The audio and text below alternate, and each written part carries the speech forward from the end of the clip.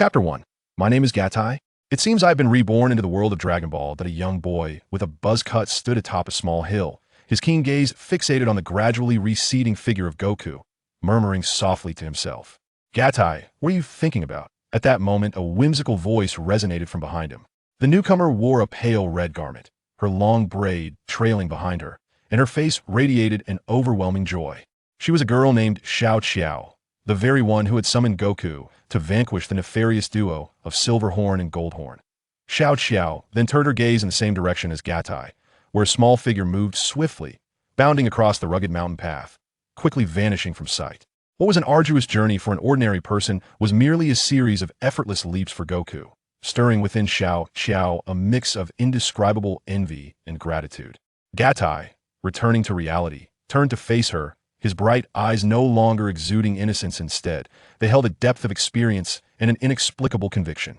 At that moment, Xiao Qiao was momentarily mesmerized, sensing an uncharacteristic change in Gatai, though she could not articulate the reason behind it. Despite being only 14, Xiao Qiao had matured significantly due to the threats posed by Silverhorn and Goldhorn, yet she remained a child at heart. Soon, she dismissed her lingering doubts and smiled warmly at Gatai, her eyes brimming with affection. Xiao Jia, I aspire to become a formidable martial artist, Gatai declared, his gaze steady and filled with resolve. Upon hearing Gatai's words, the joyful expression on Xiao Qiao's face faded, replaced by astonishment, confusion, and surprise. After a moment, a smile returned to her face as she instinctively reached out to ruffle Gatai's buzz cut, saying, yes, boys should have grand dreams and strive tirelessly to achieve them. Gatai shook his head, aware that Xiao Qiao was merely placating him and did not truly grasp his intentions. He gently brushed aside her hand and replied flatly, Xiao Jia, I will be leaving the village tomorrow. I intend to travel the world and seek out renowned masters to learn martial arts. In his previous life, Gatai had been a cultivator, possessing vast knowledge of the arcane arts. He understood that to grow stronger, he need not embark on such a journey. He articulated this merely for Xiao Qiao's comprehension, knowing that she, as an ordinary person, could not fathom the complexities of cultivation. Gatai's words struck Xiao Qiao like a thunderclap, leaving her astonished as she gazed at him, scarcely able to believe that he had made such a resolute decision so swiftly. Moreover, he intended to traverse the world alone, facing countless hardships as a mere child. Xiao Qiao's reaction stemmed from her encounter with Goku, having heard tales of his journey on foot around the world to hone his skills. Unbeknownst to her, she subconsciously likened Gatai's ambition to that of Goku's, her heart profoundly stirred by the thought. Upon hearing this, Xiao Qiao was momentarily rendered speechless. Initially, she had intended to express that Gatai was unlike the formidable Wukong. Wukong had already established himself as a powerful martial artist, equipped with the prowess to navigate any crisis, thus allowing him to traverse the world and enhance his cultivation. In stark contrast, Gatai was merely a frail 10-year-old ordinary boy, making any comparison between the two utterly inconceivable. However, the thought lingered on her lips, yet she found herself unable to articulate it. It was not due to hesitation, but rather an uncertainty of expression. She feared that voicing such sentiments would douse Gatai's spirit, potentially undermining his resolve. The last thing she wished was for Gatai to spiral into despair, especially after he had just lost his dearest kin. Before Wukong, it was Gatai's grandfather, an esteemed martial artist, who had tragically perished at the hands of the malevolent duo, Golden Horn and Silverhorn. As they exchanged glances, an awkward silence enveloped the atmosphere. Gatai, discerning the turmoil within Xiao Qiao, broke the silence. Sister Qiao, let us return. I must prepare for my departure from the village tomorrow. With that, Gatai set off towards the village, a sly smile curling at the corner of his mouth. Oh, Xiao Qiao responded somewhat dazedly, trailing behind him. Her gaze drifted, fixated on Gatai's retreating figure. He moved with an ease that seemed to meld him with the very fabric of the universe. Suddenly, she felt an unfamiliarity in that silhouette. It no longer resembled that of a mere child. Rather, it exuded an aura befitting a person of great wisdom, reminiscent of Wukong's own presence, which had imparted a unique sensation to her. Xiao Qiao had experienced a degree of growth, yet at 14, her thoughts remained rather innocent. She cast aside her fantastical musings, ultimately fixating on the idea of preventing Gatai from leaving the village so hastily. She found it hard to believe that Gatai could, with mere flesh and blood, undergo training akin to Wukong's. Although she did not wish to stifle Gatai's dreams, her hope was to introduce some obstacles, enabling him to grow stronger so that the villagers would believe in his capacity for such cultivation before he ventured forth. Unbeknownst to Xiao Qiao, Gatai's thoughts were far more mature than those of a typical child. He understood the kindness of the villagers and knew they would not easily allow him to depart. Gatai would never contemplate leaving without a word, as such an act would show a lack of responsibility towards those in the village who cared for him and would leave a mark on his moral compass. Thus, he employed a few strategies to communicate his intentions to Xiao Qiao, knowing full well that she would not permit him to leave unchallenged. In due course, he would showcase the abilities that would earn the village's trust and respect. Cattle is a time traveler originally named Chun Jiang, who was once an orphan on Earth. From a young age, he possessed a unique ability that allowed him to discern sounds and grasp the essence of all things, reminiscent of the six-eared macaque from Journey to the West, who is adept at understanding and perceiving everything. This remarkable gift contributed to his innate wisdom, and aside from this, Cattle held a profound admiration for the anime Dragon Ball. Initially unaware of his extraordinary capability, Chun Jiang's potential was brought to light when he encountered Cultivator. Upon recognizing Chun Jiang's talent, the Cultivator persuaded him to become his disciple, though it soon became apparent that this so-called master was not a figure of great renown but rather a thief within the cultivation realm, motivated solely by Chun Jiang's innate prowess. The thief harbored fantasies of nurturing a prodigious talent within his ranks. The thief elucidated that the cultivation realm's thieves differed significantly from mundane pickpockets. These adept individuals could pilfer treasures, steal ancient texts, and capture the hearts of the most exquisite women. Those with exceptional cultivation could execute thefts with unparalleled ease, and the ultimate mastery of a cultivation thief was to reach the level of stealing heaven and changing the sun, thereby gaining dominion over the entire cultivation world. Skeptical of the thief's increasingly far-fetched claims, Chun Jiang nonetheless recognized the importance of strength within the cultivation realm, prompting him to abandon his initial dismissal of the profession. Thus, Chun Jiang was ushered into the world of cultivation. Cultivation is an arcane discipline necessitating a comprehensive understanding of the evolution of cultivation civilization. To ascend as the strongest within this realm, one must acquire various techniques practiced by cultivators. With a talent akin to that of the six-eared macaque, Chun Jiang absorbed knowledge at an astonishing pace. To maximize this potential, the thief prioritized enhancing Chun Jiang's cultivation before imparting the secrets of thievery, given the paramount importance of strength in the cultivation world.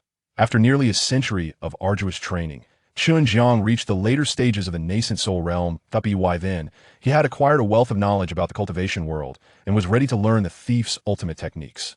However, fate took a tragic turn when enemies sought vengeance, forcing the master and disciple to part ways in a desperate bid for survival, rendering their reunion improbable. Chun Jiang wandered the cultivation realm alone until he ultimately perished in a conflict with other cultivators. Thus, Chun Jiang met his untimely demise before mastering the art of thievery, only to find himself inexplicably reincarnated as the current Cattle. Now, Cattle is also an orphan, taken in by an elderly martial artist who had previously been summoned to confront the Golden Horn and Silver Horn Kings, only to meet his end within a gourd. After waiting for over 20 days without seeing his grandfather return, Cattle's concern compelled him to search for the elderly man. Upon discovering the grim news, he was struck with despair and fell into a state of unconsciousness. For 7 days, he lay in a deep slumber, during which the dormant soul of Chun Jiang awakened, realizing his rebirth and that his spiritual strength had ascended to the mid-stage of the Golden Core realm.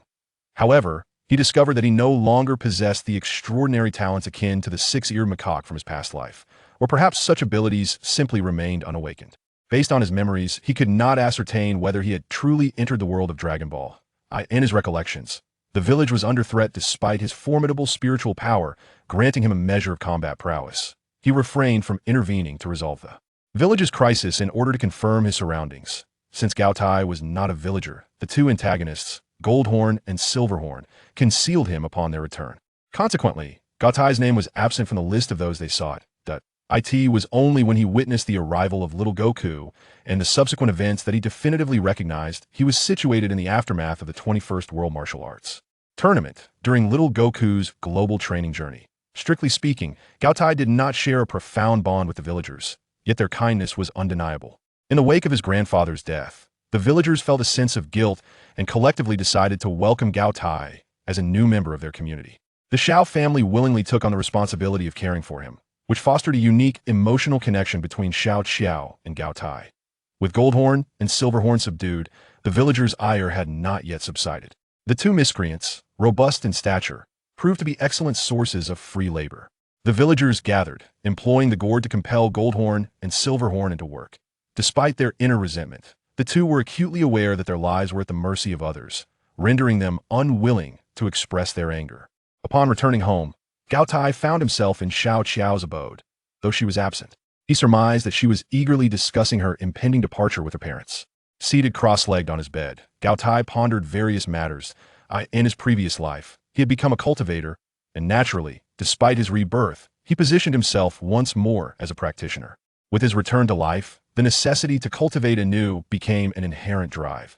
Following his awakening, his spiritual strength had reached a level comparable to the midstage of the Golden Core realm from his former existence, a formidable enhancement. Compared to ordinary individuals, it was precisely due to this heightened spiritual strength that Gao Tai discerned a peculiar energy permeating the world, distinct from the spiritual essence of his past life. Yet, he noted certain similarities between the two. Gao Tai speculated that this disparity arose from the different world, manifesting unique energies and laws. After all, the cultivation methods in the Dragon Ball universe diverged significantly from those of traditional practitioners. Merely recognizing the anomaly of energy in the world, Gao Tai conjectured that the cultivation techniques from his previous life might be ineffective in this realm. He did not rush to experiment. Instead, he maintained a calm demeanor. Regardless of whether the cultivation methods of his past were applicable, he resolved to find ways to grow stronger. At present, his sole reliance lay in his spiritual power. Catalyst has resolved to depart from the village tomorrow, rendering any immediate enhancement of strength impossible. The only viable course of action is to master his current state, ensuring he possesses the capability for self-preservation upon his departure. Should the foundations of his past life prove ineffective, it would be prudent to urgently seek methods of empowerment, as this remains the most favorable option. Thus, it is evident that what Catalyst lacks most is time. He can no longer afford to wait. A potent soul engenders a correspondingly robust mental force, and presently, Catalyst's condition echoes that of the legendary mentalist from his previous existence. As a cultivator in his past life, he is remarkably adept at harnessing mental energy. With a mere thought, he summoned forth this energy, concentrating it within his own body, and subsequently levitated himself from the ground. Left, right, up, down. After conducting a simple experiment, Catalyst found himself able to navigate the air through sheer mental control. He estimated that the strength of his mental energy, comparable to that of a mid-stage Golden Core practitioner, would easily sustain his flight for half a day. In this manner, the offensive potential of his mental energy would also be considerable. Thus, the ability to manipulate objects with mental force stands as one of Catalyst's current means of survival. Catalyst then commenced his exploration of spatial comprehension. Rather than a profound understanding of space itself, it was more akin to mastering the wind and air. Mastery over spatial abilities requires an exceptionally high level of cultivation. One must possess immense power to defy the constraints imposed by the world, to even graze the edges of such comprehension. This represents the force of law, which remains beyond his current grasp.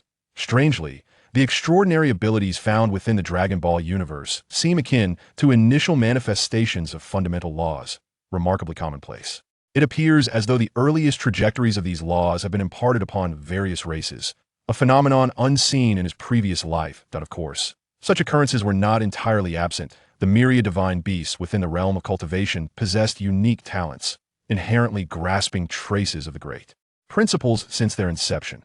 However, these abilities were not transferable, and in his former existence, the distinction lay solely between humans and demon cultivators, unlike the sharply defined classifications of the Dragon Ball world in the Dragon Ball universe. Is different. Many races possess special abilities that have become their signature techniques. Upon execution, one could glean at least 80% of the moves through first-hand experience. The crux of this phenomenon lies in the manipulation of ki, which seems to be the very essence of existence. Considering the multitude of races with remarkable abilities in the Dragon Ball world, it stands to reason that studying them might yield insights into the laws of the universe. Catalyst felt an inexplicable surge of excitement within. Returning to his focus, with the current strength of his soul giving rise to mental energy, Catalyst was confident that mastering the wind and air would be a straightforward endeavor. With his eyes closed and a keen sense of awareness, he quickly detected the presence of air. With a mere thought, A small mass of air before him was abruptly compressed. Bang! Under continuous compression, the small mass of air erupted.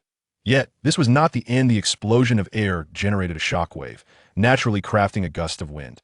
Simultaneously, Catalyst's body was lifted as if propelled by the very wind itself.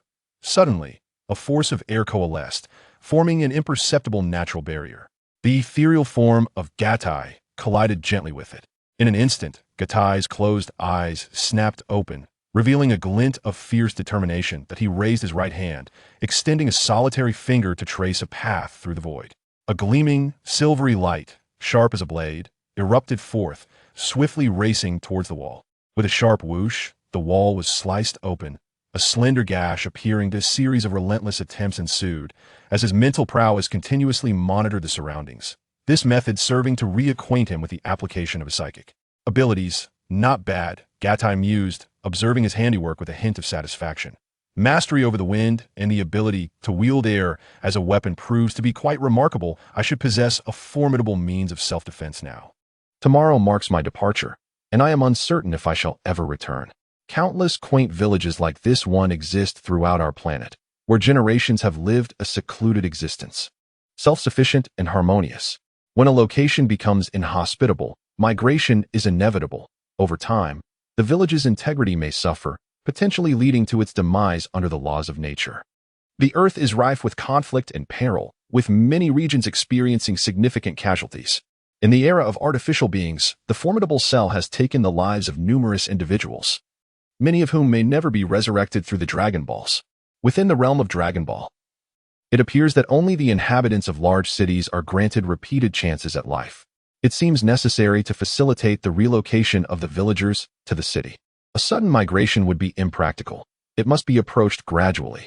However, it is only through strengthening themselves that they can enhance their chances of survival. Perhaps I shall leave them with a token of gratitude, a gesture of appreciation for their kindness. In a moment of introspection, Catalonia discovered a stack of paper and began to inscribe and illustrate upon its surface with a pen.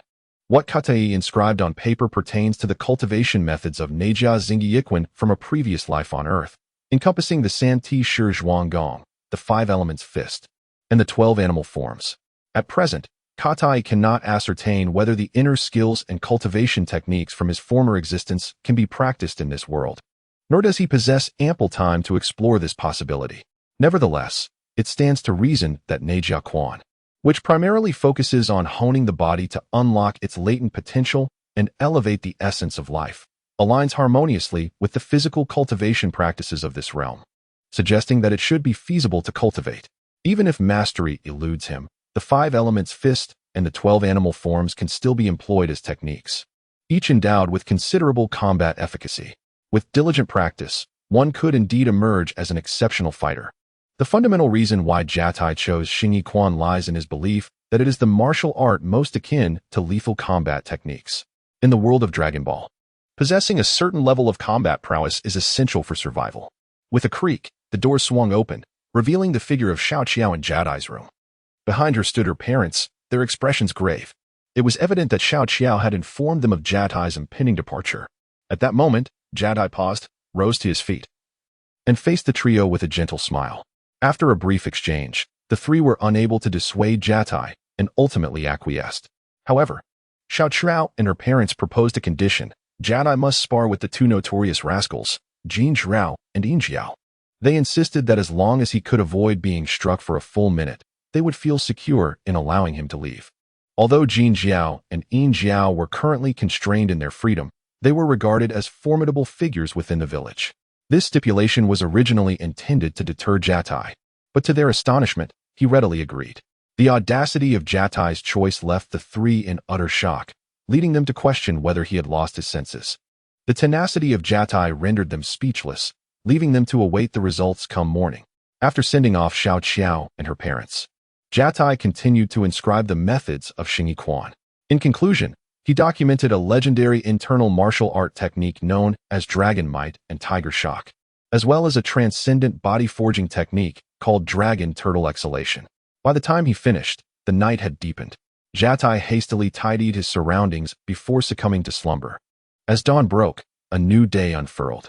Typically, The villagers would be industriously tending to their fields at this hour, yet today was an exception. No one ventured into the fields. At the village entrance, the elderly village chief led a throng of villagers, flanked by the duo known as Golden Horn and Silver Horn. A formidable assembly of over 100 individuals had cornered Xiao Qiao's family in Jiatai. Upon witnessing this, Jiatai realized that the entire village was aware of his impending departure. Presumably, they were all deeply concerned for him, and this thought stirred a profound sense of gratitude within him. At this moment, Jiatai carried a small bundle containing several changes of clothing, remnants from Xiao Qiao's childhood. Although he felt averse to donning garments traditionally associated with girls, he understood that in a rural setting such as this, childhood attire seldom adhered to rigid gender distinctions. Furthermore, he wished to avoid burdening others in the village. Thus he acquiesced. Across from him, the crowd scrutinized Jiatai and the others with a myriad of expressions. Curiosity, disbelief, and skepticism intermingled in their gazes. Xiao Qiao and her parents had never encountered such a situation, feeling as though their very souls were laid bare under the collective scrutiny, causing trepidation to seep into their hearts. "It is time," Jiatai murmured softly, exhaling a gentle breath. He then disregarded the villagers' stares and pulled Xiao Qiao aside, retrieving the handwritten manual on Xingyi Quan from his pocket. Lowering his voice, he addressed her, "Sister Qiao. This manuscript contains a series of exercises designed to hone the body and unlock latent potential, enhancing the essence of life. You must practice diligently, for it will enable you to better protect our village in the future." Xiao Qiao, however, held little knowledge of martial arts and harbored a certain aversion towards it. Her mindset was somewhat conservative. Being a girl, she inherently lacked enthusiasm for rigorous training.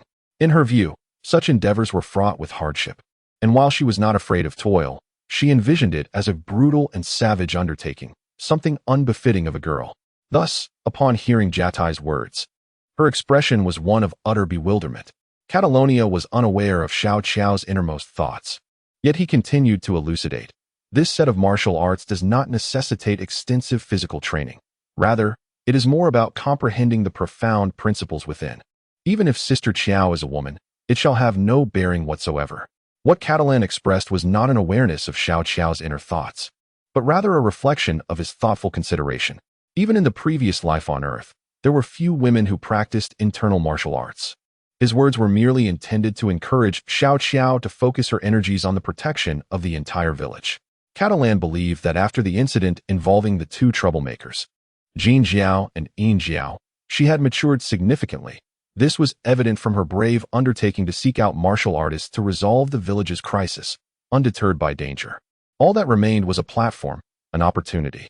Although Jin Jiao and Yin Jiao were currently under our control, their hearts were inherently impure, and given the chance, they might well rebel in the future. Therefore, Sister Qiao, you must grow stronger. Only then can you destroy the gourd and eliminate any fear of them. At this point, Catalan's tone turned somewhat grave. Hearing this, Xiao Qiao reached out to him, and a powerful sense of responsibility surged within her. Nodding, she assured him, "Rest assured, I will train diligently." Upon hearing her words, Catalan felt an inexplicable sense of relief. He then cautioned Xiao Qiao, "Remember, this martial arts manual must be preserved well. Do not allow ill-intentioned individuals to seize it." After a moment of contemplation, he added, "I hope to see you, Sister Qiao, at the World Martial Arts Championship 3 years from now." This statement left Xiao Qiao momentarily taken aback. With that, Catalan ceased further discussion and turned towards the crowd gathered at the village entrance. He observed the villagers, led by the village chief, who remained silent, and noted the unwilling expressions on the faces of Jin Jiao and Yin Jiao. It seemed that deep down, these two were still unconvinced and reluctant to contribute even the slightest effort to the village, constrained only by their current predicament. Gatai bowed to a group of people and then picked up a wooden stick from the ground. He turned to the village chief and said, "I shall use this stick as my weapon. As long as it strikes them, I shall consider myself victorious." The village chief stepped forward, his aged voice resonating. "Gatai, I respect your decision. Let the contest proceed as you wish." Upon hearing this, both Gatai and the crowd were taken aback. They had not anticipated such words from the chief, which were entirely encouraging and devoid of any intent to dissuade. The chief's words were straightforward, surpassing the weight of 1,000 utterances.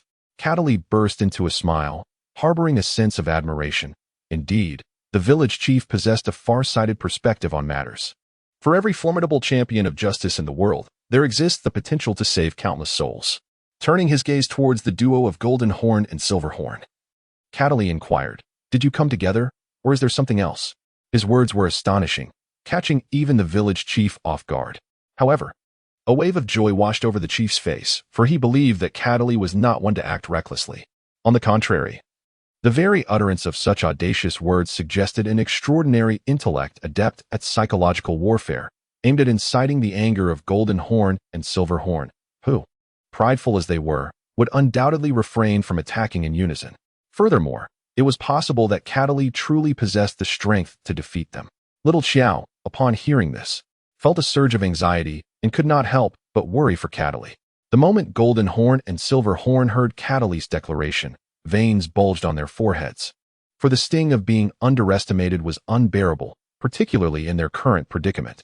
All the pent-up frustration within them seemed on the verge of eruption.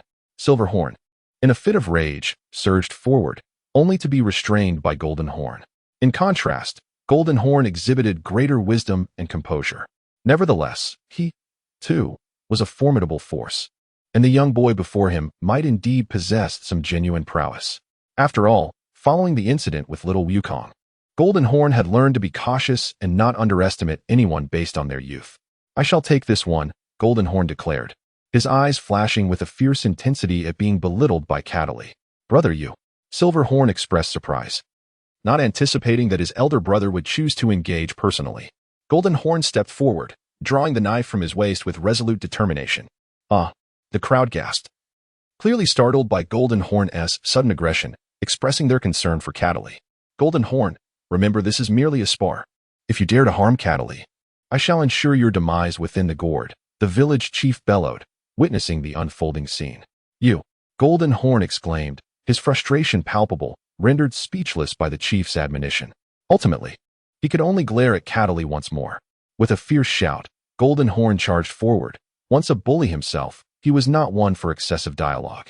The blade sliced through the air with astonishing speed, aimed directly at Cataly's head, its trajectory swift and lethal. Catalina raised her eyebrows. Initially, she had believed that the combat prowess of the Golden Horn and Silver Horn amounted to little more than a mere handful of points, rendering them utterly insignificant. However, to her astonishment, this offensive capability rivaled that of seasoned martial arts masters from her previous life. When she had observed from a distance, the impact had been indiscernible. Yet now, through first-hand experience, she realized just how terrifying a mere 10 or so points of combat strength could be among ordinary individuals. Catalonia distinctly recalls that when Raditz arrived on Earth, he detected a farmer's battle power to be a mere 5. However, this numerical value undoubtedly represented the destructive capability of a handgun. Presently, the battle power of Jinjiao has surpassed 10, roughly equating to 3 times the destruction capacity of a handgun. Furthermore, when Jinjiao strikes, one can faintly perceive the air being sliced, which surely pertains to the realm of martial prowess. Should this strike land with precision, it is believed to possess a destructive force approximating 20 points of battle power. Such a value is 4 times that of a handgun, signifying an extraordinary strength capable of effortlessly shattering a wall. The spirit of Gadai was formidable. In his eyes, he perceived Jin Jiao's movements with crystal clarity. However, Gadai did not immediately seek an opening to counterattack. Instead, he harnessed his mental prowess, manipulating the air to construct an invisible barrier before him. Jin Jiao's blade, suspended in midair, suddenly encountered a tremendous resistance. Its velocity significantly diminished the further it descended. The more arduous the descent became, as an inexplicable force restricted his movements from all directions. In that instant, Jin Jiao was struck with terror. Yet he discerned no visible actions from Gadai. The ability of Gadai to silently thwart his assault seemed far beyond the realm of human capability, shrouded in an aura of enigma. As fear gripped his heart, Jin Jiao pondered, "What is happening? Why has my offensive waned?" Observers within the crowd noted the stark contrast between the thunderous might of Jin Jiao's initial strike and the sluggishness of its descent, sparking their curiosity. It appeared that Jin Jiao's onslaught was being dismantled, a realization even the villagers could perceive. Yet, they remained oblivious to the reasons behind Jin Jiao's predicament, mistakenly believing he was holding back. At last, when Jin Jiao's blade had exhausted its strength and Gadai's air barrier was shattered, a sudden rush of air erupted, akin to a flood breaking free from a dam. The force of the air displaced the dust from the ground. Gaddy, buoyed by this turbulent current, gracefully retreated 2 steps to evade Jin Jiao's strike. In contrast, Jin Jiao, having swung into emptiness, found his momentum destabilized as the constraints on his strength were lifted. Unable to regain his balance, he struck the ground with such force that half of his blade sank into the earth. Damn it, how could this happen? Jin Jiao seethed. Having mustered all his energy for that blow, only to have it rendered futile by Gadai's mysterious technique, leaving him with a sense of profound discomfort. He exerted himself to extricate the blade from the soil. "Quick, attack him," came Xiao Qiao's voice from behind. "What are you doing, Xiao Qiao?" her father reprimanded, his discontent palpable. Upon hearing this, Xiao Qiao immediately fell silent, perplexed by her own thoughts. Despite her desire for Gadai to prevail, she had unwittingly urged him to seize the opportunity for victory. Upon hearing this, Gadai refrained from seizing the opportunity to attack and gently turned to Xiao Qiao, saying, "Sister Qiao, rest assured, I shall not be defeated. Humph, do not underestimate me. Your recent victory was merely a stroke of luck." At this moment, Jin Jiao unsheathed his blade, visibly agitated. Having suffered a setback previously, he approached his next strike with more caution. Though his strength remained formidable and his speed impressive, he kept a watchful eye, ready to switch to a hand strike should his attack be thwarted. However, Jin Jiao underestimated Gadai's remarkable ability. Once his attack became ensnared, his withdrawal was equally constrained, albeit to a lesser degree, which irked him considerably. Once again employing that technique, Jin Jiao bellowed, "Watch me break through it." With that, he executed a sweeping kick with his right leg.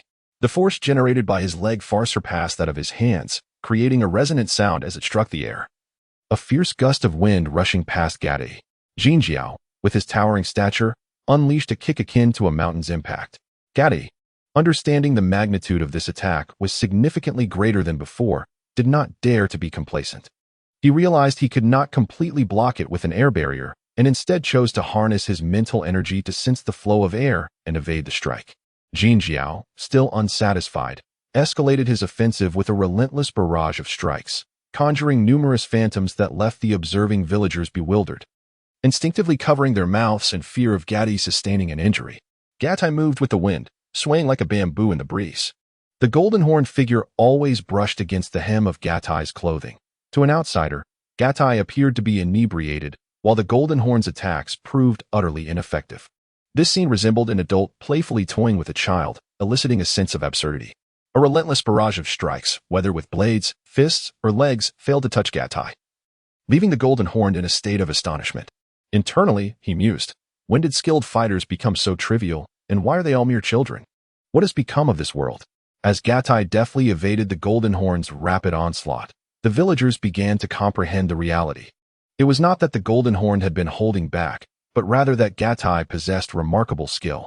Naturally, they did not delve into the sudden collapse of the golden horn's offensive, attributing it instead to a martial artist's defensive technique. Frustrated by his inability to strike Gadai, the golden horn became increasingly erratic, losing all semblance of a structured battle. For him, suffering defeat at the hands of 2 children was a profound humiliation, an affront to his pride. He could not accept it, his thoughts consumed by an obsession for a single successful hit on Gadai. "Gadai, you can do it. Defeat him." The villagers, who had once harbored doubts about Gadai, now fervently cheered for him, completely forgetting their initial intentions, all hoping for his victory.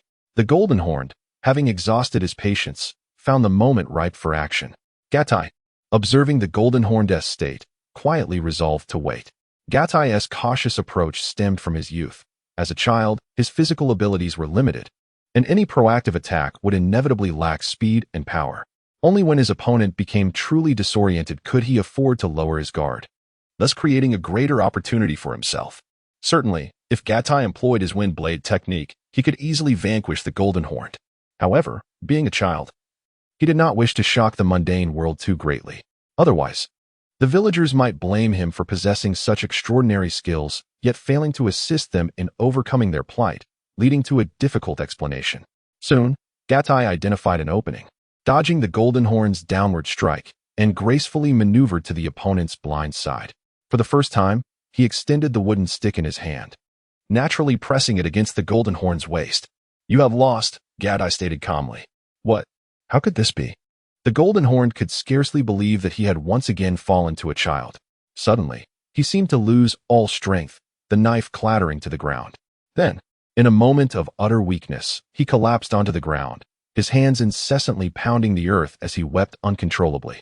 Ugh, this scene came as an unexpected shock, leaving everyone astonished that the fearsome Jin Jiao could possess such a vulnerable side. The crowd could not help but murmur in disbelief. Meanwhile, Yin Jiao felt an overwhelming sense of awkwardness and hurried to his brother's side, intending to lift him up. However, Jin Jiao embraced him tightly, burying his face in Yin Jiao's chest and sobbing inconsolably. The onlookers paid little heed to the brothers, their attention instead fixated on the spirited Jatai, who, at the tender age of merely 8, had proven to be remarkably formidable. At that moment, Xiao Qiao rushed over, grasping Jatai's hand. Her voice filled with joy as she exclaimed, "You actually won. How incredible." Catalina smiled gently, tilting her head slightly to gaze at Xiao Qiao. "I told you, I will not lose." The village chief coughed discreetly a couple of times, his keen eyes fixated on Xiao Qiao's hands. Xiao Qiao immediately sensed the shift. Startled into releasing her grip and turning away, her cheeks flushed with embarrassment. "Now that you have triumphed, feel free to pursue whatever you desire. However, I hope you remember that there are those here who care for you. This is also your home." The village chief spoke with an ever-gentle tone. "Thank you, Chief." Catalina nodded appreciatively. "I must take my leave now, Sister Qiao. Everyone farewell." With that, Catalina summoned her mental energy, and to the astonishment of the onlookers, her body levitated gracefully into the air, rapidly soaring away without a backward glance. Having achieved her objective, Catalina felt no concern for the villagers' opinions. She had departed, and any lingering grievances no longer held significance. Her actions were motivated by a desire to impress Xiao Qiao, to bolster her resolve and cultivation. Strength was the only path to mastering one's destiny. Meanwhile, Jin Jiao and Yin Jiao observed Catalina's flight. They felt no surprise, nor envy. Instead, their hearts were enveloped in trepidation. Initially, they had been intent on reclaiming the gourd and restoring their former glory. Yet, having suffered consecutive defeats at the hands of 2 children in the same locale, they faced a profound setback, compelling them to reconsider postponing their plans. After all, they were unaware whether this village might harbor other formidable youths akin to Xiao Wukong and Catalina. Otherwise, they could not assure themselves that if their nefarious deeds were unveiled, the villagers would not unceremoniously imprison the brothers in the gourd, leaving them with no means of escape. The silhouette of Gatai gradually receded into the distance, shrinking until it vanished from sight. He had departed, and it was time for everyone to return. The village chief, embodying the authority of his position, issued commands to the villagers. Upon hearing his words, the townsfolk obediently returned to the village to attend to their respective duties. Nevertheless, the events concerning Xiao Wukong and Gatai had left a profound impact on them, and they could not help but discuss the occurrences while working. On a small hill, Xiao Qiao sat alone upon a stone, gazing toward the direction Gatai had taken, cradling the martial arts manual he had left behind. Ever since witnessing Gatai's ability to fly, she had been deeply shaken, pondering whether adhering diligently to the manual would enable her to become as formidable as Gatai, perhaps even granting her the power of flight. Soon enough, 3 days had elapsed. During this time, aside from eating and resting, Gatai had scarcely paused. He was now far removed from the village, having spent the majority of these days in flight. To his astonishment, the landscape before him consisted solely of mountains and desolate wilderness, devoid of human presence, leading him to muse on the vastness of the Dragon Ball world. One noteworthy point, both fortunate and perplexing, was that he had yet to encounter any of the bandit-like figures often depicted in the original narrative. In the barren lands of the Dragon Ball universe, the survival of the fittest was significantly magnified. However, he had encountered no perils during these days. Perhaps it was his swift flight that instilled a sense of deterrence, allowing him to evade ambushes and consequently saving considerable time. On the 4th day, after flying for the better part of the day, Gatai gradually descended. As he walked, he came upon a broad and level area, nestled by mountains and water, accompanied by a small forest. After surveying the terrain, he deemed it a suitable temporary training ground. A slight smile graced his face as he sought a spot against a tree to settle down. In the Dragon Ball world, as depicted in the original text, the primary mode of cultivation revolves around martial arts. Babidi, in the original narrative, had never displayed physical prowess. His attacks were always executed through mental intent. This approach bears resemblance to the cultivation methods of practitioners and warriors from his past life, akin to the distinction between magical and martial cultivation. Practitioners represent the magical aspect, while warriors embody the martial. In this light, it appears that magic in the Dragon Ball universe may serve to enhance mental fortitude, while martial arts likely concentrate on refining one's martial will. Practitioners develop their magical skills, and as their realms ascend, the strength of their souls intensifies, making the enhancement of their internal cultivation considerably more accessible. Furthermore, the extension of mental power becomes more robust, ultimately evolving into spiritual awareness and divine consciousness with boundless applications.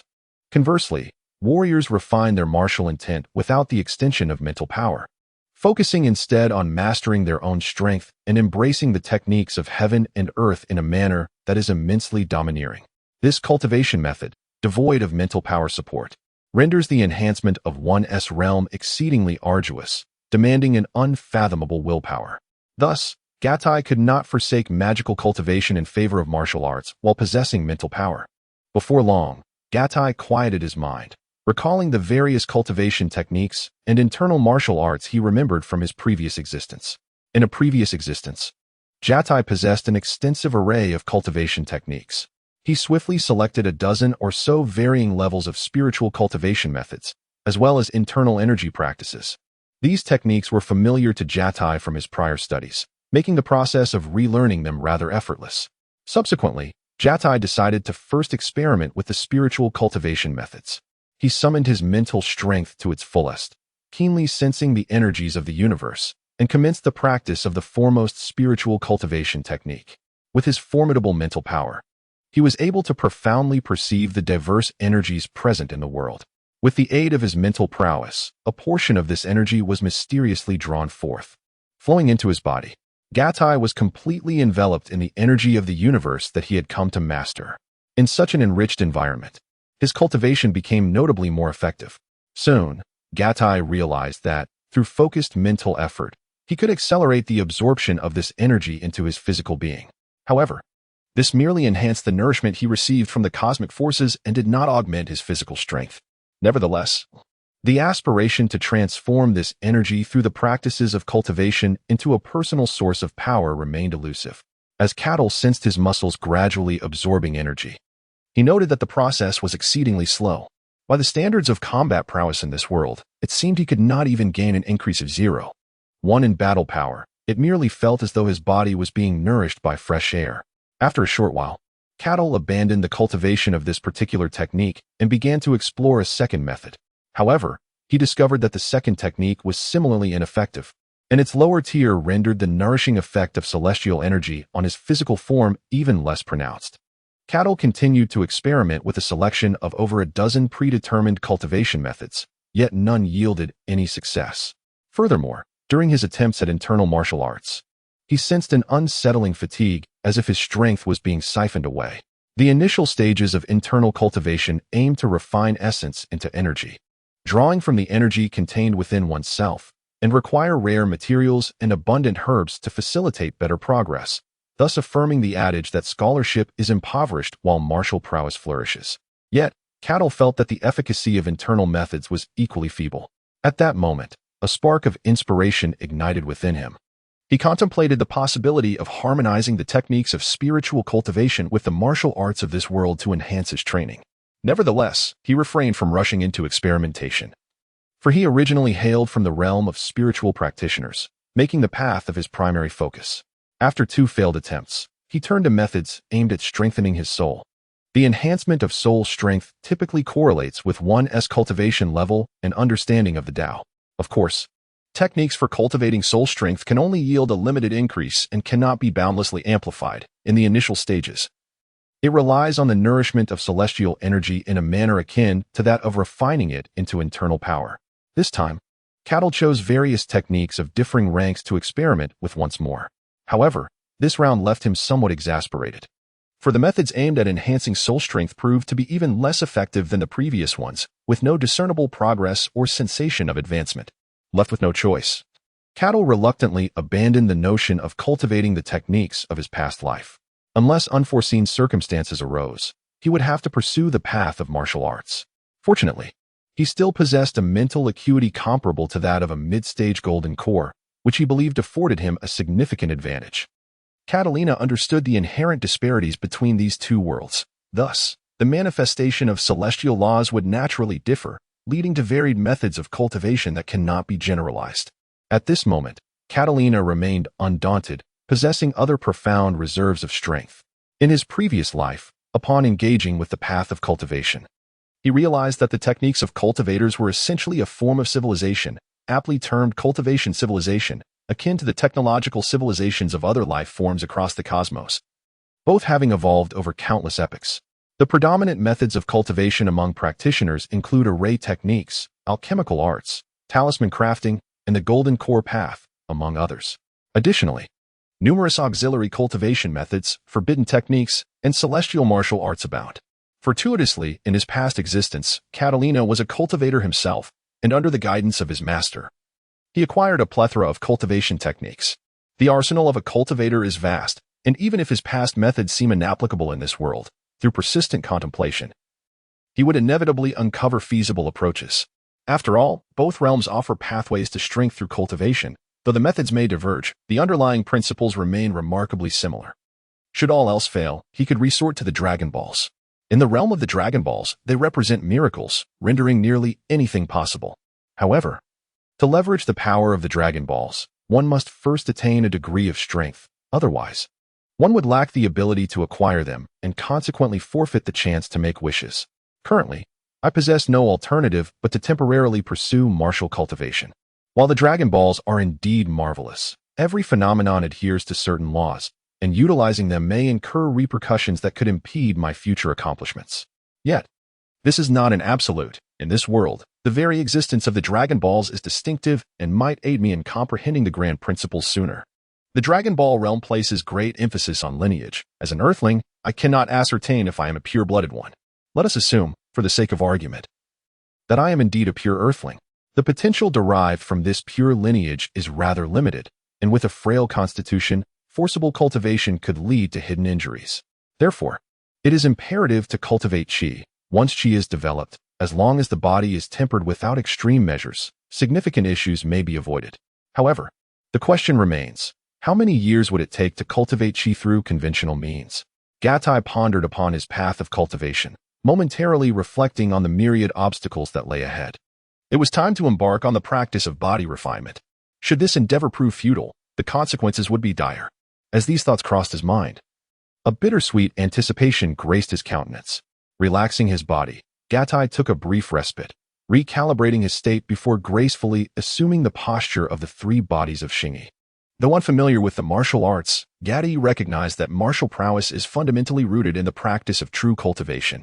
He possessed considerable knowledge regarding the nuances of training, which made the comprehension of the essence of the three-body technique a manageable endeavor.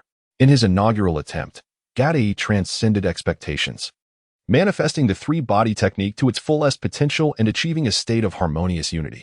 In that moment, he sensed an extraordinary force surging within his body, akin to an internal boiling, where all his strength coalesced into a singular force, the movement of one strand setting the entire being into motion. Under the influence of this formidable energy, his body began to undergo profound transformations. Blood, muscle, and bone were all gradually fortified. However, this transformation imposed a certain strain on his body, catalyzing the limits of his physical capabilities. Catalan understood clearly that while internal martial arts are a discipline practiced by ordinary individuals on Earth, their power pales in comparison to the techniques of true cultivation, internal mastery, and the path of martial artists. Nonetheless, the essence of internal martial arts lies in the excavation of one's own potential and the elevation of one's life state.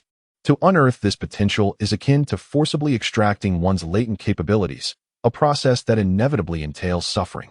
As one exhausts their inherent potential and develops their strength, an extraordinary power naturally emerges. With continued practice and relentless exploration, the possibility of transcending limits arises. Upon breaking through these boundaries, one's life state is elevated, leading to a strength that surpasses that of ordinary beings, thus becoming a martial artist, an embodiment of superhuman prowess in the eyes of the uninitiated. Soon, Catalan felt considerable pain. However, with each passing moment of suffering, his body was being fortified. It is effective, he thought with a surge of joy as he sensed the transformation within. After approximately 10 minutes, the agony suddenly diminished, and as his potential was tapped, his body craved more nourishment, leading him to perceive the invigorating energy of the universe. He distinctly felt himself grow stronger. Catalan recognized that he had merely breached the current limit of his physical strength. The true pinnacle remained distant. To illustrate, a child can be viewed as a representation of untapped potential, capable of lifting 10 pounds. As they mature into their peak physical condition, their capacity may increase to 50 pounds. It is at this stage that internal martial arts can ideally uncover one's true potential, potentially enabling them to lift several hundred pounds. This is the genuine limit.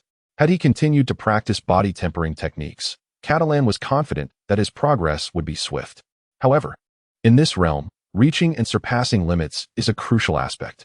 Thus, he resolved to first strengthen his body to the level of an adult, and subsequently make full use of body tempering techniques to extract the potential inherent in his earthly lineage. This represents a compromise.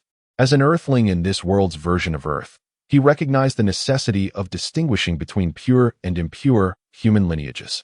He was uncertain whether his potential could rival that of characters like Krillin or Yamcha.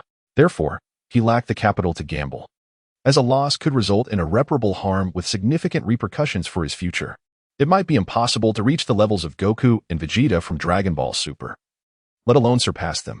His only desire was to maximize the development of his potential, enabling him to break through one limit after another, aspiring to attain higher realms. This appeared to be the most ideal approach to cultivation given his current circumstances. This was merely the essence of internal martial arts from his past life on Earth. In the realm of cultivation, there exist various body tempering techniques created by celestial beings. The emergence of these techniques is closely tied to the rise of martial artists. It is said that in ancient times, cultivators required a spiritual root to practice cultivation. This spiritual root refers to one's sensitivity to the energies of heaven and earth. The more formidable one becomes, the more adept they are at absorbing the ethereal energy of heaven and earth through cultivation techniques. During this era, the prevalent method of cultivation for practitioners relied on the convenience of spiritual roots, drawing celestial energy into their bodies to refine the purest innate vital energy and establish a solid foundation. Subsequently, they would amass energy to condense golden elixirs, progressing to the nascent soul stage and beyond. Gradually, paths of alchemy, formations, and talismans emerged within the realm of cultivation. At this juncture, the civilization of cultivators had reached remarkable heights. In the cultivation world, there existed ordinary individuals, mortals, and wandering heroes. All of them yearned to become cultivators, possessing the power to upheave oceans, shatter stars, and attain immortality. However, the condition of possessing spiritual roots limited over 80% of the population. Those who were insensitive to the celestial energy were deemed rootless and could only aspire to be wanderers, capping their potential at the innate realm.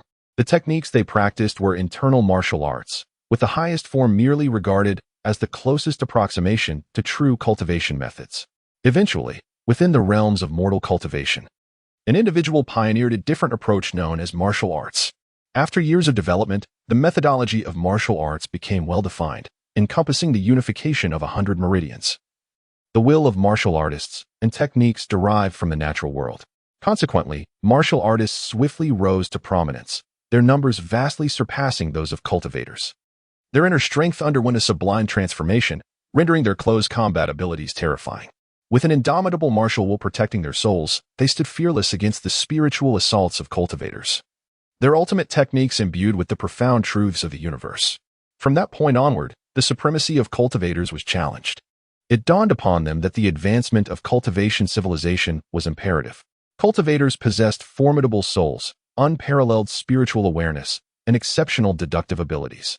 Years passed, and some began to delve into the realm of martial arts, researching the body-forging techniques and martial arts of the immortals. These body-forging techniques combined the theories of internal martial arts with the characteristics of divine beasts within the cultivation world, integrating the essence of their own sect's practices. This approach significantly improved the physical constitution of those without spiritual roots, enhancing their singular attributes and strength. Thus, a tremendous boon was bestowed upon those who still aspired to be cultivators despite lacking spiritual roots, leading to a rapid increase in the number of cultivators.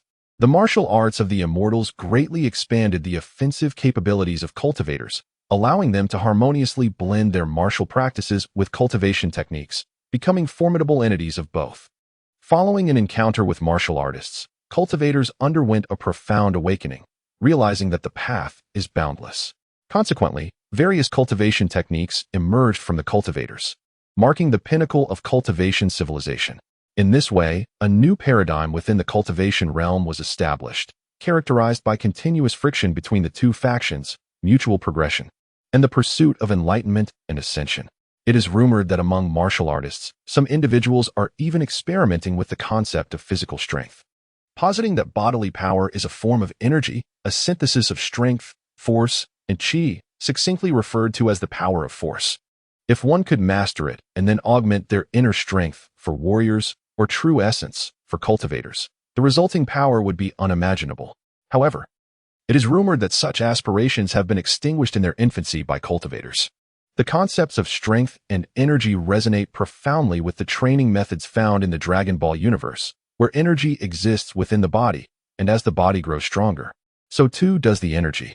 The mere fact that the methods of body refinement practiced by immortals can enhance physical strength fills Katai with boundless imagination. The very thought of body refinement ignites a fervor within him. With a plan for cultivation in mind, preparations must commence. Katai released himself from the state of the three-body technique and began to construct his dwelling. Utilizing materials from the surrounding area, he resolved to build a wooden cabin. With his mental prowess in action, he swiftly gathered the necessary materials. The potential of mental energy is boundless. Its nuanced control is but one aspect, making the construction of the cabin a task of little difficulty. Once the cabin was erected, he fashioned utensils for eating and sleeping from clay, completing the endeavor in just half a day. Surveying his handiwork, Katai chuckled to himself. I suppose I must now resemble a wild man. Gurgle. Gatai's stomach emitted a sound, and he shook his head slightly, feeling a sense of helplessness within. In his previous life as a cultivator, fasting was a simple feat, yet in this world, it seemed that only deities, angels, and beings of the highest order existed without the need for sustenance. Even the scions who had attained divine realms still experienced hunger. Casting his gaze towards the distant river, Gatai sighed once more, fully aware that for a considerable period, he would have to rely on fish as his staple food. After enjoying dinner, it was already evening. The setting sun painted the sky in deep crimson hues. Glancing at a pile of fish bones beside him, Gatai mused to himself. Fortunately, I am not a scion. Otherwise, how many fish would I need to consume for every meal? After taking a moment to rest, Gatai calmed his mind and diligently recalled the knowledge of cultivation he had acquired in his previous life. He had devised a plan for his primary training regimen, which included various exercises at different intervals throughout the day. Now, as night fell, his schedule allocated time for pondering auxiliary cultivation methods. He immediately began to contemplate alchemy. He wondered if this world possessed treasures akin to those from his former life, but decided to set it aside for now. As for talismans and secret techniques like alchemy, they remained unknown and were thus temporarily dismissed. Martial arts of the immortal realm and the secret techniques of warriors could be attempted once he cultivated sufficient energy. He put those on hold. The concept of intention struck him. Certain realms of understanding could indeed be applied. The essence of blade and sword was dismissed for the time being. The profound truth of martial arts, exemplified by Sun Wukong's dragon fist eruption, was worthy of consideration and postponed. The principles of lifting light weights as if they were heavy, and vice versa, were also noted for future exploration. Techniques for exerting force to exponentially amplify one's attack power could potentially be combined with energy applications. This too was embraced, albeit set aside for later. Then, the notion of formations sparked a surge of excitement within Gatai. He nearly jumped with joy at the realization that he had almost forgotten about them. There existed a multitude of formations: illusion formations, killing formations, spirit-gathering formations, gravity formations, and many more. He briefly overlooked the principles of formations, which often pertain to the manipulation of the world's energy. Although the energies of this realm did not resemble the spiritual essence of his previous life, they were still energy, and perhaps they could be beneficial. The more Gatai pondered, the more exhilarated he became. According to the signs from the Dragon Ball world, if he could successfully implement a gravity formation, it would prove immensely valuable. A spirit-gathering formation, if feasible, would allow him to bathe in rich energies of heaven and earth. significantly benefiting his body. Perhaps it could also aid in healing, alleviating concerns regarding any latent injuries. Furthermore, there existed specific formations designed for healing, such as the rejuvenation formation and the heavenly spirit formation. Combining these with various body tempering techniques would yield unimaginable effects. Gatai exclaimed in excitement. Soon, he resolved that after training tomorrow, he would attempt the gravity formation along with those focused on healing. Gatai then resumed his contemplation of the various means available to cultivators. He mentally cataloged the ways in which cultivators utilized spirit stones for training, though such stones might not exist in this world and were thus temporarily set aside. Ultimately, he categorized the methods of cultivators into 3 primary classes: enhancing cultivation, elevating realms, and auxiliary secret techniques. Several hours later, Gatai finally completed his organization, his eyes sparkling with infinite aspirations. Looking up through the gaps in the wooden cabin, he beheld the stars adorning the night sky. With a sigh, Gatai acknowledged, "It is night, time to rest." The following day, the nascent sun radiated an extraordinary beauty, and Gatai's spiritual energy had been restored. Seated in solitude at the precipice, he basked in the warmth of the rising sun. His eyes gently closed, he emanated tranquility and harmony with nature. Gatai emptied his mind, allowing his soul to immerse itself in the vastness of the world, to feel the expanse of the sky, the solidity of the earth, the caress of sunlight, the whisper of the wind, and the essence of sound. He endeavored to seamlessly integrate his being with the universe, for this was perhaps the simplest method to enhance his spiritual prowess and fortify his soul. The realm of Dragon Ball and his previous life were 2 distinct worlds, yet, in the existence of either, there must inherently be space, time, life, and power. Gatai consistently upheld the philosophy of enlightenment, recognizing that a cultivator's training of internal power was merely one facet of the journey. The fundamental essence lay within the laws of the universe. Although he could currently only practice martial arts, relinquishing the path of cultivation without even attempting it was not an option. In the world of Dragon Ball, the term cultivation technique seemed absent, yet he pondered the possibility of inadvertently creating a method to enhance soul strength and spiritual energy that could be applicable within this realm. Moreover, Gatai harbored a daring hypothesis. If he were to persist in mastering body-forging techniques, he would inevitably veer entirely towards martial pursuits, potentially transforming his spiritual strength into martial will, thereby losing his spiritual energy altogether. This would hinder his comprehension of the laws of the universe. Thus, he began his training with the internal martial arts from his previous Earth life, as they were of a relatively lower level.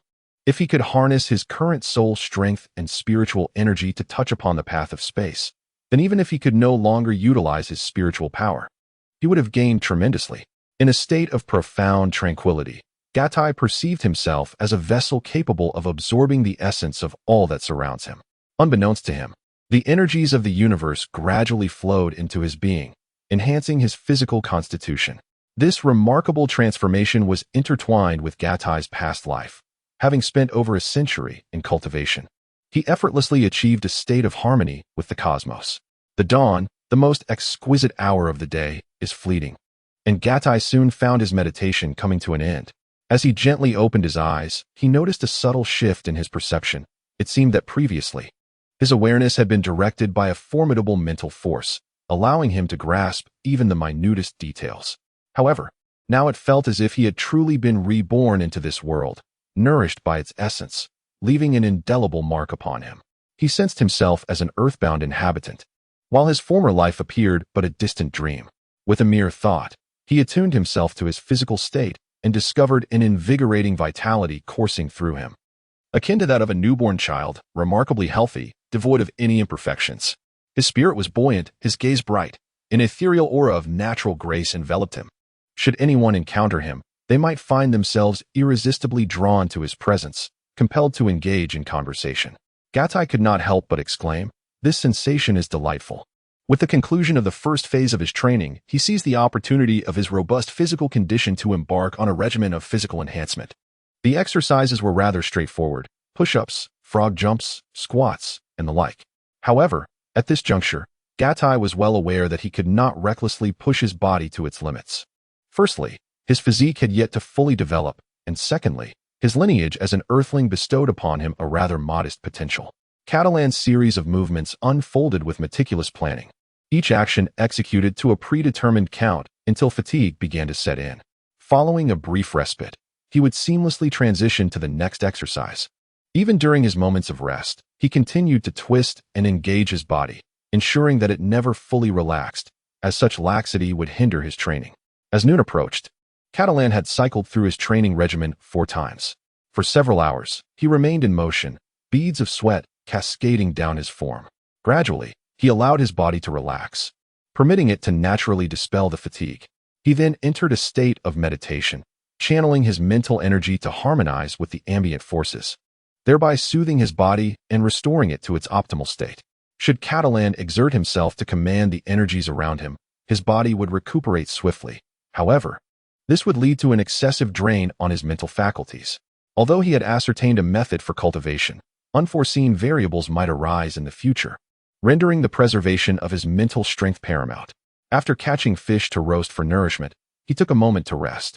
By this time, it was approximately 2 in the afternoon, and Catalan began to prepare for his afternoon training. He lifted his gaze to the sun's position, feeling somewhat resigned. Without a clock, he had to rely solely on the sun's trajectory to gauge the time. Recognizing the need for urgency in his afternoon practice, he swiftly made his way to the tranquil waters of the deep lake region. Having scanned the lake with his mental prowess, he confirmed the absence of any peculiar creatures, making it an ideal setting for his current training. With his mental energy activated, he gradually glided to the center of the lake, withdrawing his focus as his body naturally sank into the water. Under his conscious control, he continued to descend, feeling the pressure of the water enveloping him. The lake was only about 10 meters deep, and soon, Catalan sensed the pressure exerted by the water. Yet, this pressure was manageable for his still-developing physique. Moreover, he had yet to reach the stage where he would use the water's pressure to fortify his body, should he master a gravity formation.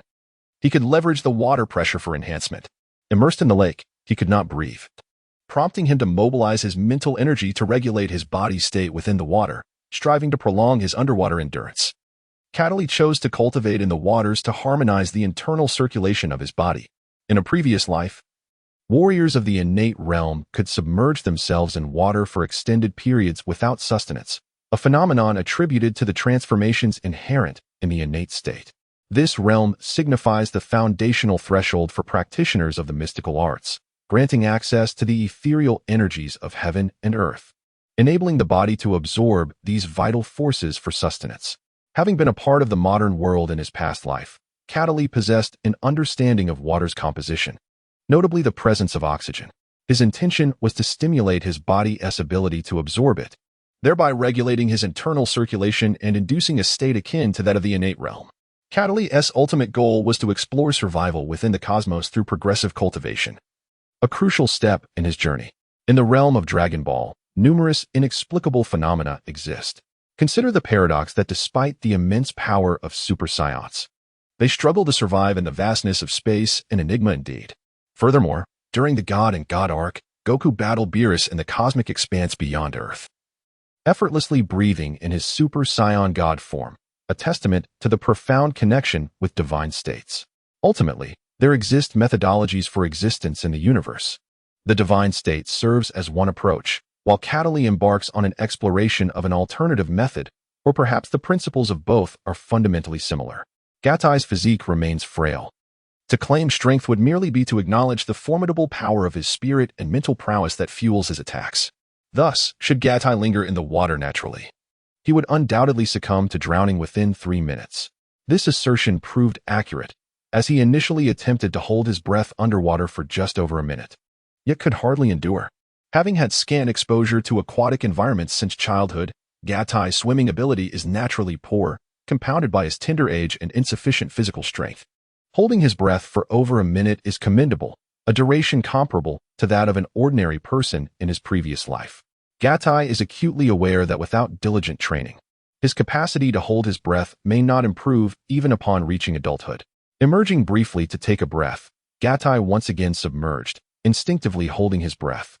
As his body neared the brink of oxygen deprivation, he summoned his mental energy to meticulously observe his physical condition, discovering that his body autonomously absorbed the necessary elements. However, confined within the water, he could not attain effective replenishment. The power of mental energy is boundless, In this moment, it functioned like a super microscope, allowing him to discern the oxygen present in the water with clarity. Gatai harnessed his mental energy to manipulate the oxygen surrounding his body, consciously directing it inward. To his astonishment, his body began to respond, absorbing the oxygen in a faint yet perceptible manner. This state was precarious, pushing Gatai to his limits without crossing into danger. Subsequently, he allocated a portion of his mental energy to examine his body further, delving into the pores and cells. He stimulated the connection between his cells and the external environment, and with the aid of his mental energy, he encouraged his pores and cells to absorb the oxygen from the water more rapidly. This slight improvement alleviated some discomfort, though any momentary relaxation would revert his body to a state perilously close to asphyxiation. At this juncture, Gatai recalled his purpose for immersing himself in the lake, to cultivate his abilities, which necessitated a commitment to the discipline of training. Thus, he resolved to preserve his life while maintaining his body in a state of constant extremity, believing this approach would yield results. After a considerable duration, Gatai's mental energy detected a peculiar transformation within his body, a sensation both wondrous and profound. His physique had indeed experienced a subtle enhancement, and the connection with the external world became increasingly lucid. His mental energy observed his body's state of nutrient absorption, akin to a parched being yearning for sustenance. Cataly understood that this sensation was far from perfect. It was a physical enhancement facilitated by mental strength, rather than a true unlocking of his body's potential. Strictly speaking, his current physique lacked the ability to absorb oxygen underwater. However, with prolonged practice, it was reasonable to assume that his body could eventually adapt to this state. Recollecting his thoughts, Cataly resumed his underwater training. Thus, he persisted in this manner for nearly 3 hours, surfacing for air approximately every 10 minutes to alleviate any strain on his body and to prevent any lingering injuries. After dining, Cataly gazed at yet another heap of fish bones, a look of resignation crossing his face. Fortunately, his primary focus remained on his training, rendering the other distractions insignificant. Otherwise, he suspected that within a few days, merely the sight of fish would induce nausea. After a brief respite, Cataly began to manipulate the gravity array. In his previous life, the gravity array was activated through spirit stones. Yet now, devoid of such stones, a challenge arose. Presently, he lacked any means to absorb or release the energies of heaven and earth to substitute for the spirit stones. Even if he were to cultivate his chi, he would not be able to retain it externally for any significant duration, nor could he generate a magnetic field to provide energy. Cataly did not succumb to despair.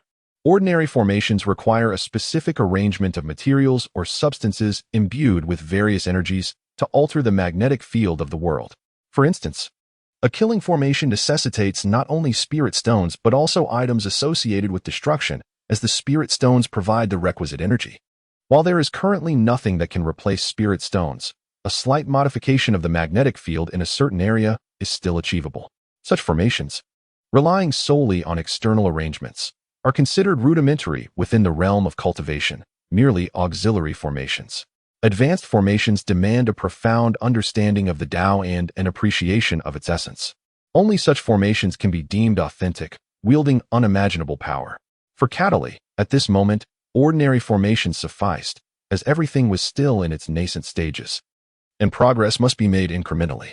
After locating a vacant area, Cataly sought out several towering stones, approximately 1 meter in height, arranging them according to the gravitational formation's foundational layout. Once the final stone was positioned, the gravitational formation was finally completed. Suddenly, the magnetic field within the formation's confines shifted, causing the surrounding grass to be pressed down significantly. This was a tenfold gravitational formation. Cataly, through his mental acuity, sensed the absence of energy from spirit stones.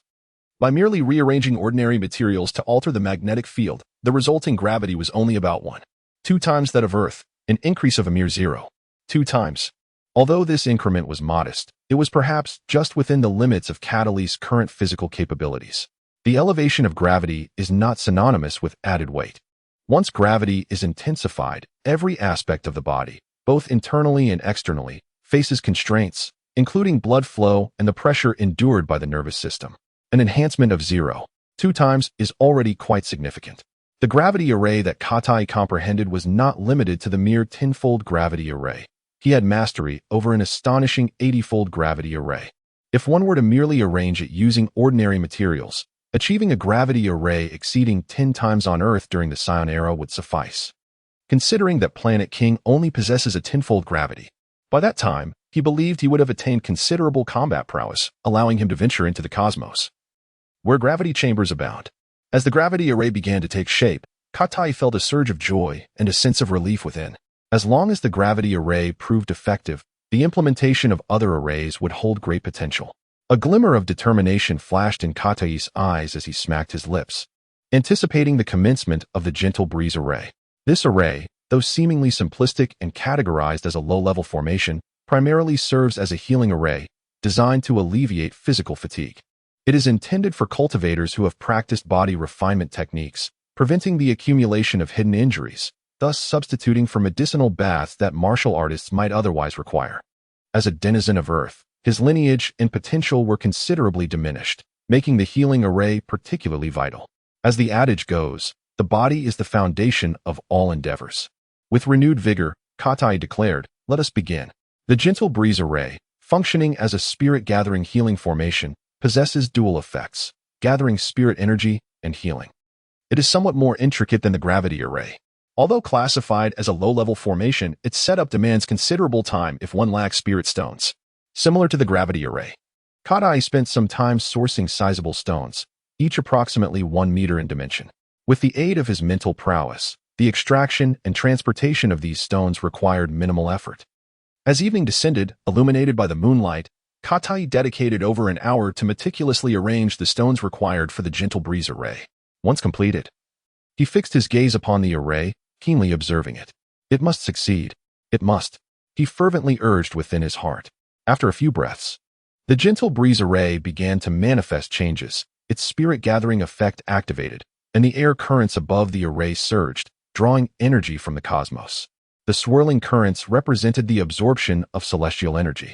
Katai immediately harnessed his mental energy, continuously monitoring the array's efficacy. His mental acuity allowed him to perceive the subtle nuances of the energy absorption process, prompting a smile to grace his lips. To his astonishment, the effectiveness of the gentle breeze array contrasted starkly with that of the gravity array.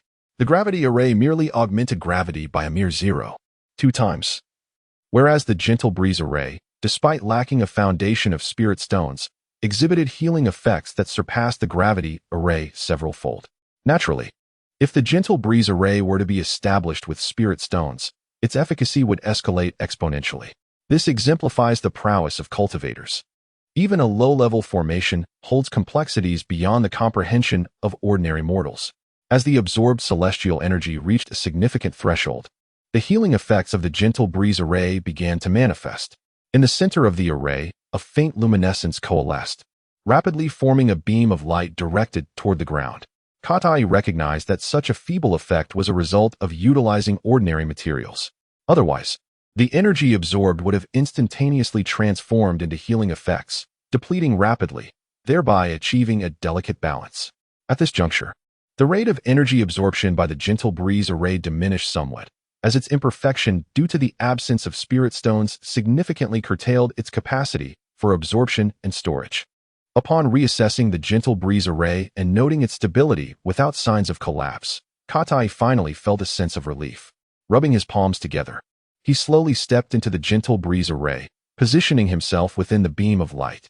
Enveloped by the radiant beam of light, the effects of healing manifested instantaneously, imparting an indescribable sense of tranquility. The soul, mental fortitude, and body were all being nourished. The strength of the soul could be augmented to a certain degree through the energies of heaven and earth, which in turn could rejuvenate the body, allowing it to nurture the soul. These two forces complemented each other, fostering mutual growth. As the power of the soul received sustenance, the recovery of mental acuity accelerated.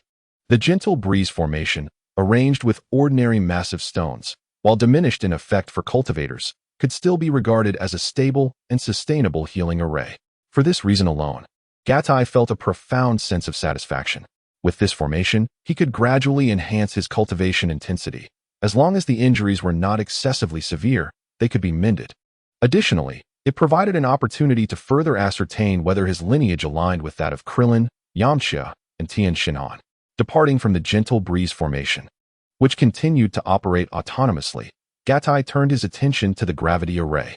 Presently in excellent condition, he had no other thoughts and promptly rushed towards the gravity formation. At merely 10 years of age, Gatai's physique remains frail.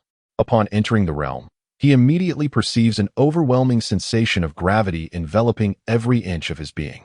His circulation slows, fatigue seeps into his limbs, and both his mobility and hearing wane. Acknowledging the burden upon his body, Gatai furrows his brow and murmurs to himself, "It feels as though every part of me is afflicted with an ailment. My body is quite uncomfortable. It appears that I must first acclimate to this gravitational force." Gatai felt a sense of helplessness, for he was of earthly lineage and knew he could not act recklessly at this stage. With that thought, he began to move slowly within the gravity formation. Originally, his training plan did not involve commencing his practice within such a gravitational field. The reason was simple. Sun Wukong had suffered from a toxic heart condition. This ailment was widely discussed in his previous life, with some claiming that it stemmed from excessive training in the gravity chamber, compounded by the ingestion of a highly toxic divine water during his youth, which placed an immense burden on his body and led to such afflictions. Others attributed it to the overuse of the Kaioken technique, which similarly strained his physique, exacerbated by the consumption of the divine water. Regardless of the interpretation, Gatai dared not to experiment at this juncture. His primary objective was to acclimate his body to varying levels of gravity, much like the Scion planet, where gravity was tenfold that of Earth. However, Scions were born there and were not harmed by such gravitational intensity. Gatai sought to condition his body to adapt fully, akin to a newborn Scion, before engaging in gravity-enhanced training rather than forcing himself to extract potential as Sun Wukong and Vegeta had done. After an hour, Gatai experienced significant improvement in his movements within the gravity formation. His body had begun to acclimatize to the current gravitational force. His physical condition was also slightly ameliorated, and he felt less discomfort. An additional hour passed, and Gatai could no longer perceive any discomfort. At this point, he decided to attempt some vigorous exercises to test his endurance. However, after just 5 minutes, he halted, as he had performed merely a few dozen squats and push-ups. Yet fatigue overwhelmed him. This state was not what Gatai aspired to, prompting him to exit the gravity formation. Casting a glance at the gravity formation and then toward his wooden cabin, a spark of inspiration ignited in Gatai's mind. He hurriedly entered the cabin and relocated his wooden bed into the gravity formation. Gatai intended to sleep within the gravity field long-term, believing this approach would aid his adaptation to the gravity and enhance his physique. Sleeping in the gravity formation required only a warm place, so he completed this task swiftly. Thus, Gatai continued his simple training during the day, gradually increasing the intensity of his workouts each day. Through consistent practice, his physical strength naturally improved, and it was entirely reasonable to slightly elevate the training intensity based on his previous foundation. By evening, he would enter the gentle breeze formation to recover his body. Over the course of a month, Gatai adhered diligently to his training regimen, avoiding the temptation to overexert himself and leave behind hidden injuries. Each session in the gentle breeze formation required only about 3 hours for complete recovery, after which he would use his mental acuity to assess his body, ensuring no residual injuries remained. As night fell, Gatai sought refuge in the gravity formation to rest, thus maximizing his time to adapt to the gravitational environment. Over the course of this month, Gatai's physique steadily strengthened, his body became increasingly robust, and his strength grew significantly. Fortunately, he had not yet encountered any adverse effects on his physical development, which was a source of comfort. After a month of diligent training, Gatai developed a rudimentary understanding of the healing effects of the Qingfeng array, enabling him to discern its capacity to treat the limits of his physical condition. Ultimately, he concluded that his bloodline was wholly incomparable to that of Klin and the other Earthlings. By the 3rd month, Gatai achieved a groundbreaking advancement in his underwater training. With the assistance of his mental energy, he partially unlocked his body's latent potential, allowing him to remain submerged for extended periods. Under the influence of his mental acuity, his body could, to some extent, autonomously absorb oxygen from the water, bringing him closer to the innate physique he aspired to attain. In the 4th month, Gatai experienced yet another breakthrough. His body seemed to reach its full development.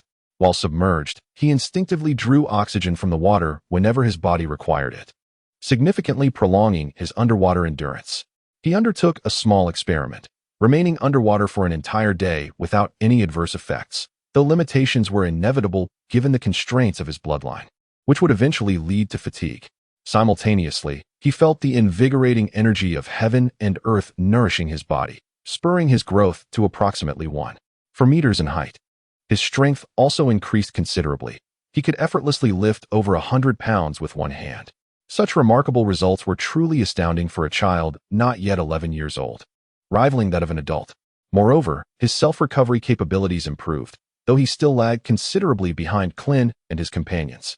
However, with the presence of the Qingfeng array, he felt less apprehensive. Consequently, Gatai intensified his daytime training, pushing himself to the point of utter exhaustion, resembling a puddle of mud by the end of each session.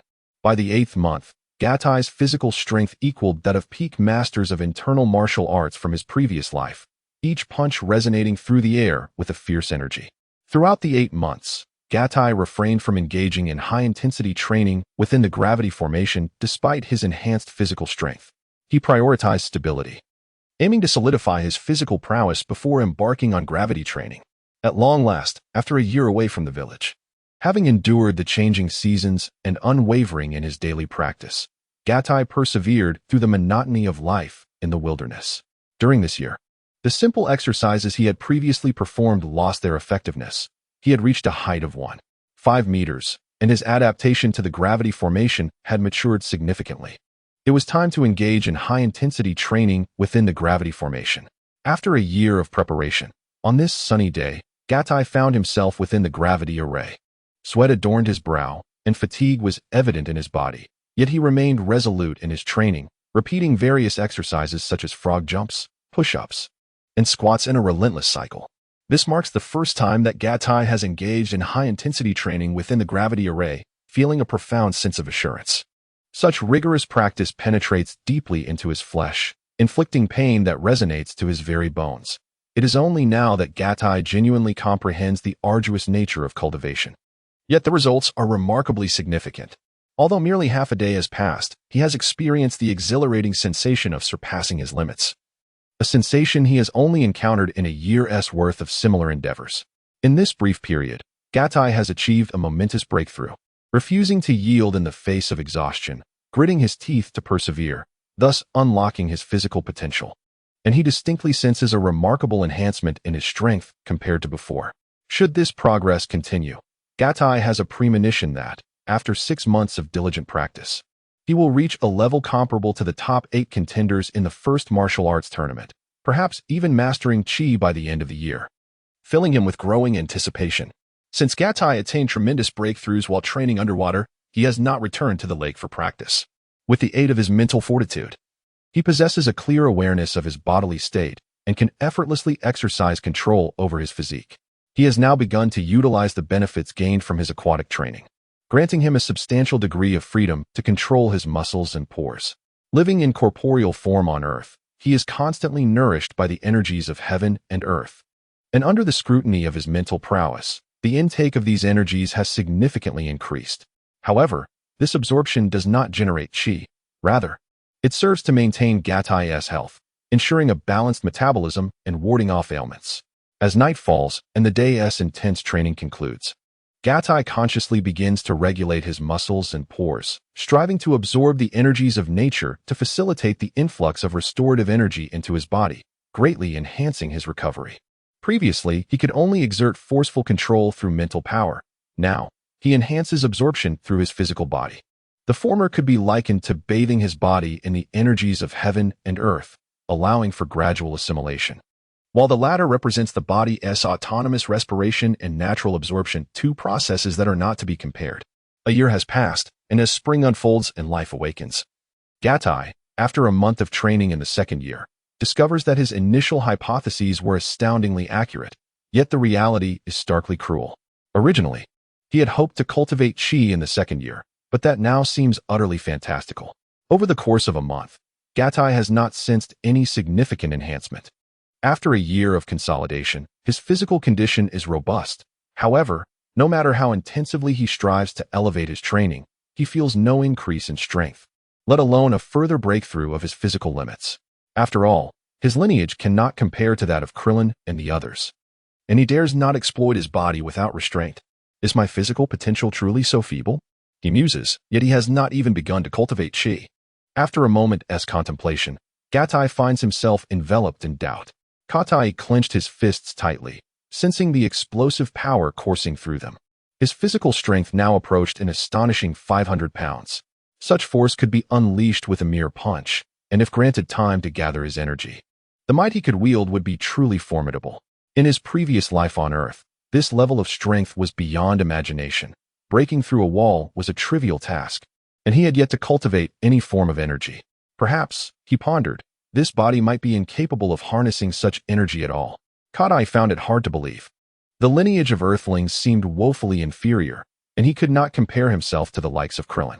It now appeared exceedingly difficult to fully unlock the potential embedded within the Earthling bloodline. Gatai analyzed this one by one. He then contemplated. In the original Dragon Ball series, after the appearance of Satan, such a level of power was sufficient to deceive the entire world, revered as the strongest. It seemed that Satan possessed strength comparable to his own, perhaps even inferior. This clearly illustrated the inferiority of Earthling genetics. Therefore, if such a substandard bloodline proved unworthy of development, it mattered little, as long as he possessed other means and methods to elevate his life's essence. Skipping the cultivation of Earthling bloodlines would not pose a problem. Indeed, the original plan had been to seek a compromise. Thus, it was time to formally implement the tri-body technique. Gatai steeled his resolve and made a momentous decision. Very well, let us commence. With that, he adjusted his posture and assumed the stance of the Xingyi Santi Shi. The Xingyi Santi Shi embodies a state of complete unity. Soon, Gatai felt an internal tumult akin to boiling, an experience both agonizing and exhilarating, ineffable in its essence. The strength within him began to coalesce into a singular force, concentrating at the very core of his being, becoming increasingly solidified. Under this intense convergence, it resembled a telescopic wooden pillar extending through Gatai's body. This sensation differs markedly from my initial encounter with the Santi Shi, when Gatai first endeavored to master the three-body technique. His physical prowess was significantly inferior to what it is today. At merely 10 years of age, his corporeal strength was limited, rendering him incapable of fully harnessing his potential. Yet, even at that tender age, Gatai was able to grasp the three-body technique to a level of perfection. The energy he cultivated within his body felt as though it were directly drawn from the depths of his physical potential, which led him to perceive a remarkable enhancement in his physical capabilities. Within Gatai's body, it felt as though an immense weight of lead had been infused, rendering it impossible to be toppled. Should anyone attempt to push against Gatai, they would perceive his form as immovable, akin to a mountain of immense mass. The three-body stance embodies the essence of standing meditation, representing the ultimate profundity of this practice. After an extended period, this force solidified, his entire being seemed drained. Yet this energy coalesced to its utmost limit, appearing so rigid that it threatened to shatter at any moment. With each subtle breath, Catalonia's very essence seems to tug at the body, as if a primal force yearns to break free, suggesting that the latent potential of humanity's lineage is being unveiled. Catali's physique has undergone a remarkable transformation, enabling a deeper connection with the energies of the external world. It is as though his body has established a communion with the surroundings, and instantaneously, the concentrated power within him seeks an outlet, releasing itself from various parts of his being. In an imperceptible manner, this internal force manifests as faint vortices, swirling around him and creating an ethereal dance. While the fabric of Catali's garment exhibits traces of natural undulation, catalyzed by an insatiable drive, Catal's vitality ebbed like a deflated balloon, his strength gradually waning. Soon, an overwhelming sense of fatigue enveloped him, accompanied by a notable ache in his body. In this moment, Catal was acutely aware of his condition, recognizing it as a manifestation of the latent potential residing within his physique. His body now thrived in robust health, having achieved a standard of strength that was remarkable. Through the rigorous refinement of the three-body technique, the potential inherent in his earthly lineage had been astonishingly unleashed. This process unfolded cyclically. As his physical potential was tapped, his strength naturally surged. Yet, the endeavor to harness this potential exacted a significant toll, rendering the newly acquired power ephemeral. It was unfathomable to him that such a vast reservoir of potential remained untapped, manifesting in such a conspicuous manner, leaving Cattle in a state of incredulity. Catalonia possesses a remarkable spirit, and his physical form is adept at self-regulation. In just a brief moment, he can roughly estimate that his strength has increased by at least 100 pounds, and it continues to rise. This growth trend is remarkably balanced, and the level of fatigue within his body does not decline linearly, indicating that a significant portion of his potential remains untapped. Gatai persevered in the realm of the three-body style unity, enduring with an increasingly weary body. Half an hour later, a peculiar sound echoed from within. In that moment, Gatai felt as though he had shattered his limits, experiencing a sudden surge of strength amounting to 300 pounds. However, this newfound power was swiftly released. Gatai felt an overwhelming urge to transcend his limits, as breaking through boundaries holds extreme significance in the realm of Dragon Ball. Once a certain limit is surpassed, not only does one's strength soar, but there exists vast potential for further growth. Take, for instance, the transformation into a Super Saiyan. Upon achieving this form, one's power escalates by a staggering 50-fold. With diligent training and combat, further advancements can be made, leading to the criteria for becoming a Super Saiyan 2. Naturally, the Saiyan lineage plays a pivotal role in this phenomenon, yet even when considered independently, the results are nothing short of terrifying. In the original narrative, Son Goku initially transformed into a Super Saiyan with a battle power of less than 200 million, only to elevate it to several billion through rigorous training, experiencing a remarkable surge before attaining Super Saiyan 2. Soon enough, Gatai's intuition proved correct. This was merely the beginning. Following the breaking of his physical limits, his bodily strength began to grow at an accelerated pace, surpassing previous rates with increments of over 20 pounds each time. After more than an hour, the peculiar state of his body began to wane, stabilizing at a certain level. At this point, the power emanating from his body diminished significantly, suggesting that the potential for further development was currently unreachable. After enduring extreme fatigue, his body commenced a self-recovery process, eagerly absorbing the energy from the surrounding environment. Furthermore, Gatai's physical form was almost interconnected with the external world, allowing his recovery rate to exceed his energy consumption. Consequently, the effectiveness of the tri-body technique in unlocking his physical potential became less pronounced. His body was continuously nourished by the energy of the universe, and this automatic absorption and restoration was an unalterable reality, at least for Gatai at this stage, where he could only suppress it. Sensing this condition, Gatai quickly focused on controlling his muscles and pores to significantly reduce his recovery speed. Subsequently, he began to feel a gradual sense of fatigue, as his body's strength was released once more. However, the rate of this power release diminished considerably. Thus, Gatai persevered in practicing the tri-body technique for another 2 hours. Realizing that the release of his bodily strength had not undergone substantial change, once it stabilized at a certain level, he finally ceased his training. It seemed that the potential of his current physical state had been nearly exhausted. With continued and prolonged practice, he anticipated unlocking some additional potential over time. Gatai remarked that the practice of the tri-body technique differed markedly from his previous training. It did not require constant daily engagement. The tri-body technique consolidates power within the body while also striving to release it, akin to forging a pathway. Once the path is established, guidance follows, and one's inherent potential is simultaneously unleashed. Gatai's current state was the culmination of a year's worth of cultivation. Should he attempt training again, he would likely not replicate such remarkable results, perhaps even falling short of the effects experienced during his first endeavor with the tri-body technique. Internal martial arts inherently possess the capacity to attune to the state of the body, and coupled with Gatai's mental acuity and control over his physical form, he could accurately gauge the timing of his training. Moreover, internal martial arts are designed to be progressive, yielding substantial results only after years of diligent practice. This session of the tri-body technique was incredibly invigorating, and Gatai's emotional state soared, a stark contrast to the year of accumulation that preceded it.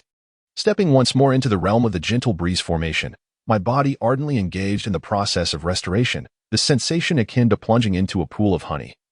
Sweet and intoxicating. For the first time since my rebirth, a genuine smile, born from the depths of my heart, graced my lips. As my physical condition returned to its zenith, I felt an exhilarating surge of power coursing through me, igniting a wave of elation within. My gaze fell upon the massive stones I had previously prepared for strength testing. 3 monoliths, each larger than the last, the largest weighing no less than 4,000 pounds. I strode purposefully towards the stones, and with each step, the once formidable boulders began to feel as fragile as mere grains of sand. An illusion? I mused, a hint of self-deprecation coloring my thoughts. Focusing on the stone, I harnessed the majority of my strength through the harmonious state of the tri-body technique. Wrapping my arms around the second stone, to my astonishment, what I had anticipated to be a Herculean effort turned out to be a mere trifle. The 2,000-pound boulder was effortlessly lifted, nearly causing me to strain my back.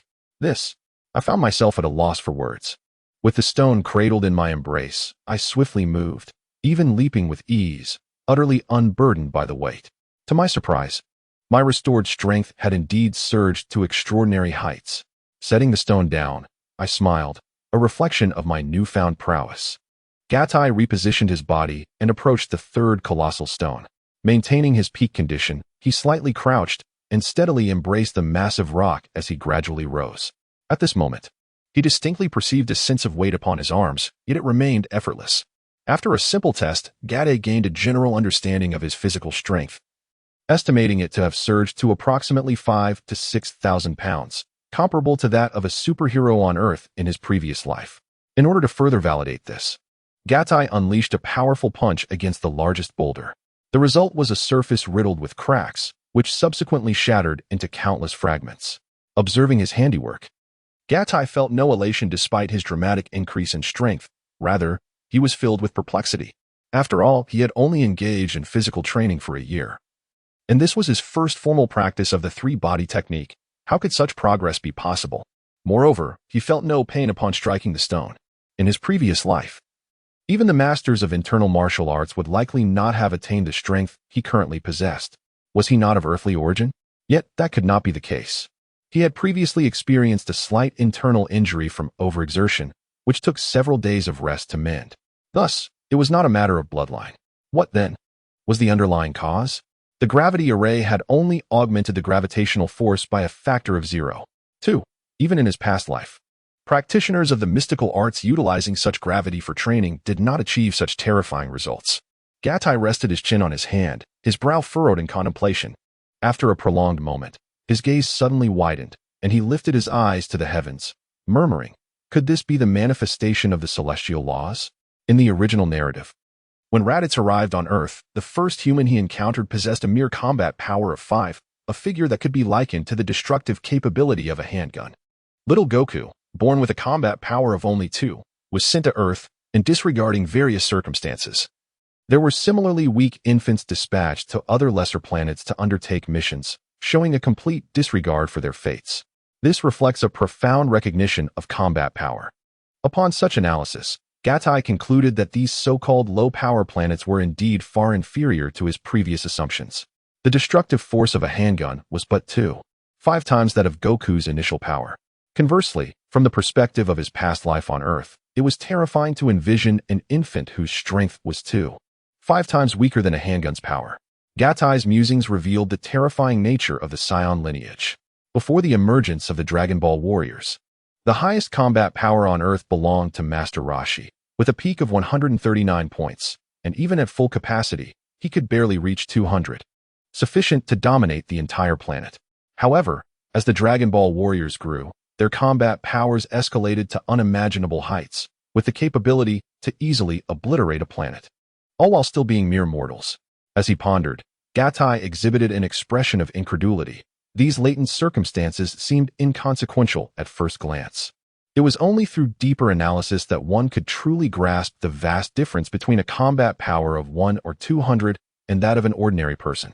Then, Gatai recalled the realm of cultivation from his previous life, where even the most powerful loose immortals, having endured the highest tiers of tribulation, could not effortlessly annihilate a planet.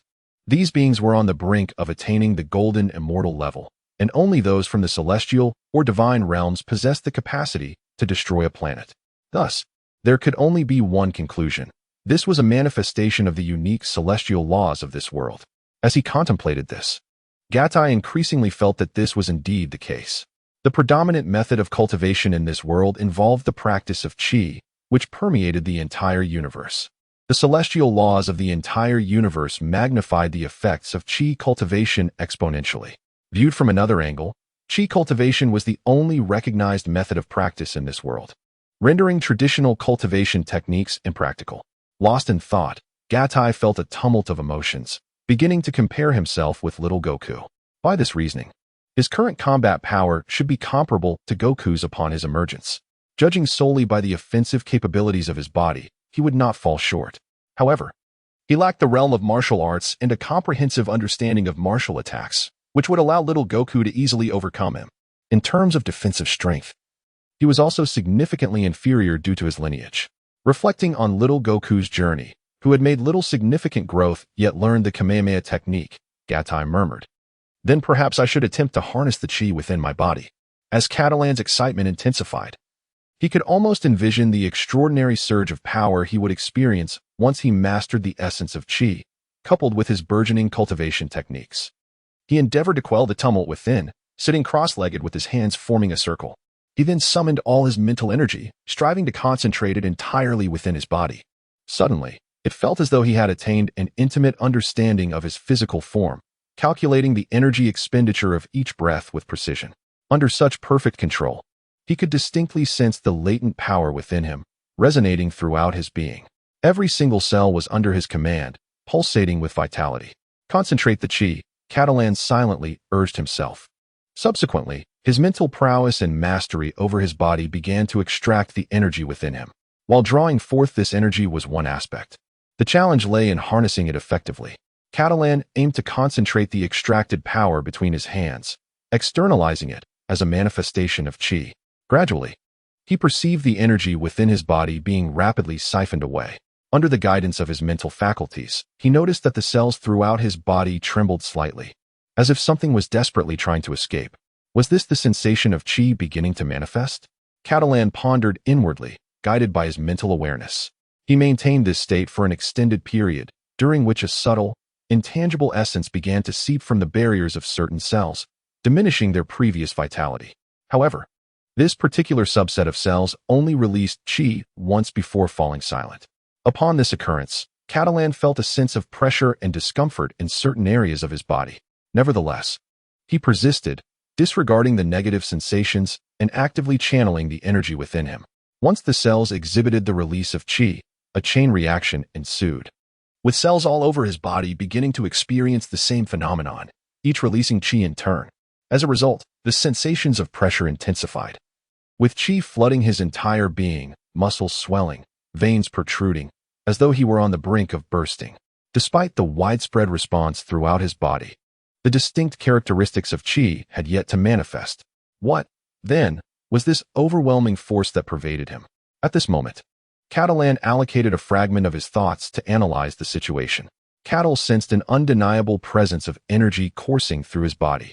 Yet the sensation differed from his previous experiences with qi in the Dragon Ball realm.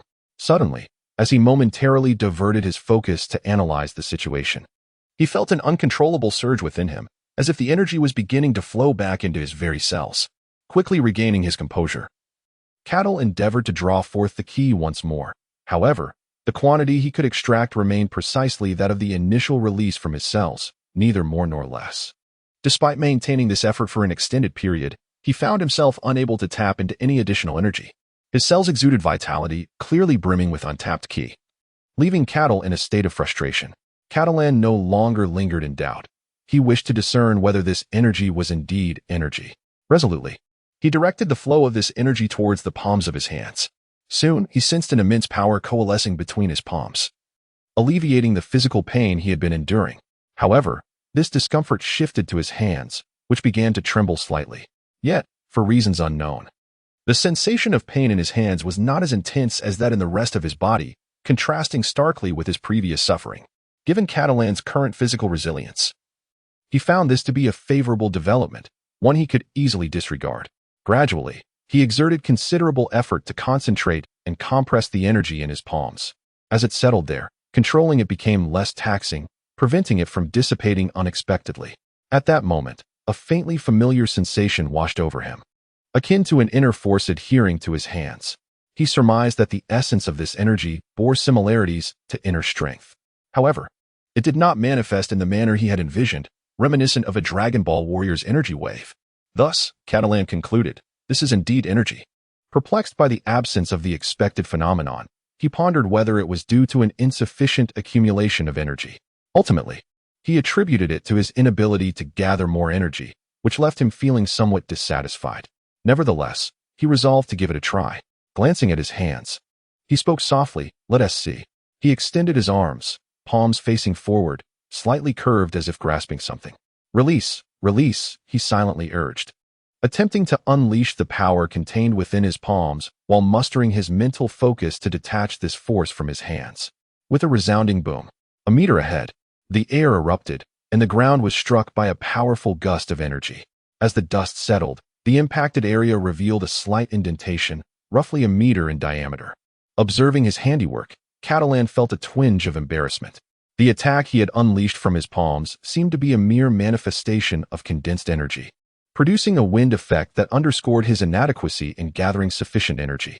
The outcome was disappointingly feeble, less potent than the strength of his own muscles, prompting a grimace of chagrin. Through this endeavor, Catalan confirmed the potential for him to cultivate energy given his current physical capacity. However, he was troubled by the fact that gathering energy had proven strenuous, and the inability to accumulate more left him bewildered. While the former could be attributed to his slightly lacking physical strength and limited energy reserves, an understandable challenge for a first attempt, the latter, the inability to summon additional energy, eluded his comprehension. Catalan fell into a deep contemplation, beginning to ponder the underlying reasons, as if he had grasped something elusive. Once he unraveled the crux of the issue, mastering the situation would become exceedingly simple. Suddenly, Catalan felt a surge of alertness, realizing there was someone behind him. For over a year, Jatai had resided in this secluded area, having never encountered another soul. His diet consisted mainly of fish, resulting in infrequent sightings of other creatures. Gradually, this place had transformed into his personal sanctuary, where he led a carefree existence, wholly devoted to his cultivation, with his sense of vigilance waning. Upon sensing the presence of another, Jatai swiftly turned around, his eyes widening in shock as he beheld the visitor's attire, a chill running through him. From a distance, Jatai observed a figure perched upon a branch. In an instant, the individual vanished and reappeared a mere 3 meters away. This astonishing speed, akin to that of a specter, startled Jatai. The newcomer donned a crane hat, sported a goatee, wore sunglasses, and was clad in a green garb characteristic of the crane hermit. In the realm of Dragon Ball, there exists a multitude of uniquely attired and strikingly distinctive individuals. Indeed, any true aficionado of Dragon Ball could effortlessly name such characters based on their descriptions. For instance, Son Goku, with his wild, spiky hair, and Krillin, with his completely bald head and absence of a nose. Upon witnessing the striking attire and facial features of the newcomer, Jatai recognized the individual. He was none other than the Crane Hermit. In the current era on Earth, the Crane Hermit stands as a formidable master, having attained the pinnacle of martial prowess. Gatai's reaction upon encountering Master Crane was rather intense, provoking a knowing smile to grace the lips of the esteemed master. However, upon witnessing this smile, Jatai felt a shiver run through him, a flicker of trepidation igniting within. Master Crane was not a benevolent figure. Though his demeanor differed from the merciless assassin Tao Bai Bai, he was undeniably a formidable expert, capable of taking lives without restraint. Despite the smile he currently wore, it could very well conceal a blade beneath its surface. Should his mood take a turn for the worse, Jatai might find himself in grave peril. Unlike a pure martial artist, Gatai's lineage did not rival that of the young Wukong, nor did he share the latter's exuberance in the presence of a master. As a time traveler, his foremost priority was to preserve his own life, dedicating himself to relentless training to enhance his strength and alter his destiny. The circumstances surrounding Master Crane's appearance were of little concern to Jatai. His immediate focus lay solely on safeguarding his existence. Catalan fears not out of cowardice, but rather due to his current frailty, akin to a myriad. Furthermore, Catalan, as a practitioner of spiritual cultivation, is more inclined towards the philosophies of the arcane.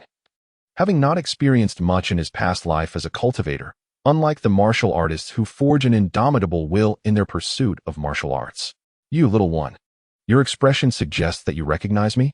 The Crane Immortal gazed at Catalan with a smile, probing. Then, his brow furrowed slightly as he remarked, "It appears you harbor some trepidation towards me." With that, the crane immortal's countenance shifted to one of less benevolence.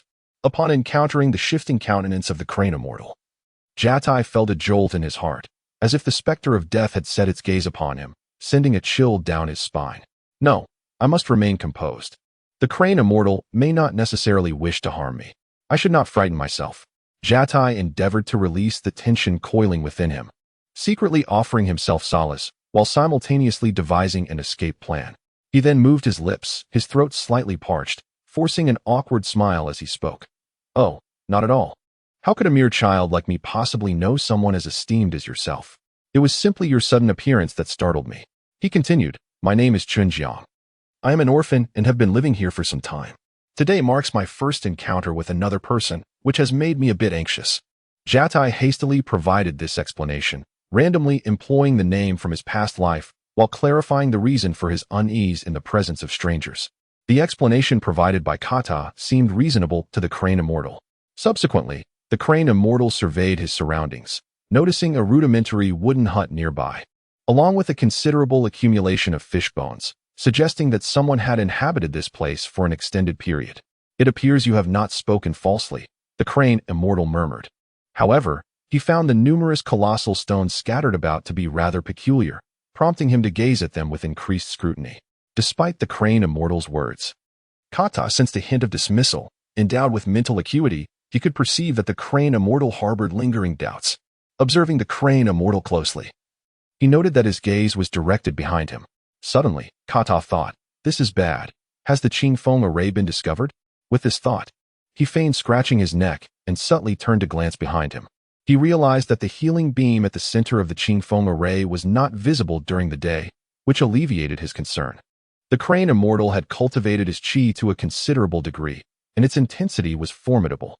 Could he possibly sense something? Contemplating this, Kata felt his previously relaxed demeanor tighten once more. "What are you doing?" the crane immortal inquired, approaching Kata with deliberate slowness, his gaze unwaveringly fixed on what lay behind Kata.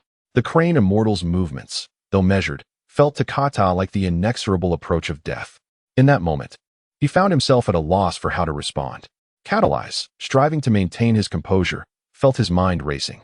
Suddenly, he recalled that the gaze of the crane immortal was not entirely fixed upon him. The secret of the formation must remain undiscovered. Thus, his attention was, "Yes, just moments ago, I attempted to gather qi and directed an attack at the ground, causing a certain degree of destruction. The crane immortal, observing my practice from a distance, likely approached out of curiosity, uncertain whether I had truly mastered qi." Catalyze quickly surmised the most probable scenario. "Senior, I believe you must have discerned that I am in the midst of cultivation. These massive stones are merely tools for my training," Catalyze fabricated, hoping to divert the crane immortal's attention. "Haha, indeed, I have noticed. Although you are still quite young, your physique suggests you possess considerable strength," replied the crane immortal with a smile. After observing the battered ground for 2 or 3 seconds, he turned back to Catalyze, his tone somewhat somber. "My vision is quite discerning. Wouldn't you agree, young one?" Upon hearing this, Gatai immediately sensed the impending trouble, realizing that the crane immortal seemed intent on making things difficult for him. However, Gatai was at a loss as to where he had erred. "In truth, I am quite curious about your cultivation methods. Judging by your appearance, you cannot be more than a mere 10 years old, even if my estimation is flawed. Given your height, you could be no more than 13. Remarkably, this young child possesses physical strength that rivals that of King Gappa and his ilk." The crane immortal remained composed, his tone subtly tinged with malice, yet not overtly revealing, as if harboring certain doubts. "The spirit of Gatai is remarkably powerful, possessing an innate ability to sense certain truths. He suspects that the crane hermit is attempting to manipulate his words. Should he acquire the information he seeks, he would undoubtedly eliminate Gatai without hesitation." Upon hearing the crane hermit reach this point in conversation, Gatai felt a significant weight lifted from his heart, for he possesses an extensive understanding of the Dragon Ball universe, which serves as one of his pillars of strength.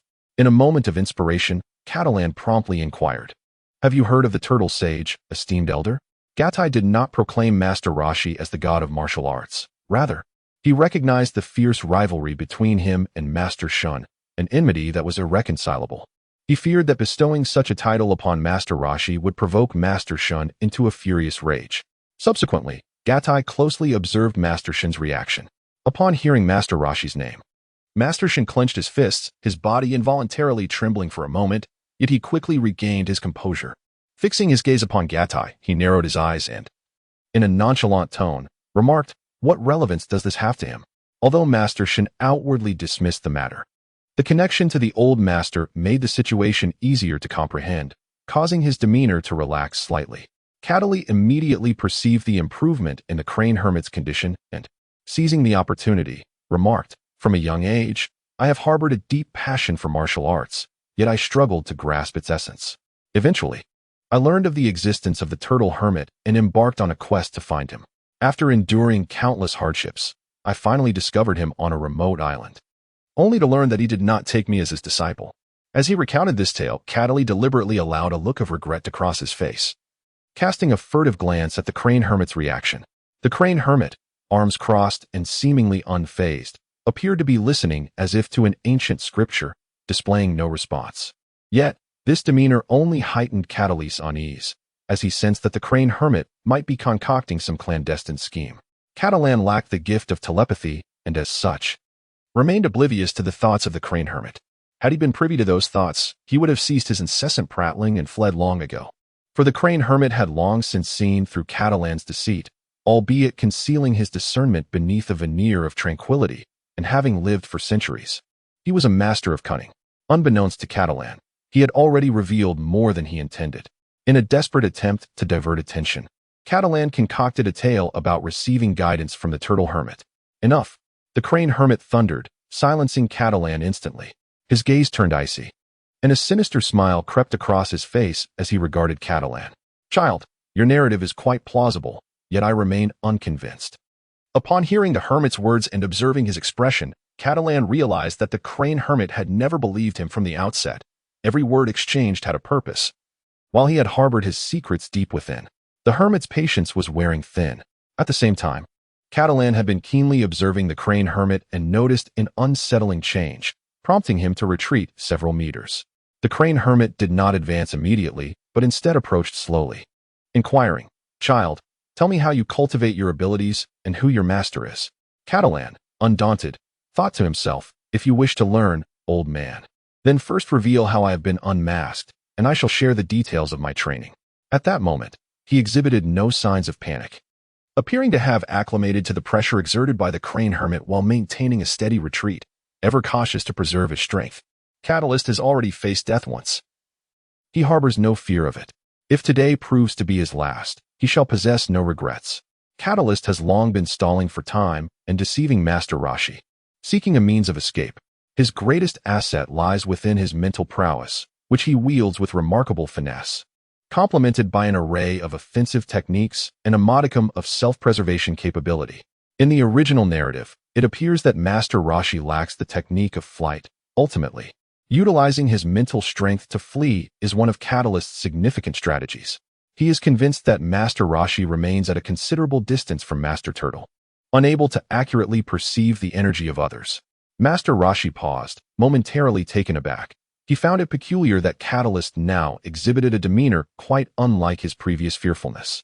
Subsequently, in response to Catalyst's flippant remarks, Master Rashi's anger flared. After all, he is one of the mightiest beings on Earth, and to be referred to as an old man by a mere child was infuriating.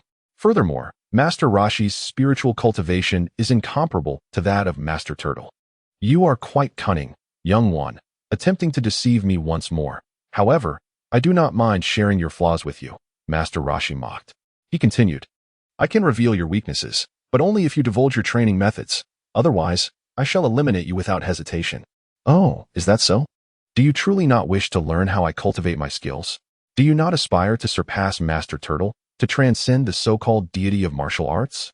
Catalyst replied with an air of nonchalance, yet he had already summoned his mental energy, maintaining control over a certain range to thwart any potential ambush.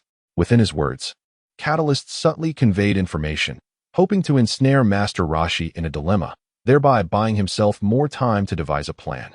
Indeed, Master Rashi hesitated, for Catalyst had accurately discerned his innermost thoughts. He harbored a deep-seated resentment towards Master Turtle and yearned to surpass him. If Catalyst truly possessed an extraordinary method of cultivation, then his ambitions could be wholly realized. Thus, you genuinely know me, and quite intimately at that. It is truly unbelievable that a mere child from the mountains would possess such knowledge. My interest in you has been rekindled, and I find myself reluctant to take your life, Master Rashi remarked after a moment of contemplation. The corners of Gatai's mouth curled slightly, conveying that my knowledge far surpasses yours, beyond your wildest imagination. Are you familiar with the cosmic monarch Frisia? Do you know of the Scions? Before Gatai could finish his sentence, Master Rashi interjected with a wave of his hand, exclaiming, "Enough! My last ounce of patience has been exhausted. Speaking in such incomprehensible riddles, it seems you truly have no intention of revealing your methods. While I hold a deep interest in your cultivation techniques, what does it matter? After all these years of waiting, I still possess ample time to seek other means of becoming stronger." Upon hearing the words of the Crane Immortal, Gatai understood that the Immortal had set his heart on murder. Regardless of whether he could obtain the information he sought, the Crane Immortal possessed ample time, blessed with a long lifespan. With a faint sigh, Gatai realized that this encounter was indeed a matter of life and death, and he immediately steeled himself for the impending danger. "I have made the decision to end your life," the Crane Immortal stated coolly. "Before I do so, allow me to reveal your flaw." A smirk graced his face as he continued. "The moment you discovered me marked your greatest vulnerability. Now, having said that, I shall proceed to slay you, despite your youth. Since you refuse to speak, take your secrets with you to the grave." Upon hearing this, Gatai finally comprehended the vast disparity between himself, a mere child yet to cultivate his energy, and the Crane Immortal, a formidable expert. The chasm between their abilities was beyond description.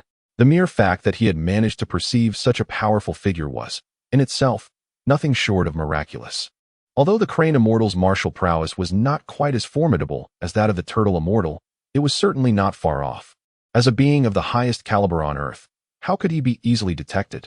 It was at that moment that the Crane Immortal became intrigued by Gatai. Initially, his interest lay in how Gatai had managed to find him. However, as their conversation unfolded, he began to realize Gatai was cultivating alone, and at such a tender age. He had achieved remarkable progress. This piqued the Crane Immortal's curiosity regarding Gatai's methods of cultivation. As for the tales Gatai fabricated concerning the Turtle Immortal, his mention of the latter was merely an attempt to make the Crane Immortal believe that his accomplishments were solely due to the Turtle Immortal's influence. Yet, the Crane Immortal knew the Turtle Immortal all too well to be deceived. What the Crane Immortal did not realize was that Gatai's ability to detect him was solely attributed to his mental prowess. After the Crane Immortal finished speaking, he moved with a speed that was nearly imperceptible to the naked eye, closing the distance to Gatai in an instant. His right hand extended naturally, fingers straight and sharp as blades. Gatai had no doubt about the power of his impending strike. If struck, he would undoubtedly be pierced through, leaving him feeling utterly chilled to the bone. At the very moment when Gatai perceived the movement of the Crane Hermit, he became acutely aware of the presence of mental energy, which enabled him to fully capture the Hermit's actions. In an instant, Gatai began to evade. Yet his weakness rendered him vulnerable, while the Crane Hermit moved with astonishing swiftness. It was only when the Hermit stood before him that Katai's body exhibited a discernible attempt to dodge. Had he relied solely on his physical reflexes, Gatai would undoubtedly have fallen victim to the Crane Hermit's assault. Thus, it was the mental energy that propelled his movements, allowing him to evade with remarkable speed given his current physical capabilities. Consequently, underestimating Gatai, the Crane Hermit brushed closely past him. Yet even so, a fierce force tore through the fabric of Katai's chest garment. At this moment, Gatai's heart was tumultuous. He was not afraid, but rather astonished. The martial prowess of Master Rashi was indeed formidable, particularly from Gatai's perspective. After all, Gatai possessed little understanding of martial arts, relying solely on his mental acuity to perceive the situation.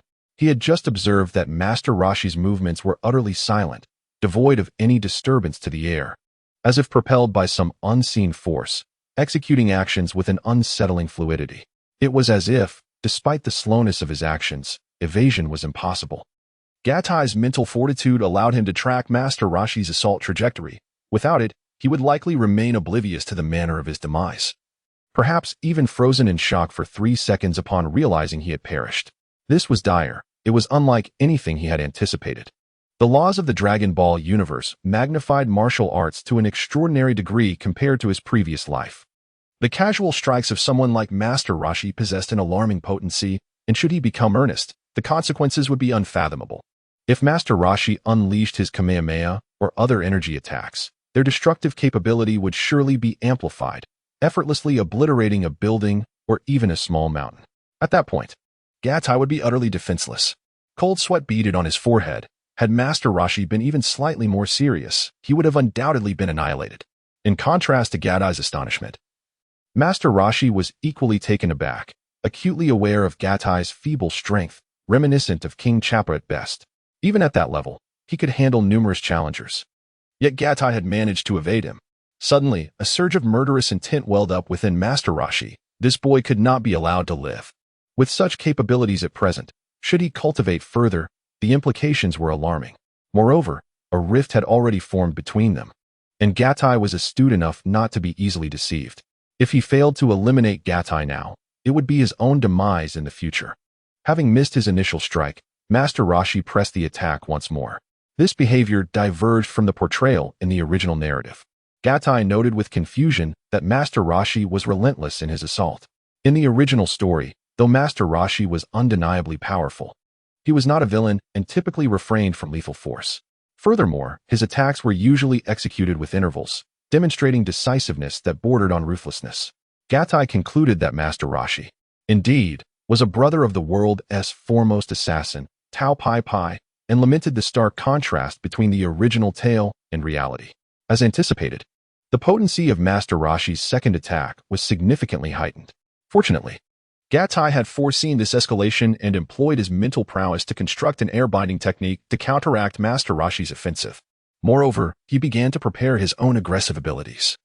Recognizing that Master Roshi was now serious, and he could not afford to be negligent, Catalyst exerted atmospheric pressure upon every inch of the Crane Immortal's being, significantly constraining his movements and momentarily evading capture. However, having lived for several centuries, the Crane Immortal possessed a wealth of combat experience. When he became earnest, his power was truly formidable. Although Catalyst's abilities were peculiar and not immediately perceptible, the Crane Immortal, a genuine master of martial arts who had cultivated his chi, was not to be underestimated. With a slight shift of his body, it seemed as though every part of him emanated a surge of offensive force, instantaneously liberating him from the restraints imposed upon him. Without affording Catalyst a moment to regain his composure, he unleashed a sudden whip kick, his right leg transforming into a fleeting shadow as it struck towards Catalyst's head. With both hands raised, Gatai seemed to slice through the air with his movements, as if compressing it. Suddenly, two inexplicable blades of wind appeared out of nowhere, targeting the legs of the Crane Immortal. These wind blades were effortlessly shattered. Yet the heel of Gatai's right leg struck against the protective arms shielding his head. A thick barrier of air, formed by concentrated mental energy, enveloped his arms. Alas, this compressed air shield proved insufficient to withstand the force of the kick, resulting in a thunderous explosion as the barrier shattered. The ensuing gust of wind unleashed a flurry akin to razor-sharp wings, severing nearby trees with ease. Ultimately, Gatai's arms were struck, though fortunately, the impact was diminished enough to prevent any breakage. However, he was left in excruciating pain, certain that his bones bore fractures. Seizing the moment as his body was propelled backward, Gatai silently extended his mental control over a radius of more than 100 meters.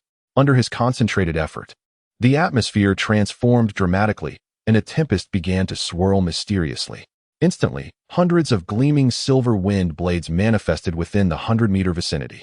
The Crane Immortal, witnessing his two attacks neutralized by a mere child in such an uncanny manner, was utterly astounded. In the second instance, he had exerted all his strength, yet it had failed to eliminate his opponent.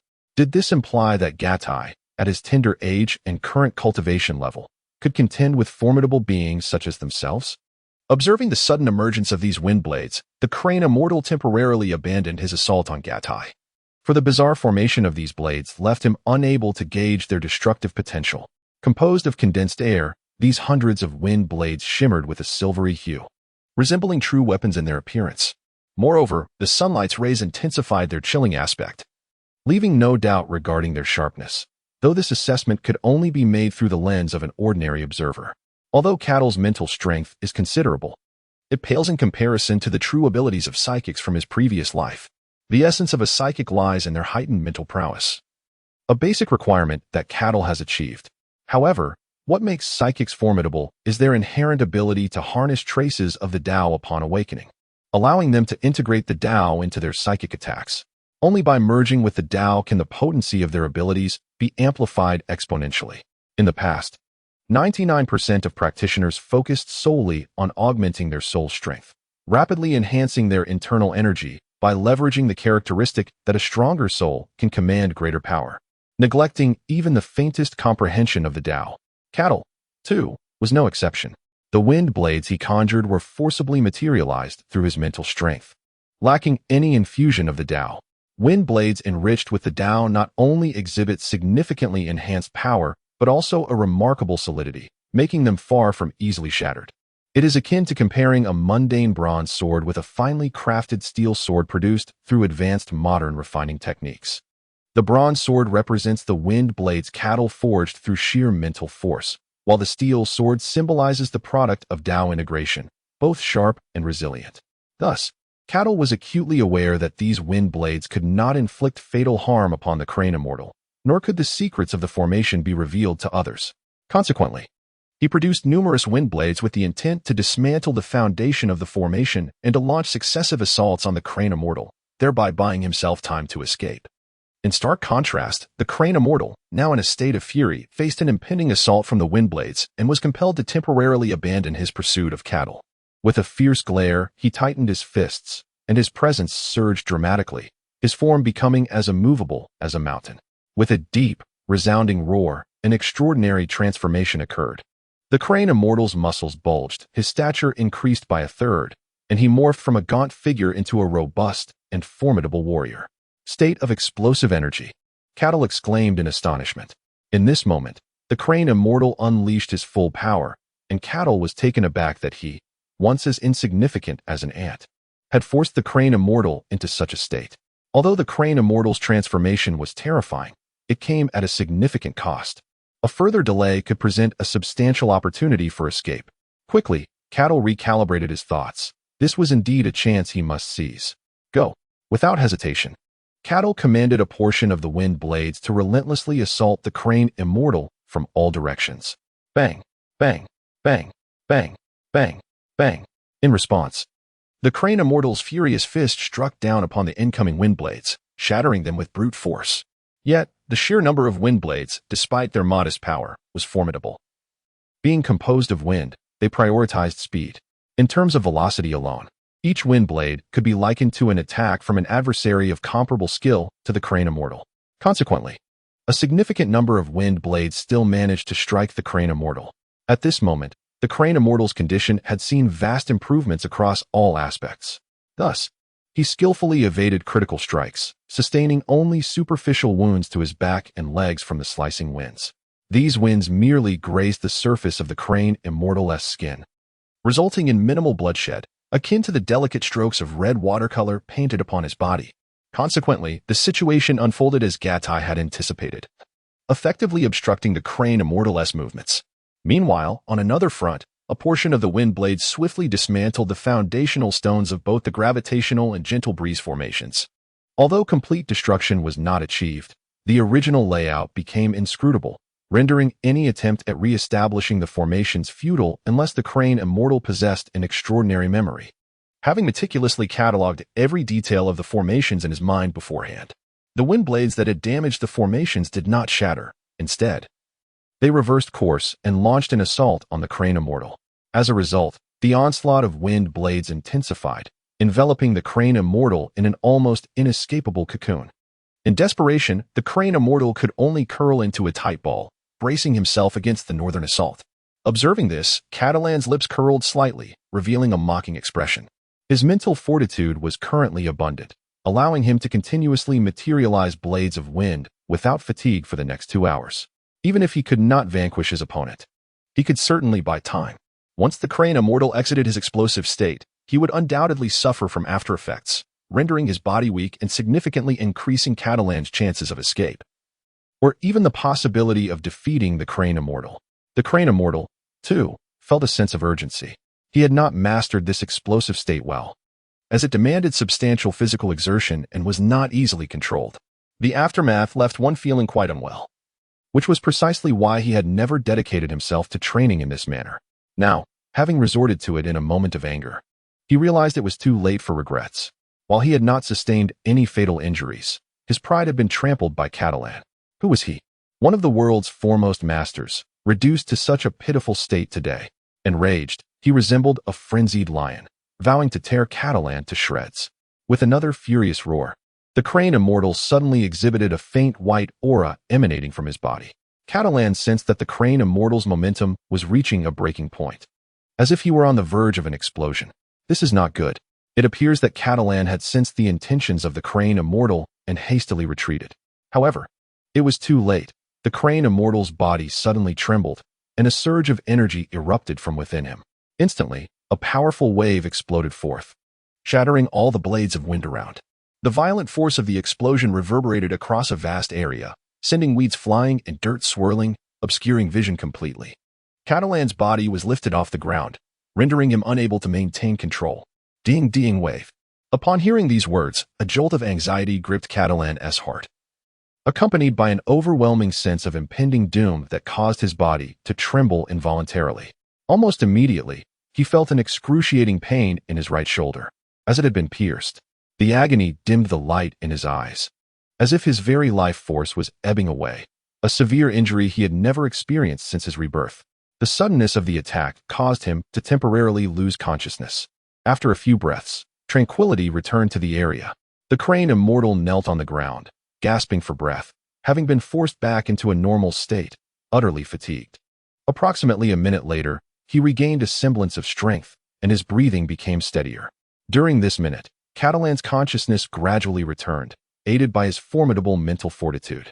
Yet, the agonizing pain in his right shoulder elicited a muffled groan from him. The crane immortal, having heard the sound, glanced at the prostrate Catalan with surprise, muttering, "You're still not dead. Humph, what does it matter that you're alive? You're left with but a fragment of your life." With this casual remark, the crane immortal slowly rose and approached Catalan. At this moment, Catalan remained motionless, but his mental acuity allowed him to discern that the crane immortal was not in a favorable condition either. Gatai realized that he was no longer capable of engaging in battle. In his current state, escape was utterly impossible. Even if he possessed the ability to fly, he could not evade the second distant assault of the crane hermit's piercing wave. His sole reliance lay in his mental fortitude, and at that moment, Gatai fervently searched his mind for methods of soul-based attacks. In his previous life, he had studied the orthodox techniques of soul assault, yet he never practiced them. For even with the existence of such techniques, mastering them proved to be a formidable challenge. Now, in the world of Dragon Ball, he was uncertain whether the soul attack techniques from his past could be effective. Given his current state, time was of the essence. He had to swiftly identify a truly effective method of soul assault. Countless pieces of information flashed through his mind, and ultimately, the technique of soul shock emerged. Soul shock is a means of unleashing a final assault on the enemy by igniting one's own soul, a desperate gambit that risks total annihilation. Additionally, there exists another form of soul attack derived from soul shock, known as mental shock, which operates on similar principles. In his previous life, techniques of soul attack were rare and exceedingly precious in the realm of cultivation. Thus, individuals devised both the soul shock and mental shock techniques. These approaches eschew traditional cultivation methods, directly targeting the essence of the soul and mental power, attacking the opponent at the cost of sacrificing a portion of one's own soul or mental strength. The soul and mental power belong to oneself, and one has the greatest command over one's own essence, akin to wielding one's own hand. If one can summon the resolve, one could sever it with ease. Hence, the soul shock and mental shock techniques can be executed effortlessly without the need for formal cultivation methods. Although Gatai has been reborn in the Dragon Ball universe, he possesses the soul strength and mental power characteristic of the mid-stage golden core, which aligns perfectly with his newfound existence. Thus, Gatai is confident in his ability to utilize the mental shock technique to assault Master Roshi. Through his mental perception, he senses that Master Roshi is drawing near. At this moment, Gatai opens his eyes, filled with fury, and fixates intently on Master Roshi. The old master, wearing a menacing expression, places a foot upon Gatai's right shoulder. revealing the reason for his survival. His attack had merely gone awry, failing to strike a critical area. As the wound on Gatari was stepped upon, he cried out in agony, yet felt utterly powerless. The sensation of life being controlled by another is truly unbearable. The crane immortal pressed down, twisting his toes with force upon the wound, causing Gatti's body to tremble and his breath to quicken. His body instinctively sought to move, only to exacerbate the pain emanating from the injury. "Oh, my apologies for causing you pain. Now, you have your final opportunity. Reveal the method of your cultivation, and I may grant you a swift end," the crane immortal remarked, a smug expression replacing his previously fierce demeanor. His countenance, reminiscent of those vilified traitors, bore a certain satisfaction at Gatti's torment. "Seeing you in such agony, I shall allow you a moment of respite." With that, the crane immortal withdrew his foot, granting Gatti a modicum of relief. "See, I am so benevolent. You ought to be grateful. Now, hasten and disclose your cultivation method." A faint smile graced the face of Gatti, albeit a strained one, his eyes brimming with disdain and a hint of mockery. Observing this, the crane immortal's expression darkened once more, and he declared in a stern voice, "It seems you are but a stubborn duck refusing to admit its fate. Very well, then. You shall meet your demise." With that, the crane immortal extended a finger, a yellow glow coalescing at its tip, growing ever larger. And Gatti could distinctly sense the terrifying power contained within it. "Is this what you call chi?" Gatti's smile blossomed even brighter. Previously, Gatti had endured a devastating blow from the crane immortal. In that moment, teetering on the brink of life and death, both his body and mind had been acutely focused, leading to peculiar changes within him, as if some latent force had been awakened. After sustaining his injuries, the dormant energy within him had finally begun to manifest, actively working to mend his wounds. However, due to the severity of his injuries and his own limitations, the healing effects were rather subtle. Yet, at the same time, Gatti had come to appreciate the formidable characteristics of chi in the Dragon Ball universe, an energy that originated from within the body itself, possessing remarkable self-healing capabilities. This was a stark contrast to his previous life, where, despite a plethora of techniques with various attributes, those inclined towards healing were undoubtedly effective. However, the energies cultivated from fire, ice, and other more domineering and aggressive attributes lacked any self-repairing abilities, offering only a faint restorative effect through the absorption of natural energies during practice. Initially puzzled by the gradual recovery of his body, Gatti finally comprehended the phenomenon after witnessing the crane immortal's chi up close. His body had been stimulated, leading to the spontaneous generation of chi, which he could now control. With this newfound understanding, Gatti concluded that mastering chi would liberate him from the fear of hidden injuries, enabling him to soar to great heights. Gazing at the surging power coalescing at the crane immortal's fingertip, Gatti softly uttered, "Thank you." Before the crane immortal could react, Gatti ignited a tenth of his mental energy, rendering his complexion somewhat pale. Although it was merely a fraction, from another perspective, it felt akin to severing a finger, still painfully significant. Once the mental energy was expended, even this diminutive fraction could unleash formidable strength, and imperceptibly, a wave of disturbance infiltrated the crane immortal's mind. Though the crane immortal sensed something amiss and had previously encountered the extraordinary abilities of dumplings, the nature of this mental anomaly eluded even his understanding, making it impossible for him to discern any clues. In an instant, the crane immortal experienced a searing pain in his head, akin to being pierced by needles, causing the chi at his fingertip to dissipate. The agony etched itself onto his very soul, an indescribable torment. Clutching his head with both hands, he collapsed to the ground, utterly drained of strength, his eyes bloodshot, as if his skull were on the verge of exploding. Soon, the crane immortal lost all strength to struggle. Extending a single finger towards Gatti, uttering a few indistinct words before succumbing to unconsciousness, Gatti endeavored to adjust his state, harnessing his mental strength to control his body into a standing position. Upon confirming that Master Crane was alive, he felt a sense of relief. Although Master Crane had shown him no mercy, Gatti himself had not perished, and he was quite reluctant to see any significant deviations from the original storyline, especially given the unpredictable nature of the Cell Saga. In his eyes, human ingenuity could even make the gods tremble. For instance, in his previous life, the cultivation civilization had reached its zenith, a testament to the extraordinary achievements wrought by human intellect, leading to unimaginable strength among cultivators. Thus, enduring the tumult of the Cell era was of paramount importance. Consequently, Gatai expended a tenth of his mental energy to launch an attack. Otherwise, Master Crane would have undoubtedly succumbed to the psychic shock technique. As for whether Master Crane would be rendered an imbecile, Gatai deemed that beyond his concern. It was not the right moment to eliminate Master Crane, and lingering here was inadvisable. He needed to depart swiftly.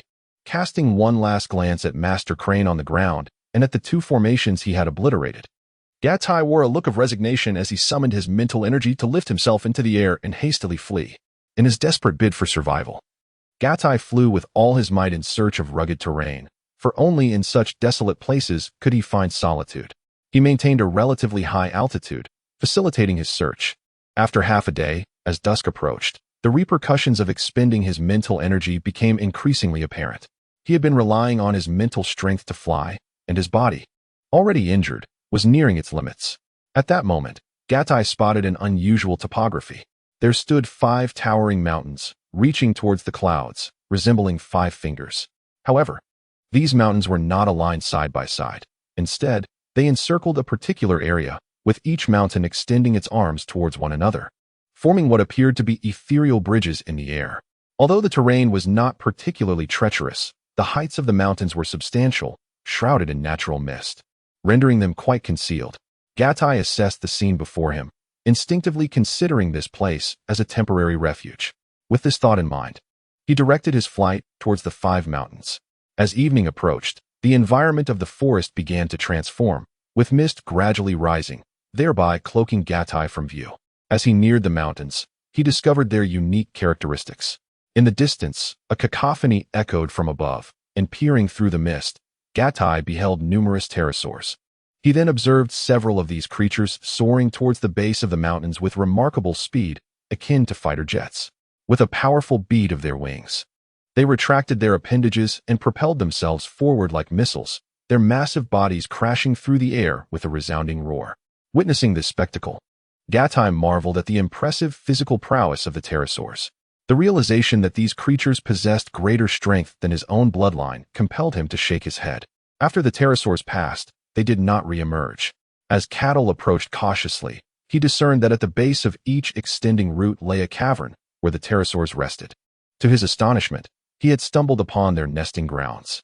This revelation was fortuitous, for the combat prowess of these pterosaurs was indeed formidable, and the Crane Immortal would never anticipate that he would venture into such a perilous area, Cattle mused. Presently, he was still quite weak, nursing severe wounds, and was in no condition to confront the pterosaurs. Prudence was paramount. Consequently, Cattle lowered his altitude, endeavoring to evade the pterosaurs, and directed his flight towards a more secluded path. Before long, he discovered a relatively lower terrain, where the mountain range extended. Fortunately, the areas above where the mountains converged were shrouded in mist, which he hoped would conceal him from the watchful eyes of the pterosaurs. Thud! Catalonia seemed to have exhausted its final breath, as if it had endured a marathon, taking one last victorious step before collapsing onto the ground. In that moment, Catalonia carefully examined its wounds, discovering a fine circular puncture in the right shoulder, evidently caused by a piercing attack. Fortunately, the mastery of the explosive state by the Crane Hermit was not particularly refined. In this volatile condition, his control over energy was significantly diminished. Otherwise, I would have been reduced to ashes. After half a day, although the injuries had not healed, the pain had subsided somewhat. The mountain ridge extended extensively, covering an area equivalent to several football fields. Here, if there were ample provisions, long-term cultivation could prove to be a worthwhile endeavor. Catalonia surveyed the surroundings, and a notion of temporarily residing there began to form in his mind. With mental energy nearly depleted, he was uncertain if he could recover. The immediate priority was to tend to his wounds. Resolutely setting aside his thoughts, Catalonia momentarily abandoned the use of mental energy, forcing himself to rise and make his way toward the base of the ridge. One hand pressed against the injured area, his steps were unsteady and sluggish. Fortunately, there was a cave at the base, and its smaller size posed no issue. Upon closer inspection, he found that there were indeed caverns. And as a human rather than a massive pterosaur, it was sufficient to shield him from the elements. He felt a sense of satisfaction. Leaning against the rocky wall, Catalonia relaxed his body, attentively sensing his internal condition. In a state of exhaustion, his body strived to absorb external energy in an attempt to alleviate the fatigue. Additionally, after his initial attempt at energy gathering, the portion of energy that had previously been inaccessible began to autonomously and swiftly channel itself to aid in the healing of his wounds. Of course, this method of repair had its drawbacks. It was entirely spontaneous and could not compare to the facilitated energy manipulation of his past life, wherein the cultivation techniques actively promoted self-healing. Nonetheless, with 2 lifetimes of experience, Catalonia possessed profound knowledge. His innate energy not only rendered him powerful, but also endowed him with healing capabilities, a fact known to every practitioner in his former life. Although he had not developed a viable technique in the Dragon Ball world, Catalonia could enhance his control over his own energy. Through careful attunement, he gained some insights into the manipulation and application of energy. Subsequently, he actively stimulated the generation of energy within his body, complementing it with his natural healing process, directing a substantial amount of energy toward his wounds. However, he quickly recognized a problem. The energy within his body was insufficient, resulting in a painfully slow healing effect. Although he could now wield energy, he had not truly matured in his abilities. He speculated that even if he could summon all the energy within him, he would be unable to unleash it in the form of shockwaves. It was akin to the original tale, where Goku mastered energy before Krillin, who, in turn, merely manifested a bubble of energy in his palm. Furthermore, during the Majin Buu saga, Videl had sufficient physical strength and, under Gohan's guidance, learned to harness energy. At that time, she could only control her energy to fly, unable to release it in the form of shockwaves. Indeed, it appears that the cultivation of energy in the Dragon Ball universe is divided into 3 distinct stages. The first stage involves strengthening the body, allowing the energy within to grow to a perceptible level. The second stage is the ability to sense and manipulate the energy, which is quite mysterious. At this point, one can accomplish basic feats, such as flight, utilizing this energy. The third stage enhances the understanding of energy and allows it to flourish, enabling one to launch energy attacks externally. By this stage, the energy within the body becomes quite robust, allowing for better self-healing even after sustaining injuries. Tai meticulously analyzed each aspect. As he pondered, he began to grasp the crux of the issue. However, he found himself alone, lacking sufficient energy, senzu beans, or any healing devices, and situated deep in the mountains. In such an environment, he could only rely on his body's innate ability to heal itself. For this self-repair, ample energy was essential, which could only be obtained from external sources. Then, Tai surveyed his surroundings, seeking anything that could satiate his hunger. Nourishment was vital to ensure his body had enough energy to facilitate self-repair. Soon, he discovered that there was nothing edible in sight. Realizing this, he felt an overwhelming sense of urgency. Given his current physical condition, surviving in such an environment was tantamount to digging his own grave. Resigned, he decided to rest for the night and wait for the next day. If his injuries improved and his mental energy was restored, he would search for another location or venture out in search of food. With a tone tinged with melancholy, he spoke to himself. Subsequently, he relaxed his body and closed his eyes, resting quietly. As for his injuries, he had previously developed his body, enhancing his ability to absorb the energies of the world, thus relying entirely on his body's self-repair mechanisms. In the depths of the mountains, the night was serene, devoid of any disruptive sounds. Drip, drip, water? Hearing the sound of dripping water, Tai realized he was somewhat thirsty. Awakened by the sound, he opened his eyes wide with sudden alertness. He then concentrated, trying to discern the source of the water drops. After several minutes without any further sound, he wondered if it was merely an illusion. Drip. Just as he was lost in speculation, the sound of dripping water emerged once more. It appeared again. Tai was convinced this was real and certainly not a mere auditory hallucination. He held his breath and focused intently, listening again. Approximately 10 minutes later, he finally heard the sound of water dripping for the third time. It's coming from there. A glimmer of determination sparked in his eyes as he, disregarding his physical pain, turned with urgency and moved toward the source of the sound. Katali reached the other side of the cave, pressing his ear against the rocky wall to listen intently. After a few more minutes, he once again discerned the sound of dripping water. This time, Katali was finally able to ascertain the source of the dripping. It emanated from within the cave's rocky interior. He then extended his hand and began to strike the wall broadly, quickly discovering a section of rock the size of a palm that was notably fragile. With a slight exertion, Gata cracked the rock face, and an unusual fragrance wafted through the air. What could produce such an enticing aroma? Gata pondered, sensing that this scent was extraordinary, as if he had stumbled upon a treasure. Dismissing any further thoughts, he exerted more force, breaking through the rock to create a palm-sized opening. As the hole formed, a milky white liquid began to seep out, and with its slow emergence, the captivating fragrance intensified. Gata inhaled deeply, feeling invigorated by the aroma. Just the scent alone was enough to uplift his spirits. It was undoubtedly something remarkable. Suppressing his inner excitement, Gata felt no apprehension regarding the essence of the white liquid and eagerly leaned in to taste it. After sampling a few sips, he smacked his lips, his eyes sparkling with realization. It was the essence of a century-old stalactite. This was a rare and precious treasure, although in the realm of cultivation. Stalactite essence might not be highly regarded. Its potency, after a century of maturation, represented a significant boon for martial artists honing their inner strength. Cattle is now in the world of Dragon Ball, where cultivation is intricately linked to the physical body. At this stage, Cattle remains rather feeble and is in dire need of such extraordinary treasures. How fortunate! It appears that there is an abundance of stalactite essence here, sufficient to last for quite some time. Cattle, filled with excitement, cannot help but dance with joy. Subsequently, Cattle begins to drink copiously, and before long, he finds himself feeling 3 parts full. His body continuously absorbs the energy from the stalactite essence, bringing forth waves of warmth. Afterward, Cattle seals the opening once more and begins to refine this energy. Ever since he gained control over his ki, Cattle has been able to exert control over his body without relying on mental strength. His cells rapidly absorb the energy, leading to physical recovery and enhancement, strengthening his body further. The nurturing of his soul becomes increasingly apparent, and soon, Cattle's mental state improves significantly. The cultivation methods in the Dragon Ball realm are indeed peculiar, focusing primarily on the body and ki.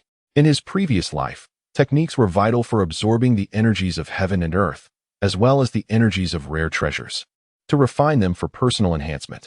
The ultimate goal of these techniques was to fortify the physical body. Although the Dragon Ball world may lack the existence of such techniques, the ability to control the body allows individuals to fundamentally absorb the energy they require, thereby strengthening each cell and enhancing their physique. Both approaches originate from the same source, yet the latter proves to be more thorough. Perhaps this is why the Dragon Ball world seemingly lacks the presence of cultivation techniques. They simply do not require them, as everything hinges on the body itself. Soon, Cattle notices significant signs of recovery in his mental strength. As the night deepens, he reflects on his time spent at Wuzishan, where he has resided for a year. He has named this range of 5 mountains Wuzishan, since discovering the stalactite essence. Cattle has entered a rapid growth phase in his cultivation. Following his previous injuries, the benefits from the stalactite essence, although not a substitute for sustenance, have remarkably accelerated his recovery the next day. Despite experiencing a 10% reduction in total mental strength, its intensity remains formidable. With mental fortitude, finding sustenance anywhere in the world is no longer a challenge. After a month, Cattle has redeployed the gravity array and healing array at Wuzishan. The gravity array still exerts 10 times the normal gravitational force, although its range has been slightly reduced. Yet, its effectiveness has improved, now reaching 1.6 times the gravity of Earth. This enhancement is the result of Cattle's persistent contemplation on how to optimize the effects of the gravity array.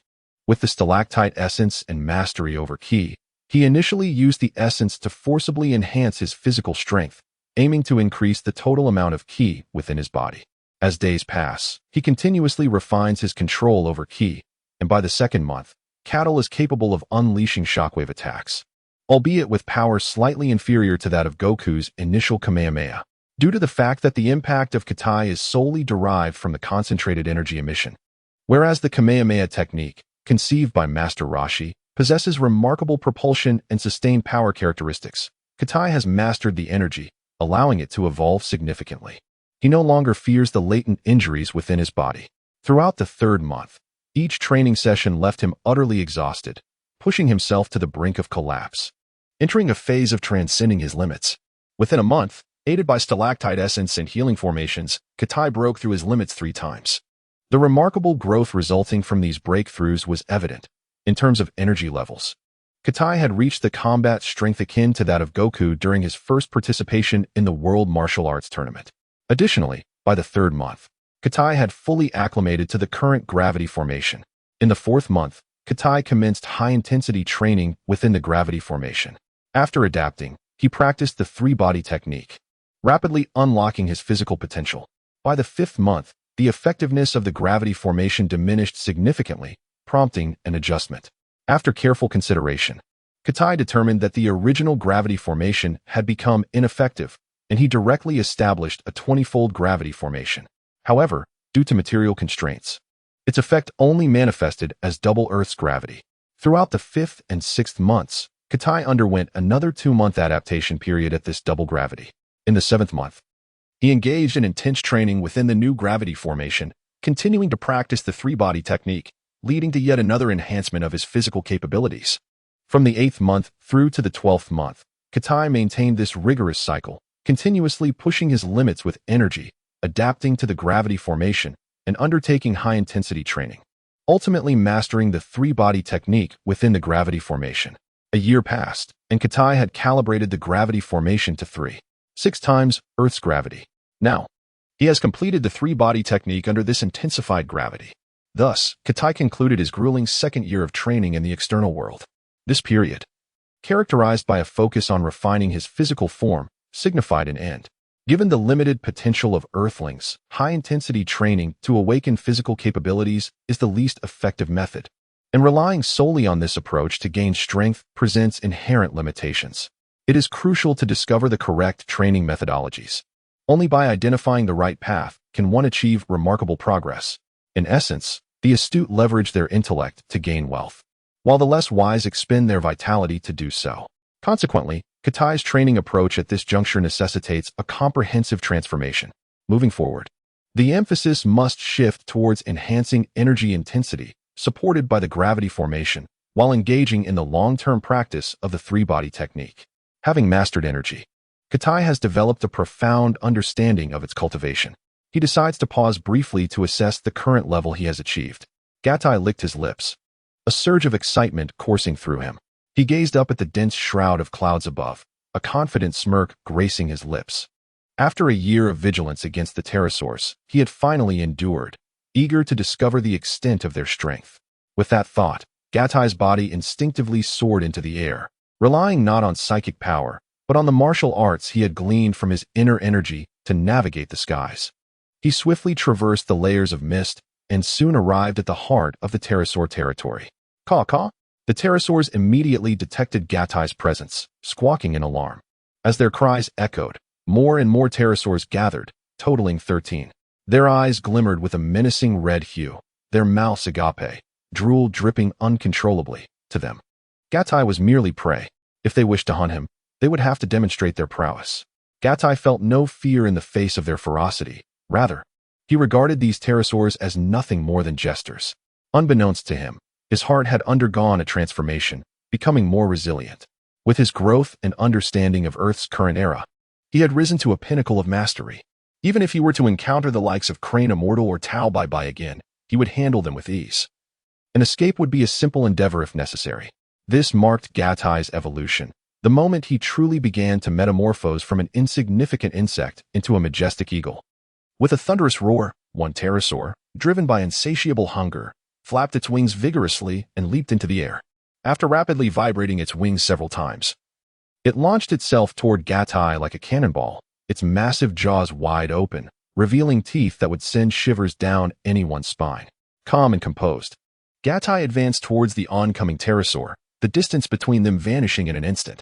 He could feel the air pressure generated by the pterosaur's dive. However, Katai had grown significantly, and such pressure no longer affected him. With a focused gaze, he extended one hand and pressed it against the pterosaur's snout. The impact halted the massive creature's momentum, transitioning it from extreme motion to complete stillness, causing a tumultuous surge in the air. The pterosaur's snout was directly affixed, resulting in a tremendous force. At that moment, tears streamed from the creature's eyes in pain. Katai smiled slightly, raised his other hand into a fist, and struck swiftly at its head. The pterosaur felt an overwhelming force, its body uncontrollably propelled away by Katai's punch, ultimately crashing into a mountain ridge. The impact left the ridge riddled with cracks, on the verge of breaking. The other pterosaurs seemed unwilling to concede, as another swooped in from behind Gatai. Although he did not fly using mental energy, he effortlessly perceived his surroundings, detecting the threat without turning around. In a graceful motion, Gatai evaded the attack, and, just as the pterosaur was about to pass him, he seized its tail. Channeling his strength, he hurled it towards the pterosaur he had previously sent flying. The mountain ridge endured another violent collision, finally fracturing. At that moment, the remaining pterosaurs appeared hesitant, their eyes wide with fear towards Gatai. With a cacophony of cries, they scattered in all directions. Huff! Gatai exhaled, pleased that they fled. This territory would now be his. Yet, he felt a twinge of dissatisfaction, pondering the extent of his strength. He glanced at the two pterosaurs below, still wailing in agony, and slowly descended before them. They instantly displayed expressions of terror, disregarding their injuries as they desperately flapped their wings to escape, colliding with the mountainside multiple times in their panic. The creatures of the Dragon Pearl world are truly remarkable, seemingly possessing a higher intelligence, as evidenced by their remarkably human-like expressions. Gatai couldn't help but chuckle at the sight. In a year's time, the Grand Martial Arts Tournament would commence. Strictly speaking, I have less than a year left for cultivation. Gatai gazed up at the sky, his face brimming with anticipation. Returning to his designated area, he adjusted his state and began to enter a state of energy concentration. Now capable of controlling his energy, Gatai effortlessly gathered immense power between his palms. Energy coalesced, forming a luminous blue sphere as it increased in volume. As the energy within the body of Gatai was ceaselessly extracted, he found himself on the brink of exhaustion. The vitality that once resided within him had been nearly depleted, and the luminous orb between his palms radiated with an intense brilliance, teetering on the verge of bursting. Yet, he urged himself to endure, believing that only through perseverance could his cells undergo a more profound transformation and generate an abundance of energy. He persisted for a while longer, his entire being caught in a relentless struggle for energy extraction. In this state, his body craved nourishment and instinctively began to draw energy from the external environment. However, just as he managed to restore a fraction of his strength, that very power was once again siphoned away by Gatai. Thus, this unending cycle ensued, leaving his body in a perpetual state of depletion. What Cattle was currently engaged in was the intense extraction of his own potential, pushing his limits to the very core. Soon, he found himself drenched in perspiration, his body growing increasingly heavy, while simultaneously struggling to contain the volatile energy within him. Balancing these two formidable challenges proved to be exceedingly arduous. It became unbearable. After enduring for a brief moment longer, Cattle realized he could no longer persevere. Failure to release this pressure could lead to uncontrollable consequences. As this predicament unfolded, Cattle thrust his palm skyward, channeling the gathered energy into a shockwave that surged upward with the ferocity of thunder. The shockwave persisted for several seconds before he, utterly spent, felt it dissipate. Huh. Gatai gasped heavily, his hands hanging limply at his sides, his face a portrait of utter exhaustion, embodying despair to its fullest extent. Once more, he uttered, and with that, he endeavored to gather his remaining energy. This time, however, his body was almost devoid of strength, and the energy he managed to collect appeared like scattered specks of light, coalescing within his palms. It was evident that the luminous points gradually merged with the nascent light, slowly expanding in size. Yet, after a brief struggle during the second attempt, Gatai found himself utterly drained, his body collapsing under the weight of fatigue. However, in that moment of descent, the scant energy he had managed to gather instinctively flowed back into his body from his palms. This revelation invigorated Gatai, and without a moment's hesitation, he dashed towards the healing array, seeking to harness its restorative powers to recuperate his strength. Cattle did not allow his energy to return to its optimal state. After merely an hour, he withdrew. Although the energy within him was limited, it was not entirely depleted, perhaps making it easier to control. Cattle assessed his physical condition and made a rough judgment. Subsequently, he attempted to gather his energy once more. This time, however, he sat cross-legged on the ground, recalling the martial artist's state of unimpeded energy flow, envisioning the Super Saiyan enveloped in a golden aura, and remembering the scenes from the original Dragon Ball where Krillin and the other Earthlings exhibited their explosive energy surrounded by a distinct white flame. In Cattle's view, the golden aura of the Super Saiyan and the explosive state of Krillin and his companions were fundamentally similar to the state of unimpeded energy flow. All three conditions bore striking resemblance to one another. It seemed that the inhabitants of the Dragon Ball universe had perfected this state, for their cultivation of energy was intrinsically linked to the cultivation of their bodies. Moreover, achieving unimpeded energy flow appeared almost effortless. As long as the total amount of energy reached a certain threshold, it could be attained. Perhaps this was a manifestation of the laws of the Dragon Ball universe. Reflecting on this, Cattle felt a deep admiration for the wondrous nature of that world. Long ago, he had trained underwater, significantly enhancing his connection to the external environment and substantially improving his physical control. He mused that his innate physical state was akin to the unimpeded flow of energy. At this stage, he believed that aside from Sun Wukong, no one could rival his level of physical control. If he could succeed in mastering this skill, he could control his energy with ease, retracting it into his body rather than merely expelling it outward, thereby not only refining his energy, but also facilitating a swift recovery of his physical condition. As Cattle pondered further, excitement surged within him. He believed he had stumbled upon a remarkably effective method of cultivation, one that could possibly be sustained indefinitely. With each deduction, his conviction grew stronger. As he gathered his energy, Cattle soon felt a sensation of his vital essence being drawn forth. He then harnessed this energy to channel his mental power, orchestrating a harmonious collaboration between his body and mind to control the energy as it emanated from various parts of his being. Initially, he refrained from extracting the majority of his internal energy, opting instead to experiment with the feasibility of this method. Thus, under the combined influence of body and mind, a small amount of energy was effectively controlled, and he soon sensed a star-like energy radiating from behind him. It is feasible, Cattle thought, his heart racing. His next endeavor was to contain this dissipating energy, preventing it from escaping, which necessitated the inward consolidation of his essence. For Cattle, this was a relatively simple task, given his formidable control over both body and mind. However, to his dismay, when he attempted to retract the energy, the essence that had escaped into the external realm resisted control, while the residual energy within his body was successfully managed. Under intense focus, the energy within him began to condense and compress, the essence that once filled each cell mysteriously compacting into the corners of their original spaces, thereby freeing up significant room to store additional energy. Moreover, in this state of intense inward consolidation, his body fervently absorbed the energies of the heavens and earth to replenish the energy required by the cells. This influx of energy was subsequently compressed and integrated, culminating in an enhancement of the overall energy volume. Cattle had contemplated this state long ago, though he had not yet mastered the control of energy at that time. However, it was not the outcome he desired now. As a descendant of Earth, his potential was inherently limited. According to the original text, the maximum potential of an Earthling's lineage typically capped at a combat power of 1,000 points.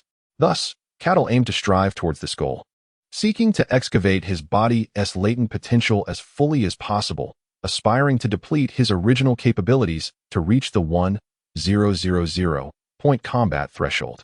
It was only upon surpassing this limit that he could experience swifter and more significant growth. Should he disregard all else in pursuit of merely amplifying his combat power? He risked burying his potential as an Earthling. The stronger he became, the more daunting the barrier to his limits would become. Despite his setbacks, Cattle remained undeterred. At the very least, he had discovered a stable approach to tapping into his latent potential.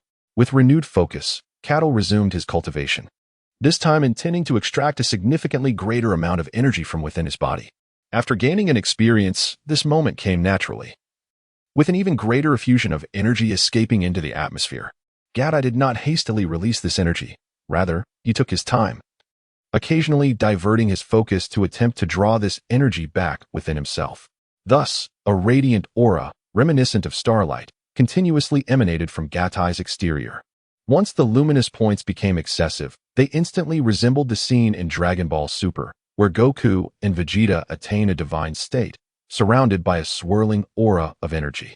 After a short while, Gatai slightly quickened his pace. At this juncture, the granular energy was replaced by a filamentous flow, causing Gatai's outward energy movement to mirror that of Goku and Vegeta in their Super Saiyan Blue forms, exuding an air of sanctity. In a state of tranquility, Gaotai gradually extracts the energy within himself, subsequently exerting his body to cultivate even more vitality. This method avoids the significant upheaval that had previously ensued. While Gaotai immerses himself in his serene training, his every action has captured the attention of the celestial realm. Previously, as Gaotai gathered energy over an extended period, he provided ample time for the heavens to sense his presence, not through divine intuition, but via specialized instruments stationed in the celestial temple designed to monitor Earth's disturbances. Only upon the instruments' reactions do the deities become alert. The essence of Gaotai is unfamiliar, for he is a newly emerged master who has abruptly attained such prowess. Such a formidable being possesses the potential to unleash tremendous calamities upon the earth. Naturally, the celestial realm remains vigilant regarding this strange presence to avert any unforeseen changes. Regardless of whether it is Master Karen atop Karen Tower or the deities of the celestial realm, they are all taken aback by Gaotai's sudden evolution. At that moment, Master Karen, indulging in slumber, was stirred by an unusual ripple emanating from the water jar beside him. It seemed as if he sensed a disturbance. Abruptly, he sprang up like a carp, hastening to the water jar. Within it, the image of Gaotai meditating beneath the Five Fingers Mountain was reflected. Meow, aha. Master Karen yawned, stretched languidly, and rubbed his drowsy eyes before focusing on the image in the water. Oh, what a surprise to see him. His astonishment stemmed from a year prior when the Crane Hermit had sought to eliminate Gaotai. The Crane Hermit, the Turtle Hermit, and the Mercurial Taobai were among the earliest subjects of scrutiny within the Dragon Ball lore. While the Turtle Hermit is a righteous martial artist, the Crane Hermit and Taobai are quite different. The former, when provoked, might resort to violence, albeit rarely, while the latter, a cold-blooded assassin, is unpredictable and kills on a whim. Consequently, any wrongdoing by these three would trigger a response from the water jar atop Karen Tower. A year ago, during the confrontation between the Crane Hermit and Gaotai, Master Karen had noted the impending demise of yet another individual on Earth, only to be astonished when Gaotai miraculously survived. Through the water jar, Master Karen gleaned some understanding of Gaotai's method of attack, primarily relying on supernatural abilities. Nonetheless, he remained skeptical of Gaotai's prospects. Observing through the water jar, Master Karen discerned a vast disparity in combat prowess between Gaotai and the Crane Hermit, the latter being exceptionally formidable. To him, it seemed inevitable that Gaotai would meet his end. Yet, in a twist of fate, Gaotai employed an unknown technique to narrowly escape death, incapacitating the Crane Hermit without ultimately taking his life. Master Karen felt a sense of relief regarding Gaotai's actions, recognizing him as a kind-hearted individual. Although the Crane Hermit had initiated the lethal confrontation, the fact that both emerged unscathed might indeed represent the most favorable outcome. Moreover, Master Crane's establishment of the Crane School has significantly contributed to the martial arts on Earth. In the past, Master Crane resorted to violence only when provoked. Consequently, Master Karen no longer wrestled with the question of whether Master Crane should face retribution, allowing the matter to fade away. In the aftermath, Master Karen attempted to utilize the water tank to predict the events surrounding Gaotai, yet for reasons unknown, the tank remained utterly unresponsive. Gaotai, of course, was oblivious to these developments. Perhaps for him, the best outcome was that his secrets remained undisclosed. Unexpectedly, a year later, Gaotai's rapid growth and strength reached a level that warranted scrutiny. It was astonishing how much progress he made in just a year, truly a rare talent. I hope you exercise caution and refrain from unnecessary bloodshed. Master Karen, witnessing Gaotai's advancement, felt a sense of gratification, for he had already come to regard Gaotai as a virtuous individual, a champion of righteousness in the martial arts. Just as Master Karen was preparing to resume his slumber, a voice resonated in his ear, that of the celestial deity. Startled, Master Karen straightened himself and respectfully addressed the celestial deity. You are aware, I presume, that this surge of energy appeared quite suddenly, a phenomenon unprecedented until now. What is your perspective? Inquired the celestial deity. With a smile that seemed to be an inherent aspect of his visage, Master Karen replied, Rest assured, celestial deity, I have taken note of this individual. A year ago, he had an altercation with Master Crane, yet he managed to incapacitate Master Crane without taking his life, which attests to his benevolence. A year ago, the celestial deity exclaimed in surprise, accompanied by a note of skepticism. If he could defeat Master Crane a year prior, why was he only now under the watchful eye of the celestial realm? Oh, celestial deity, it is not as you presume. A year ago, he was still rather weak, albeit possessing exceptional talent in cultivation, training in solitude within the mountains. His singular advantage lay in his ability to execute mental attacks. which allowed him to catch Master Crane off guard. Ultimately, he spared Master Crane and departed. Master Karen recognized the celestial deity's misunderstanding and hastened to clarify. Very well. I hope your assessment holds true. The celestial deity expressed satisfaction with Master Karen's response, indicating that he had indeed performed his duties commendably. Then, the celestial deity spoke with a weighty tone. Lately, I have a foreboding sense that significant events are imminent. Therefore, I entrust you with the responsibility of keeping a vigilant eye on matters concerning Earth. As days turned into weeks, Gatai remained immersed in his training, day after day. Each day, he not only strained his own energy and potential, but also practiced the three-body technique within a gravitational array. 2 months passed, and Gatai's cultivation progressed steadily. 5 months later, his growth continued at a consistent pace, although the upward trajectory had begun to wane. By the 6th and 7th months, Gatai made slight adjustments to his training regimen, increasing the gravitational array's intensity from 3.6 times Earth's gravity to 4.2 times. Furthermore, he established another gravitational array, achieving an effect that reached 5 times the gravitational force of Earth. When employing the tri-body cultivation method, one enters the gravity formation to which one has fully acclimated for practice. During the night, one transitions to the newly established 5-fold gravity formation for rest. This approach significantly accelerates the progress of cultivation. Once one perceives a stagnation in growth within the lesser gravity formation, one can promptly shift to a higher, previously adapted gravity formation, thus creating a cyclical and progressive routine. Consequently, the level of cultivation for Gatai has been markedly enhanced. By the 9th month of the 3rd year, Gatai's physique has become capable of enduring high-intensity training within the 5-fold gravity formation. However, upon reaching this stage, Gatai paused. After 9 months of diligent practice, the results have been immensely fruitful. He has engaged in training under a gravity multiplier of 4.2, having already adapted to 5-fold gravity. Though the deeper aspects of training at this level remain uncharted. Throughout these 9 months, he has earnestly focused on the cultivation of qi.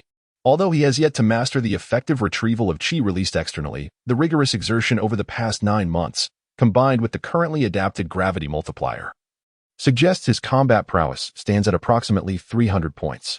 Given that the cultivation of qi in terms of internal refinement has not been formally pursued, a conservative estimate would place his overall combat strength at around 150 points, which is quite commendable. Gatai quietly assessed his own combat prowess, and the conclusion he reached filled him with satisfaction. As long as he could adapt to 10-fold gravity in his mastery of qi, the moment of his bloodline's potential eruption would soon arrive. At that time, with the three-body technique, he might even surpass the inherent limitations of human bloodlines and achieve a monumental leap. With the World Martial Arts Tournament fast approaching, it was time to engage in martial training and explore other methods of cultivation. Gatai was well aware of how to conduct his martial practice. The understanding of martial arts was indispensable. The Dragon Ball universe excels in its profound approach to breaking limits, sensing qi, and martial arts. Gradually transcending limits would take time, while mastering the restraint of qi was relatively straightforward, requiring only deep cultivation. He now possessed a vague understanding of qi perception, and ultimately, martial arts remained the most crucial aspect. A glimmer of determination shone in Gatai's eyes. He firmly believed that the presence of mental strength would enhance his comprehension of martial arts. The ability to sense qi in the Dragon Ball world was fascinating and extraordinary. Not only could one detect the location and strength of individuals from great distances, but they could also discern whether those individuals were malevolent or familiar. As one advanced further, even the qi beyond Earth could be sensed without the need for constant active perception. It occurred spontaneously. This level of sensory ability far surpassed that of cultivators. Gatai had to concede that while the spiritual power and consciousness of cultivators were formidable and possessed profound effects, their detection abilities were generally superior to those in the Dragon Ball realm. However, such exploration required proactive engagement and a sufficient coverage of spiritual power. In the following days, Gatai endeavored to fathom the capability of qi perception but ultimately faced failure and reluctantly chose to abandon it temporarily. His decision was not a true relinquishment, but rather a pivot toward alternative methods. Meanwhile, little Goku was engaged in combat with his puppet in the heavenly realm and had learned to sense qi. Others could perceive qi, yet the methods behind their abilities remained ambiguous, potentially due to the lower bloodline potential of Earthlings, which made enhancing their combat strength a challenge. To grow stronger, one must invest effort in other areas. Thus, elevating one's martial realm could be one viable solution, given the difficulties Earthlings faced in augmenting their combat prowess. The intensity of the chi they could master would not be particularly strong. However, with an improved martial realm, they could gain better control over chi. And through the refinement of battle, they might eventually touch upon the ability to sense chi. In the original narrative, Dragon Ball warriors had trained in the heavenly realm. Perhaps they, like little Goku, had undergone similar training that enabled them to learn chi perception. I desire to enhance my cultivation, which seems straightforward. Yet I lack understanding of martial arts. It appears the time has come to embark on my journey and refine my martial skills through the World Martial Arts Tournament. After much contemplation, Gatai made a resolute decision. He carefully preserved the stalactite essence and ensured that everything was in readiness. With a hint of reluctance, Gatai cast a final glance at Wuzishin before taking his leave. Gatai did not insist on flying. The Grand Martial Arts Tournament would commence in May, and there were still a few months ahead. He yearned to traverse the land on foot, seeking a profound connection with nature, which might ultimately enrich his martial prowess. As he traversed the mountains, each step imbued him with a sense of hardship, fortifying his spirit. Passing through the forests, he savored the vitality and mysteries of the natural world. Delighting in the nourishing embrace of the earth, his heart lightened. Scaling towering peaks served as a test of endurance for his body. Occasionally, upon encountering a babbling brook, Gatai would sit in meditation, reflecting inwardly. At times, he would gaze skyward, releasing his thoughts to the heavens. Gradually, Gatai's demeanor transformed into something ethereal, embodying the paradox of seeming ordinary while potentially being extraordinary. Appearing inscrutable, yet exuding the essence of an unassuming individual. When confronted by ferocious beasts in pursuit, Gatai reveled in the thrill of the chase, immersing himself in danger, which, to a certain extent, ignited his latent potential. In the end, those savage creatures found no reward for their efforts, exhausting themselves in the process. Thus, Gatai turned the tables on the beasts, discovering immense joy in the experience. This was a profound realization of the mind, yielding multifaceted benefits. For Gatai, who had always seized the moment for cultivation, appropriate relaxation proved beneficial for future growth, allowing for an alternative avenue to enhance his mastery. Engaging in playful antics with monkeys and racing cheetahs, each encounter became a form of training for Gatai. The approach taken by Gatai is well-founded within the practice of internal martial arts. In Xingyi Quan, there exists the 5 elements fist in the 12 animal forms, both of which embody the principles of the 5 elements. Just as the cosmos is governed by these elements, Gatai seeks to better comprehend their essence. While the concept of the 5 elements may not universally apply in this world, there are certainly numerous parallels to be drawn. Amidst the cascading waters of a waterfall, Gatai stands resolute against the torrent, remaining unyielded by the force of the current. With each punch he delivers within the waterfall, he keenly attunes himself to the resistance presented by the opposing flow. To adapt to such obstacles and to transmute them, he aspires to attain a profound understanding of strength, ultimately achieving a harmonious unity with the water itself. Catalyze unleashed a powerful punch, sending a cascade of water splashing around him. His fist, hindered by the resistance of the water, began to waver. With each successive strike, fatigue gradually set in, his strength began to wane, and his once steady stance faltered under the relentless current, forcing him to occasionally step back. Day turned into night, and night into day. 3 days had passed since Catalyze had lingered in this area, marking the first time he had remained in one place for over half a day since leaving Five Finger Mountain. Each day was dedicated to rigorous training, and over those 3 days, Catalyze grasped certain insights. His strikes became increasingly precise. Mastery over force was paramount. A mere fraction off could mean the difference between missing the target and delivering a fatal blow. The waist played a crucial role in this mastery, as the power of a strike emanated from the hips. On the 4th and 5th days, Catalyze began to fathom the esoteric principles of generating force with the swiftness of lightning. On the 6th day, he stood in the water, adopting the Santee posture, a form of static stance. Once in this position, his body's strength coalesced into a singular force, akin to a main axis, where a single thread could set the whole body in motion. It was no wonder that internal martial arts emphasized the importance of standing postures. Not only did they strengthen the lower body, but they also cultivated waist power, allowing for an understanding of the force's guidance. thereby eliminating the need for excessive buildup in combat. A single movement could trigger a powerful response, instantly overpowering the opponent. This was the essence Catalyze had gleaned over the past few days. In Dragon Ball, as Goku and Gohan matured, the most frequently mentioned principle was the avoidance of superfluous movements during attacks. This fundamental understanding enabled them to better harness their latent physical strength for impressive outcomes. With this realization, Catalyze stood calmly beneath a tree. A leaf drifted down gently, and as he attuned himself to it, his body remained unprepared, devoid of excessive buildup.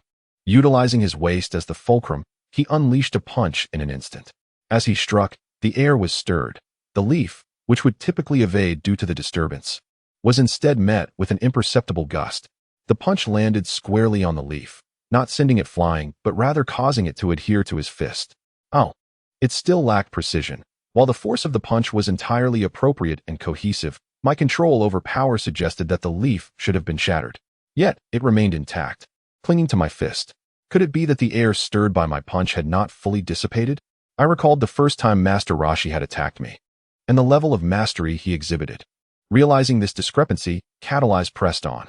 Thus, after 10 days in this area, on the 10th day, he finally mastered the ability to unleash a potent attack in an instant, devoid of any sound, while also concealing and condensing his strength, allowing for a sudden and explosive release upon contact with the target. He then struck the leaf again, this time without a sound, as if his fist merely grazed the surface of the leaf. Yet, in that fleeting moment, at the farthest reach of his fist, the air erupted, and even the leaves were shattered into powder. Galta felt a sense of satisfaction at the fruits of his comprehension. During the past 10 days, he had undertaken an experiment. By concentrating all his strength, he discovered that the force of his sudden bursts of power was 5 times greater than that of his normal attacks. Was this an elevation in the realm of martial arts? It felt somewhat peculiar, akin to a technique for generating force. This was Galta's first genuine exploration of martial arts, testing its principles. The direct physical assaults he executed evoked a sensation entirely distinct from the energy-based attacks of the cultivators from his previous life. It was a unique and exhilarating experience. Nevertheless, he set aside his doubts, recognizing that enhancing his attack intensity was indeed a positive development. Galta sensed a profound potential for further improvement in this explosive style of assault. With this thought in mind, he delved once more into contemplation, this time immersing half of his body in water to attune himself to the ripples of the waves. A month later, he succeeded. He had unraveled the method of power accumulation. This technique flowed like a waterfall, harnessing a continuous surge of impact, allowing Galta to unleash a force of 3-fold intensity, which he dubbed 10-fold strength. Although named thus for its aesthetic appeal, he speculated that it might one day evolve into 100-fold strength. The most significant gain from this period of reflection was his mastery over his own power. Simultaneously, his control over his internal energy had become increasingly refined. The cultivation of martial arts cannot be achieved in solitude. It requires the crucible of battle to yield greater rewards. Collecting his thoughts and gauging the passage of time, Galta quickened his pace. After all, he had no idea where Papaya Island was located. He needed to head to the city to inquire. Moreover, his attire was tattered. Following his battle with Master Crane, he had not taken the time to tidy himself, and it was high time for a change of clothes. In the present day, Gatai possesses a physique that is remarkably strong by Earth's current standards. He strives to journey on foot like the young Monkey King, traversing the oceans with his own hands. Relentlessly, he moves forward, pausing only for sustenance and rest. As time flows by, he unwittingly encounters one quaint village after another, each populated by kind-hearted individuals who, upon seeing Gatai in his tattered garb, generously offer him food and even provide him with new clothing, for which he is profoundly grateful. Thus, Gatai concludes his wilderness sojourn, savoring the exquisite delicacies of the human realm and experiencing its warmth. During his travels, Gatai encounters a band of robbers plundering a village. Without hesitation, he steps forward to rescue the villagers, who, in gratitude, present him with numerous gifts. Gatai, however, takes only a modest share, a wristwatch, some food, and a portion of the money seized by the bandits. With this newfound wealth, he finds it easier to navigate his journey. Upon reaching a bustling metropolis, he learns that he is still quite distant from Papaya Island. Consequently, he utilizes the money he acquired to secure transportation, ultimately arriving at Papaya Island a month ahead of schedule. The island is preparing for a martial arts tournament, attracting a considerable influx of visitors who are busily organizing the necessities for the event. Some martial artists, like Gatai, have already arrived in advance. With a month to spare, life in the city differs greatly from the wilderness. One must possess funds for food and shelter.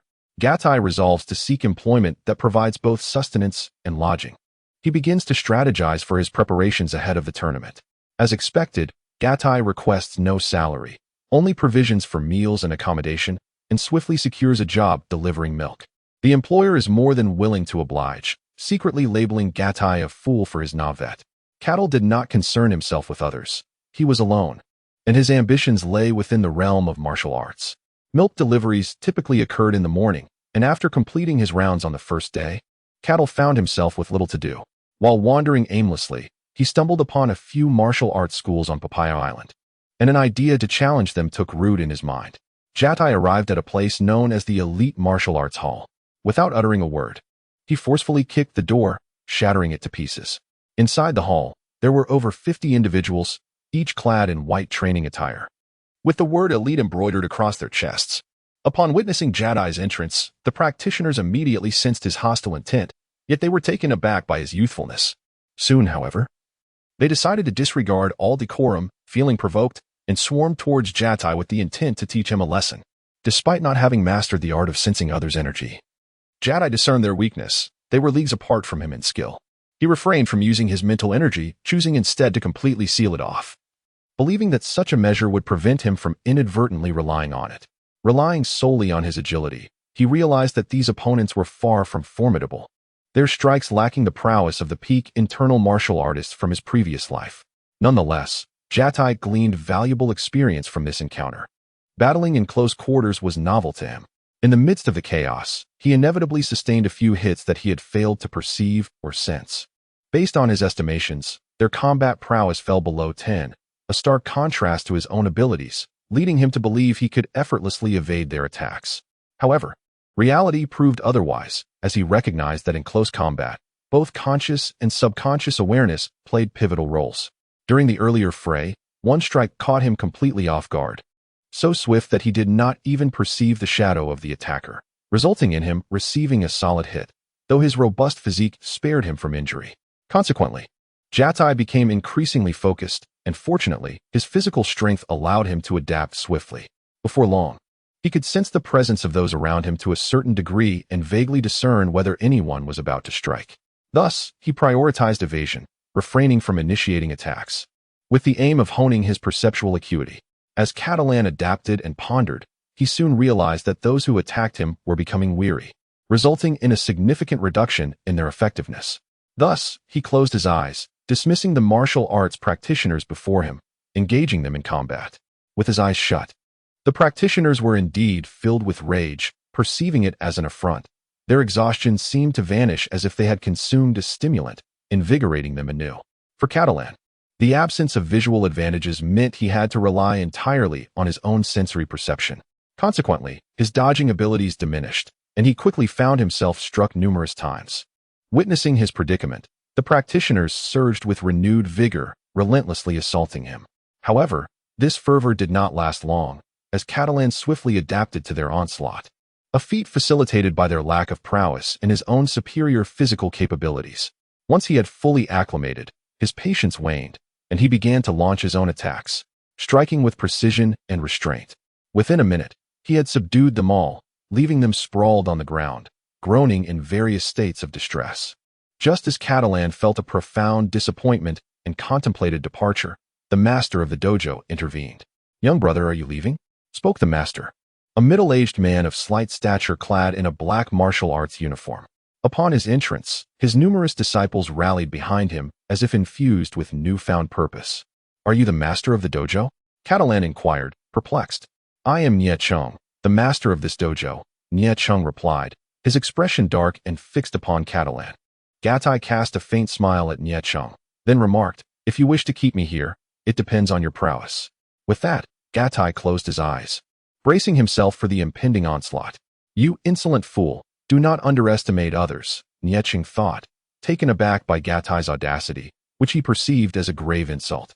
Having operated a martial arts school on Papaya Island for many years, he had garnered considerable renown. To be disdained by a mere brat today left him utterly incensed. At that moment, Nie Cheng's demeanor bore no semblance of a martial artist. Yet, one could hardly blame him. After all, it was Gatai who initiated the provocation. No one would respond with affability after being struck in such a manner. Regardless of the circumstances, Nie Cheng unleashed the fury that churned within, launching an attack against Gatai. His slender frame was surprisingly agile, and his speed was commendable. Even without having cultivated his inner energy, he was formidable in his own right. In a flash, he appeared before Gatai, a movement that elicited admiration from the disciples of the dojo. He then delivered a powerful left hook that struck Gatai squarely on the face, sending him hurtling backward, crashing into a nearby stone pillar. Bang! Cattle's physique was remarkably robust, nearly shattering the stone pillar with his impact. To my surprise, I could not sense it. Although Cattle was sent flying by a punch, he felt an inner elation. He had not employed any mental energy, nor had he formally engaged in martial arts. Thus, being struck indicated that his cultivation was insufficient and that he must persevere. Rising to his feet as if nothing had occurred, Cattle did not close his eyes, but instead stood resolutely before Nie Cheng. You possess considerable endurance, Nie Cheng remarked, astonished that Cattle could stand unharmed. I have already stated that such a level of attack is insufficient to hinder me. Cattle's words dripped with disdain. You scoundrel, perish. Enraged, Nie Cheng launched another ferocious assault, striking with swift and fierce intent. As his eyes narrowed, Gatai realized that he could not fully discern the trajectory of Nie Cheng's strikes with the naked eye. Nevertheless, when his eyes were open, he could still perceive Nie Cheng's attacks, enabling him to evade them with relative ease. During his battle with the Crane Hermit, his mental acuity was capable of capturing even the swiftest movements with remarkable clarity. However, at that time, his physical state was too weak to react in time to evade, necessitating reliance on his mental prowess.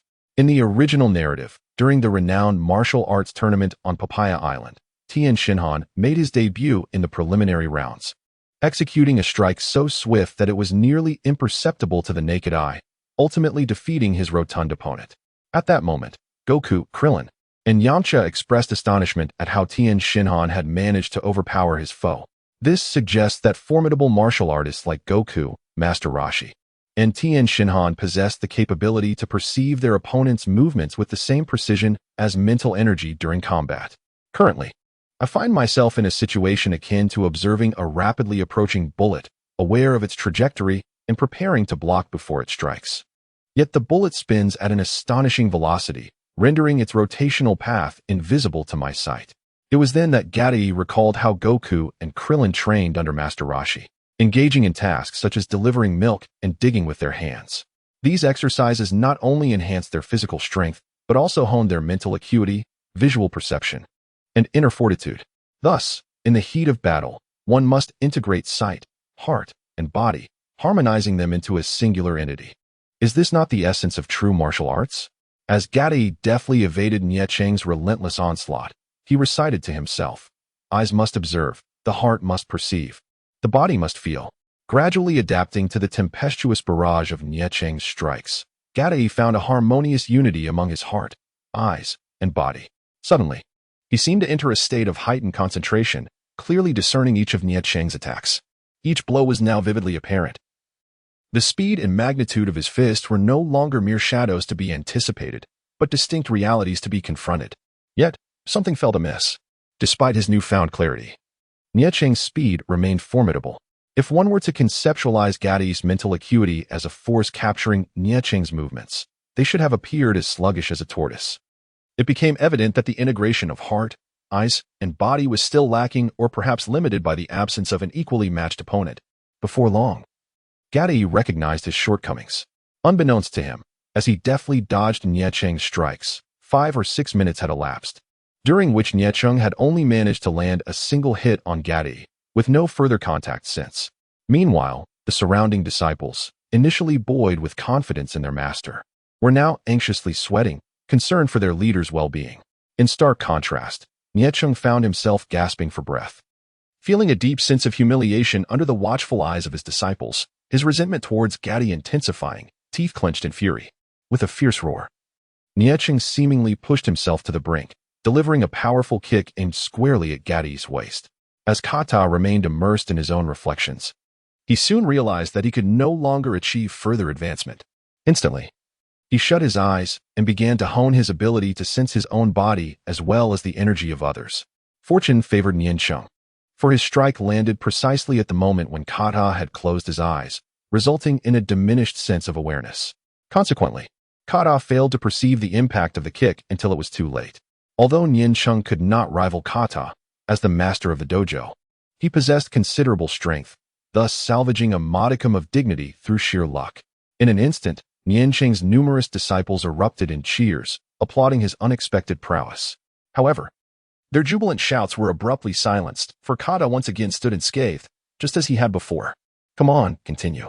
I can still endure," Kata declared with a stoic expression, as if the grievance lay with him, unabashedly taunting. You.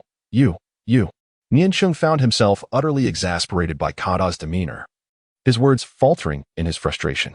With a resounding thud, Niancheng succumbed to his anger and fainted. Witnessing this, Kata felt a pang of disappointment. He believed that had Niancheng persisted a little longer, allowing him to adapt with closed eyes, his sensitivity to energy would have surely improved. With no worthy opponent remaining, he had no choice but to depart. The apprentices of the dojo, having witnessed Kata's formidable prowess, dared not impede his exit. Catalan, filled with enthusiasm, swiftly made his way to another martial arts dojo. The master of the second dojo possessed strength comparable to that of Niancheng.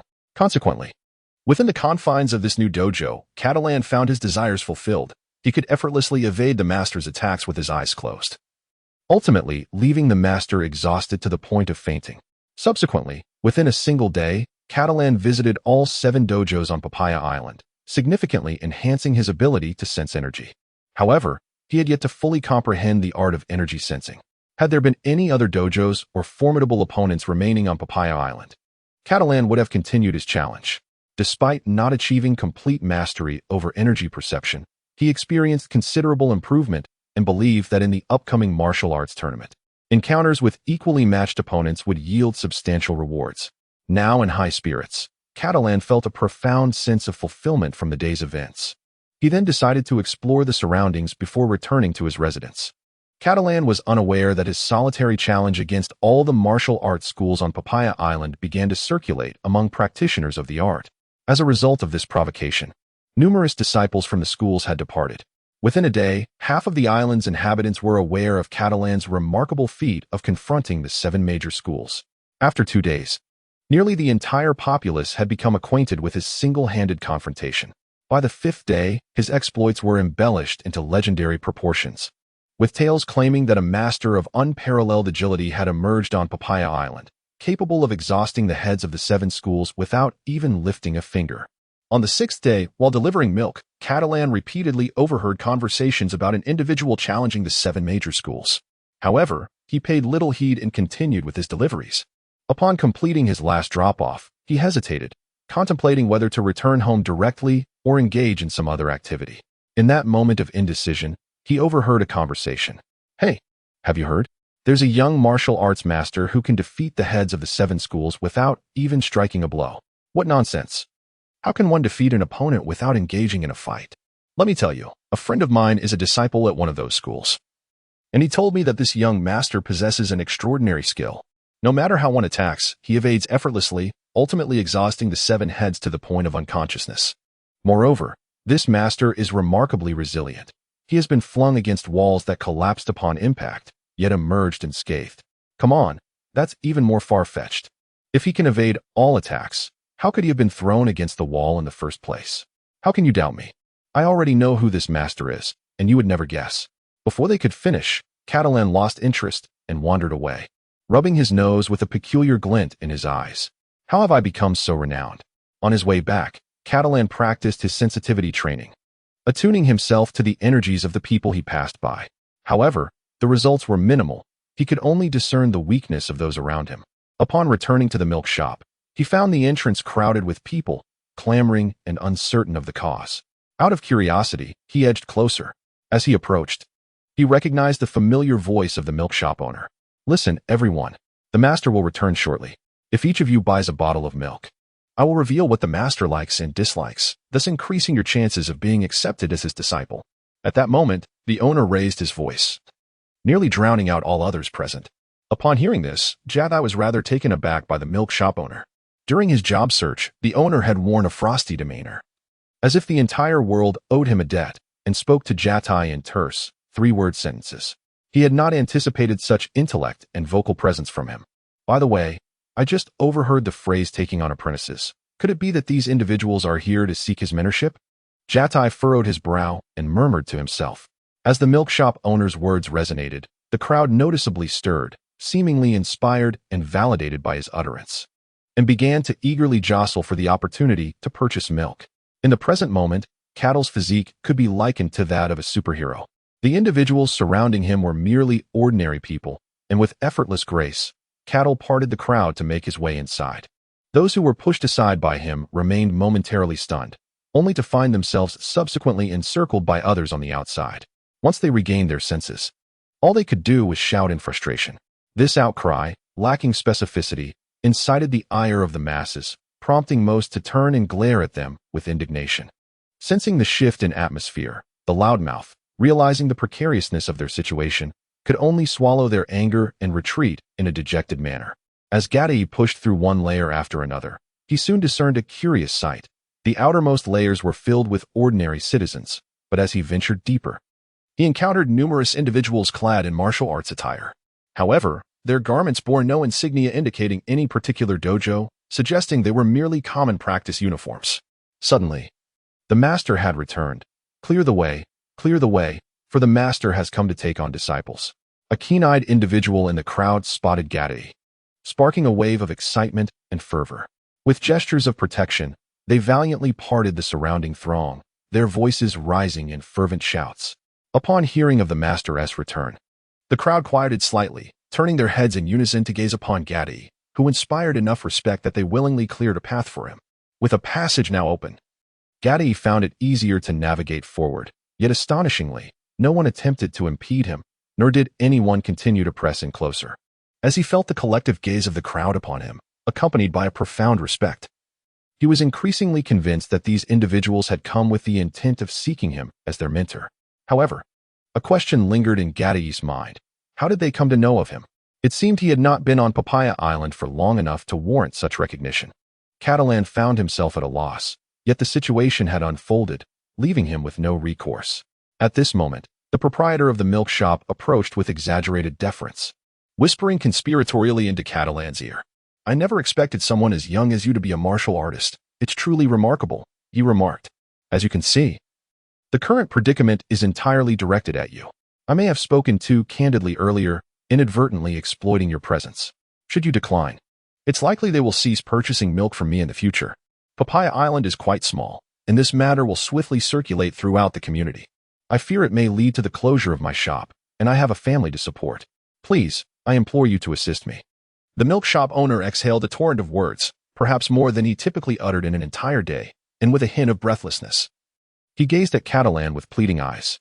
Upon hearing this, Gadai felt a dark line form on his forehead. The owner of the milk shop certainly had a way with words, capable of turning black into white. However, upon deeper reflection, Gadai realized that there was indeed some connection to himself. Had he not taken the initiative to confront the establishment, this incident would not have transpired. Upon reflection, Catalan felt a twinge of compassion within. Moreover, he found himself compelled to intervene and rectify the situation, otherwise he would be unable to partake in the prestigious Grand Martial Arts Tournament with peace of mind. As Gadai reached the steps leading to the entrance of the shop, he raised his arms and gently waved. To his surprise, the crowd fell into an unexpected silence. Gadai, who had always walked his own path, had never confronted a scene like this, leaving him somewhat embarrassed. Ahem. Clearing his throat, he prepared to say something. At that moment, someone in the crowd inexplicably began to cheer. "The master is so impressive. The master is so formidable." As the voice rang out, the crowd's enthusiasm surged, their bright eyes fixed intently on Gadai. "Take me as your disciple, master. I do not aspire to match your strength, but simply wish to learn your techniques."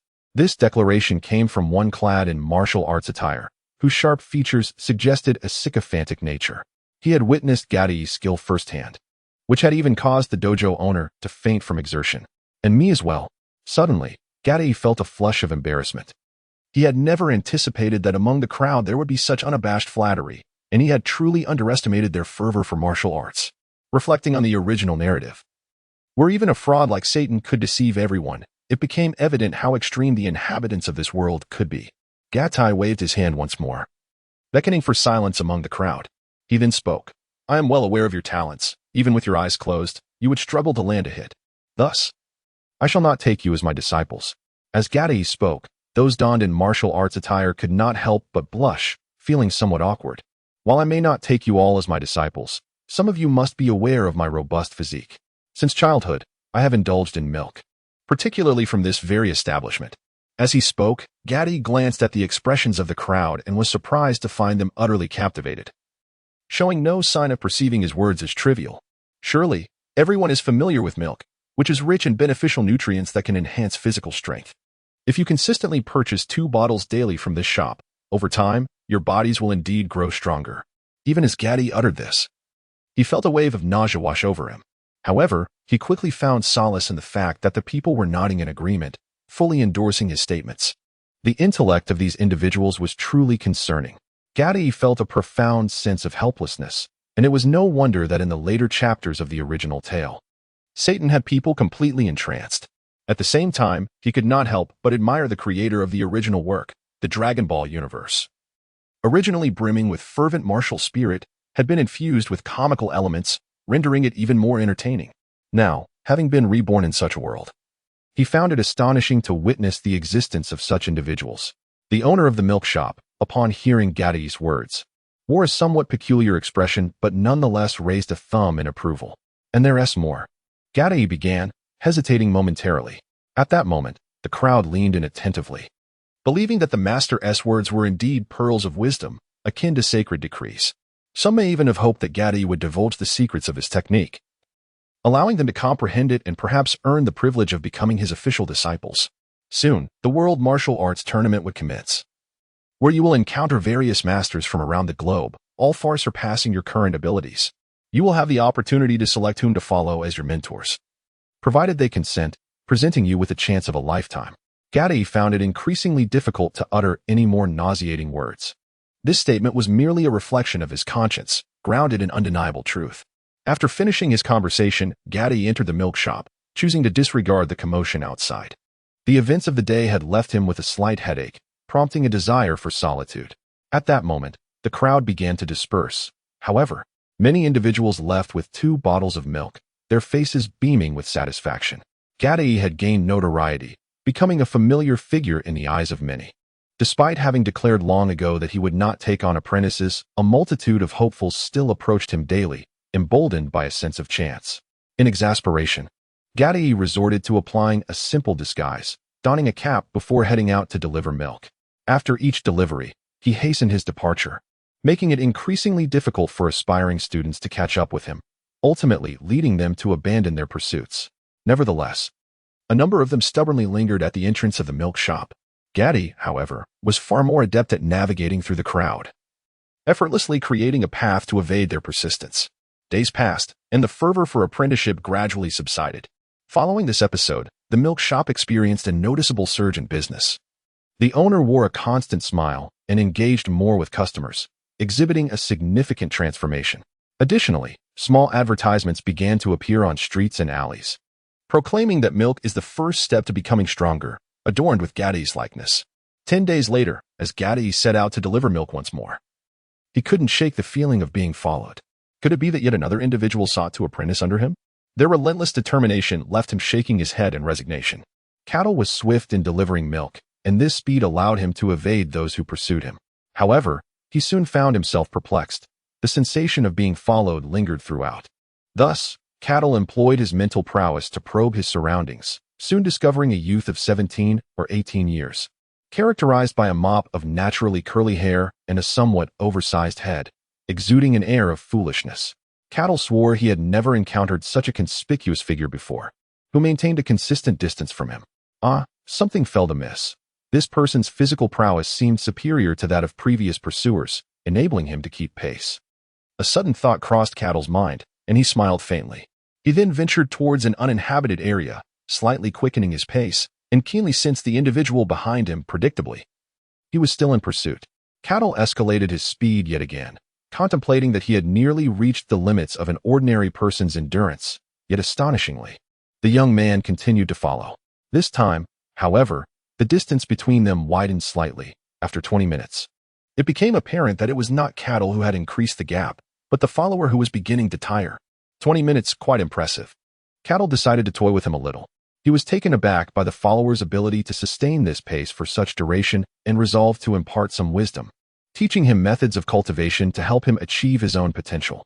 Gatai arrived at a desolate location and came to a halt, observing Gatai's stillness. The individual rested for a moment before suddenly dashing forward, his large head nearly grazing Gatai's nose. He scrutinized Gatai from left to right, then abruptly retreated a meter, exclaiming loudly, "Indeed, you are a master. Please accept me as your disciple." This fellow seemed rather oblivious to social cues, prompting Gatai to shrug in resignation. "What is your name?" Gatai inquired casually. "I am called Satan," came the reply. Gatai was momentarily taken aback, then scrutinized the man's features more closely. The resemblance to the Satan from the original text grew increasingly apparent. Gatai had initially believed that Satan could, to some extent, keep pace with his speed, and had intended to impart some proper cultivation theories for him to practice independently, ultimately aspiring for him to ascend Kalinta. If successful, Earth would gain another genuine martial artist, and he might even consider accepting him as a disciple. However, upon hearing his name, Gatai's thoughts began to shift. Narrowing his eyes, he examined Satan intently. To his surprise, Satan possessed remarkable physical prowess. Despite his deliberate efforts, he could not shake him off. It seemed that he was not a pure-blooded Earthling, perhaps sharing a lineage akin to that of Klin and his companions. Reflecting on Satan's potential as the strongest Earthling, aside from Klin and his ilk, this notion began to solidify in Gatai's mind. In the presence of Satan, Gatai performed feats unattainable by ordinary mortals, showcasing his formidable strength in an attempt to instill fear and earn Satan's recognition as a master. Upon witnessing Gatai's immense power, Satan was initially exhilarated, envisioning himself as a potential master as well. However, in the end, Gatai declined to accept Satan as his disciple, leading to the inevitable outcome where Satan dismissed it as mere trickery. Gatai did not engage in a debate with Satan. Fully aware that the display of power he exhibited was not mere illusion, Satan understood this profoundly. Gatai speculated that even if it were an illusion, it would still stir something within Satan. Ultimately, Gatai imparted words of encouragement, urging him to diligently pursue his cultivation. He further conveyed that should the day arrive when Satan could claim the title of champion of the World Martial Arts Tournament, it would signify the destined bond between master and disciple. Subsequently, Gatai chose to disregard Satan. At that time, Satan was still youthful, harboring his own sense of pride. Gatai's refusal to accept him as a disciple felt like an affront to him. Consequently, Satan relinquished the thought of seeking a mentor and vanished from the scene thereafter. Catalyst remained indifferent to this matter, choosing not to recruit Satan so as not to disrupt the original storyline. Although Satan is a minor character, his influence within the Dragon Ball universe is significant, and the time for alteration has not yet arrived. Regardless of your current thoughts, they are inconsequential. I have set my sights on you. Should we meet again in the future, your reluctance will be of no matter. As Catalyst mused with a smile, his eyes brimmed with anticipation. He had already conceived a plan for training Satan. He imagined how proud Dilly would be to have a truly formidable father in the future. The subsequent days passed in tranquility until Catalyst finally awaited the commencement of registration for the martial arts tournament. Since contestants hailed from across the globe, the registration period spanned 2 days, allowing ample time for participants to arrive and not miss the opportunity to sign up. With the tournament looming just 2 days away, Catalyst was filled with excitement and could no longer contain his eagerness. He needed to register immediately, and he had certain concerns that prompted him to act swiftly. Subsequently, Catalyst resigned from his current job. Although he initially declined a salary, the employer, showing a measure of decency, compensated him with a sum of money due to the flourishing business during this period, which Catalyst gratefully accepted. Today, Papaya Island garnered worldwide attention, owing to the impending World Martial Arts Tournament. Although the inhabitants of the Dragon Ball universe have become increasingly ignorant of martial arts over time, and no Earthling comparable to Krillin has emerged, their enthusiasm for martial arts remains astonishing. This fervor represents the last vestige of admiration for the increasingly uninformed Earthlings within the Dragon Ball world. Perhaps this situation could change in the future. Catalyst envisions Satan. This seemingly insignificant character, possessing unparalleled charisma, and he felt no despair regarding the future of Earthlings, given Satan's commendable lineage. Early on, Catalyst registered for the tournament and then leaned against the wall, observing the contestants arriving from various corners of the globe. Initially, the participants were all human, or rather, they possessed human forms. Some of their appearances were not particularly commendable, with a plethora of hairstyles and skin tones that bore resemblance to certain extraterrestrial beings. Of course, their primary distinction lay in their combat prowess. In the original narrative, Frisia had numerous subordinates who closely resembled humans, yet each possessed a battle power exceeding 1,000. Gradually, Catalyst discerned larger individuals and half-beasts among the competitors, as well as those entirely resembling beasts. The most peculiar of all was a crocodile contestant, who bore no resemblance to a human yet could speak fluently. Intrigued, Catalyst found himself stealing glances at the unusual contestant. However, he was taken aback when the crocodile contestant inexplicably sensed his scrutiny. Was it an instinct inherent to a predator? Gatai also noticed that the crocodile competitor was observing him, a flicker of uncertainty stirring within. At that moment, the crocodile competitor turned to Gatai, exhibiting an unfriendly demeanor. He approached, shaking his fists menacingly before Gatai's eyes, and in a lowered voice remarked, "Are you quite curious about me, kid?" With that, he struck the wall beside Gatai, creating a gaping hole, and added ominously, "Curiosity can lead to peril, With a fierce glare directed at Gatai, he departed, leaving behind a chilling warning.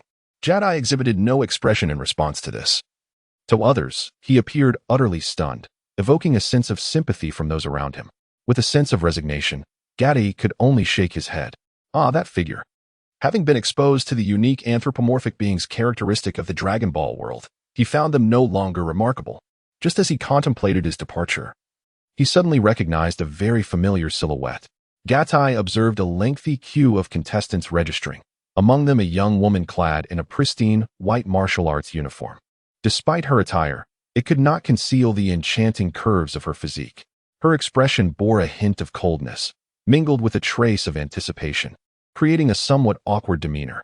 Finally, Gatai's gaze settled upon her eyes. Those large, expressive orbs seemed oddly familiar. As Gatai was provoked by a rival, the attention of the crowd turned towards him, prompting the young woman to glance in his direction. Their eyes met, and in that fleeting moment, she appeared momentarily captivated, standing still as if she had been touched by an unseen force. "Excuse me, contestant, may I inquire your name?" The registrar urged the young woman to hasten her registration. "Oh," she responded, startled like a rabbit caught off guard, before adding, "My name is Chiao, please assist me with the registration." Chiao, could it truly be her? Gatai felt a tremor coursing through him, his mind racing with questions. As he stood there, momentarily transfixed, the young woman approached him slowly, and even before she arrived, a delicate, natural fragrance wafted into Gatai's nostrils. This brought him back to his senses, prompting him to straighten his posture. When Gatai departed from the village, he was merely 10 years old. Through diligent training, his development was not only unhindered, but also remarkably accelerated. By the time he reached 14, he stood at an impressive height of 1.6 meters. The two faced each other, both nearly of equal stature.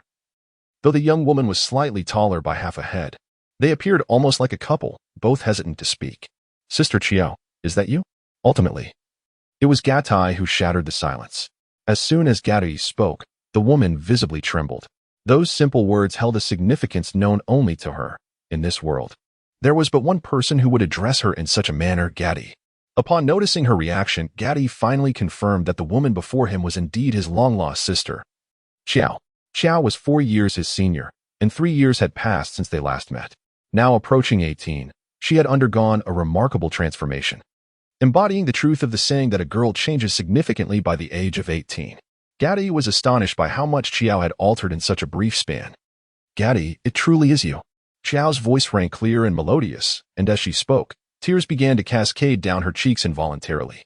In a moment of vulnerability, she threw herself into Gatai's embrace, revealing the tender fragility of her character. Onlookers interpreted their intimate exchange in various ways. Some regarded them as a couple and nodded in quiet approval, while others jeered and whistled, creating an awkward atmosphere. Amidst the distractions, they both became acutely aware of their public display, realizing it was rather unbecoming, as their bond was more akin to that of siblings than lovers.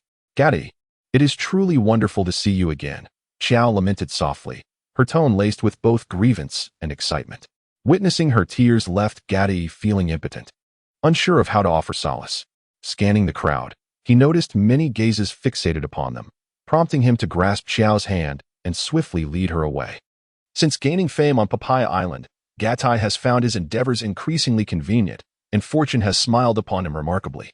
Upon learning that Gatti would participate in the Grand Martial Arts Tournament, someone approached him voluntarily, offering complimentary accommodation near the venue.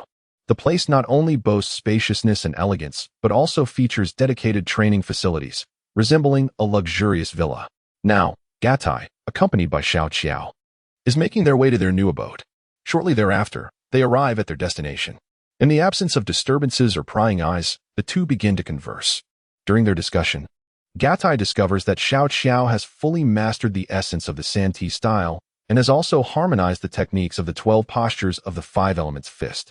However, the profound Tao embedded within the 12 postures remains elusive to her. After all, only 3 years have passed. Strictly speaking, Xiao Qiao's ability to grasp the true essence of the Santee style within such a short span is already remarkable. In Gatti's previous life, he learned that an ordinary person would require at least a decade to perfect the Santee style, while Xiao Qiao accomplished this in merely 3 years. Regardless of her innate talent for martial arts or the manifestation of the laws of the Dragon Ball world, these factors hold little significance for Gatti. His initial intention in imparting the internal martial arts was to test Xiao Qiao. If she could achieve enlightenment within 3 years, he would possess methods to expedite her growth. Regardless of the reasons, Xiao Qiao's mastery of the Santee style exceeded Gatti's expectations, promising a smoother journey ahead. "By the way, Sister Qiao, how is everyone in the village?" Gatti inquired with genuine concern. Xiao Qiao nodded gently and replied, "Everyone is doing well, and they miss you dearly, eagerly anticipating your return. They consider you family. Is that so?" Gatti's eyes glistened with emotion as he reflected on the kindness of the villagers, thinking he might disappoint their expectations since he still had much to accomplish. "Sister Qiao, what about those 2 rascals, Jin Jiao and Yin Jiao?" Gatti's tone suddenly shifted to urgency as he recalled his previous instructions. "Oh, I almost forgot. You mentioning it jogged my memory." Xiao Qiao's expression changed, revealing a hint of astonishment. "What?" Gatti asked, slightly startled and bewildered. "A year and a half ago, one night, I had a dream," Xiao Qiao began. Her expression clouded with confusion, as if she was about to recount something extraordinary. "Since your departure, the village chief entrusted me with the management of the gourd. I remember it vividly. That was the day I unexpectedly grasped the essence of the Santee style. I was practicing as usual when, after mastering it, I experienced an astonishing surge in my physical strength. I continued to train late into the night, eventually feeling exhausted and weary." Upon hearing this, Gatti was astonished to learn that Xiao Qiao had mastered the essence of the 3-body technique in merely a year and a half.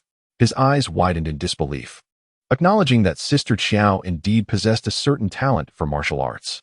"Subsequently, I took a moment to rest, and that night I dreamt of a figure named King Yinluo, a rotund man with large ears, whose visage terrified me to the core within the dream. He claimed that a gourd was his, accidentally left behind, and he sought to reclaim it. In gratitude for my safeguard of the gourd, he offered to impart his knowledge of boxing techniques as compensation. Within the dream, I underwent a month-long training of real combat. The next day, to my astonishment, I discovered that the gourd had truly vanished. I searched high and low, but to no avail. Initially, I feared that without the gourd, I could not subdue the golden and silver horns. However, unexpectedly, they provoked my ire, and I momentarily forgot my fear, charging forward to teach them a lesson.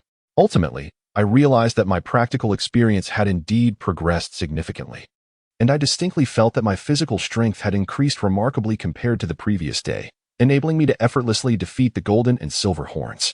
As Xiao Qiao narrated her tale, her large eyes widened once more, as if encountering an unfathomable horror, vividly animated, perhaps deliberately performing such gestures to startle Gatti, driven by the whims of a young girl. Upon hearing this, Gatti found it astonishing, yet he was inclined to believe in its veracity. Firstly, the size of Yama in Xiao Qiao's dream aligns with the original text. Secondly, that gourd would ensnare an individual if they failed to provide a name. This ability, reliant solely on nomenclature to precisely exert influence over a person, bears a striking resemblance to Yama's ledger of life and death, suggesting a certain dominion over the cosmic order. Thus, it follows that Sister Qiao may have received divine guidance, and in addition to her regular cultivation of the three-body technique to enhance her physique, she might have undergone further augmentation by a deity. Contemplating this, Gatai felt an overwhelming urge to unleash his fists upon everything. The world of Dragon Ball is an extraordinary realm, especially when divine beings are involved. If this holds true, Sister Qiao's body must have been transformed through unique divine methods, potentially endowing her with bloodline potential surpassing even that of Krillin and others. The more Gatai pondered, the more exhilarated and convinced he became. Hurry, Sister Qiao. Let me witness the depth of your understanding of the three-body technique. Gatai felt a mix of anticipation and urgency. Upon hearing this, Jiatai's interest was piqued, and he nodded with a smile. The two subsequently made their way to the training ground, a place Jiatai was visiting for the first time. Upon arrival, he was taken aback by the array of equipment laid out before him. The training apparatus was extensive and comprehensive, encompassing nearly every conceivable tool utilized for physical conditioning across the globe. Additionally, there were sophisticated machines that employed scientific methodologies to quantify training data, thereby enhancing the efficacy of workouts.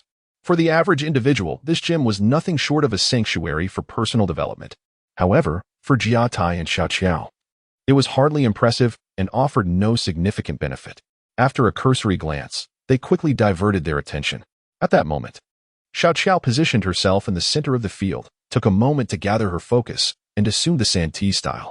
It was then that Jiatai observed her embodying the essence of the Santee style, reaching a state of harmonious unity. Witnessing this dispelled any lingering doubts he had. He proceeded to encourage Xiao Qiao to further demonstrate her skills in combat, as her prowess was considerable and could potentially enhance Jiatai's sensitivity to qi. Moreover, it would allow for a comprehensive assessment of her growth and current physical potential. However, as time passed, Jiatai's disappointment grew. Xiao Qiao's strikes were clumsy and her energy expenditure excessive, with too many extraneous movements. Although her combat capabilities exceeded those of many martial arts masters, her level of skill remained relatively basic. Consequently, she posed no real challenge to Jiatai, offering no opportunity for him to refine his qi sensitivity. Conversely, Xiao Qiao found herself increasingly alarmed. Throughout their sparring, she had failed to inflict any tangible damage on Jiatai, with all her attacks effortlessly deflected or evaded. And her occasional counterattacks left her flustered. Was Yin Luowang not a deity? How had he guided Sister Qiao? Why did her strikes lack any discernible martial essence? Was it merely a matter of helping her overcome her fear of combat and gaining experience? Doubts clouded Jiatai's mind as he assessed her progress, estimating it to be nearing 100 points. Eventually, unable to watch any longer, Jiatai called a halt to their session and began to offer guidance. With the martial arts competition approaching, his instruction could be seen as a last-minute effort. However, Xiao Qiao's capacity for comprehension was commendable. After 3 hours, she began to grasp the nuances of the teachings. They resumed their practice, and Xiao Qiao's understanding deepened, allowing her to better harness her strength and strike with the swiftness of lightning. As she continued to improve, Jiatai gradually increased the intensity of his attacks, providing her with the pressure needed for growth in adversity. Xiao Qiao lacks spiritual power and can only rely on the cultivation methods manifested by the heavenly principles of this world to control her body. Mastery over her abilities is a distant goal, and she is only a breath away from achieving it. The sparring between the two is of a friendly nature, lacking the fierce competition and life-and-death struggles typical of a true arena. The perfect unity of spirit and body remains elusive. Yet Gatai feels a sense of satisfaction at Xiao Qiao's current level of control. Given Xiao Qiao's present cultivation, she should have no trouble reaching the top 8, provided they do not encounter Tianjin Fan. In the final round, where only masters compete, she is expected to fully comprehend and respond with the swiftness of lightning in the face of adversity. Gatai mused on these thoughts. The following day, the two returned to the venue of the martial arts tournament. Why haven't they arrived yet? We've been waiting for half the day, Xiao Qiao pouted slightly, her displeasure evident. The day before, Gatai had informed her that the legendary Master Rashi, along with his disciples and Goku, would be present. Given that Goku had shown kindness to her, she was eager to meet him, while the others were esteemed martial artists revered by Gatai. Moreover, Master Rashi was accompanied by several intriguing individuals, piquing Xiao Qiao's curiosity. Although in the original story, Master Rashi and company arrived just before the registration deadline, Katai opted to arrive early for assurance. He offered an awkward smile and a reassuring glance. As fate would have it, much like in the original tale, Master Rashi and his entourage arrived quite late.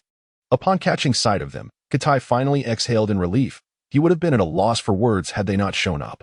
"Look, they're here," Katai exclaimed, a hint of excitement in his voice as he pointed to the approaching group. "That girl with blue hair is quite beautiful," he added playfully. Xiao Qiao shot him an incredulous glance before following his gaze, her brow raising as she beheld Bulma in her casual attire, with shoulder-length blue hair, violet blue eyes, and radiant skin, truly a stunning young woman. A flicker of envy sparked in Xiao Qiao's eyes. Coming from humble beginnings, she had grown up healthy and had engaged in martial arts, blossoming into her youth with considerable beauty. Though her skin was fair, it paled in comparison to the modern girls of the bustling city, who had access to skincare products that were scarce in her rural upbringing. Katai, noticing the emotions playing across Xiao Qiao's face, explained, "Bulma comes from a very wealthy family, immensely wealthy, in fact. She is also an exceptionally talented scientist, far surpassing many renowned scientists on Earth." As Xiao Qiao listened, her initial disdain for Bulma, whom she thought relied solely on her family's fortune, soon transformed into astonishment. Although she had not experienced much of the world since childhood, she held a certain understanding of the capabilities of authoritative figures. The achievements in science, as mentioned by Gatai, surpassed those of so-called esteemed scientists by 100-fold, leaving Xiao Qiao in awe of such genius. However, Xiao Qiao remained a girl, and a remarkably beautiful one at that. Then, tilting her head slightly, she whispered, "Given how well you know her, do you perhaps have feelings for her?" "And no, how could that be?" Gatai replied, feeling suddenly embarrassed.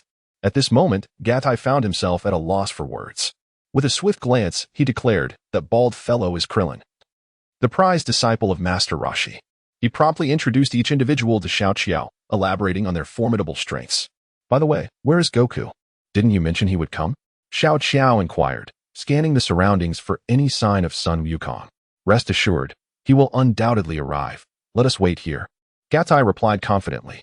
Before long, Master Rashi and his companions approached, all martial artists who quickly discerned that Gatai and Xiao Qiao were fixated upon them. With a keen observation, Master Rashi noted that both Gatai and Xiao Qiao were far from ordinary. They exuded strength. However, this time, he refrained from exhibiting any inappropriate behavior upon seeing the attractive young woman, perhaps due to Xiao Qiao's traditional attire, which set her apart from the flamboyant city girls. His gaze soon returned to its original focus. Krillin, although aware of Gatai and Xiao Qiao's exceptional qualities, found his attention drawn to Xiao Qiao.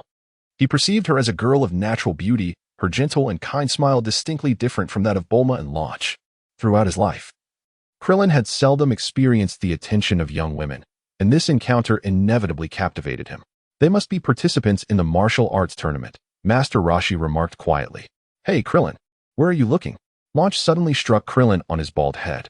"Honestly, Krillin, you've truly inherited the lecherous old man's teachings, fixating on beautiful girls," Bulma exclaimed, hands on her hips, glaring at both Master Rashi and Krillin.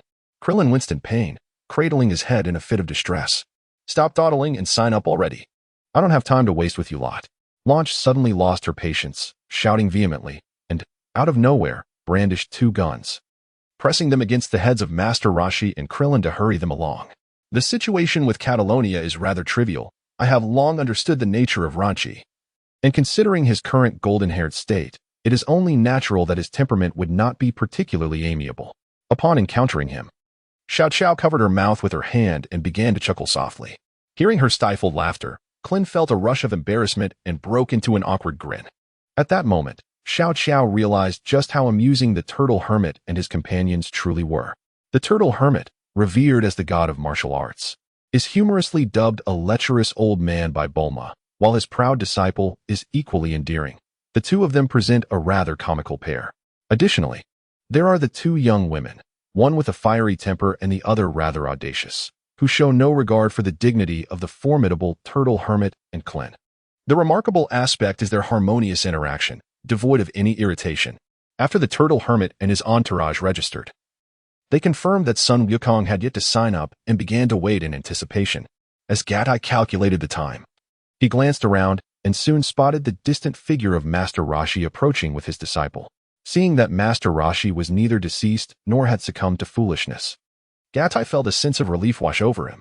At present, Gatai was not a match for Master Rashi, nor could he contend with Tian Xinhan. He was uncertain whether Master Rashi would even recognize him. If he did, given his temperament, it was possible he might react with fury. Without delay, Gatai took hold of Xiao Qiao's hand and made his way towards Master Rashi. "Good day, Master Rashi," Gatai greeted him first. "Do you know me?" Master Rashi inquired, pointing to himself with a puzzled expression. "Of course, I do not know you. You are a legendary martial arts deity, rarely seen." Gatai replied with a slight shake of his head, continuing, "I am acquainted with Sun Wukong, who once aided me in saving my village and spoke of you." "Oh, I see," Master Rashi responded with a dawning realization. "This is my sister, Xiao Qiao. She is eager to witness the legendary martial arts deity in action, which is why she has come to participate in this year's World Martial Arts Tournament." Gatai introduced them to Master Rashi. As Gatai spoke, Master Rashi's face beamed with pride, seizing the opportunity to flaunt before Launch and Bulma, seemingly conveying that this martial arts deity was held in high esteem and cautioning them against resorting to violence, thereby tarnishing the revered image of a legend. However, Bulma and Launch offered no deference, retorting with a mere perverted old man, leaving Master Rashi in an awkward predicament. As the conversation unfolded, Master Shin made his entrance. Gatai, seizing the moment, pulled Xiao Qiao to stand alongside Master Rashi, hoping to mislead Master Shun into believing he was allied with them. Predictably, a heated argument ensued between Master Rashi and his counterpart. Amidst the uproar, Master Shun's eyes landed on Gatai, a sense of familiarity washing over him. Gatai had grown taller and his appearance had subtly changed, making it difficult for Master Shun to recognize him at first glance, though a sense of intrigue began to build. The more Master Shin observed Gatai, the more that familiar sensation unsettled him, compelling him to force himself to recollect. Suddenly, his pupils constricted and a spark of hatred ignited in his eyes. The memories of past humiliations flooded back in their entirety. Although Master Shun had previously been skeptical of Gatai's training methods, witnessing him alongside Master Rashi now sparked a deeper contemplation. Could it be that what that boy claimed was indeed true? Does this imply that even the disciples of this perverted old man could vanquish me? No, it cannot be true. Master Shin trembled, his fists clenched tightly. "Are you planning to strike?" Gatai asked, his demeanor vigilant. To the others, Master Shun's agitation appeared to be solely directed at Master Rashi. "Master," Tian Xinhan quietly noted, sensing that Master Shin's emotions were running high. Upon hearing his disciple, Master Shin made an effort to regain his composure. He refrained from exploding in anger or voicing his thoughts, fully aware that doing so would lead to humiliation before Master Rashi. Should Master Rashi become aware of his past, it would spell disaster. Moreover, since Master Rashi had not broached the topic as a means of insult, it was possible that he remained oblivious to the incident. "Humph. The champion of this martial arts tournament will be my disciple. They shall knock your disciples off the stage one by one. I suggest you concede early. Holding out may result in them sustaining serious injuries or even risking their lives." Master Shin shot a glare at Master Rashi, casting a menacing look at Gatai before leaving with his disciples, leaving behind a harsh remark. "We have encountered formidable opponents," Master Rashi remarked, adjusting his sunglasses, his tone laden with gravity. "Are they truly that formidable?" Krillin expressed his concerns. "I don't think so. I intend to defeat him myself," Yamcha proclaimed confidently, bolstered by his training. "You must also have confidence in yourselves, but be wary. Master Shun's disciples may not play fair. Exercise caution during combat," Master Rashi advised. "Understood." Everyone nodded solemnly, including Gatai and Xiao Qiao. "Hurry, Puer, transform into Wukong's likeness to help him register." At that moment, Yamucha suddenly shouted out in realization, "Wait. Wukong is here." Launch crossed her arms, adopting a cold demeanor as she gazed ahead. Upon seeing Wukong's arrival, Master Rashi quietly slipped away to register Sun Wukong while discreetly revealing his own identity as Dragon.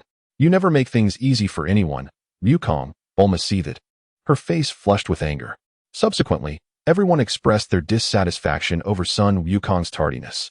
However, Wukong, with his single-mindedness, paid no heed to their complaints, engrossed in his own aspirations. leaving everyone astonished by his audacious journey around the globe on foot. Wukong! Xiao Qiao exclaimed excitedly, stepping forward to face Sun Wukong. Sun Wukong stared blankly at Xiao Qiao's unfamiliar visage. This fellow, not only is he taller than me, but even the girls are approaching him. Could there be some connection between her and Wukong? How infuriating! Krillin cast a sideways glance at Sun Wukong, his eyes brimming with discontent. Could this girl be Wukong's girlfriend? Yamcha pondered, observing Xiao Qiao's animated expression. Who are you?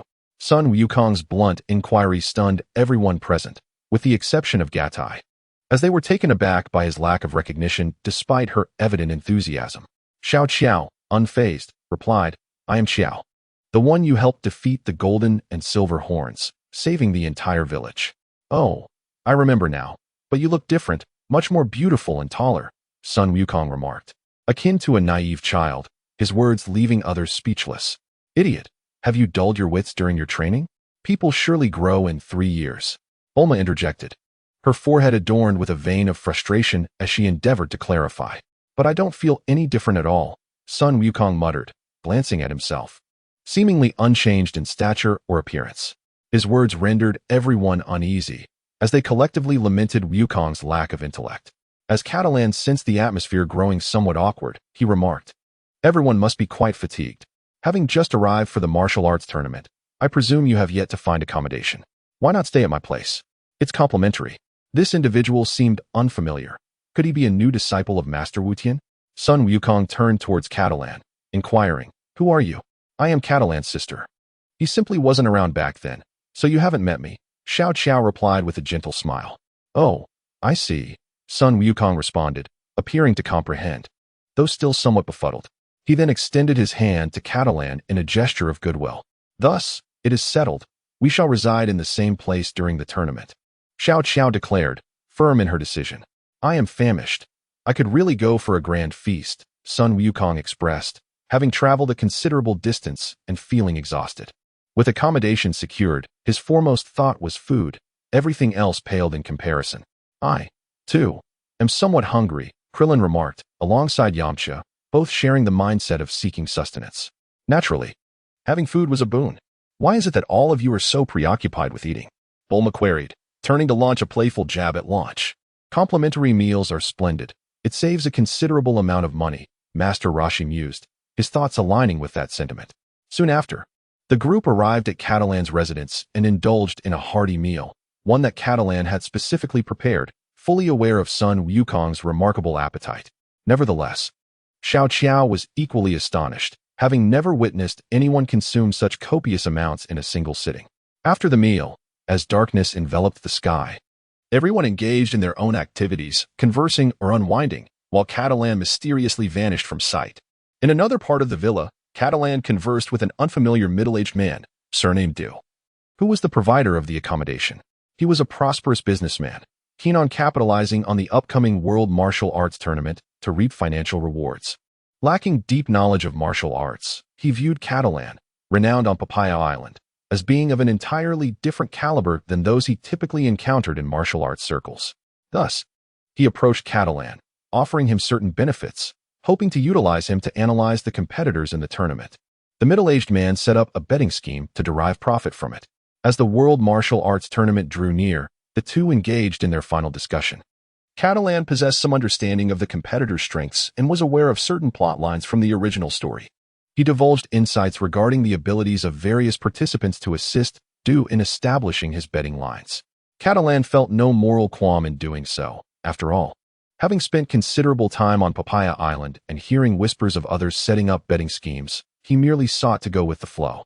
Having gleaned valuable information from Catalan, Mr. Du took his leave. Just as Catalan intended to return to rejoin the others, he cast his gaze toward a concealed corner. Was that Master Roshi? It seemed he could no longer contain himself.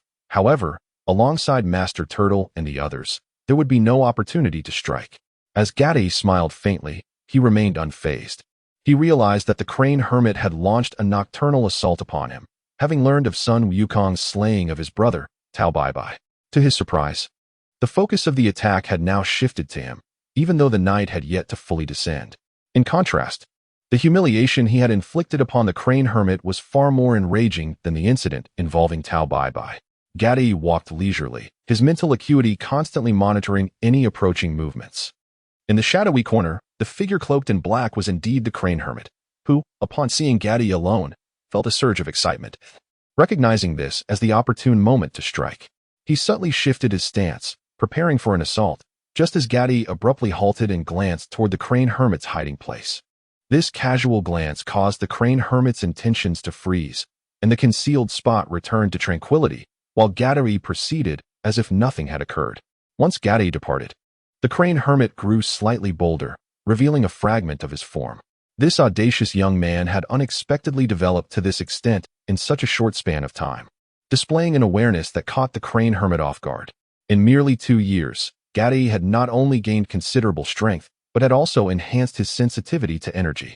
The Crane Hermit was astonished by Gaddy's rapid progression and training. Earlier that day, upon recognizing Gaddy, the Crane Hermit acknowledged his significant growth. Nevertheless, the Crane Hermit retained ample confidence, believing that this advancement was still insufficient against a master of his caliber. Although Gaddy possessed extraordinary attacking abilities, they would prove ineffective if his opponent remained unaware of their presence. However, Gaddy's recent actions indicated a departure from mere physical enhancement. True masters must comprehend the intricacies of high-intensity combat, where the speed of visual perception is limited. Thus, in such fierce engagements, a certain degree of sensitivity to an opponent's energy is crucial. Otherwise, one risks falling victim to a fatal strike. It is important to note that this sensitivity to energy does not equate entirely to the notion of ki perception depicted in the Scion Saga of Dragon Ball. At best, it allows for awareness of an opponent's existence within the confines of a martial arts tournament, without fully facilitating the capacity for rapid combat movement solely based on energy perception. In the original narrative, during the First World Martial Arts Tournament, Sun Wukong and Master Roshi's ability to engage in high-speed combat stemmed from the latter's adept mentorship, which had led to 8 months of rigorous training for Wukong. His physical abilities, mental acuity, visual perception, and cognitive faculties were all honed under Roshi's guidance, enabling him to adapt to high-speed combat through keen observation and energy sensitivity. By the time of the Second World Martial Arts Tournament in the original tale, high-level martial artists like Master Roshi, Sun Wukong, and Tenshinhan had already achieved significant proficiency in energy perception. Interestingly, they were unaware of the remarkable advancements that would follow in their understanding of ki. All of this progression is gradual and intertwined with the inherent limitations of Earthling's bloodlines, which result in slower increases in combat prowess. Through the passage of time, they gradually learned to master energy sensitivity. Thus, it was only during the Third World Martial Arts Tournament that one could truly engage in a combat level where rapid movement could be adapted solely through the mastery of one's aura. Catalan is a time traveler, keenly aware of the extraordinary ability of breath sensing. Thus, through conscious and deliberate training, he has experienced rapid growth. It seems that he must wait a little longer. Only in the stillness of the night will he be able to act. It is still somewhat early, making it difficult for him to proceed, and so the Crane Immortal reluctantly departed. Catalan was acutely aware that the Crane Hermit would not relent. Thus, he resolved to forego sleep that night, choosing instead to engage in meditation to strengthen his mental fortitude, immersing himself in the energies of the universe. In this manner, he managed to remain awake while still maintaining peak condition for the following day. Regrettably, Catalan could not confide in others regarding these matters and had to endure the burden in silence. Surprisingly, the night passed peacefully, with the Crane Hermit refraining from any further action. Could it be that the Crane Hermit had given up? Impossible. Catalan quickly dismissed this notion. After a moment of contemplation, he could not ascertain the reason and decided to set aside his thoughts. Joining his companions as they ventured out to the prestigious World Martial Arts Tournament for the preliminary rounds. At the venue of the tournament, all participants were prepared. The atmosphere was electric, with numerous spectators eagerly cheering for the competition to commence. Their anticipation was palpable. Soon, the preliminaries began in earnest, featuring a multitude of contestants. So it would be some time before it was Catalan's turn to compete, as the initial matches were dominated by less formidable opponents. Suddenly, Catalan sensed 2 distinct auras of killing intent directed at him, causing him to furrow his brow and glance sideways. Tianjin Fan, Crane Hermit. At that moment, Catalan observed that both Tianjin Fan and the Crane Hermit were glaring at him with murderous intent, and he quickly understood why the Crane Hermit had refrained from action the previous night. It was likely that Tianjin Fan had noticed something amiss with the Crane Hermit and intervened. Although Tianjin Fan had not yet fully embraced the righteous path, he still held great respect for his master, the Crane Hermit. It was only natural for a disciple to stand up for their teacher. Yet Catalan wondered whether the Crane Hermit had revealed the circumstances to him. If the Crane Hermit were to learn that his brother had been slain by Sun Wukong, under such dual pressures, it was uncertain whether he could maintain his composure. Catalan felt a tightening in his chest. If the Crane Hermit were pushed to desperation, he would disregard all decorum, which indeed posed a significant dilemma. "Tell me your name." Tianjin Fan approached him. "My true name is Catalan," he replied, casting a glance at Tianjin Fan, whom he admired as a warrior of the Dragon Ball universe. He knew that as long as Earth faced peril, Tianjin Fan would not retreat. Were it not for the potential contributions Tianjin Fan might make to Earth in the future, Catalan would have disregarded him entirely. "I am Tianjin Fan, a disciple of the Crane Hermit. Remember it," he stated casually, before shooting a fierce glare at Catalan and walking away. "Catalan, what did you do to provoke that guy?" Krillin inquired as he approached. I'm not entirely sure. Perhaps he mistook me for one of Master Roshi's disciples and wishes to completely overshadow the Turtle School." Catalan fabricated a plausible excuse. Krillin, gritting his teeth, responded, "That guy is insufferable." "All right, Krillin, don't let him affect you. We still have matches to compete in, so let us not take anything for granted and risk elimination." Catalan redirected the conversation. I won T. Klin regarded Gatai's remarks with indifference, responding casually. The preliminary rounds progressed smoothly. Within half a day, everyone had easily secured victory in the first round. Following a lunch break, the competitors prepared for the afternoon elimination matches. By then, the number of participants had diminished, prompting the remaining contestants to convene in a single arena, no longer dispersed. It was then that Gatai noticed Tianjin Fan stepping into the ring.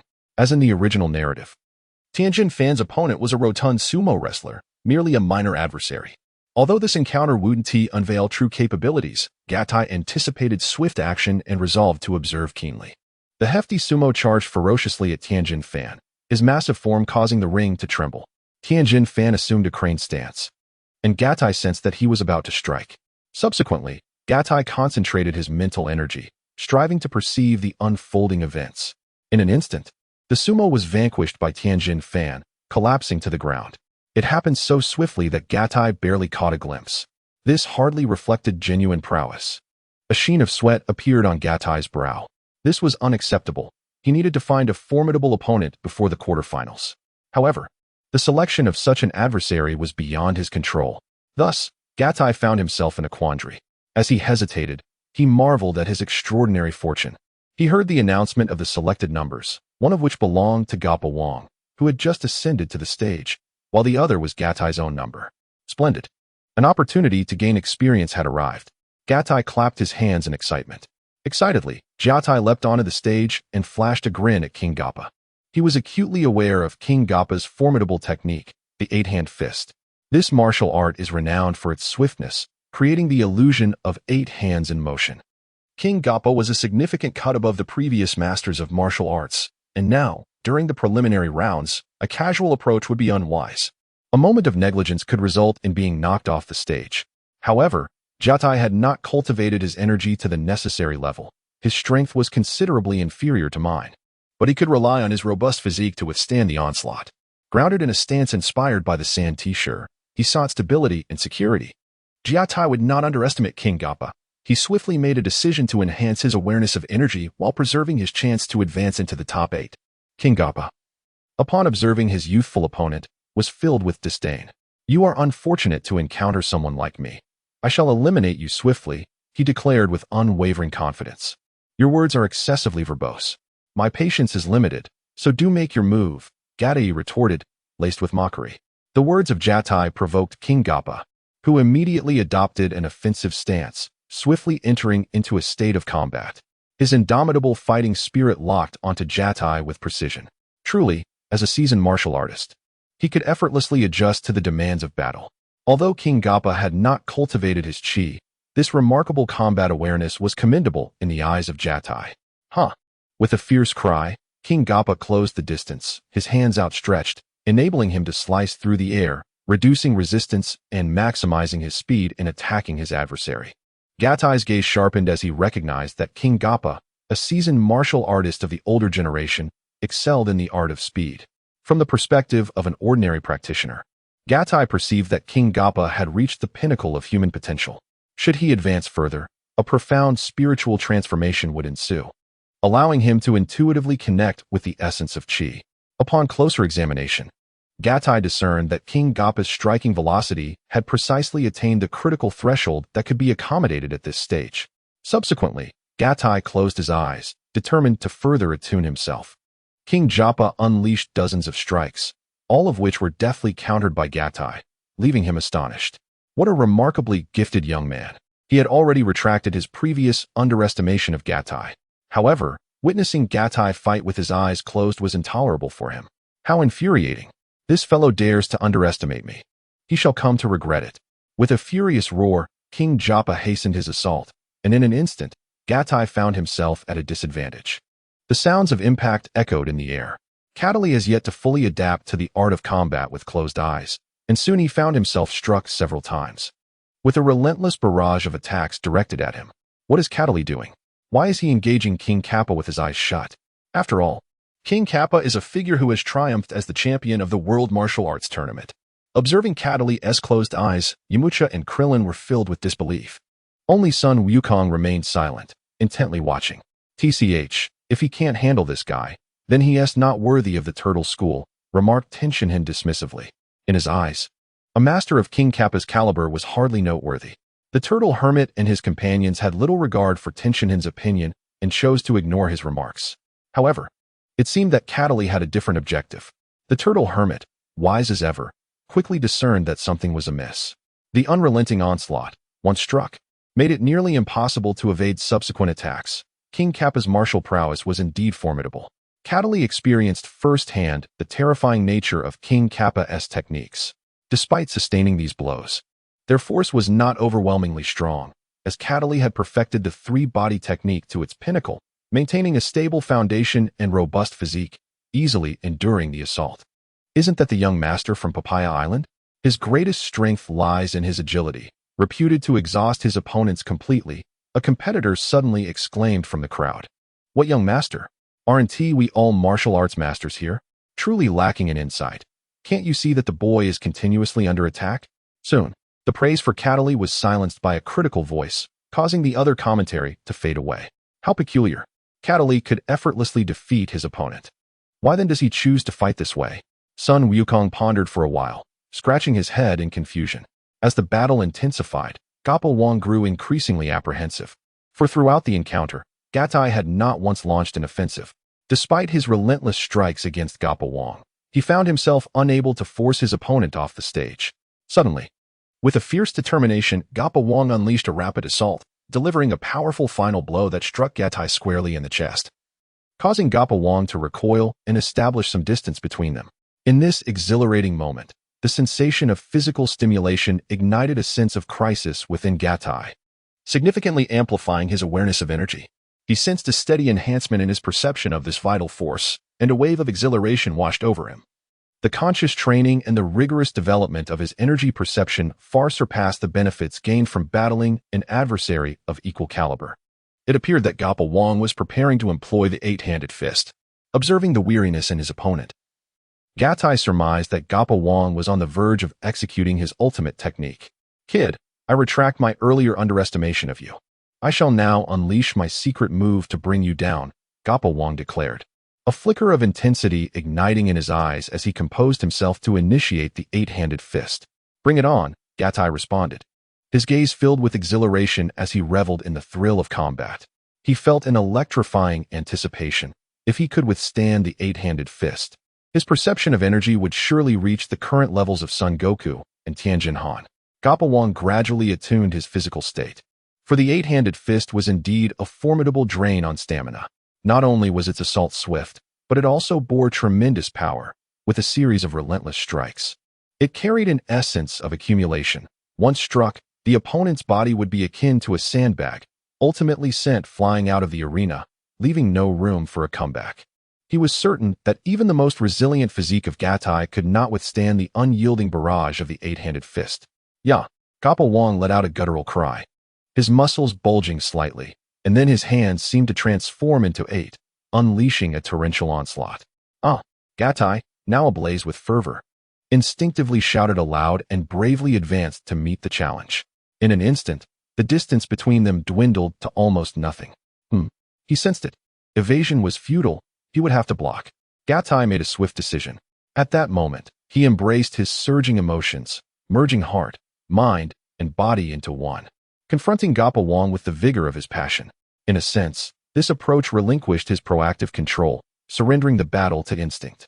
It was akin to two combatants engaged in a frenzied brawl, driven solely by the desire to win, oblivious to their injuries and the chaotic rhythm of their movements. In this direct confrontation, Gatai did not close his eyes. Throughout this period, he had persistently endeavored to deepen his perception of qi. Sensing that he had nearly reached a critical threshold, no further natural progression seemed possible. A grand eruption was necessary, both physically and mentally. As Cattle and King Gapa unleashed their punches, the swiftness of their strikes was astonishing, each collision resonating with intensity. Never before had anyone dared to confront the eight-handed fist head-on. Yet, the once mythical invincibility of King Gapa's technique was shattered by Cattle. Witnessing this, Cattle's heart echoed with an inner cry, a fervent shout that only he could perceive. This experience was unlike any he had encountered before. He had developed a keen sensitivity to his opponent's presence, detecting the subtle fluctuations in the force of Gapa's attacks. Those fleeting moments of vulnerability revealed the opportunity to seize victory. "Almost there," Cattle murmured softly. "Now is the moment." With focused determination, he sensed the minuscule opening during Gapa's strike, the precise instant when the eight-handed fist's power waned. In an instant, Cattle struck with the swiftness of lightning, seizing Gapa's hands with a firm grip. With a surge of his formidable strength, he pivoted and hurled Gapa out of the ring, securing his triumph in this round. Simultaneously, on another front, Xiao Qiao emerged victorious over her opponent, having mastered the art of striking with blinding speed through this battle. As the competition progressed and the number of participants dwindled, the final 8 emerged. These formidable contenders included Master Rashi, Sun Wukong, Krillin, Yamchu, Tian Shinhan, Cattle, Xiao Qiao, and Jiaozi. "Alas, I have failed. How infuriating," lamented a competitor resembling a wolf, his voice filled with a poignant sense of despair. Catalan also noticed that the contestant was none other than the werewolf from the original work. With the addition of Catalan and Xiao Qiao, there was some influence on the original narrative, as he had been defeated by Klin and eliminated from the competition. The werewolf glared fiercely at Master Rashi, anger igniting in his eyes. Master Rashi found it peculiar. He had been vanquished by Klin, so why did the werewolf harbor such deep animosity towards him? The werewolf was acutely aware that he had lost his chance to be among the top 8, thereby missing out on this year's martial arts tournament, rendering 3 years of effort utterly futile. His mind was consumed by vengeance, oblivious to the fact that he had not even made it to the top 8. A stark contrast to his former status as a champion of the tournament. Having been eliminated, he felt no fear of disqualification. In his fury, the werewolf lost all semblance of reason. "Ah!" he shouted, lunging towards Master Rashi. At that moment, Master Rashi appeared somewhat helpless, concerned that any excessive action on his part might result in disqualification. Skillfully evading the attack, he frowned and remarked, "Hey, are you out of your mind? Werewolf contestant, please adhere to the tournament rules. You have been eliminated. Do not disrupt the venue." The host hurriedly interjected, microphone in hand, reminding the werewolf. "No, I must kill this guy." The werewolf snarled, his face contorted with rage, his fangs bared. Master Rashi sensed that the situation was spiraling out of control and immediately addressed the werewolf. "What grievance do you hold against me that compels you to kill me? Are you truly unaware of the havoc you have wreaked on my life? You have shattered my happiness." The werewolf, feeling that Master Rashi was feigning ignorance, continued his venomous tirade. As he spoke, the werewolf's body surged forward once more, preparing to attack again. "Wait, Mr. Werewolf." Catalan swiftly positioned himself between the werewolf and Master Rashi. "Stay out of this. It has nothing to do with you," the werewolf retorted vehemently. Upon hearing this, Jatai felt that the werewolf acted with a certain discretion, refraining from recklessly taking lives at random. "Mr. Werewolf, perhaps you could elucidate the matter further. After all, our esteemed elder, Master Chunglong, has reached an age where he may have genuinely forgotten, Jatai remarked with a hint of amusement. The turtle hermit, upon hearing Jatai's words, was visibly displeased. How could Jatai speak to him in such a manner, devoid of any respect? However, the turtle hermit chose not to dwell on this issue, for it was time to clarify the situation. Subsequently, the werewolf found merit in Jatai's words and calmed down, recounting how the turtle hermit had obliterated the moon during the last world martial arts tournament, preventing him from transforming back into a human. With the background now understood, the turtle hermit summoned Krillin and employed hypnosis to transform the werewolf back into a wolf, thus resolving the matter perfectly. Yet, although the issue was settled, Jatai remained unsettled. He had noticed something peculiar about the turtle hermit's method of hypnosis. It differed from his understanding of hypnosis, which relied solely on mental prowess and other techniques. Instead, it involved manipulating one's internal energy in a specific manner to create fluctuations akin to mental energy for hypnosis. This method intrigued Jatai, who contemplated that, through reverse reasoning, it might evolve into a divine technique for directly cultivating mental energy.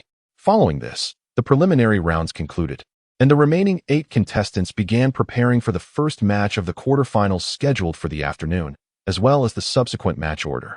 Jatai had to temporarily set aside his inquiries into the method of hypnosis and focus on preparing for the quarterfinals.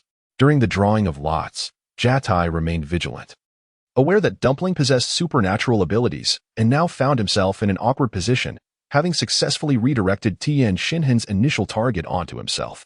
It was possible that the first match would pit him against Tien Shinhan. No, my primary objective here is to learn martial arts.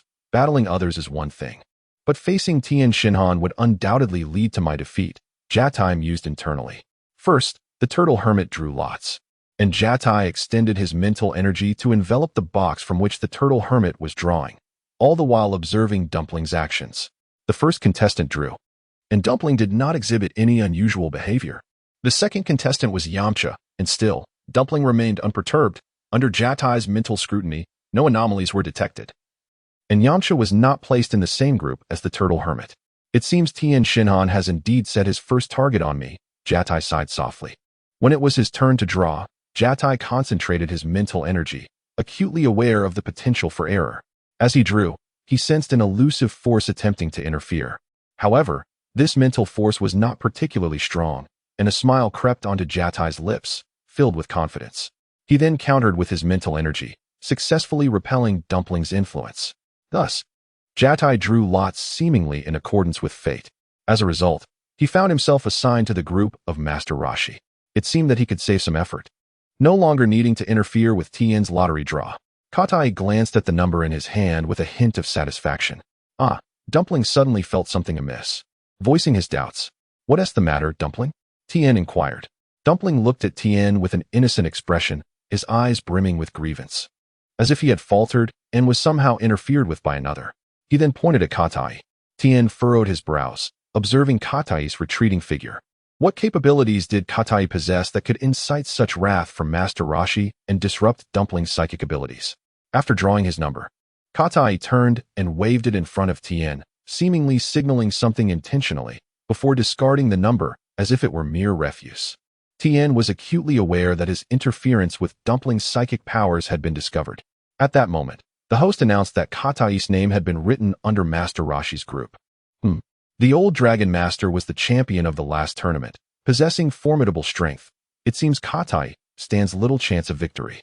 If he fails to reach the championship match, I will lose my opportunity to face him, Tien thought to himself, feeling a sense of urgency as he contemplated alternative strategies. It appeared he must find a way to keep Katai in the tournament until its conclusion, so he could confront him personally. Tien whispered his thoughts. Meanwhile, Master Roshi found it peculiar that Katai had drawn a number in his group, yet had not spared him a single glance, instead signaling towards Tien and Dumpling. What could this all mean? Master Roshi crossed his arms over his chest, deep in contemplation. Soon, the order of the quarterfinal matches and their respective opponents was announced. In the first match, Tien faced Yamcha. Initially, he was meant to confront Katai, but reluctantly, Tien shifted his focus to Yamcha, with whom he had always had disputes. The second match featured Krillin against Dumpling. The third was Master Roshi versus Katai, and the fourth match pitted Little Chiao against Sun Wukong.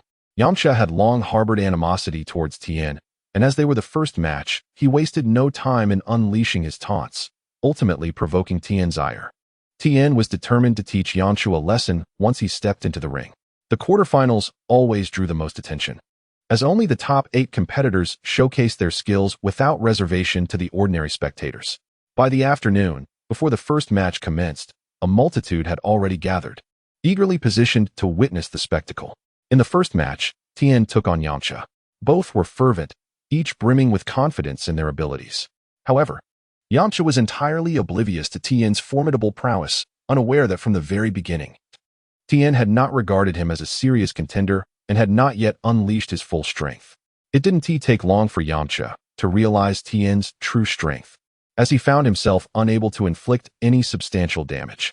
Reluctantly, Yamcha unleashed his enhanced version of the Wolf Fang Fist, a technique that draws inspiration from the instinctual movements of wolves and their innate swiftness, resulting in a highly energy-consuming martial art. However, Yamcha's adaptation lacked true essence. Tianjin Fan, utilizing the energy within his body, successfully countered this technique through sheer defensive might.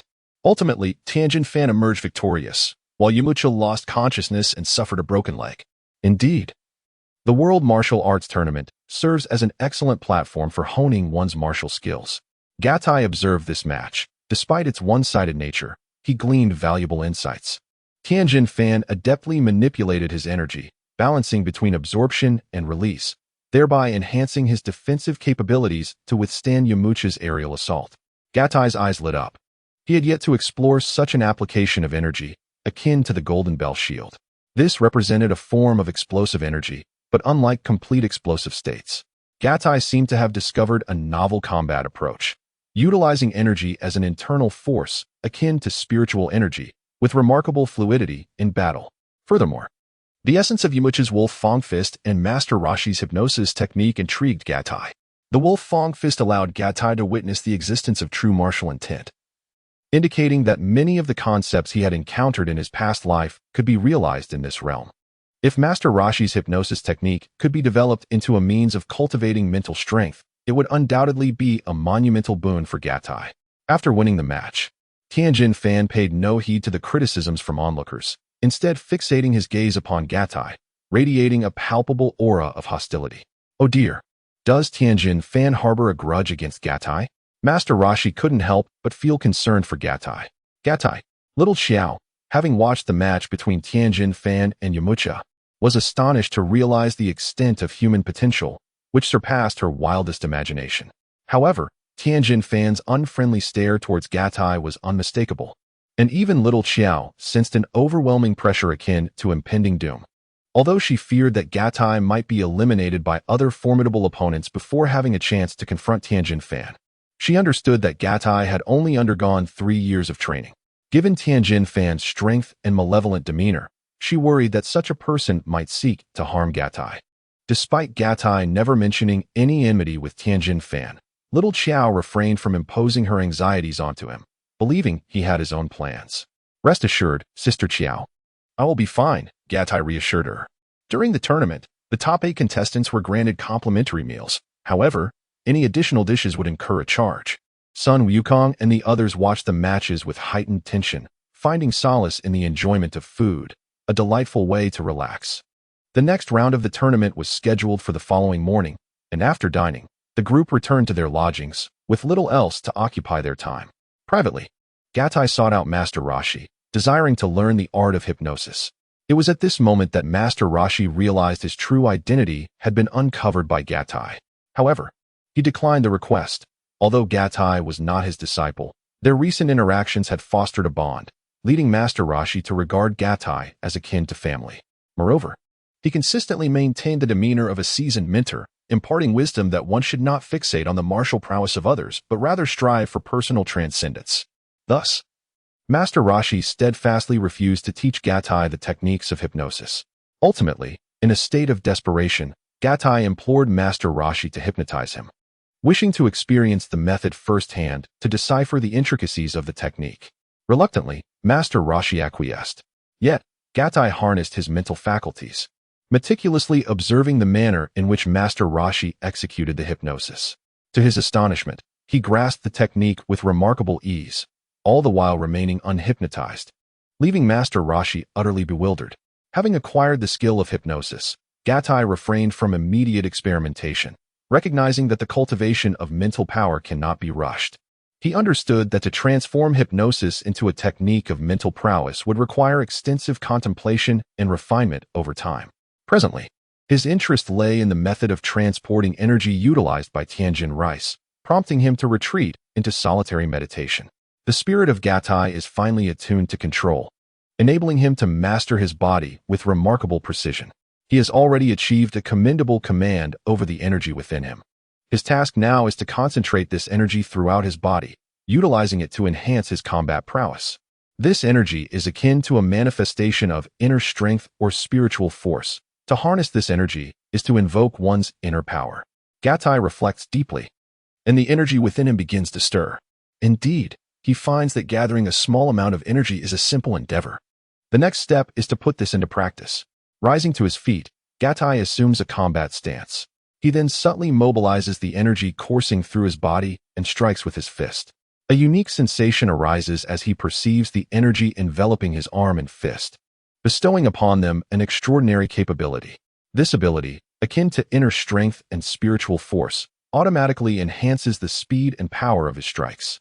In his past life as a practitioner of the celestial path, Gattai understood that the essence of all existence is a manifestation of the celestial laws. The energy within his being reflects this truth. In simpler terms, it is commonly acknowledged that augmenting one's inner strength or spiritual force will amplify various abilities. For instance, utilizing inner strength to perform lightness techniques or employing spiritual force to execute formidable moves. The ultimate manifestation of these techniques reveals the trajectory of the celestial laws inherent in the energy itself.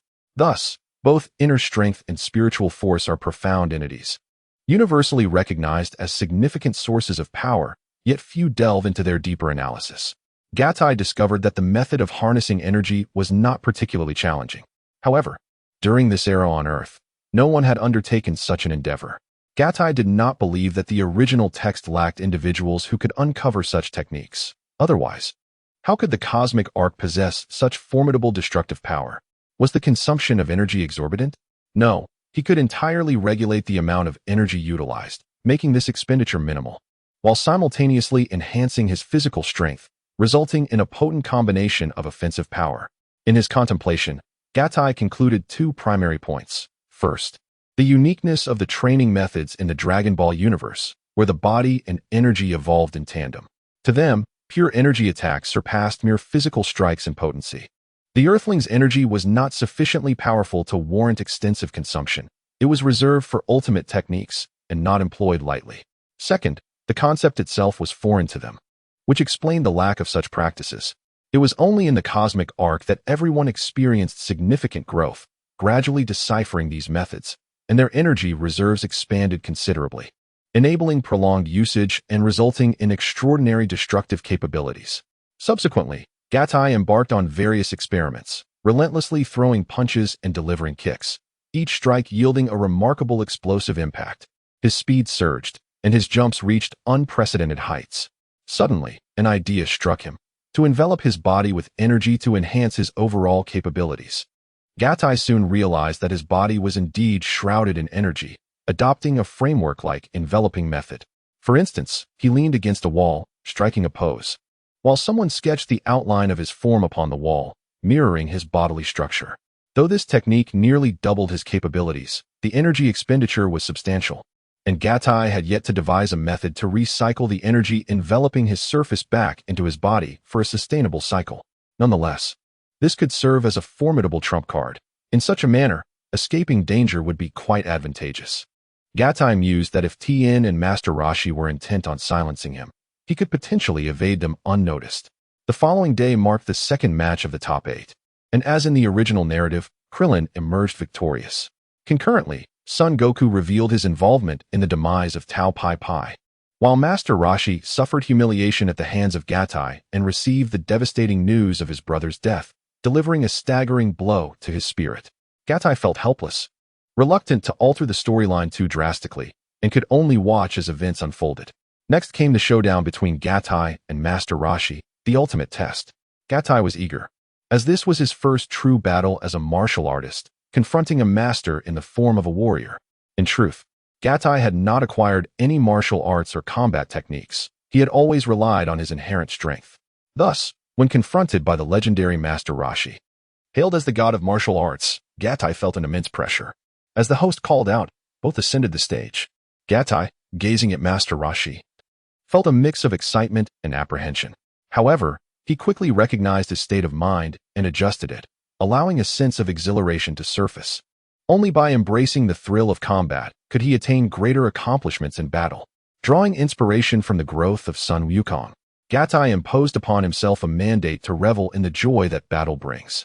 Combat not only enhances one's fighting skills and awareness, but, more importantly, serves as a means to seek breakthroughs.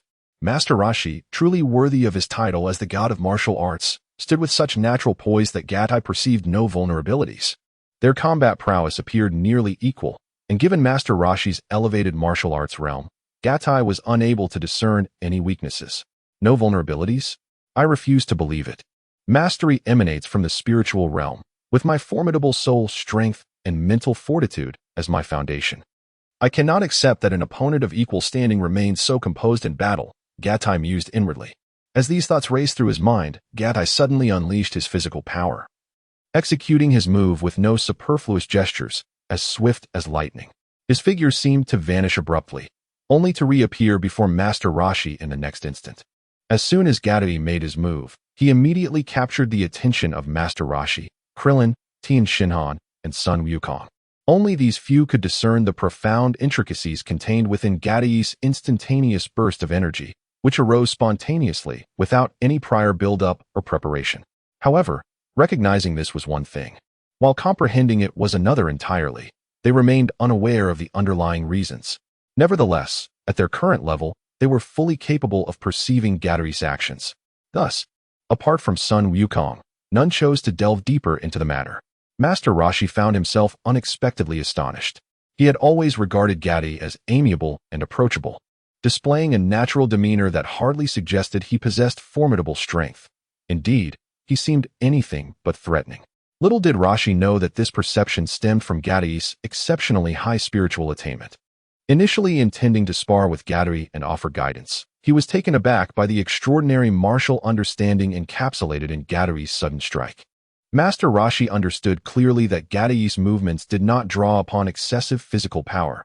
Rather, they were a manifestation of profound mastery over the way, seamlessly integrated into his actions. It appears I have underestimated you, Rashi thought to himself, steeling his resolve. He then positioned his hands in distinct locations, signaling his readiness for both offense and defense. With a resounding thud, Gatai and Master Rashi collided in a direct confrontation. However, what seemed like a forceful strike from Gatai was deftly contained. He managed to restrain his power, avoiding excessive movement. To Rashi, it felt as though Gatai had merely tapped lightly on his fist. Yet that seemingly gentle touch concealed an unimaginable force.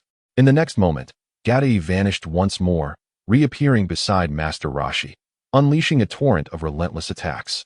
Rashi quickly moved to defend himself. Revered as a god of martial arts, he possessed exceptionally intricate combat techniques and maintained exquisite control over his own strength. Yet, Rashi had not attained the lightning-quick swiftness of action. After centuries of life, his physical prowess and combat skills had reached an advanced level.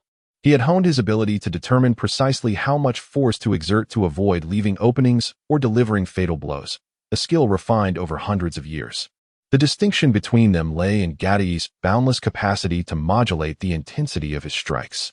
Even when exerting his full strength, he could effortlessly adjust it.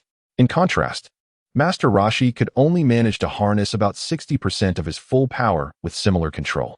Although this disparity seemed substantial, suggesting that Gatai could easily defeat Rashi, the reality was more complex. Numerous techniques, such as power-dissipating methods, played a critical role, despite the apparent disadvantage in raw strength.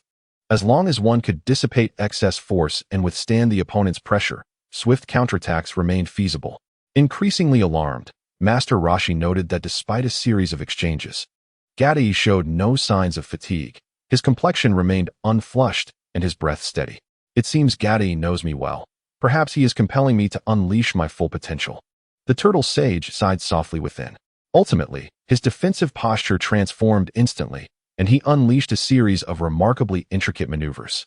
With a deft movement, he evaded Gatai's assault, then countered by seizing Gatai's hand, employing a strategy of yielding to overcome strength. Kicks, knee strikes, and shoulder clashes ensued, as every part of his body became a weapon for offense. Such is the formidable nature of technique. Initially, the turtle sage felt a sense of humiliation, believing he must rely on the skills he had honed over countless years to prevail against Gatai. Yet, he found himself even more astonished. Gatai, remarkably, mirrored his prowess. Not only could he perceive the sage's every move without a moment's hesitation, but he also exhibited an extraordinary precision in bodily control, with each limb serving as a lethal instrument. What a terrifying combat awareness and profound martial arts mastery. Could this truly be a mere 13-year-old? The turtle sage marveled in awe. Wow, Gatai is astonishingly formidable. One would never suspect it, Krillin and Sun Wukong observed, captivated and unable to suppress their admiration. Tien Shinhan, upon witnessing the spectacle, furrowed his brow, astonished at the depth of Gatai's hidden strength. Is this your full power? He murmured, his curiosity for Gatai intensifying, while he anticipated a future match that would allow him to confront him directly. Gatai, Xiao Xiao exclaimed, her eyes shimmering with tears of excitement upon witnessing Gatai's remarkable abilities. Gatai, you are truly impressive, achieving so much at such a young age. The turtle sage gave a thumbs up to Gatai, acknowledging his extraordinary talent. Gatai broke into a radiant smile, acknowledging the venerable Master Roshi's admiration. However, at that moment, Master Roshi's figure vanished, only to reappear behind Gatai. Gatai possessed a profound understanding of Master Roshi. Despite his advanced age, the old master was wholly devoted to the well-being of his disciples. In Gatai's perception, Master Roshi would go to great lengths to defeat his students, ensuring they do not become overly arrogant and stray onto a path of wickedness. He also believed that Master Roshi held a certain appreciation for him, viewing Gatai as a righteous martial artist, akin to a disciple in his eyes. From the moment the battle commenced, or rather, from the onset of the quarterfinals, Gatai has been diligently honing his sensitivity to energy, regardless of whether he is directly involved in the match. Thus, he remains acutely aware of Master Roshi's movements, even in moments of carelessness. He has mastered the art of striking with lightning speed while simultaneously executing effective defenses. Be careful, came the worried voice of little Qiao from outside the arena. Right here. Gatai quickly sensed Master Roshi's position and vanished in an instant. Soon, the air was filled with the sound of their fierce clash. Master Roshi, pleased to see that Gatai was not being careless, felt a surge of joy within. It indicated Gatai's inner strength, as he accurately recognized his place in the competition, maintaining composure and humility. Master Roshi was struck by Gatai's punch to the back, sending him hurtling towards the edge of the arena. How is that possible? Krillin exclaimed in disbelief, wondering if Senior Jackie-chan was about to lose in such a manner. At that moment, Sun Wukong leaped onto the wall in front of him. In his eyes, Gatai's previous movement had been astonishingly swift, seemingly vanishing in an instant, with his body gliding without any hindrance. His speed utterly surpassed that of Senior Jackie-chan. Sun Wukong felt a surge of excitement, recognizing Gatai as a formidable opponent. Cattle did not seize the opportunity to attack. Instead, he granted Master Roshi a moment to regain his composure.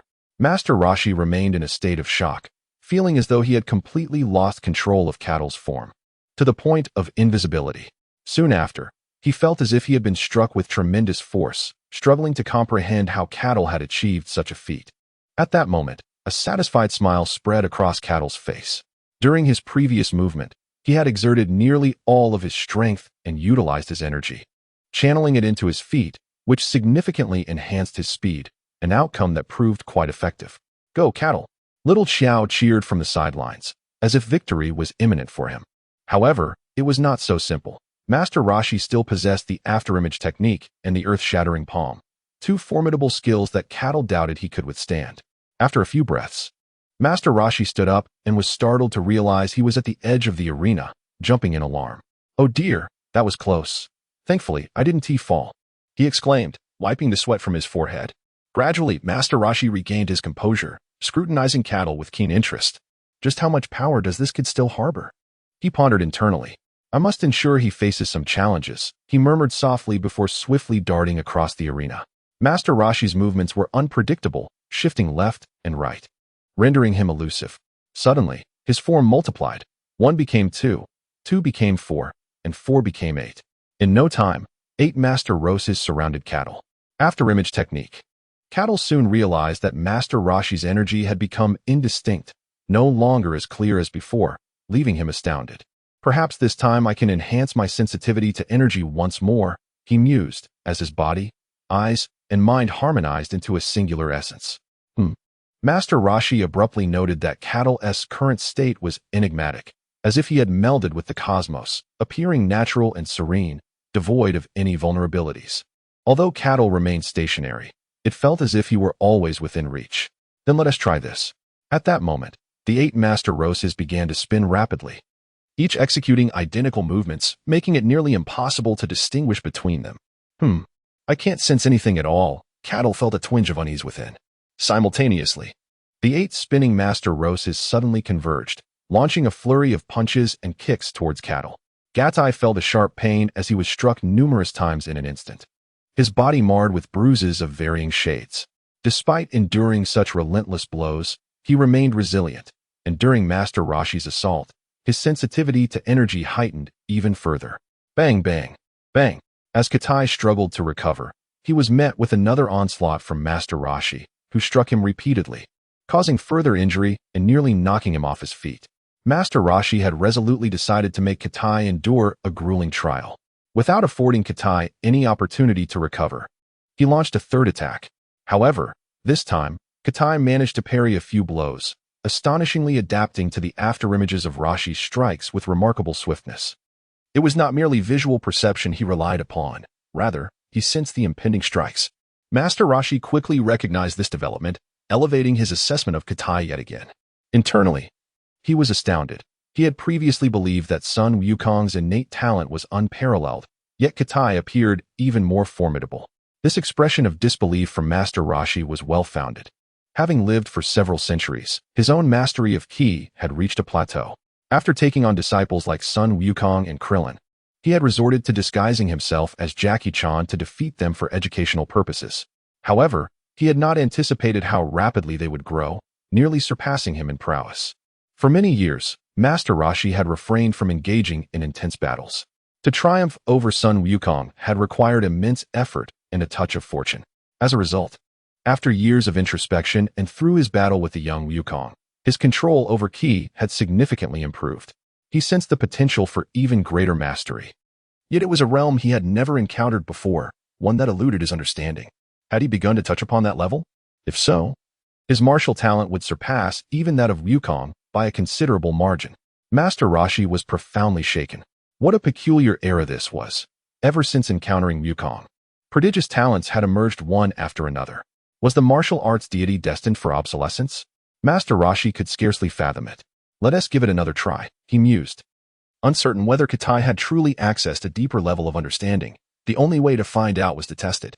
Subsequently, Master Rashi appeared to abandon his previous demeanor, exhibiting none of the grace one would expect from a martial arts master, attacking Katai with a fervor that bordered on frenzy. As a result, Katai's sensitivity to Ki deepened, and he began to deflect several of Rashi's strikes with each successive assault. Yet, his physical condition deteriorated rapidly due to his injuries. Gradually, Katai sensed his body trembling, as if his very soul were ablaze, something within him yearning to break free. Finally, during Master Rashi's 10th barrage of afterimages, Katai experienced a moment of clarity, shattering the final barrier to his perception of Ki.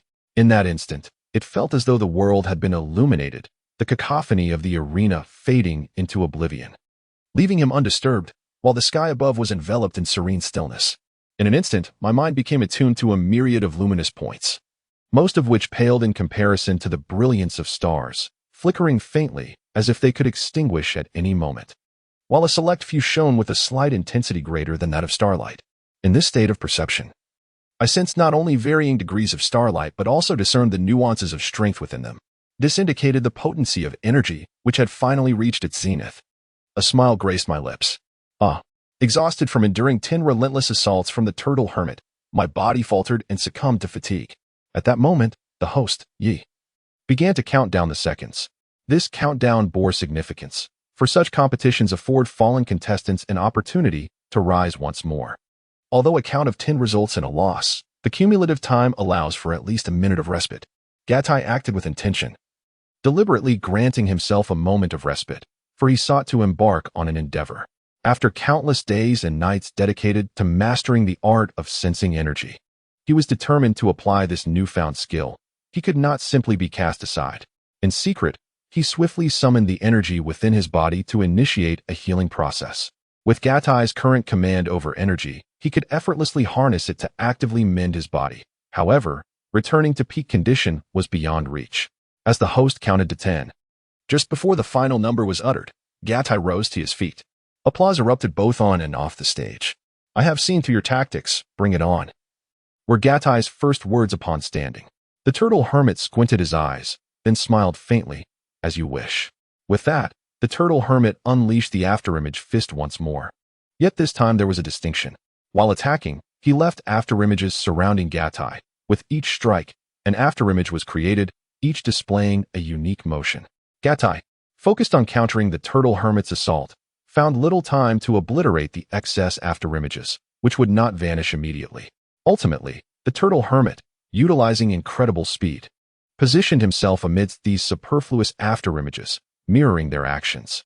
Then, breaking away from the afterimages, he launched a surprise attack on Gatai. Gatai now sensed his surroundings with remarkable clarity, standing firm in place as he awaited Master Rashi's assault. He merely blocked the incoming attacks, effortlessly discerning the opponent's position without even turning his body.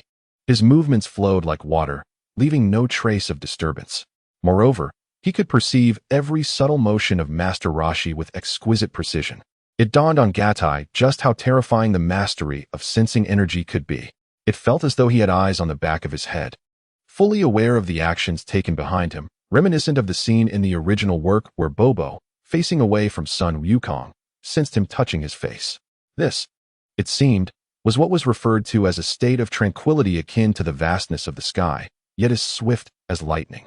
Previously, the quick strikes achieved through the three-body technique were merely clever tricks, skills and exertion rather than an understanding of a higher realm. The comprehension of energy sensing represented a significant elevation of one's mental state, yet there remained many aspects to refine before it could be flawlessly applied in combat. Gatai pondered deeply, uncovering numerous issues. Mastering energy sensing was far from a mere ability to sense. "Congratulations on your realization," Master Rashi said, a smile illuminating his face. Filled with joy. "Indeed, it is thanks to the guidance of my seniors," Gatai humbly replied. "Very well, now I shall employ my ultimate technique," Master Rashi warned Gatai. "Wangwa, this is troubling. I fear I may not be able to block this. My only chance lies in preventing it." Upon hearing the incantation from Master Rashi, Gatai understood that he was about to unleash the earth-shattering palm, a martial art of extraordinary mastery that converts energy into high-voltage electricity, seemingly lacking a fail-safe counter. In the original narrative, such techniques were countered solely by overwhelming strength. As he beheld the sudden flash of electricity emanating from Master Rashi's palm, it rapidly intensified as the old master spread his fingers. In an instant, Gatai launched an attack against Master Rashi in an attempt to interrupt him preemptively. However, at that moment, Gatai merely exhibited the prowess he had demonstrated during their previous sparring session, aware that victory was beyond his reach. Master Rashi, having anticipated this, leapt high into the air, deftly evading Gatai's sudden onslaught. Suddenly, Gatai's body propelled itself upward without any prior build-up, his fist raised to strike. "Heavenly Palm." Master Rashi uttered those words with remarkable speed, without a moment's pause. "What? This old man is toying with me." Gatai realized that Master Rashi was deliberately playing him. He knew that Gatai's movements could sometimes be unfathomably swift. Thus, as he unleashed this ultimate technique, he was already prepared to evade Gatai's assault even before the first syllable was fully articulated, allowing him the time necessary to execute the complete maneuver. In truth, Gatai was also intentional in his actions. Master Rashi could not afford to lose. If he were to be defeated, who would guide Tianjin Fan back to the righteous path? Among those present, only Sun Wukong possessed an unwavering spirit for the noble martial way, and his confrontation with Tianjin Fan might inspire him. Ultimately, only Master Rashi was deemed worthy to counsel Tianjin Fan. However, Gatai could not assure that, without Master Rashi's guidance, Tianjin Fan would inevitably return to righteousness. Therefore, Gatai chose to allow himself to be defeated, and it had to be evident that he was losing. Otherwise, it would be a humiliation to Master Rashi. Most importantly, Gatai yearned to experience the heavenly palm of all nations, as this energy-based technique might yield unforeseen benefits for him. As Master Rashi completed the final syllable of his incantation, his technique descended upon Gatai with the ferocity of thunder. A searing current coursed through every inch of Gatai's body, causing it to convulse uncontrollably. Though his consciousness remained, he fought valiantly against the overwhelming force, eager to discover whether the heavenly palm truly lacked a method for breaking through. Soon, Gatai realized that, given his current level of cultivation, he indeed had no means to counter this attack. Thus, Gatai was injured by the heavenly palm of all nations, his body temporarily incapacitated, and after a few moments, he succumbed to defeat at the hands of Master Rashi. Although Gatai was defeated by Master Rashi, he bore no regrets. His participation in the World Martial Arts Tournament was primarily to acquire knowledge of martial arts, focusing on combat techniques, the application of ki, and various forms of martial arts. Having fully mastered the perception of ki, he was now capable of easily grasping the martial arts knowledge possessed by the Dragon Ball warriors at this stage. At present, Gatai, through his ki perception, had learned several combat techniques from Tien Shinhan, Goku, Master Rashi, and Krillin, including the authentic Kamehameha, the afterimage technique, and the Dodon Ray. However, he had yet to master the ki blast cannon, merely gaining a basic understanding of it, and he had no knowledge of the universal shockwave. After all, the transformation of ki into its elemental form differs significantly from mere special techniques, making it rather more challenging to master. Though learning and application are two distinct matters, the ability to learn is the fundamental prerequisite. Regardless of how much Gatai's cultivation may grow in the future, as long as he can maintain precise control over his training, applying this martial knowledge in combat would not require excessive effort. Moreover, Gatai was not a belligerent individual. He consistently aimed for higher spiritual cultivation. Acquiring the martial knowledge of others was merely a means of self-defense and ensuring that, should he ever be compelled to pursue the path of martial arts, he would possess a solid foundation. With Gatai's defeat, Xiao Qiao also fell short against Goku and was eliminated. Prior to the matches, Gatai had requested Goku to mentor Xiao Qiao during their fight. Consequently, Xiao Qiao made significant progress, pushing her body to its limits and gradually touching upon the essence of ki. Although the match was one-sided, both participants enjoyed themselves greatly. After the first round of eliminations in the quarterfinals, only Goku, Master Rashi, Tien Shinhan, and Krillin remained. They then competed against one another, culminating in Tien Shinhan and Goku advancing to the finals of this martial arts tournament. In this period, Master Rashi, akin to the original storyline, voluntarily forfeited his match against Tien Shinhan, urging him to adhere to the righteous path. In the final showdown, the Crane Hermit also resorted to underhanded tactics, only to be blasted away by Master Rashi's Kamehameha. Tien Shinhan, ultimately disappointed with the Crane Hermit, resolved to expel him from the Crane School. The match between Tien Shinhan and Goku was unparalleled. The spectators had never witnessed such an extraordinary battle, igniting an explosive fervor among the crowd.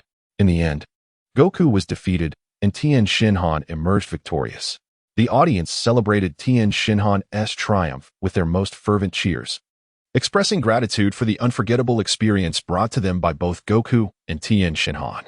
Touched by the enthusiastic crowd, Tien Shinhan emerged from the shadows, stepping into a world filled with light. A conversation with Master Rashi and others before parting allowed him to fully comprehend the true essence of the martial arts path. Thus, Tien Shinhan and Kaiatsu embraced the righteous path, forming friendships with Master Rashi and Gatai, as well as Xiao Qiao. To everyone's astonishment, the blonde-haired launch boldly confessed her feelings to Tien Shinhan, revealing an unexpected side of herself. After the tournament concluded, Gatai departed with Xiao Qiao. However, they had not truly departed. Rather, they were temporarily residing in a villa. Gatai was aware that Dambaran would come, and once Dambaran eliminated Klin, Sun Wukong would stop at nothing to seek vengeance, ultimately encountering Akalobe, who would then take Sun Wukong to Kalinta. At Kalinta, it was highly probable that Akalobe would desecrate the sacred beings, which were of utmost importance to the Dragon Ball warriors and a matter of life and death for Gatai. Therefore, Gatai was determined to prevent this from occurring. With his ability to sense energy, Gatai could trace the path with unwavering resolve. Previously, Gadai inquired about the whereabouts of Karen Tower from Master Rashi, yet the esteemed master was unable to provide a precise location. Gadai also sought guidance from Sun Wukong, but the latter, with his singular focus, struggled to articulate the details. In desperation, Gadai resorted to unconventional measures. Before the emergence of Dambalin, Gadai had already instructed Xiao Qiao to attune to the energy within her body, enabling her to learn the art of flight. Additionally, the mutual exploitation between Gadai and the middle-aged man with the surname Du was evident. Gatai's sole request was to obtain a sum of money to procure fish, as well as some universal adhesive for packaging. Gadai intended to exchange these fish with Master Karen for magical beans, while also requiring some adhesive for personal use. Catalonia was executing its plans, while Master Rashi and his companions gathered, intending to enjoy a hearty meal before embarking on their respective training. During the meal, Sun Wukong exhibited an unusual demeanor, as if he sensed something dreadful. This left everyone perplexed. Soon after, Sun Wukong, filled with concern, dashed out, returning to the martial arts tournament venue, where they discovered Krillin had perished. Master Rashi, upon seeing Krillin's lifeless body, was initially in disbelief. However, he quickly sensed the absence of Krillin's breath and the powerful aura that once emanated from him. Master Rashi confirmed the tragic reality. Krillin was indeed dead. How could Sun Wukong perceive that something was amiss with Krillin? What an extraordinary ability. At that moment, Master Rashi realized that this ability bore a resemblance to something he had encountered before. He contrasted the chilling stillness of Krillin's body with the vibrant energy he had possessed in life. This led him to recall his battle with Catalonia, where the ability to counter the afterimage fist was not solely reliant on sight, but rather something deeper. Martial artists who reach a certain level of mastery develop an acute awareness of their surroundings. Initially, this heightened perception stems from physical strength and agility, manifesting through bodily responses, vision, and hearing. Even ordinary fighters, like the masters of martial arts schools, and those more formidable, such as King Kai, possess this sensitivity at a certain level, enabling them to confront 10 or even 100 opponents simultaneously. Moreover, martial artists who cultivate their energy possess an even greater sensitivity, with a deeper understanding of their own energy control, amplifying their perceptual abilities. This initial awareness can evolve to detect the subtle energy that opponents may harbor. When an adversary strikes with incredible speed, this refined perception allows one to navigate the challenges that the naked eye struggles to discern, facilitating high-intensity combat. Master Rashi himself had not possessed exceptional sensitivity to energy until he encountered Sun Wukong and engaged in battle with him, which propelled his growth beyond previous limits, enhancing his mastery over physical strength and energy control, thereby improving his perceptual abilities. As Sun Wukong and Krillin continued to evolve, Master Rashi gradually sensed that they had surpassed him, recognizing the increase in their energy.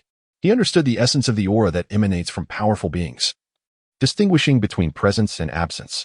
Thus, it became evident that Catalonia's ability to counter the afterimage fist stemmed from an unimaginable level of energy perception, allowing him to intuitively discern his opponent's position, which made his afterimage fist easily countered. Similarly, Sun Wukong's ability to sense Krillin's demise likely indicated that he, like Catalonia, had attained an extraordinary level of energy awareness. Master Rashi speculated that this was the only explanation that made sense. Indeed, Sun Wukong's mastery over energy had reached an astonishing depth. Yet, the complete mastery of the sensation of qi remains just beyond reach, a mere hair's breadth away. Although it may seem insignificant, the disparity between this slight deficiency and true comprehension is monumental. Otherwise, one would not have faced setbacks in the celestial realm.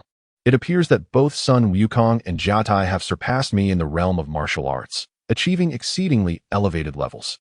The turtle sage pondered, but soon redirected his thoughts. This is not the moment for such reflections. The circumstances surrounding Krillin's death are shrouded in mystery, suggesting that unusual events are imminent. Subsequently, the turtle sage began to inquire about the circumstances of the investigation. Upon learning that the perpetrator sought the Dragon Balls, Sun Wukong immediately resolved to avenge Krillin and rushed out in pursuit. Cattle sensed the arrival of Dambalin, yet he refrained from intervening, feeling a sense of helplessness within. Soon after, he detected the dissipating energy of Klin and the shifting position of Sun Wukong's aura, prompting him to immediately set his plan into motion. However, while pursuing Sun Wukong, Cattle encountered the returning Master Rashi. The old master, battered by dual setbacks and sent flying by Master Matato's Kamehameha, found himself beset by a series of unfortunate events, unable to endure any further distress. Yet, with Tianjin Fan and Jiaozi aligned with Master Rashi, he had no opportunity to strike. Thus, he turned his focus onto Cattle, who was conveniently alone and away from Master Rashi. "Old man, I have no time for idle chatter. It would be wise for you to step aside. Otherwise, I won't hesitate to send you to meet the King of Hell," Cattle declared, his expression stoic and cold. "I will kill you, Cattle," Master Rashi retorted fiercely, unleashing his full power in an assault against Cattle. Cattle found this display rather mundane. Even when his combat power was merely 150, he had regarded Master Rashi with disdain, let alone now. Previously, he had refrained from confronting Master Rashi, respecting the boundaries set by Tianjin Fan, as he had no desire to alter the original narrative. Now, however, having grasped the essence of Qi and learned numerous techniques through rigorous training, his power had surged to approximately 170, far surpassing his prior abilities. All without relying on luck or amplifying techniques. Cattle was intent on tracking down Sun Wukong to execute his plan to rescue the Sinza beings. Any delay could provoke his own wrath. Furthermore, Master Rashi's current value to the unfolding events was nearly negligible. Henceforth, his existence would no longer influence the original storyline. Should Master Rashi overstep, Cattle would not shy away from decisive action. Perhaps it is best not to kill him, Cattle mused. After careful consideration, he decided against ending Master Rashi's life. After all, Master Rashi had played a pivotal role in Tianjin Fan's development. Without his guidance or mentorship, the Dragon Ball warriors might never have seen Tianjin Fan's existence.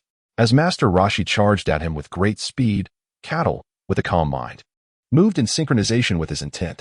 In an instant, he manipulated his ki, allowing it to flow within him, causing his muscles to swell. He stood firm, bracing himself against Master Rashi's punch. Unsurprisingly, Master Rashi's fist struck with the force of steel, leaving Cattle unscathed, not even taking a step back. Astonishment filled Master Rashi's eyes. He was in disbelief at Cattle's rapid growth. "For Tianjin Fan's sake, I shall spare your life," Cattle remarked coolly. Then, as Master Rashi's astonishment lingered, Cattle gently blew on his fist before delivering a powerful blow to his abdomen. In an instant, Master Rashi fell unconscious, until he lost consciousness. An expression of disbelief lingered on his face. After dealing with the Crane Immortal, Gatai discovered that Sun Wukong's position changed with remarkable swiftness. It seemed that Wukong had taken to his Nimbus cloud, Gatai speculated. "Sister Qiao, have you mastered the art of aerial movement?" Gatai inquired, turning to Xiao Qiao. Xiao Qiao bit her lip, somewhat bashful. She sensed the energy but lacked the control to perform the aerial technique. Then, glancing at the Crane Immortal, she asked, "What about this person?" "Forget him. He won't die," Gatai replied, his face tinged with a hint of crimson as he softly said, "Sister Qiao, let me carry you as we fly." "Ah!" Startled like a frightened rabbit, Xiao Qiao's cheeks flushed. However, she did not refuse. Instead, she quietly placed her hands on Gatai's shoulders. Throughout, Xiao Qiao refrained from asking Gatai about their destination, finding him increasingly mysterious. Yet, this enigmatic figure brought her an overwhelming sense of security, compelling her to trust him. As her hands rested on him, Gatai felt as though he had been jolted by electricity, his thoughts becoming somewhat disordered, and he felt a wave of embarrassment. Shaking his head to dispel such thoughts, Gatai carefully embraced Xiao Qiao and, employing the aerial technique, soared into the sky. The speed of the flight was indeed remarkable, yet it still paled in comparison to the velocity of the Nimbus. Galta immediately harnessed his mental prowess to enhance his flight, significantly increasing his speed. "Sister Qiao, have you ever heard of Kalinta?" Galta inquired, tilting his head. Xiao Qiao reveled in the sensation of flight. The notion of soaring through the skies without reliance on external aids had never crossed her mind. When she first witnessed Galta ascend into the air, a flicker of yearning ignited within her. Today, as she experienced that very feeling, it was nothing short of enchanting. Xiao Qiao seemed to lose herself in the moment, wholeheartedly embracing the thrill of gliding through the heavens. The warmth of her cheeks, once flushed from the intimacy of their closeness, began to subside. It appeared that Xiao Qiao was still entranced, and after a few breaths, she finally noticed Galta gazing at her. She blinked in surprise and asked, "What's wrong?" Catalina's eyes sparkled with mischief as she sought to tease her. "Sister Qiao, you are truly exquisite." "You." Xiao Qiao intended to chastise him for his levity. Yet the words faltered on her lips, and instead, she inquired, "Really?" Hiki. Catalina did not respond directly. Instead, she smiled faintly. In response, little Qiao immediately furrowed her brow, her expression turning cold as she turned her face away from Catalina. "Sister Qiao, are you familiar with Calinta?" Catalina swiftly shifted the topic, posing the question once more. Calinta. Such a peculiar name. Little Qiao's words revealed her utter ignorance regarding Calinta, prompting Catalina to elucidate further. Calinta is a legendary sanctuary of martial arts, towering to unimaginable heights, accessible only through one's own diligent efforts. At its summit resides a sage known as Master Karen. Anyone who ascends will receive guidance from Master Karen, resulting in remarkable advancements in their cultivation. A sage. What do they look like? Have you ever seen them, Catalina? At this moment, little Qiao found Catalina's words somewhat intriguing and inquired eagerly. I have not seen him either. However, I believe that if Sister Qiao were to meet him, she would undoubtedly be astonished, Catalina replied with a smile. Is that so? Little Qiao questioned, feeling somewhat perplexed. Are we on our way to Calinta? She suddenly realized. Indeed, we are, Sister Qiao. Are you pleased? Quite pleased, little Qiao responded casually. Upon hearing this, Catalina understood that little Qiao was not yet genuinely passionate about martial arts. Her achievements were significantly intertwined with her desire to protect her village and her dreams. Catalan said no more. It was imperative to subtly guide Xiao Qiao to find a reason to persist in her martial training. This was the era when the formidable Demon King Piccolo made his appearance. Now, as he followed Sun Wukong, the chance to confront the Demon King was at hand. Thus, Catalan reached a pivotal decision. After a considerable while, he sensed that Sun Wukong had come to a halt, his energy rapidly waning. Moreover, another malevolent presence lingered nearby, one that emanated a wicked aura.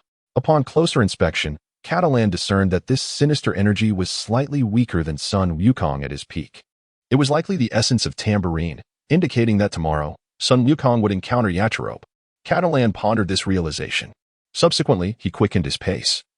Though this acceleration consumed his energy at an alarming rate, making some adjustments, he managed to maintain a reasonable speed, allocating a portion of his mental energy to consciously aid his body in hastening its absorption of the energy from the universe. Thus, the balance between energy expenditure and recovery approached equilibrium. As time passed, Sun Wukong's aura diminished to a barely perceptible level. Reluctantly, Catalan noted Sun Wukong's current position and estimated the distance in his mind. Approximately half an hour later, Catalan descended into a forest. Xiao Qiao, believing they had arrived at Corin Tower, fell silent and continued to follow him. With meticulous attention to the recorded location, Katai searched diligently and, after an hour, discovered the nearly lifeless Sun Wukong. Xiao Qiao exclaimed upon seeing Sun Wukong, battered and sprawled on the ground, uncertain of his fate. Her eyes filled with concern. She quickly rushed over. Sister Qiao, do not worry. Sun Wukong is not dead yet, Katai said slowly, standing beside her. He had sensed a faint glimmer of life within Sun Wukong, which prompted his words, and he marveled at the scion's terrifying vitality. Katai, hurry and save him. Why are you just standing there? Xiao Qiao expressed her dissatisfaction with Katai at that moment. Sister Qiao, do you know why I chose to follow Sun Wukong all this way? Instead of attending to Sun Wukong, Katai uttered such a statement. What are you lingering for? He is on the verge of death. Wukong is my benefactor. He saved the entire village. If you don't help him now, he will perish. Xiao Qiao could not absorb Katai's words, shouting at him as tears streamed down her face uncontrollably. Seeing Xiao Qiao in such distress, Jatai felt a pang of sorrow within his heart. Nevertheless, he refrained from administering aid to Sun Wukong, for he was aware that the latter was not fated to perish. With determination, Jatai forcefully supported Xiao Qiao, gently urging her to remain composed. Sister Qiao, do remain calm. Sun Wukong will not meet his end. His constitution is unique, and he must recover at his own pace. In doing so, his strength will inevitably augment. Yet, Jatai's words bore no fruit, as Xiao Qiao continued to weep. Consumed by anxiety, desperately striving to free herself from Jatai's grasp, but to no avail. Do you know how Sun Wukong sustained his injuries? Jatai raised his voice slightly, prompting Xiao Qiao to regain a semblance of calmness. He was wounded by a formidable demon, one who, merely hours ago, took the life of his dearest friend, Krillin. In his fury, Sun Wukong sought vengeance, which led him to pursue the demon relentlessly. As Jatai moderated his tone to elucidate the matter, Xiao Qiao found it difficult to accept his words, for she had been by Jatai's side the entire time, unaware of Krillin's demise. Yet, with Sun Wukong now gravely injured and on the brink of death, how could such knowledge have escaped her? Catalonia continued, Sister Jiao, this world is truly wondrous, so remarkable that it surpasses your imagination. Once a martial artist reaches a certain level of mastery, Catal did not continue, instead shifting the conversation. Sister Qiao, the reasons behind this are complex and cannot be easily articulated. It is all tied to the martial arts. You will comprehend it once you reach a certain level of cultivation. For now, it is crucial for you to understand that a formidable demon has emerged in this world. One who is merciless and intends to eradicate all of humanity from the earth. At this moment, Xiao Qiao had regained her composure, ceasing her cries and attentively listening to what Catal had to say. Deep within her, she felt a powerful sensation, though she was yet to fully grasp its nature. Catal's eyes continued softly. That demon is immensely powerful. At this moment, there exists no individual or weapon on earth capable of vanquishing him. What shall we do then? Xiao Qiao inquired weakly, tears welling in her eyes. Unbeknownst to her, Xiao Qiao began to believe in the words of Catalyze, which was precisely the response Catalyze had yearned to elicit. At this moment, the expression in Gadai's eyes sharpened, and he declared, the only path forward is to grow stronger, to elevate our abilities beyond that malevolent entity. Only then can we vanquish him and safeguard those on Earth, as well as protect our loved ones. For the sake of the planet, and to shield our kin. Upon hearing this, Xiao Qiao's eyes widened in realization as she murmured to herself, finally grasping that the intense feeling within her was indeed a longing for strength. Wiping away the tears from the corners of her eyes, she gazed earnestly at Gadai and stated, you are right, Gadai. I must become stronger. We all must strive for strength. Seeing the resolute expression on Xiao Qiao's face, Gadai felt a sense of relief wash over him. She genuinely wished to grow stronger now. What you said earlier is true. Sun Wukong really won't perish? He will gradually recover? Xiao Qiao inquired once more. Yes, Gadai replied. Sister Qiao, trust me and do not doubt my word. In time, I will explain everything to you. His tone bore a hint of weariness, for he harbored countless secrets within him. If he were alone, these secrets would remain buried in the depths of his heart, devoid of any peculiar sensation. However, with Xiao Qiao by his side, he found himself at a loss for how to convey these secrets, while also understanding that keeping a secret can be a profoundly painful endeavor. I believe in you, Gadai, Xiao Qiao affirmed with a nod. Catalina nodded in agreement, then gently took Xiao Qiao's hand and gradually led her away to a secluded spot nearby, where they could observe Sun Wukong while resting. As night fell, the forest enveloped itself in an eerie silence and desolation. Under the weight of unspoken worries, the night felt interminably long and arduous. Although Xiao Qiao chose to place her trust in Catalina, the sight of Sun Wukong being left unattended weighed heavily on her heart. Throughout the night, she felt an overwhelming urge to rush towards him, yet Catalina always restrained her. Each time, she refrained from resisting, striving to maintain her composure. As dawn broke the following day, the sun's rays filtered through the sparse gaps in the foliage, casting a warm glow that dispelled the negativity accumulated through the night. Consequently, Xiao Qiao's restless heart experienced a measure of solace. Gatai and Xiao Qiao stood vigil throughout the night, neither succumbing to sleep. Gatai fared better, yet Xiao Qiao appeared exceedingly weary. Upon noticing a stir from Sun Wukong, Xiao Qiao suddenly relaxed her vigilance and could no longer endure. Fatigue enveloped her, and she gently collapsed into Gatai's embrace, succumbing to slumber. At this moment, Gatya harnessed his mental prowess to exert a subtle control over the air, forming a barrier that partially muffled the sounds of movement, ensuring that Sun Wukong remained oblivious to their presence. Awakening with an insatiable hunger, Sun Wukong began to search for food in every direction. Gatai had long sensed the presence of another force within the forest, one that he believed belonged to Akalob. In Gatai's perception, the distance between Akalob and Sun Wukong was diminishing, and he felt certain that their encounter was imminent. Casting a glance at the slumbering Qiao in his arms, Gatai smiled gently. After a span of approximately half a day, Qiao awoke, her first instinct to search for Sun Wukong. Upon realizing he was no longer in his original position and that his figure was absent from any other nearby location, Qiao remained silent, her luminous eyes fixed intently upon Gatai. Catalyst chuckled, "Are you hungry? Have something to eat, and once you've finished, I shall take you to seek out Sun Wukong. With that, Catalyst retrieves some food from a universal adhesive container. No rush, savor it slowly, Catalyst reassured. Throughout this half-day, Catalyst had sensed 3 distinct energies descending upon the forest, indicating that Sun Wukong had engaged in battle with the demon King Piccolo and had sustained grave injuries. After the meal, the journey to Karen Tower awaited, Catalyst mused.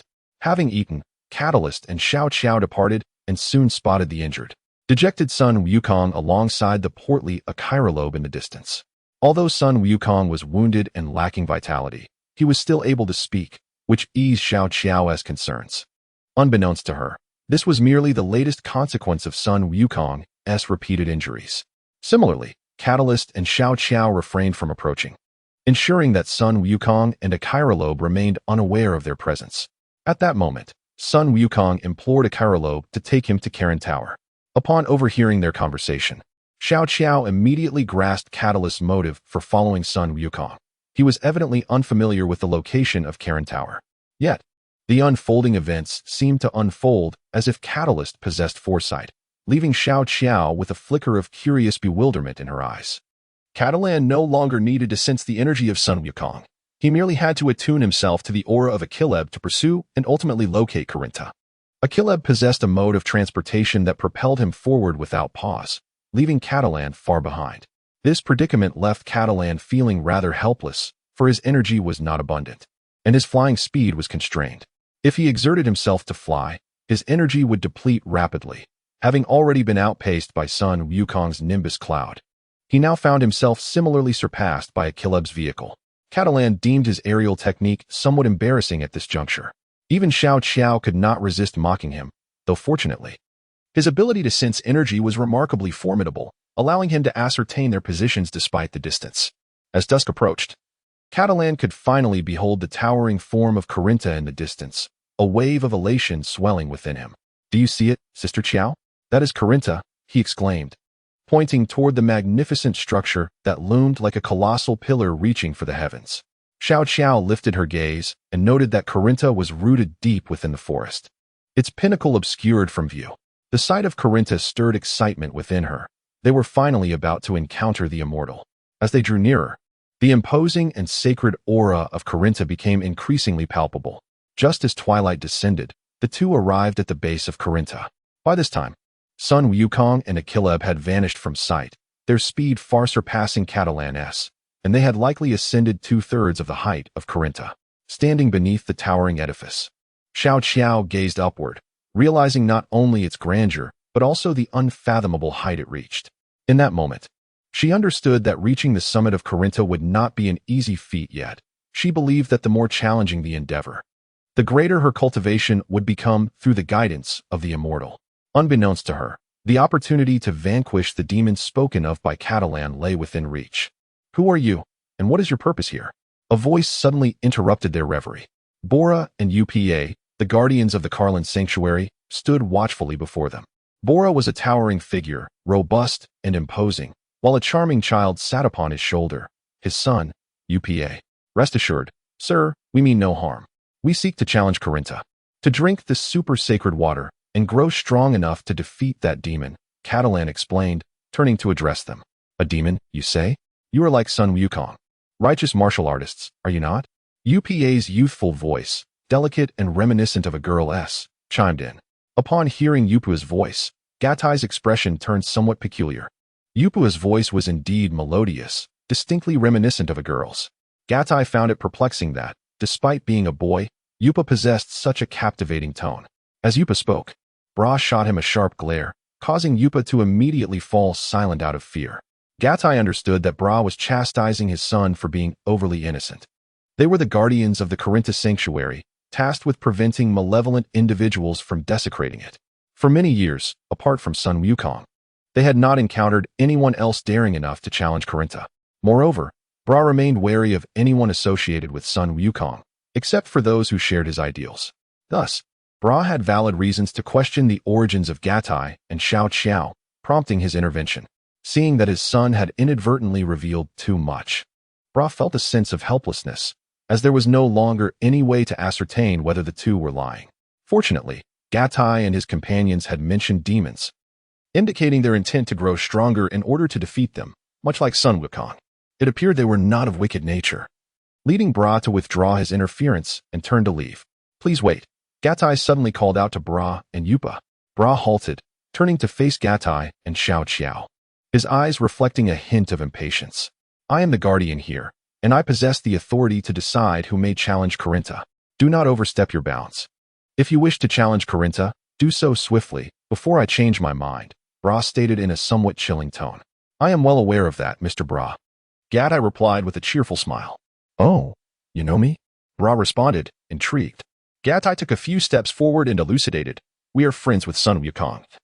Having met at the first martial arts tournament, Sun Wukong possesses formidable strength, and I sought his guidance. From him, I learned about the sacred martial arts site, Corinta, and of you as well. This time, Sun Wukong was injured due to the nefarious actions of a demon. We aspire to grow stronger and join him in vanquishing that malevolent being. Ah, it seems you speak the truth, Bra acknowledged, her heart finally swayed by Gatai's explanation. Since you are allies of Sun Wukong, striving for the peace of the world, I apologize for my earlier presumptions. Bra bowed slightly, expressing her regret. You called out to me just now. What assistance do you require? Bra inquired. Catalan nodded slightly and approached little Qiao. Sister Qiao, as you have yet to master the art of aerial movement and are unfamiliar with Corinta, it may be unwise for you to attempt to ascend to the Tower's summit all at once. For safety's sake, might I request that you remain here until you have acquired the aerial technique? Very well, little Qiao replied after a moment of hesitation. Upon saying this, Catalan turned to Bra. Might I ask you, Mr. Bra, to look after my sister? Bra nodded, a smile finally breaking through his previously icy demeanor. With that, Catalan soared into the air, ascending along the path of Corinta toward its pinnacle. Wow, this big brother can fly, UPA exclaimed, his eyes filled with admiration. From that moment forth, he had gained yet another idol. Bra, equally astonished, marveled at Catalan's prowess. To him, Sun Wukong already seemed extraordinarily formidable. And with Catalan's ability to fly, they both appeared to be rivals he could not hope to surpass. The mention of the demon they spoke of raised a chill of apprehension, causing beads of cold sweat to form on Bra's brow. Night had not yet fallen, and he hoped there was still time. Otherwise, if Yachirobe were to arrive first, some precious senza beans would be wasted. For Catalan, as a traveler from another world, these beans were invaluable. Even though Master Karen still had some in stock, Catalan would feel a twinge of regret over the loss of even a single bean. Yachirobe was a benefactor of Sun Wukong, having saved his life on multiple occasions. Without him, there would be no future Sun Wukong. He was an exceedingly fortunate individual in this era. Perhaps Sun Wukong's acquisition of the ultra-divine water was also due to his presence. Catalan mused that perhaps he could also explore the effects of the ultra-divine water this time. They paused for a while. After some time, Catalan sensed that Yachirobe's position remained unchanged. It seemed he was taking a brief rest. Catalan thought to himself. He is moving again. It appears they are not too far from the Tower's summit, he noted. In the original tale, he had reached the Tower's peak in less than a day with Bra's assistance. Sensing Yachirobe's aura, he could ascertain their position relative to the Tower's apex. It was clear he was nearing the top, and he needed to exert himself further. Catalan deliberated. Dismissing any concern for the depletion of his internal energy, he summoned his mental fortitude to its fullest extent, determined to reach Corinta before the others. With this resolve, his speed surged dramatically. On Corinta, Master Karen observed the sudden acceleration of Catalan and was genuinely astonished by his rapid growth. This young man was evolving at an astonishing pace, even faster than Sun Wukong. Perhaps these two were indeed the best candidates to defeat the evil King Piccolo, he mused, narrowing his eyes in contemplation. They're coming, Master Karen muttered to himself, then turned his gaze outward, soon catching sight of Catalan's figure. At this moment, Katai felt utterly exhausted, as if the energy within him had been nearly depleted. After taking a moment to catch his breath, he lifted his gaze towards the plump figure of Master Karen. The sight of her rotund form struck Katai as amusing, yet he managed to suppress a laugh. Young man, do indulge, Master Karen urged, as she offered him another bean. As Gao Tai caught the mystical bean and examined it, a surge of excitement coursed through him. Is this truly the legendary divine bean? This marks his first acquisition of such a treasure. He decided to preserve it for the time being, uncertain if Master Karen would be willing to engage in a trade. Given the emergence of the formidable demon King Piccolo during this era, It was plausible that Master Karen had begun to recognize the bean's value as well. Gao Tai felt a pang of anxiety within. Upon noticing that Gao Tai had not consumed the divine bean, Master Karen's expression shifted to one of astonishment. It seemed this individual possessed some understanding of the bean's properties. Thus, what could be the motive behind his journey? Contemplating this, Master Karen also employed his telepathic abilities to delve into Gao Tai's thoughts. Upon witnessing this, Gao Tai immediately sensed an ominous feeling and promptly cleared his mind, preventing the sage Karen from discerning the secrets concealed within his heart. Indeed, he was a most enigmatic individual. Karen, taken aback, had not anticipated the profound depth of Gao Tai's martial prowess. He subsequently relinquished his attempt to penetrate Gao Tai's thoughts, having already recognized him as a just martial artist, deeming further inquiry unnecessary. "Greetings, Sage Karen." Gao Tai finally broke the silence to extend his salutation. "Meow," replied Karen. "So it is Gao Tai. What brings you here?" Upon hearing this, Gatti was not surprised that Master Karen recognized him. Without hesitation, he produced a versatile adhesive filled with an abundance of fish, unveiling several tons of various kinds before Master Karen. Instantly, Master Karen's gaze was captivated, causing even his ever-present cane to clatter to the ground. The rotund figure of Master Karen was poised to leap forward when Gatti swiftly interposed himself, blocking his path. Thus, Master Karen regained his composure, awkwardly wiping away the drool from his mouth. "Master Karen, I wish to trade some celestial beans for these fish," Gatti said with a beaming smile. Without a moment's hesitation, Master Karen produced a handful of celestial beans and tossed them to Gatti. Upon catching them, Gatti's expression darkened as he silently cursed the crafty old man, yet shamelessly pocketed the beans, alongside the adhesive filled with fish. Seeing Gatti stow away the fish, Master Karen grew anxious. "Haha, Master Karen, trading all this fish for merely a handful of beans is quite the raw deal for me," Gatti teased, showing no signs of embarrassment for having forcibly taken the beans while reclaiming the fish. Master Karen's face darkened as he turned away, retrieving a small jar filled with thousands of celestial beans. With a pained expression, he averted his gaze and extended the entire jar to Gatti. Satisfied at last, Gao Tai handed over the universal adhesive used for fishing to Master Karen. Without hesitation, Master Karen snatched it up, fearful that Gao Tai might reclaim it. He felt a surge of delight, having not tasted fish in quite some time, the exquisite flavor almost forgotten. Observing Master Karen's rapture, Gao Tai kindly cautioned, "Master Karen, Sun Wukong and a Kairobe are on their way up. Be wary, for a Kairobe possesses an insatiable appetite, especially after climbing for so long." "Ah, you speak true." With that, Master Karen concealed the precious adhesive, treasuring it dearly. Approximately 20 minutes later, a Kairobe finally reached the summit of the tower, carrying Sun Wukong on his back. Upon seeing Gao Tai, a Kairobe's temper flared. Why did you not lend a hand? If you are also here at Karen Tower and can fly, you should have helped."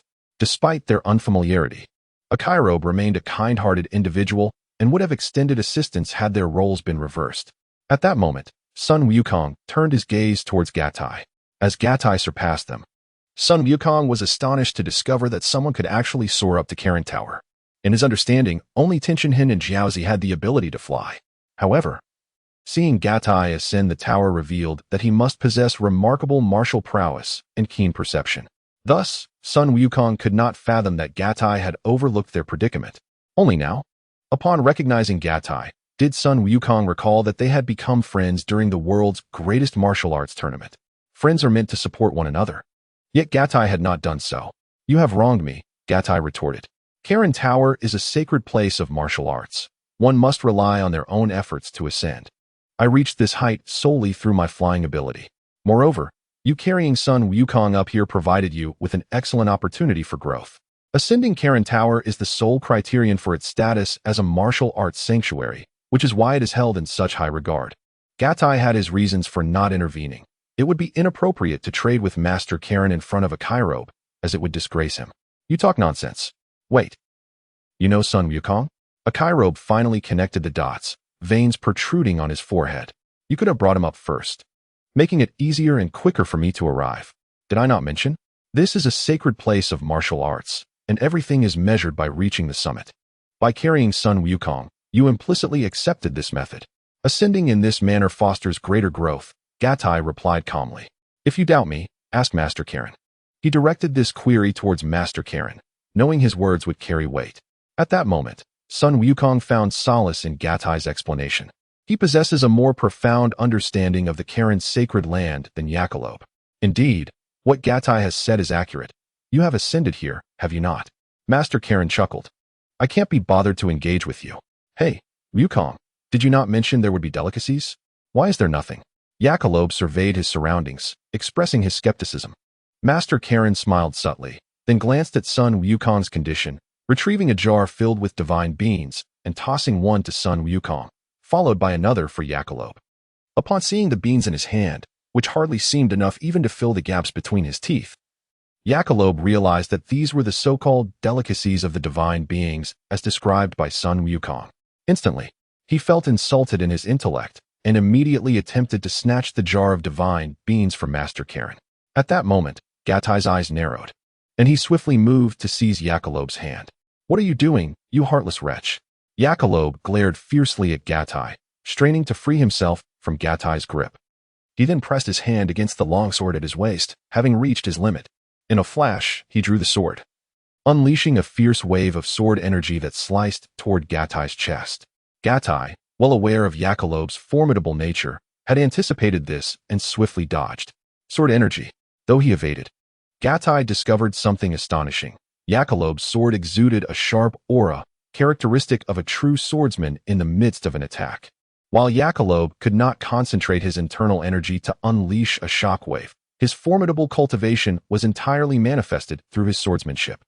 Although his previous strike did not release an external wave of energy, he naturally channeled his inner force into the blade through his technique, transforming it into a distinctive sword energy that only a true swordsman could possess.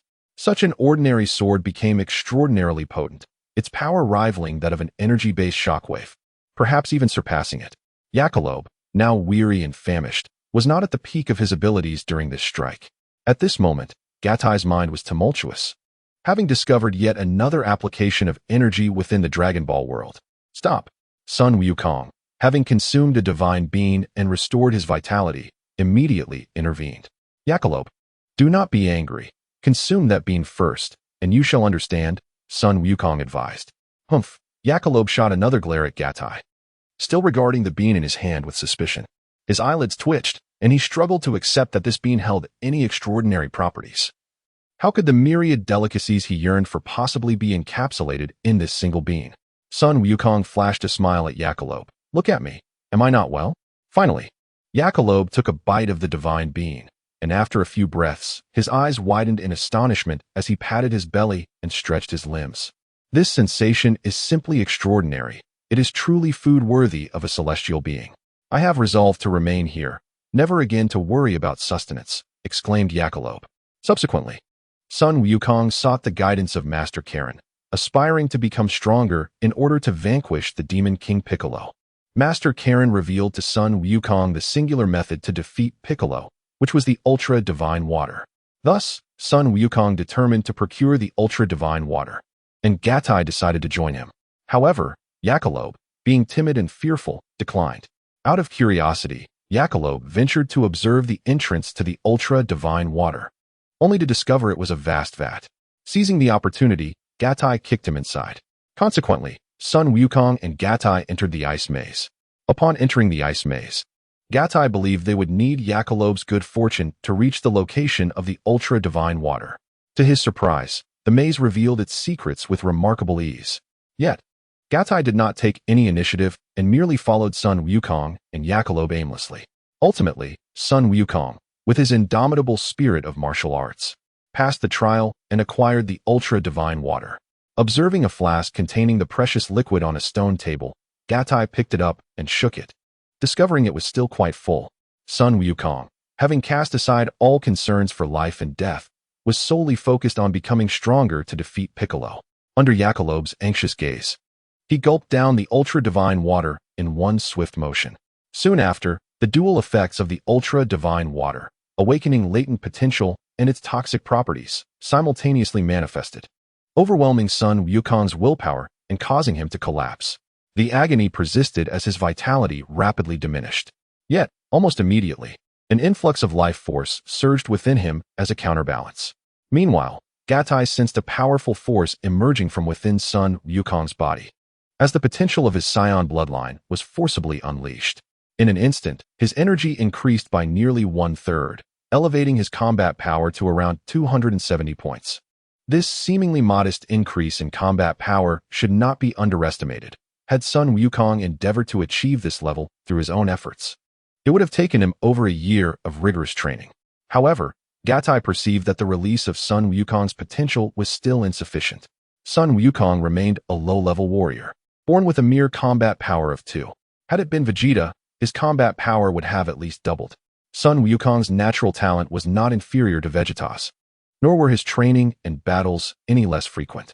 Yet, in comparison to his peer, the growth of his combat power remained unable to surpass Vegeta's, illustrating the limitations inherent in the potential development of a low-level warrior's bloodline. In due course, as Sun Wukong matured and grew taller, or perhaps due to the effects of the ultra-divine water combined with his unwavering spirit of martial arts, a breakthrough was achieved in unlocking the potential of his scion lineage. This enabled Sun Wukong to benefit from the privileges afforded by his scion bloodline, ultimately surpassing Vegeta. Therefore, Gatai believed that if Sun Wukong were to solely rely on natural cultivation without external aid, he would never surpass Vegeta in his lifetime. I have grown stronger. This feeling is truly marvelous. The effects of the super divine water manifest rapidly, yet dissipate just as swiftly. Its lethal toxicity can momentarily siphon away Sun Wukong's vitality, but it does not recur, which is why his scion heritage, imbued with remarkable potential and resilience, has enabled him to endure. Sun Wukong assessed his own body and felt an immense surge of power, his heart brimming with confidence, convinced that he could vanquish King Piccolo. "Wukong, you all should depart. I wish to remain," said Gatai at that moment. "Why?" Sun Wukong inquired, a look of confusion crossing his face. Meanwhile, Yakalob appeared utterly indifferent. Too apathetic to even pose a question, he simply yearned to escape this accursed place as swiftly as possible. Gatai explained, "Sun Wukong, my physique is not as formidable as yours. Therefore, I can only sip the super divine water gradually, which will undoubtedly consume a considerable amount of time. That is all right. I can wait for you." Sun Wukong replied with a slight smile. "No, Sun Wukong, you cannot afford to wait. I know you long to personally defeat Demon King Piccolo. Do you not? There are many outside suffering from calamities. You must go forth and save them. Krillin and Master Roshi are no longer here. You cannot lose anyone else. Do you understand?" Gatai earnestly explained. Thus, Sun Wukong acquiesced. "What can I do for you?" Just as he was about to depart, a thought crossed his mind. "Hee, let Master Karen wait for me." Gatai bestowed a reassuring smile upon him. Subsequently, Sun Wukong departed with his Rui Bang. At that moment, Gatai found himself alone within the icy maze. He poured another cup of super divine water from his flask and bent down to take a gentle sip. Almost immediately, Gatai sensed something unusual within his body. Such rapid onset, Gatai thought, quickly settling into a meditative position, pushing his mental and physical control to their utmost limits. The super divine water was no ordinary liquid. It indeed had the power to unlock human potential, yet it also harbored a potent toxicity. Hence, Gatai endeavored to isolate these two effects, retaining the beneficial while expelling the poison. The toxicity of the super divine water and its potential enhancing effects acted simultaneously throughout his body, intricately intertwined, making separation impossible. With this realization, Gatai abandoned that notion and instead concentrated on allowing his body to absorb as much of the super divine water as possible. Intense agony surged from within, as if something within every part of his body yearned to break free. Gatai could not suppress the spasms and tremors coursing through him. Fortunately, he had not consumed much of the super divine water. Being of Earthling descent, he nearly exhausted half of his life force before managing to endure it. In that moment, Gatai discovered that his potential had indeed been forcibly unlocked, resulting in a 10% increase in combat strength, approximately 20 points. How could this be? Such a terrifying enhancement from merely a sip. Sun Wukong gained less than 100 points from his consumption. Gatai marveled in astonishment. Could it be that Earthlings possess lower potential, yet are more easily developed? My lineage cannot compare to Krillin's. Every bit of potential extracted by the super divine water counts. Gatai pondered, considering this to be mere speculation. If this were true, perhaps the super divine water could entirely unlock the potential inherent in his Earthling bloodline. His body was now so electrified with excitement that he could hardly control it. If his hypothesis proved accurate, upon fully unlocking his potential and combining it with his training in Qi, his power would soar in no time, enabling him to vanquish Raditz effortlessly. Moreover, once his potential was fully realized, he could embark on even more profound physical training techniques ahead of schedule. All right, let me thoroughly examine my body for any lingering aftereffects. Gattai engaged in a soliloquy, channeling his mental energy to its utmost limits, directing it within his body. Through this mental exertion, Gattai, as anticipated, discovered that remnants of toxins lingered within him. Subsequently, through diligent effort, he realized these toxins could indeed be expelled from his system. Thus, Gattai dedicated a considerable amount of time to purging his body of these impurities. As he cleansed himself of the toxins, a significant amount of filth was also released. After a hasty tidying up, Gattai began to restore his physical condition. His recovery was a natural process, as only through this could he fully unleash his potential. Once his body had rejuvenated and returned to peak condition, he reveled in the surge of strength coursing through him, feeling a profound sense of satisfaction. Upon consuming the divine water once more, Gattai noted an increase in his physical capacity, allowing him to drink a larger quantity this time. He imbibed 1/3 of the total amount, but once again, he was met with waves of agony coursing through his body. In the labyrinth, Gattai remained elusive, causing great concern for Master Karen. It had been 2 days. How could this individual still not emerge? Master Karen paced anxiously, glancing occasionally at the water tank for any signs of movement. During these 2 days, Sun Wukong had vanquished the demon King Piccolo, and the dragon had been resurrected, bringing back those who had fallen to Piccolo's wrath. Moreover, little Xiao had finally mastered her energy and learned the art of flight. However, when little Xiao soared upwards, she was swiftly ordered down by Master Karen, instructed to climb back up using her hands and feet. Naturally kind-hearted, little Xiao did not protest. She held great respect for Master Karen and sought to grow stronger, thus she complied. After 2 arduous days, exhausted yet triumphant, she managed to ascend, having acquired the ability to rest intermittently while practicing her flight. Master Karen's rigorous training of little Xiao was not without reason. He had observed Gattai and little Xiao's arrival at the Karen Tower from the tank, and upon witnessing little Xiao's earnest desire for strength, he resolved to train her in this manner. Once little Xiao reached the top, she inquired about Gattai's whereabouts. Master Karen informed her that Gattai was undergoing specialized training, though he himself felt an unsettling anxiety at the thought of any misfortune befalling Gattai. Subsequently, little Xiao accepted Master Karen's guidance.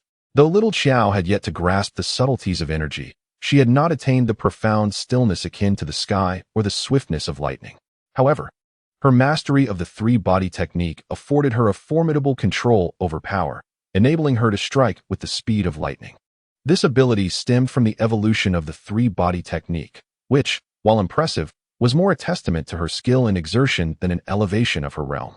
Gattai had once been in a similar position, only to fully comprehend the essence of stillness and swiftness after realizing the nuances of energy, thus understanding the terrifying advancements in cultivation that such a state could yield. Little Xiao had honed the 3-body technique to near perfection, her exertions precise, seamlessly integrating the 12 animal fists and the 5 element fists, both rich with profound principles and peculiar intricacies. Her body moved with the grace and elusiveness of a creature, agile and difficult to contend with. Initially, Master Karen found himself nearly outpaced by little Xiao's attempts to seize the water from his staff. Reluctantly, he set aside his underestimation and began to employ his full strength, allowing little Xiao to grow adaptively while offering guidance. Thus, little Xiao's realm gradually elevated under Master Karen's tutelage. However, little Xiao's mastery of power through the 3-body technique far surpassed that of Master Karen, and the dynamic interplay of the 12 animal fists and the 5 element fists enabled her to adapt and evolve continuously. As little Xiao's cultivation stagnated, Master Karen found himself increasingly challenged, ultimately reaching a point where little Xiao's physical prowess exceeded that of Master Karen's 7th level. Meanwhile, Akalobe was also affected and joined the training. Unlike others, Akalobe was remarkably strong, nearly comparable to the esteemed Karen, and swiftly adapted, surpassing the challenges in merely 2 hours. Within the icy labyrinth, Gattai took 4 days to completely consume the divine water from his flask, diligently applying its essence to unlock the potential of his bloodline. To his astonishment, his combat power surged to around 700 points. During his fourth consumption of the divine water, Gatai perceived a noticeable diminishment in its efficacy, not solely due to his enhanced physique, but also because of his body's growing resistance to it. To eliminate any residual toxins, Gatai dedicated the majority of his time to detoxifying his body. With his combat power now exceedingly high, he contemplated the possibility of attracting divine attention. Deciding to temper his energy, reflecting on the passage of time, he surmised that Sun Wukong had likely been training in the heavenly realm. A smile of contentment graced Gatai's face. Subsequently, he expanded his mental prowess and effortlessly located the exit. The remarkable utility of his mental energy astonished him, for he had not anticipated its significance within the icy maze. Otherwise, he would have hesitated to remain there alone. His decision to leave the divine water behind was deliberate. Firstly, a formidable presence within the maze might not permit its removal, and secondly, its potency could diminish if taken outside. Recognizing that there was no longer any purpose in lingering, Gatai understood that Xiao Qiao awaited his return. Thus, he soared towards the exit. At that moment, guided by intuition, Xiao Qiao felt fatigued, and Karen was preparing to fetch her some water. Just then, Karen sensed something amiss and hurried to the large urn leading to the icy labyrinth. Peering inside, she spotted Gatai standing at the exit, waiting, relieved to see Gatai alive. Karen exhaled a sigh of relief and quickly brought him out. Gatai returned to Corinta, taking a deep breath. The sensation of re-entering reality was truly delightful, he mused. Suddenly, a graceful figure lunged towards him. "It's Sister Qiao," Gatai exclaimed upon recognizing the visitor. Though still somewhat unkempt, he instinctively shielded Xiao Qiao behind him and softly said, "Sister Qiao, I apologize for causing you concern. You rascal, why did it take you so long?" Xiao Qiao sniffed the air, detecting an unpleasant odor. Casting a scrutinizing glance at Gatai, she exclaimed, "Ah, how foul." Consequently, Xiao Qiao retreated to a safe distance. Cataly was in an incredibly awkward situation. He chuckled nervously a couple of times before retreating to take a shower. Akalob noticed Cataly, yet he felt little interest in him and turned his gaze towards the scenery outside of Corinta. "So, Cataly, how do you feel?" asked the venerable Corinta with a hint of anticipation after Cataly emerged from his shower. Upon hearing this inquiry, Little Joe's eyes lit up, and he approached. Akalob, too, was somewhat intrigued and redirected his attention back to Cataly. The venerable Corinta found it utterly perplexing to read Cataly. Despite Cataly's aura remaining subdued and consistent with its previous state, this very lack of change felt amiss. The super divine water was guaranteed to enhance one's combat prowess.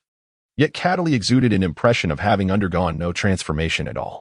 Gatai revealed his pearly white teeth and smiled at Master Karen, saying, "I feel fantastic. I surmise that I now possess the capability to vanquish even the formidable Piccolo with ease," Gatai proclaimed with unwavering confidence. "You're quite the braggart."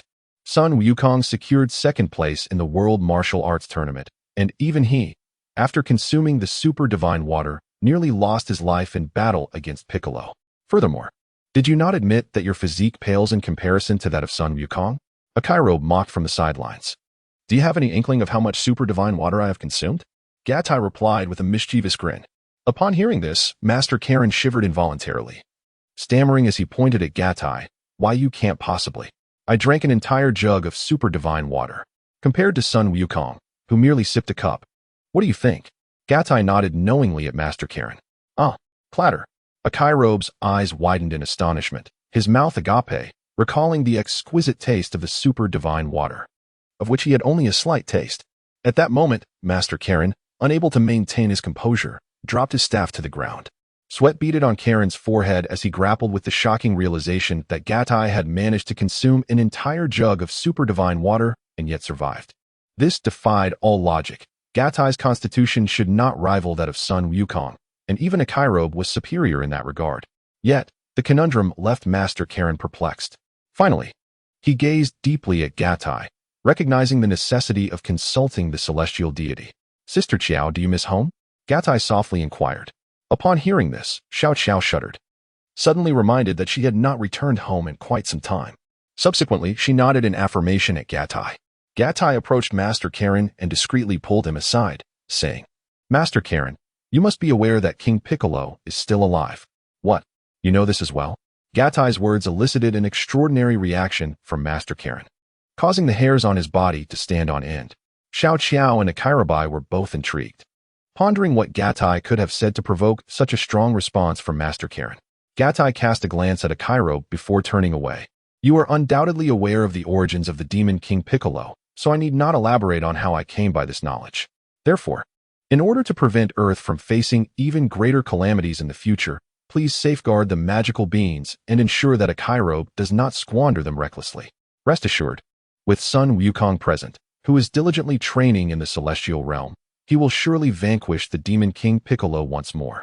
Master Karen spoke with unwavering confidence, then turned his attention back to Gatai, sensing that the fate of Earth rested upon the shoulders of these two individuals.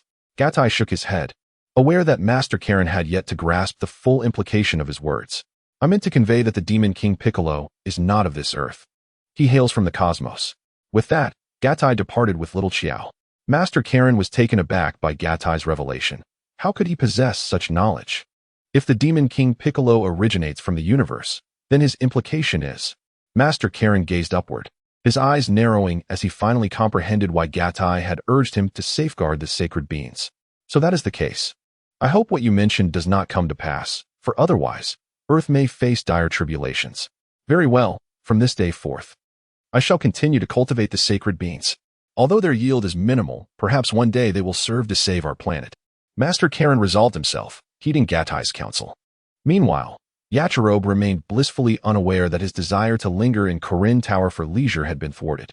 Had he known that all of this was due to Gatai's influence, he would likely have been clamoring to eliminate him.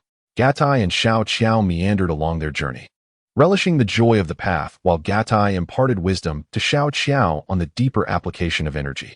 Not only that, but Gatai also enlightened her about the Dragon Balls, revealing that Kami and the Demon King Piccolo were intertwined, that Piccolo had not perished, and shared various insights pertaining to martial arts. Xiao Qiao, now genuinely enamored with the art of combat, found herself increasingly exhilarated by this knowledge, realizing that through diligent practice, humanity could attain unimaginable strength. Thus, she comprehended that Sun Wukong and his companions were in a constant state of cultivation, ever progressing, and she eagerly anticipated the World Martial Arts Tournament 3 years hence. With their current prowess, one could only wonder how much stronger they would become in another 3 years. 2 months later, the pair returned to their village, with Gatai bringing back every drop of the century-old stalactite he had discovered. Upon their return, they resided in the village for an extended period, dedicating most of their time to training. The villagers, observing the inseparable bond between Gatai and Xiao Qiao, speculated on their relationship, deeming them a perfect match. Whispers circulated, urging Xiao Qiao's parents to arrange their marriage once Gatai reached adulthood. Xiao Qiao felt a mix of embarrassment and inner conflict upon hearing these rumors. She had indeed grown close to Gatai, feeling a deep reliance on him. Yet, the notion of marriage had never crossed her mind. After all, Gatai was still young, albeit rapidly maturing, and both were primarily focused on martial arts. Their mutual training fostered a delightful existence, naturally diluting any romantic inclinations. Gatai, however, remained largely indifferent to the gossip, continuing his training as usual. As such, they never broached the subject of their feelings. A year had passed since leaving Karen Tower, and Gatai and Xiao Qiao had spent a year in the village. Throughout this time, Gatai did not rush into intensive training despite the potential of his lineage. He adhered to a gradual progression. He adapted to 5 times gravity, then 6, 8, 8, 5, and finally 10 times gravity, spending at least 2 months acclimating to each level before engaging in high-intensity training within the gravity chamber and practicing the 3-body technique. He firmly believed that the tenfold gravity was closely linked to the potential of Earthling bloodlines, a realization that grew clearer with each session. Upon completing his training at tenfold gravity, the limitations imposed by his Earthling heritage became evident, and his combat power reached approximately 1,230 points, significantly exceeding his initial expectation of 1,000 points. He then embarked on the most grueling month of training ever experienced under tenfold gravity. However, his combat power only increased marginally, as he sensed an unseen restraint on his physical strength. It seemed he had reached his limit, signaling that it was time to embark on a profound practice of energy convergence. At this moment, Gatai was filled with exhilaration. Once he completed this cultivation, he would no longer need to engage in gravity training in an adaptive manner. Instead, He could directly withstand higher multiples of gravity through his own cultivation or employ more advanced body tempering techniques. He had dedicated 4 years to solidifying his foundation, and now the time had come for his meteoric rise. Though Jatai could easily contain his aura, the intricacies of this practice were profound. To contain one's aura was akin to treating every cell as a microcosmic space. When one exerted utmost effort to contain it, this space would become deep and unfathomable, resembling a black hole that could theoretically absorb limitless energy from the universe. This concept also entailed compressing one's aura, rendering it purer and more robust. With the ability to contain, there exists the potential for explosive power. Imagine the magnitude of force unleashed when all one's strength is concentrated to the utmost. The results would be beyond estimation. However, this mastery over power required perfection. Moreover, theoretically, the practice of aura containment could be utilized continuously until one reached the divine realm. To put it dramatically, aura containment was an indispensable aspect of cultivating towards divinity. As time passed, another year went by, during which Jatai engaged in deep aura containment daily, simultaneously adapting to its explosive potential. However, he had set up a formation barrier to prevent his aura from leaking and being sensed by others. Consequently, Jatai's aura experienced rapid growth, becoming immensely solidified, with its total volume multiplying exponentially. Meanwhile, Xiao Qiao practiced through a gravity formation. Jatai had conducted tests and found that Xiao Qiao's bloodline potential surpassed that of Qin by a slight margin. Therefore, she did not require the same lengthy period of adaptive training. In just 1 year, she adapted to training under 10 times the gravity, much like Qin and his companions in the original story. Considering Xiao Qiao's superior bloodline potential, Jatai established a formation with 20 times the gravity in hopes of unlocking her latent abilities. As Jatai had anticipated, under the conditions of 20 times the gravity, Xiao Qiao's power limitations became evident. After Xiao Qiao reached this level, Jatai imparted some elite internal cultivation techniques from his past life. Lacking mental energy, Xiao Qiao could not easily control her aura's release or compress it like Jatai could, hence the use of this method. In the early stages of internal cultivation, one refines essence into aura, consuming personal strength to condense internal energy, with aura equating to internal power. Although she could not genuinely cultivate internal power, this approach proved immensely practical within the training framework of the Dragon Ball universe, effectively aiding her in the three-body technique. Xiao Qiao's aura surged rapidly as she continued her training, and her sensation of releasing aura intensified, deepening her control over it. Conversely, Jatai encouraged her to contain her aura, employing the techniques of cultivators to facilitate her adaptation. The methods of cultivators inherently drew upon the energy of the cosmos, thus incorporating a natural element of containment. Thus, Xiao Qiao swiftly mastered her skills without expending excessive time. After 2 years of rigorous training, Gatai's combat prowess reached a formidable 28,000 points. Although Xiao Qiao possessed a lineage with greater potential than Gatai, she lacked spiritual energy, which hindered her from achieving the same pinnacle of excellence during her cultivation. Fortunately, Xiao Qiao endured the trials of 20-fold gravity, resulting in her combat power reaching approximately 13,000 points. Her own 13,000 points of combat power were not only robust, but also allowed her to attain a profound understanding of the manipulation of energy, striking a balance between pressure and restraint. Simultaneously, Gatai imparted the concept of energy to her. Consequently, Xiao Qiao's sensitivity to energy became remarkably acute, nearing the ability to sense it fully. Over these 2 years, Gatai's growth in cultivation was indeed astonishing. He had now managed to suppress his energy to a mere 10 points. However, he discovered a rather troubling predicament. The prolonged enhancement of his energy had significantly diminished his spiritual power, a loss that was irreversible. Upon introspection, he realized that it had diminished by at least half. Conversely, his soul had become more resilient, although its strength had not increased. Gatai perceived his original soul as a once luminous red giant star, with spiritual power akin to a nebula. The relationship between soul and spiritual power resembled the solar system, where the nebula-like spiritual energy served as a protective shield for the soul. Yet now, with his spiritual power halved, the nebula's density was considerably diminished. The reduced spiritual power was absorbed by the soul, attaching itself to the outermost layer. At this moment, a faint glow enveloped the periphery of his soul. Marshall well, Catalyst was acutely aware of the existence of the will of martial arts, which radiated like a resplendent sun, impervious to malevolence and profoundly sacred. The essence of his soul was evolving towards this will, and as his spiritual energy was fully assimilated by his soul, the luminous aura at the periphery of his being would shine even brighter. Catalyst understood that this rapid augmentation of his energy was a consequence of his own growth. In the realm of Dragon Ball, the cultivation of energy was synonymous with martial prowess. Fortunately, a portion of his spiritual energy remained unassimilated. He exhaled deeply, easing the tension that had gripped his mind.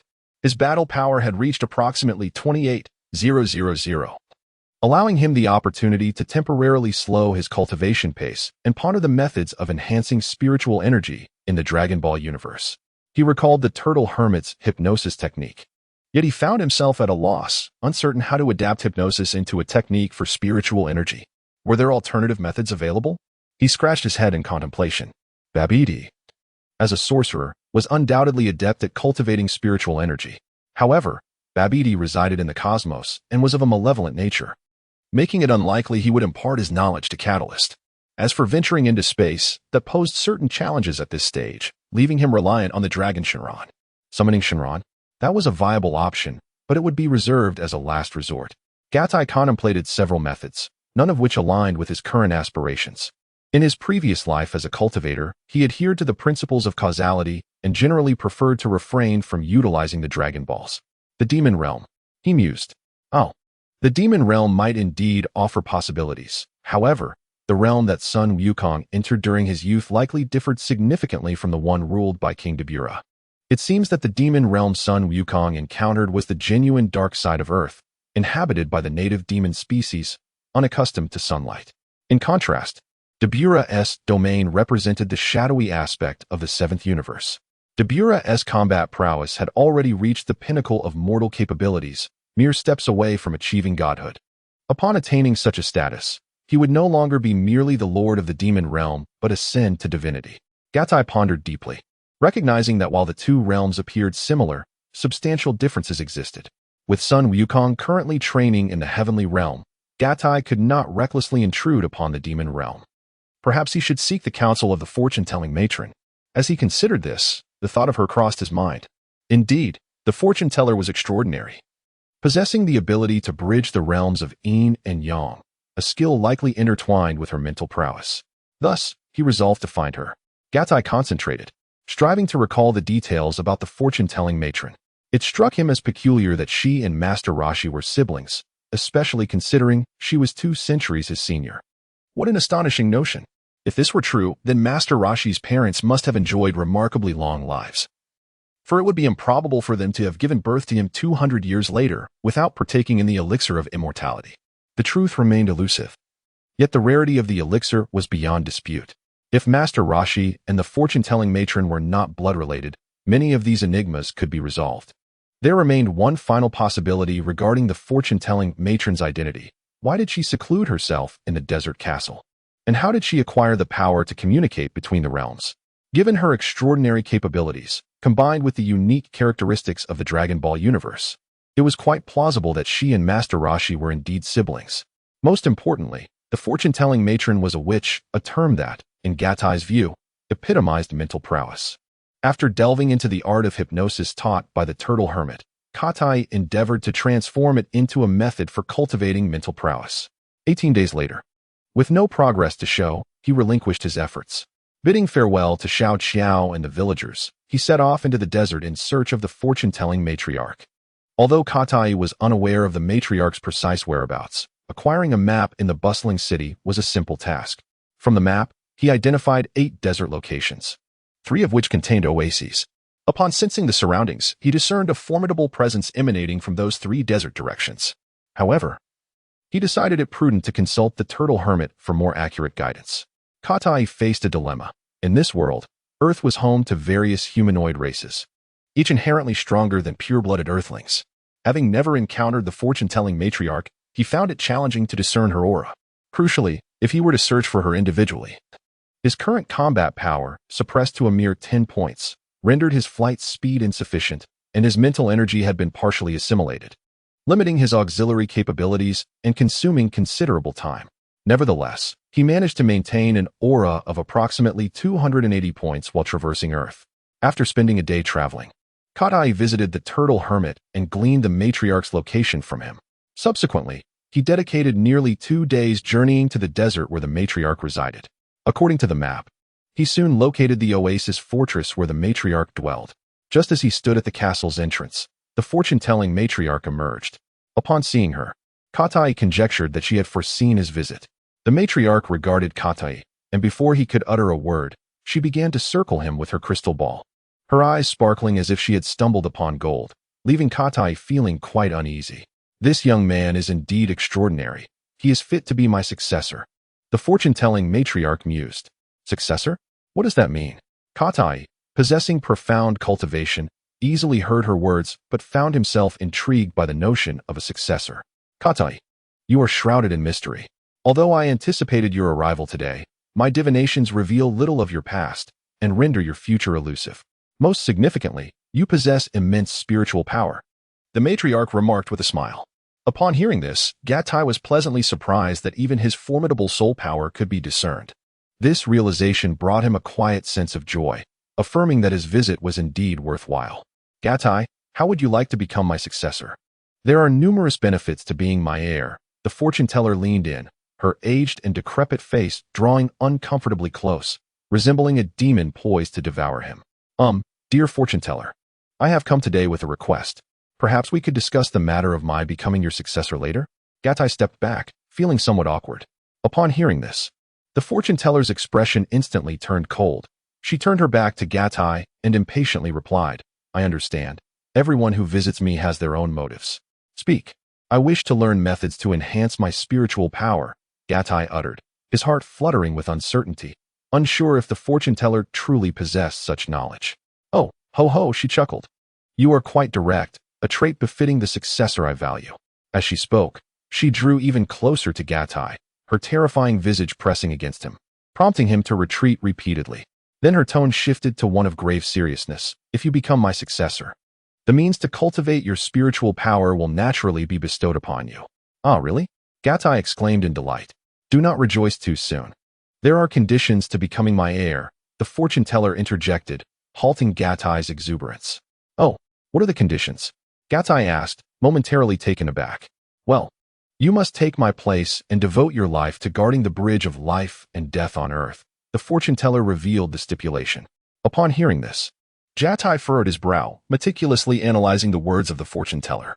He then recalled that in the original text, there existed a 5-elements mountain on earth, home to a Bagua furnace, whose mist could facilitate the passage of souls. Additionally, there was the supreme Lao-Jun, who governed the eternal flame within the Bagua furnace. Thus, it was conceivable that the fortune-teller held dominion over the passage of souls between the realms of Yin and Yang, possessing the capability to guide these spirits through the mist of the Bagua furnace, allowing them to traverse into the mortal world and return smoothly to the underworld. The celestial beings of Earth safeguarded the realm of the living, presiding over life, while King Yin ruled the underworld, governing death. The supreme Lao-Jun managed the fire of the Bagua furnace, constructing the bridge between life and death. The fortune-teller, too, could communicate between the two realms, maintaining the bridge of existence. Soon, Katai had formulated a flawless cycle of life and death in his mind. He pondered why such a meticulous system existed on Earth, while other celestial bodies lacked it. A flicker of doubt crossed his mind. No. Other planets must also possess such systems, likely distributed across the 4 cardinal realms governed by their respective kings. He quickly dismissed his earlier thoughts. The establishment of this cycle on Earth could be attributed to its status as a lower-tier planet, remarkably remote, where formidable beings were scarce, thus making it less susceptible to destruction by the powerful. Katai compelled himself to find a compelling rationale. If that were the case, could the fortune-teller indeed be a deity? The notion struck Katai like a bolt from the blue, and he shook his head vigorously, striving to dispel such an absurd thought. Although this possibility appeared strikingly realistic, it was still difficult to fathom. Nevertheless, his curiosity compelled him to inquire, Fortune-teller, are you a deity? Ahaha. The fortune-teller chuckled, her gaze darkening, reminiscent of a demon revealing its true form, its sinister essence laid bare. If you become my successor, I shall reveal it to you. A hint of pride graced her features, as if her identity had captured Jatai's attention, serving as leverage to persuade him to become her heir. In truth, she was profoundly astonished. She never anticipated that Jatai would possess such insight, knowing of the existence of deities. This revelation intensified her desire to have Jatai as her successor. Thus, it appeared that the fortune teller indeed possessed some divine function, a notion with considerable validity. Observing her expression only solidified Jatai's suspicions. However, to assert outright that the fortune teller was a deity was utterly implausible. The only conceivable explanation was that she was a mortal endowed with certain divine attributes, which also justified her longevity. Nonetheless, Jatai was aware of far more than the fortune teller could fathom.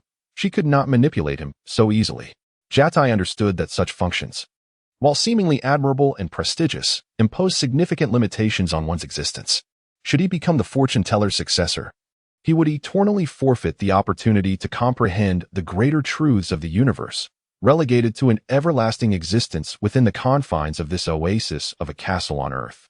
I apologize, but I must decline your offer. After a moment of contemplation, Gath swiftly arrived at a conclusion. The expression of the fortune teller was decidedly displeased. However, she was not a malevolent figure. She understood that such matters could not be forced. You may leave, she stated. I cannot bestow upon you the methods for cultivating mental prowess. With that, she directed the crystal ball to soar back into the castle's interior. Fortune teller, Gath exclaimed, his urgency apparent. The fortune teller paused, yet did not turn to face him. Instead, with her back to Gath, she spoke. Though you have rejected my offer and I am quite upset, I do not wish to misguide you for a lifetime. I advise you to seek the answers through your own endeavors. Perhaps that path will be the most fitting for you. With her words hanging in the air, she paid Gath no further heed and entered the castle. Catalan furrowed his brow, meticulously contemplating the words of the fortune-telling matron. He had considered the most improbable possibility, that the matron possessed knowledge of certain secrets about him, which she used to guide him. However, such thoughts were utterly implausible to Catalan. He decided to cease overthinking, recognizing that there were ultimately two outcomes to his journey. Either he would gain or he would not. Since the methods for cultivating spiritual power remained elusive, he resolved to explore alternative avenues. Murmuring to himself, he acknowledged that hope was lost with the fortune teller, leaving only the demon realm previously traversed by Sun Wukong on Earth. With that thought, he retrieved a map, diligently searching for information pertaining to the demon realm. After a while, he folded the map away, having failed to locate the obscure castle kingdom once visited by Sun Wukong. It appeared that the Earth was not only vast, but also held many uncharted territories unknown to humanity. Catalan began to ponder the details surrounding the demon realm during his global pilgrimage. Sun Wukong had passed through Sister Qiao's village before delving deeper into the demon realm. Thus, the demon realm must be situated somewhere in the east. Gaining insight into the world of Dragon Ball, Catalan speculated on the probable location of the demon realm. Currently, the entrance to the demon realm was sealed. He recalled that Sun Wukong had drawn the sword at the entrance, which had subsequently sealed it. The number of demon beings within that so-called demon realm remained an unknown factor. If the door were to be completely destroyed, losing its sealing effect, an overwhelming number of demons could escape, wreaking havoc and disorder among humanity, which would be quite troublesome to resolve. To access the demon realm, he needed to locate that sword. Reflecting on the chain of events, he concluded that the key lay with the sword.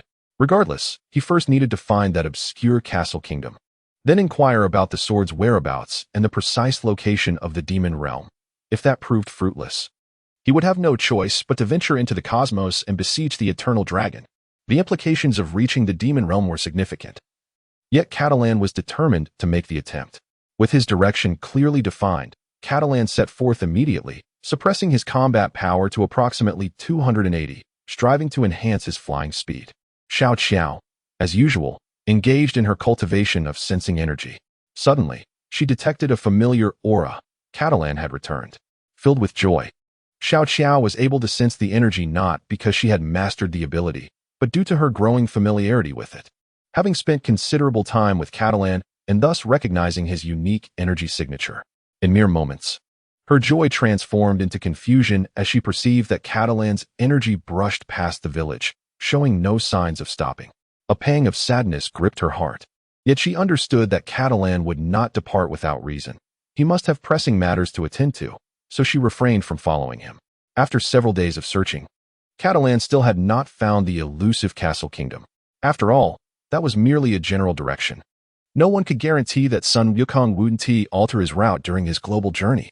Let us search again, sighed Gaddy despondently. Before long, he found himself hovering over a vast valley, shrouded in shadows, devoid of any nearby fauna, exuding an indescribable sense of foreboding. The valley appeared bottomless, and suddenly, Gaddy sensed a powerful psychic wave emanating from its depths. He flew towards the source of this sensation, gradually confirming that the psychic energy originated from the valley's floor. What an intense psychic wave! The deeper he descended, the more potent the energy felt. What could it be? Gaddy murmured. With approximately 28,000 units of battle power, he believed he could traverse any location on Earth without hesitation, determined to investigate further. As he ventured deeper into the valley, the light diminished, and the surroundings grew increasingly constricted, amplifying the psychic pressure he faced. Soon, Gaddy felt his very soul quivering under the weight of this formidable psychic wave. Had he reached his limit? At that moment, he sensed an overwhelming force pressing upon his spirit, as if something were striving to infiltrate his very essence. What could possess such might? Gaddy hesitated, concerned that if he were to perish without understanding the cause, it would be a grave misfortune. Just as he contemplated retreating, he felt his soul's power tremble and absorb a portion of the psychic wave, thereby enhancing his spiritual strength and giving rise to a new psychic force. Though the increase was less than 1/10,000th, the subtle mastery of this psychic energy was palpable. Overjoyed, Gaddy realized that although he remained unaware of what lay below, the potential to resolve his psychic issues was a significant boon. Moreover, this represented a dual victory, with both his soul's strength and psychic power simultaneously augmenting. Having tasted success, Gaddy gradually acclimated himself to and absorbed the psychic wave, fortifying his divinity. After 1 or 2 days, he had delved merely 100 meters deeper.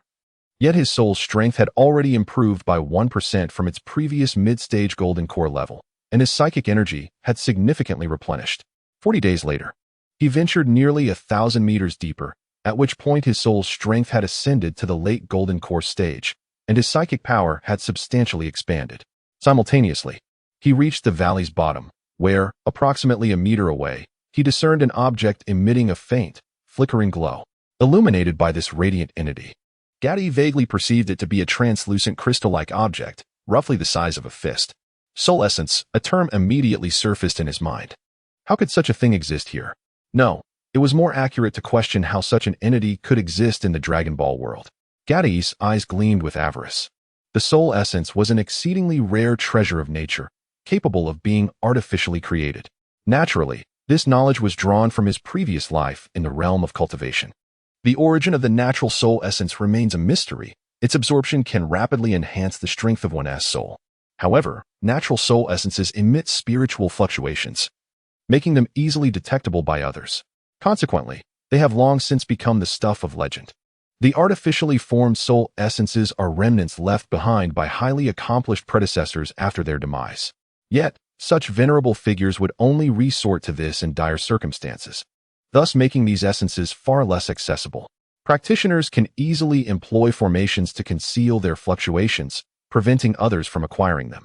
Only under specific conditions would they be entrusted to designated successors, particularly in the event of a predecessor's fall within their own sect. Is the essence before me of natural origin or an artificial creation? Gaddy licked his lips and reached out. Despite the mere meters separating him from the essence, he found it impossible to grasp it. The closer he drew, the greater the mental pressure he faced. A moment's inattention could scatter his own soul. Nevertheless, with just a meter remaining, he resolved to persist in adapting, confident that he would soon grasp it. Thus, Gaddy continued to harness this soul essence to elevate his own divine prowess. After a day, he finally secured the essence in his possession. He could distinctly perceive the tremendous power contained within it, a lethal weapon of spiritual force. Very well, let me absorb it here, he resolved, placing the essence against his brow. As it made contact, he felt the energy within being instinctively drawn into his soul. The speed of absorption surged to hundreds of times greater than before, rapidly increasing his soul's strength. While the formation of soul essences can be classified as either natural or artificial, the energy they contain is nearly indistinguishable, exhibiting remarkable purity. 8 months later, Gaddy had absorbed the majority of the energy from this soul essence, elevating his soul's strength to the early stages of the Void Realm. His burgeoning mental power was formidable, now capable of encompassing a third of the Earth. The residual energy's spiritual fluctuations no longer posed a significant influence on the outside world. Even ordinary individuals could withstand them and would readily recognize the essence as a precious treasure at first glance. After absorbing the greater part of the essence's energy, Gatai sensed a lingering fragment of soul consciousness. Within this remnant, he beheld a vision, a figure with a white punk hairstyle, purple skin, adorned with earrings, and possessing a diminutive stature. Since Gatai was the one absorbing this essence, it felt as though he stood face to face with this individual. The figure's attire was distinctive, and Gatai quickly surmised his identity. He was the East Realm King God, Sin. In the vision, a vast and ancient land spread out before him, and the East Realm King God, Sin, radiated an overwhelming fury, creating an atmosphere thick with tension. Gatai understood that Sin was the embodiment of righteousness. Naturally positioning himself as the adversary, he felt a sense of helplessness regarding this role assigned to him within the vision. Catalan swiftly recalled the original narrative wherein the East Kaioshin endeavored to thwart the resurrection of Majin Buu, engaging in a conversation with Babidi. The dialogue revealed that he had, with his own hands, slain Babidi's father, Bibidi, whose next target for destruction was none other than Earth. This strongly suggests that Bibidi was indeed killed by the East Kaioshin Shin on Earth, which ultimately led to the sealing of Majin Buu's egg on the same planet. In his predicament, Catalan found himself confronting the overwhelming pressure of Shin's ferocity, a daunting experience given Shin's formidable combat prowess, which was profoundly terrifying for him at that moment. Subsequently, the final image of this lingering soul consciousness emerged, depicting Shin condensing a colossal energy sphere to annihilate himself. Catalan felt as if he had undergone a baptism of death, beads of sweat forming on his forehead. From the vision, Catalan discerned that this land was indeed the final resting place of the original owner of the soul essence, and it was here on Earth that he acquired this very essence. Thus, it was confirmed that Bibidi had been slain on Earth.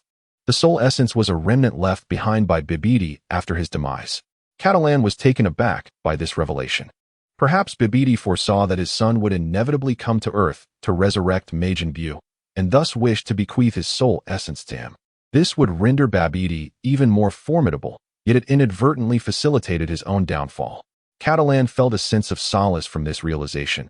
Had he not possessed spiritual energy, he might not have sensed this truth, and today's accomplishments would have remained elusive. Consequently, he became increasingly dedicated to discovering methods to enhance his spiritual energy. At this juncture, Catalan ceased to absorb the energy of the soul essence, taking a moment to assess his own state. Under the influence of his spiritual energy, he distinctly sensed that he was enveloped in a vast expanse. In other words, Catalan felt as though he were ensconced within a bubble of space, experiencing layers of spatial isolation. His perception of the intricacies of space became remarkably clearer, yet perceiving did not equate to comprehending the Tao embedded within the fabric of space. That understanding required personal contemplation. Cattle believes that comprehending the subtle traces of the lower Tao of space is remarkably effortless for such a potent mental force. Once grasped, it enables a deeper fusion of oneself with the realm of space, significantly enhancing the efficacy of martial arts, akin to a single unit of strength yielding an impact tenfold. However, Cattle refrains from hastily pursuing this understanding, as he fears that his mental power might once again be assimilated by the soul, resulting in a regrettable loss. Cattle stopped, his mind suddenly recalling a prevalent and formidable secret technique from the realm of cultivation in his previous life, the soul-splitting technique. This technique is crucial for creating avatars. Unlike mere puppets, avatars possess independent thought and action, allowing them to cultivate and grow stronger on their own. In contrast, puppets merely link to one's consciousness, serving solely as tools in battle. The remaining essence of the soul can be utilized to mend any damage inflicted upon the soul from employing the soul-splitting technique. Reflecting on this, Cattle gathered the essence of his soul. This earthly vessel possesses a lamentably low potential in terms of lineage.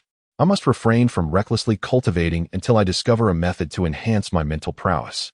Should I acquire an avatar with a robust lineage, it would greatly facilitate my comprehension of the Great Tao. The avatar can cultivate freely within the framework of this world as practices, allowing for mutual enlightenment. Additionally, through the avatar, I can further my understanding of the Tao by engaging with the energies and powers of this realm. As these thoughts swirled in his mind, a smile crept upon Cattle's lips. The beings of great lineage are the extraterrestrials, particularly those suitable for my needs at this stage. At this juncture, a cunning expression adorned Cattle's face. Piccolo, a Namekian, is endowed with extraordinary vitality. This resilience is the hallmark of his race. He can create subordinates and recover from severed limbs. Having stated that as long as he does not incur fatal injuries, he can quickly recuperate. In terms of vitality alone, Namekians surpass Psions due to their regenerative capabilities. Cattle perceive that the potential of Namekians is not inferior to that of Psions. If one were to exploit their potential through extreme measures, they might feel drained as if their vitality had been extinguished. However, due to their robust life force, their potential regenerates as swiftly as their vitality, theoretically providing Namekians with boundless potential. Yet, this remains Cattle's conjecture, unverified as he is unaware if Piccolo's cultivation method is optimal. If it is, then his assumptions may be flawed. Conversely, he possesses a deeper understanding of Psions. For instance, Goku was born with a mere battle power of 2, indicative of a low-tier warrior.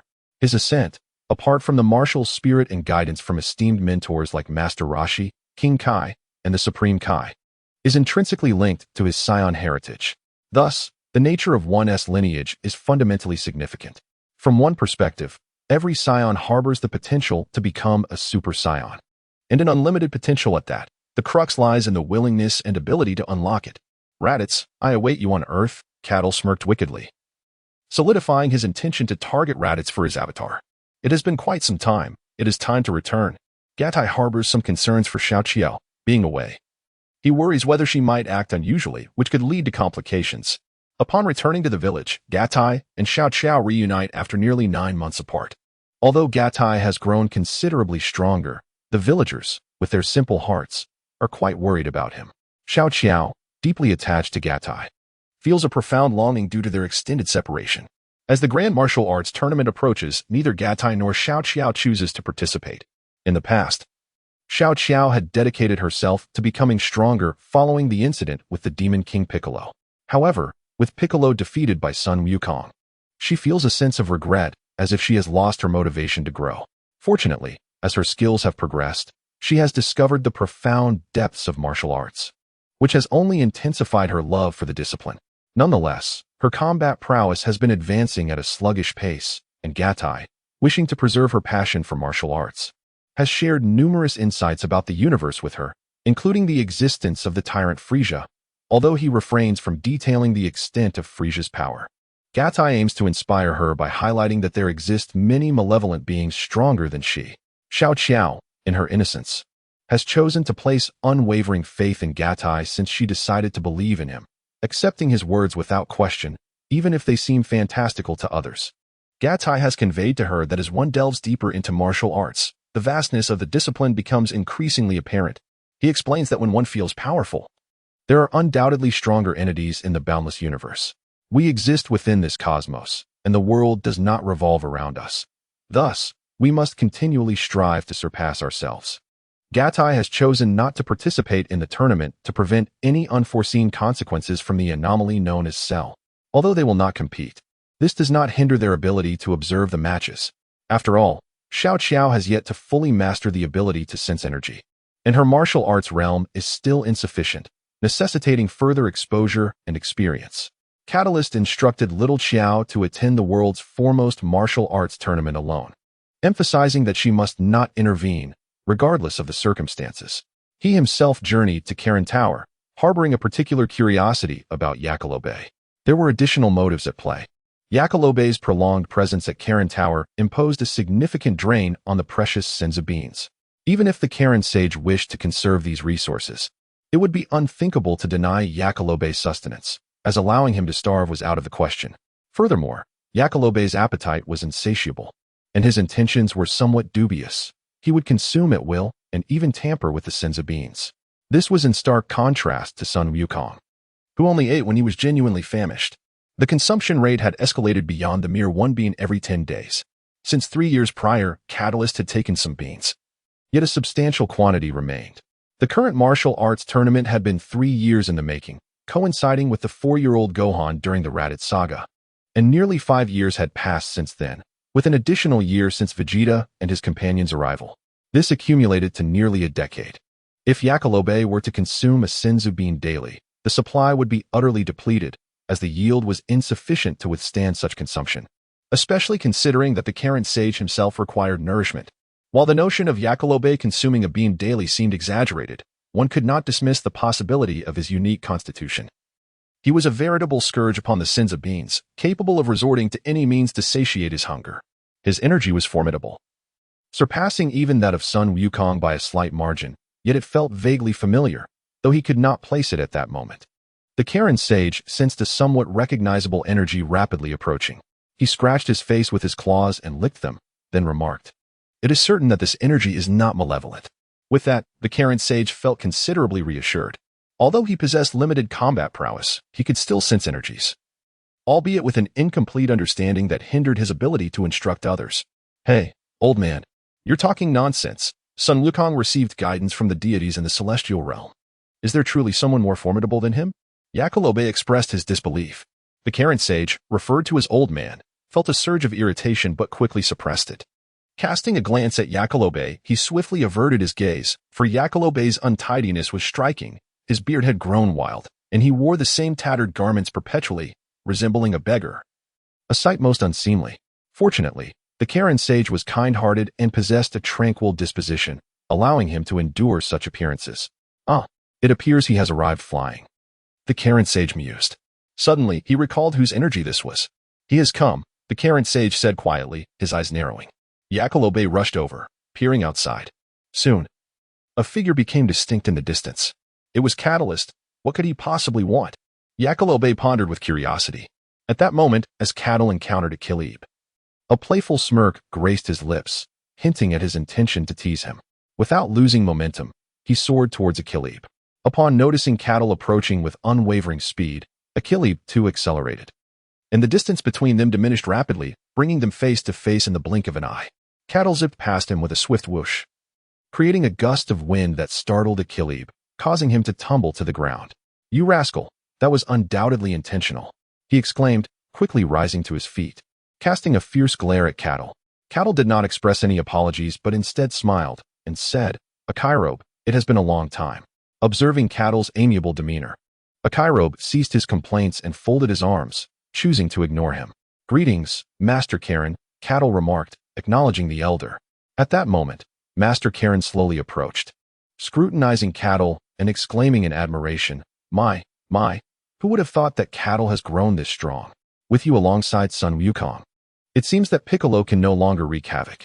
Upon hearing this, Gatai discerned that Master Karen's understanding was rather superficial. He had never ventured beyond Earth and was oblivious to the formidable entities that inhabit the cosmos. In his perception, a being of Sun Wukong's caliber was simply beyond comprehension. "Master Karen, do you still possess the Senzu beans?" Gatai inquired with a smile. Master Karen, taken aback by the question, opened his squinted eyes slightly wider, his tone darkening with intrigue. "Why do you ask?" He had begun to appreciate the significance of the Senzu beans and held them in high regard. Noticing Master Karen's displeasure, Gatai turned to Akairobe, pressing him. "You haven't consumed all the Senzu beans, have you? Stop with your nonsense." "Do I look like that type of person?" Akairobe retorted, his expression unfriendly as he shouted back. "Ask him yourself. He's so miserly. Look at me. I've lost weight." Bang. Ouch. Before Akairobe could finish his sentence, Master Karen struck him on the head with a stick, exclaiming, "What are you babbling about? Who's being miserly? You, of all people, claim to have lost weight?" Master Karen glared at him, displeased. "You show me no respect. I am a sage, after all." Phew. At this moment, Gatai finally comprehended that there were still Sien beans available, which seemed to indicate that Master Carlin had taken his earlier words to heart. However, he assumed that Gatai had come to request the Sien beans today, hence his silence. At this juncture, Gatai produced a universal capsule from his pocket and exclaimed, "You have long relied on Sien beans, so I have brought you alternative sustenance." Upon witnessing such an abundance of food, Yakilobe and Master Carlin's eyes widened and their mouths watered. It had been an extended period since they had consumed anything other than Sien beans. Yakilobe was relatively unfazed, as he could depart at any moment to indulge in a more varied feast. Master Carlin, on the other hand, was bound and unable to leave at will. It had been centuries since he had last enjoyed the fish Gatai had once brought, which had delighted him for quite some time. The two swiftly devoured the food, leaving no trace behind. Sated, they reclined on the ground, gently stroking their round bellies with satisfied hands. The versatile capsule was carelessly left on the ground, and then, before long, a grand round table materialized, laden with a sumptuous feast, chickens, ducks, fish, and an array of desserts that left Gatai unable to suppress his salivation. "Oh, do you not fancy it?" he inquired, noticing the two companions remained motionless, curiosity piqued. Although they had not touched the food, their eyes were riveted upon the spread, unwilling to look away. Well, we just consumed some magical beans, so we aren't hungry," the sage Carlin replied, somewhat awkwardly. "However, we can store the food for later, when hunger strikes." Akalob approached and began to gather the delectable offerings back into the versatile capsule, a smile illuminating his face, a rare sight before Gatai. Yet, before he could secure it, the sage Carlin snatched the capsule away, declaring, "It's safer in my possession. You have a penchant for hoarding food, never bringing me a share when you indulge." Akalob offered no dissent, merely grinning foolishly, his rotund form adding a touch of charm. "By the way, Gatai, what brings you here?" Carlin inquired lazily, reclining on the ground and savoring the delightful aftermath of their meal. "What brings me here?" Gatai smirked mischievously, contemplating to himself. In an instant, before either of them could react, he seized Akalob and soared toward the tower. "Well, what are you doing? Let me go," Akalob cried out. Panic-stricken as they soared through the skies, caught in a disorienting limbo between earth and sky, Cattle did not yield. On the contrary, he deliberately released him into the air, allowing him to fall freely before swiftly catching him once more. At that moment, the sage Carlin, perplexed, slowly rose and gazed in the direction they had departed. Pondering Cattle's intentions, Akalob, timid by nature, turned pale from such a jest, yet thankfully, he managed to keep his meal down. Clinging tightly to Cattle, he dared not look away. Before long, they descended into a secluded part of the forest. Akalob, shaken, found his legs trembling and collapsed to the ground after just a few steps. He knelt, his body quaking, fists clenched, breathing heavily, with fierce determination igniting in his eyes. Although his back was turned to Cattle, the latter could still sense the brewing anger. "Let me witness your swordplay," Cattle mused inwardly. As anticipated, after a brief pause, Akalob regained his composure, standing tall and serene, shedding any remnants of discomfort and fully entering a state of readiness. "You scoundrel!" Akalob bellowed, swiftly pivoting to face Cattle. He slightly bent forward, his right hand resting on the hilt of his sword. Abruptly, he unleashed his full strength, charging towards Cattle like a ferocious beast. The fury he exuded was formidable yet easily thwarted. Cattle shook his head in disappointment. Akalob's movements were entirely within his control, even when his combat prowess was suppressed. After all, the realms of spirit and martial arts were vastly superior. Catalan nonchalantly extended a finger, his movement appearing both slow and swift in a peculiar rhythm. In the very moment that Akalob drew his sword, that finger pressed upon his right hand. The force of a mere fingertip was terrifyingly immense. It not only halted Akalob's entire body, but rendered him incapable of unsheathing his weapon. In an instant, Akalob was awakened by Catalan's astonishing power. He was not only astonished by Catalan's formidable strength, but also perplexed by his own actions. Although he had never harbored fondness for Catalan, his animosity had not escalated to the point of drawing swords against him. "How can you fight me if you cannot even draw your sword?" Catalan taunted Akalob, and then, with astonishing speed, so rapid that Akalob could not discern any of his movements, he flicked his finger. With a resounding thud, Akalob's body was propelled backward, crashing into the tree behind him. The great tree shuddered and splintered from the impact. However, Catalan had not exerted excessive force. Thus Akalob emerged unscathed. "You despicable wretch!" Akalob's previously composed heart ignited with fury upon hearing Catalan's derisive remark. On the Carinta, Master Caring observed the scene unfolding before him with keen interest, contemplating whether Catalan intended to instruct Akalob, a notion that intrigued him greatly. He scrutinized closely, aware that Akalob possessed considerable potential. With diligent training, he might even rival the current Sun Wukong. Yet, due to his inherently lazy disposition, Akalob had remained stagnant, achieving only a level of cultivation akin to Caring's own without further progress. Catalan's advancement in cultivation was remarkably swift. He had not received guidance from celestial beings. leaving Caring to ponder the nature of his training. How curious, he mused, harboring a sense of anticipation. He, too, wished to witness how Catalan would impart his wisdom. Even if Akalob did not experience growth in his abilities, it sufficed that he could focus on his training. In the heart of the forest, Catalan and Akalob faced each other. With a sudden motion, Akalob drew his sword first, the blade now unsheathed and its lethal edge revealed. As the sword emerged from its scabbard, a fleeting thought crossed Akalob's mind. His swordsmanship was fundamentally a technique of drawing the sword. The most fearsome weapon was one that lay concealed. Now that the sword was drawn, its brilliance could not be hidden, diminishing the intimidation factor of his technique. Akalob did not wish to draw his sword, yet he understood that Catalan's prowess far surpassed his own. Should he close the distance, he would have no opportunity to wield it. Although he could not match him in combat, his anger surged, compelling him to vent his frustration. His long-standing disdain for Catalan outweighed any reservations he might have had. Akalob charged once more, this time opting not to attack immediately, but rather to circle Catalan with great speed. He sought an opportunity, a single strike, to overcome his foe. However, Akalob soon found himself astounded. No matter how he maneuvered, Catalan's gaze remained fixed on his every movement. Sweat began to bead on Akalob's forehead. There were no openings, none at all. Indeed, Catalan had not moved an inch. Akalob discovered this. Intentionally leaving his back exposed to me? I shall not be deceived. I refuse to strike from behind. With determination in his heart, Akalob swiftly maneuvered to the front of Gatai, then suddenly leaped high into the air, his sword brimming with power, poised to unleash a fierce attack at any moment. As Cattle raised his brow in astonishment at the fact that this individual had refrained from launching a surprise attack from behind, he pondered the common wisdom of combat. No opponent would easily expose their back to the enemy unless they were fully prepared. Was this a sign of awareness? Or perhaps an unwillingness to relinquish the dignity of his swordsmanship?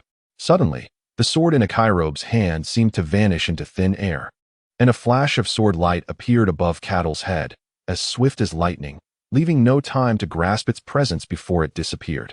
Despite this dazzling display, Cattle remained unmoved. He discerned that the sword light above was but an illusion. In that very moment, he realized Akairobe was bringing his sword down horizontally towards his chest. Cattle instinctively leaned back. This move is quite formidable, reminiscent of a phantom fist. Cattle was taken aback by Akairobe's unexpected application of phantom techniques within swordsmanship. You are indeed impressive, but you shall not evade me.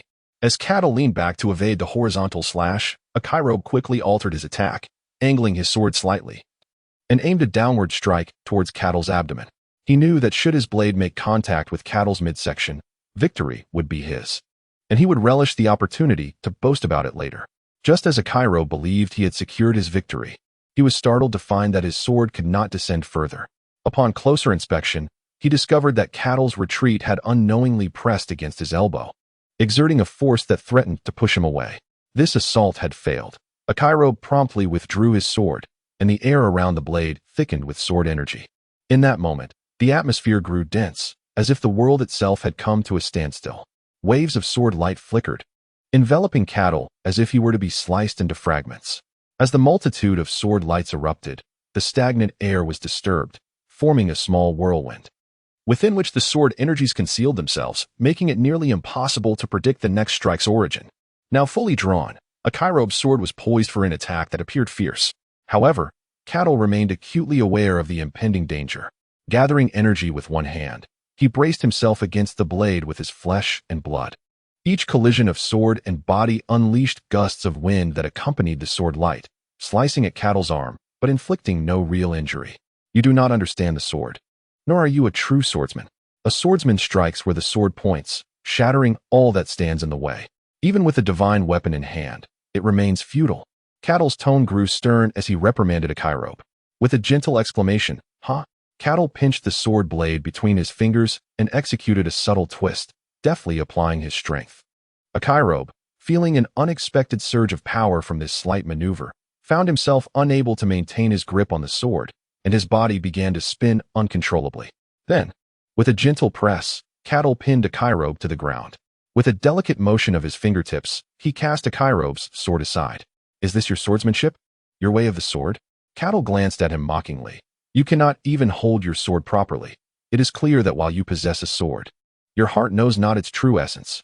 You are unworthy to wield it. These words struck deep within Akirobe, causing his body to tremble. Despite his inherently indolent and timid nature, he harbored an unwavering passion for the sword throughout his life. His appetite was robust, yet he was not particular about his food. Eating was merely a necessity of human existence. Regardless of the circumstances, the sword never left his side. Thus, he could not tolerate any affronts to his swordsmanship, nor could he allow any insults to his inner path of the sword. It appears that Cattle is attempting to rekindle Achillebe's martial spirit in such a manner. The sage Carlin observed this scene with narrowed eyes, though a hint of concern lingered within him. Would this truly be effective?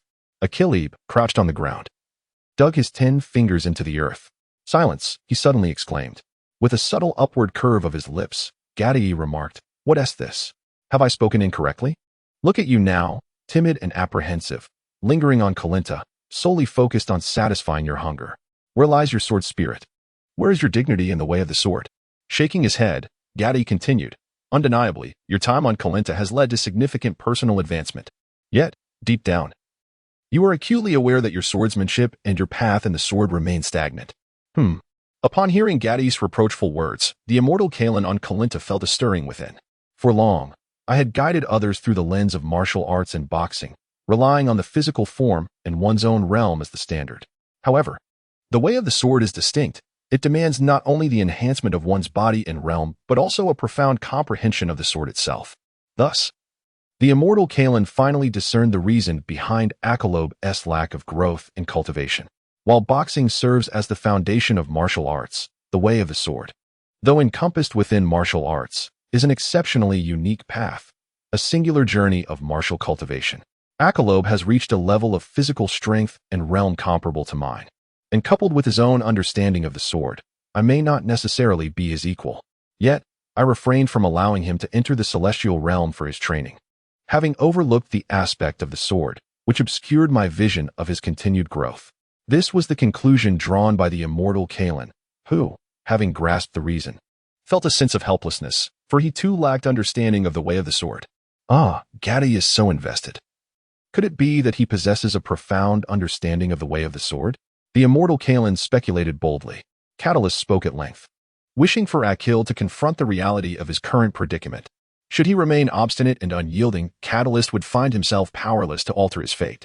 Subsequently, he turned to depart.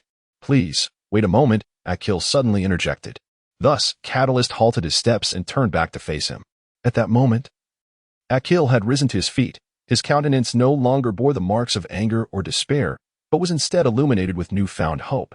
He did not cast a glance at the sword embedded in the ground, but instead bowed deeply to Catalyst, expressing his gratitude for rekindling his passion for the way of the sword. With that, he approached the blade, squatting down to caress it gently before unfastening the scabbard from his waist and placing both items together. After stealing a few wistful glances, he prepared to leave with evident reluctance. "Are you truly abandoning your sword?" Catalyst inquired, observing the scene. "This sword has accompanied me for many years. Yet it is only today that I realize I am unworthy of wielding it. I must journey across the world to relearn the art of the sword. And only on the day I deem myself worthy shall I find the courage to reclaim it," Akil replied.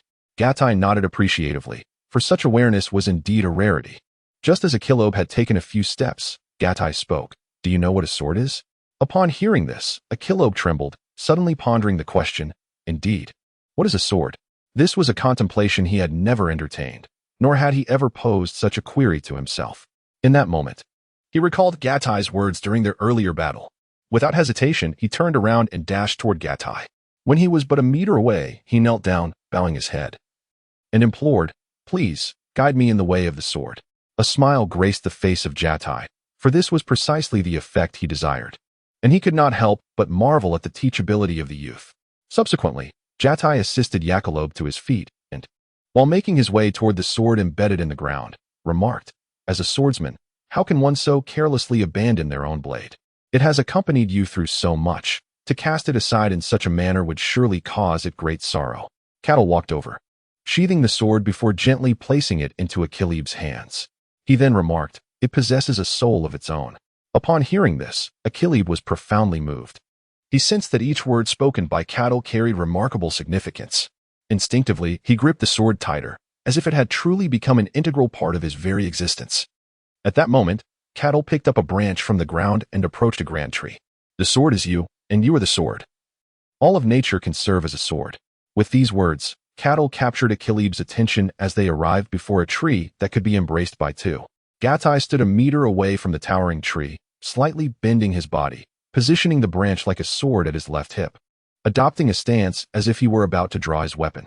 Akairobe, observing Gatai's movements, was uncertain of his intentions but remained attentively focused. The spirit of Catalonia has been awakened. Now his mental prowess has reached the initial stages of the Void Realm, exponentially more powerful than before. With the amplification of his mental strength, his mastery and perception over all things have become exceedingly adept. Silence, silence, silence. In a moment of stillness, Gatai closed his eyes, immersed in contemplation. At this instant, the sounds of the world seemed to vanish, leaving only his solitary existence within the vast expanse of the universe. Suddenly, Gatai moved. With a delicate motion, he drew his sword. A brilliant silver light emerged in the trajectory of the branch, forming a crescent arc as it sliced through the air. As the branch came to a halt, the crescent glow shot forth like a bolt of lightning. This was Gatai's manifestation of mental prowess. Forcibly controlling the air and intricately weaving the delicate patterns of space to concentrate his energy into a blade of wind. This wind blade was not merely composed of air. It also harbored the essence of Tao. With astonishing speed, it severed the towering tree, and its influence extended, affecting all trees within 100 meters. Gatai gazed upon his masterpiece, secretly astonished by his own achievement, having inadvertently exceeded his limits. Akalobe widened his eyes in disbelief. He could hardly comprehend how Gatai had executed such a feat without employing any of his internal energy, moving at a deliberate pace and exerting minimal force. Meanwhile, on Kalinta, Master Karen was equally incredulous, struggling to grasp the nature of this miraculous occurrence. Nevertheless, he was aware of Gatai's extraordinary abilities. Suspecting that perhaps Gatai had deceived Akalobe with his supernatural power. "Have you understood?" Gatai inquired. Akalobe took a deep breath and replied in a stilted tone. "I do not understand." "Excellent. Confusion signifies progress. You have taken a significant step forward," Gatai smiled subtly. "From this moment forth, you must draw your sword at least 10,000 times a day, without utilizing any sword energy, until you can sever a tree in this manner," he commanded. "Moreover, until you achieve comprehension, you are not permitted to return to Kalinta, nor may you consume any divine beings. You may choose your training location, but all other matters must be resolved by your own ingenuity." With that, he ceased to engage, soaring into the air and swiftly vanishing into the depths of the forest. Akalobe furrowed his brow, feeling a twinge of doubt within, yet he complied with Gatai's instructions, approaching a large tree. He positioned himself about a meter away from it, fastening his sword to his waist once more. He then assumed the posture for drawing his sword. "You can do it. I can do it too," Akalobe thought, his gaze sharpening, focusing on a point level with his eyes on the tree. Draw at the command of his inner voice. The sword in Akalobe's hand was drawn in an instant, devoid of any mystical complexities, merely speed. I had expected Gatai to possess some remarkable method to advance the sword technique. What nonsense! It remains to be seen how long this lad, Akalobe, can endure, Master Karen mused, shaking his head and yawning before retreating to take a nap. On his first attempt to draw the sword, it sliced through the air swiftly, generating a pressure wave of sword energy. Akalobe's current combat power was approximately 180 points. Even without harnessing his internal energy, his physical strength was considerable. The sword energy formed from the pressure of speed struck the tree before him, penetrating the bark by half an inch. "Cannot use internal energy? Let us try again." Observing the meager result of his strike, Akalobe sighed and drew his sword once more. His technique for drawing the sword closely resembled the stance of a horse stance. Not only did he exert force with his hands, but all the muscles in his body remained taut during the preparation, allowing him to release his adjusted physical strength at the moment of drawing. It was precisely for this reason that Akalobe, through solitary training and his unique bloodline, had enhanced his physical capabilities, enabling him to exhibit remarkable combat prowess during his first encounter with Sun Wukong. With each successive attempt, 10, 100, 1,000, Akalobe drew his sword with increasing force, consuming more of his stamina, his body growing ever more fatigued, yet he persisted unwaveringly. At this moment, he seemed to be transported back to the days of his sword training, a time characterized by an unwavering dedication and relentless belief in his craft. After completing his 10,000 sword draws, a target that loomed before him, his entire being experienced an instantaneous release, as an indescribable fatigue washed over him. With a soft thud, Akairobe naturally slumped onto the ground, gasping for breath to ease his exhaustion. A low growl from his stomach reminded him of his hunger. It was time to seek nourishment. Karen, the sage, periodically observed Akairobe's progress and was astonished to find that he had persevered for an entire month. To his surprise, he noted a subtle increase in Akairobe's physical strength over this period, albeit gradual, with enhancements occurring approximately every 10 days, and this upward trend remained consistent and stable. Karen marveled at the profound effects of such a simple action. Reflecting on the past 3 years, he recalled how Akairobe's cultivation had reached a level comparable to his own under his guidance, yet had seen little advancement since, leaving him feeling somewhat embarrassed. The esteemed Karen, a master of martial arts, found himself outshone by a mere youth. However, he pondered why Akairobe's daily practice of drawing his sword 10,000 times was not beyond his capacity. Karen murmured to himself, recalling the mystery of Akairobe's initial combat prowess, which had stood at an impressive 160 points due to his innate potential. When Gatai witnessed Akairobe's ability to channel energy into sword strikes and engaged him in combat, it became evident that the essence of Akairobe's cultivation lay within his swordsmanship. Thus, his training transcended mere technique, possessing a potent physical conditioning effect that fostered his dedication to the sword. The rigorous regimen of 10,000 draws each day was Gatai's way of nurturing Akairobe's talent. As he harbored doubts about his capacity for comprehension, Gatai believed in a gradual approach, allowing time to accumulate as a means of cultivation while simultaneously testing Akairobe's dedication to the sword. It was inconceivable that Akairobe could surpass the prowess demonstrated by Gatai. Consequently, each time Akairobe drew his sword, he strived to replicate Gatai's effectiveness, pouring every ounce of effort into his practice. This exhaustive endeavor inevitably drained his physical strength. Over time, such relentless effort would yield results. The number 10,000, in itself, served as a mental catalyst, focusing his heart and spirit towards this lofty goal, thereby fortifying both his body and mind through this dual training. Of course, had Akairobe realized that his limits extended beyond the mere 10,000 draws, his growth would undoubtedly have accelerated further. After a month of diligent practice, Akairobe began to sense a burgeoning strength within himself, and each sword strike carried a peculiar sensation, as if his blade were merging with the very winds around him. This feeling, though somewhat nebulous, spoke to the limitations of his comprehension. Thus, when clarity eludes him, he can only persist in the relentless practice of drawing his sword, dedicating himself wholeheartedly to the art. His singular aim is to sever the tree before him without relying on the inner energy that resides within. Simultaneously, he increasingly perceives the sword in his grasp as familiar as his own arm, transcending the mere designation of a weapon to become an integral part of his being. Consequently, after each session of training, Akairobe meticulously examines his sword, contemplating its significance within his heart, pondering the true essence of the blade. The third Grand Martial Arts Tournament, in which Sun Wukong participated, has long since passed. During the climactic finale of the event, Xiao Qiao heeded the counsel of Gatai, vowing not to intervene regardless of the unfolding circumstances. Yet, when she beheld Sun Wukong on the brink of peril, her heart ached with anguish.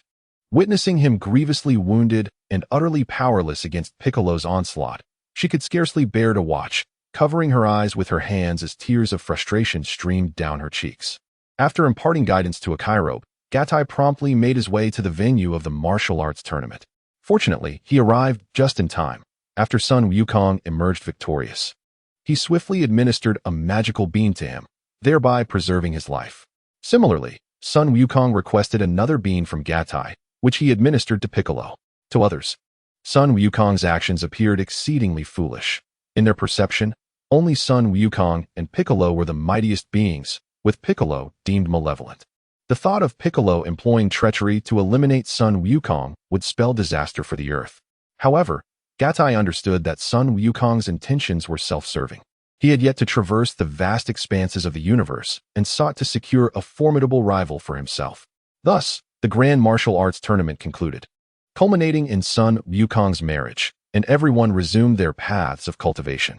Cattle and Xiao Qiao returned to the village.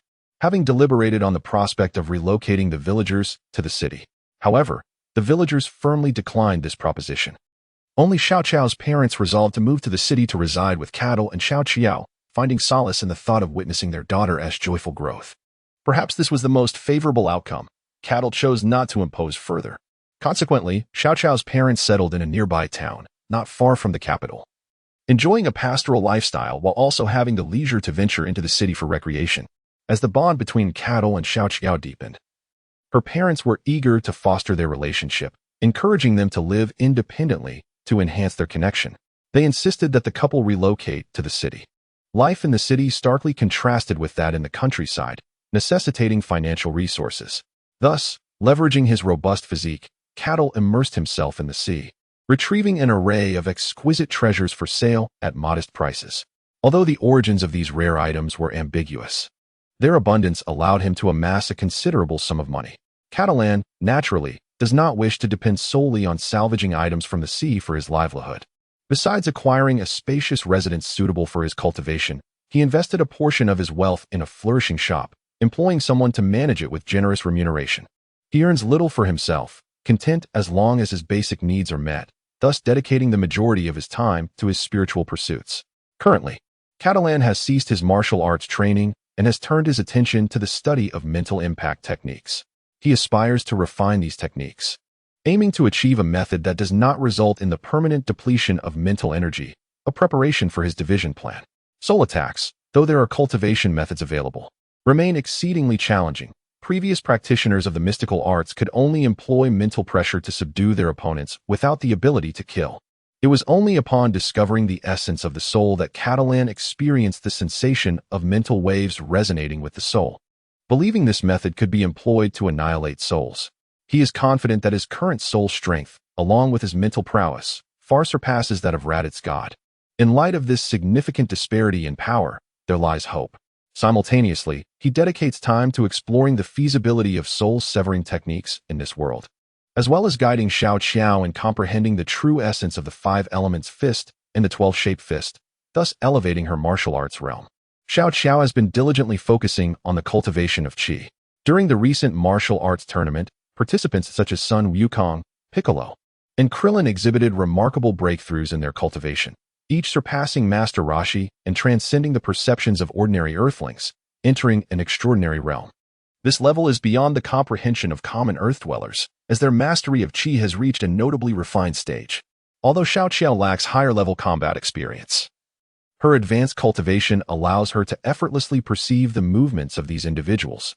Consequently, she seized the opportunity presented by the martial arts competition to gain a comprehensive understanding of high-level combat dynamics. Particularly, the final confrontation between Sun Wukong and Piccolo greatly inspired her, and from their match, she finally learned to sense qi. After a year of diligent practice, Xiao Qiao's qi has significantly increased, now surpassing a battle power of 20,000. However, due to her relatively low martial arts realm, her growth has slowed. At this juncture, Catalan encourages her to wholeheartedly grasp the true essence of the 5 elements fist and the 12-shaped fist. Previously, Xiao Qiao practiced the martial techniques based on the information left by Catalan, yet she lacked a comprehensive understanding of the 5 elements or even what they entailed, possibly due to the absence of the term 5 elements in this world. Thus, she merely integrated the techniques without a deeper grasp of their significance.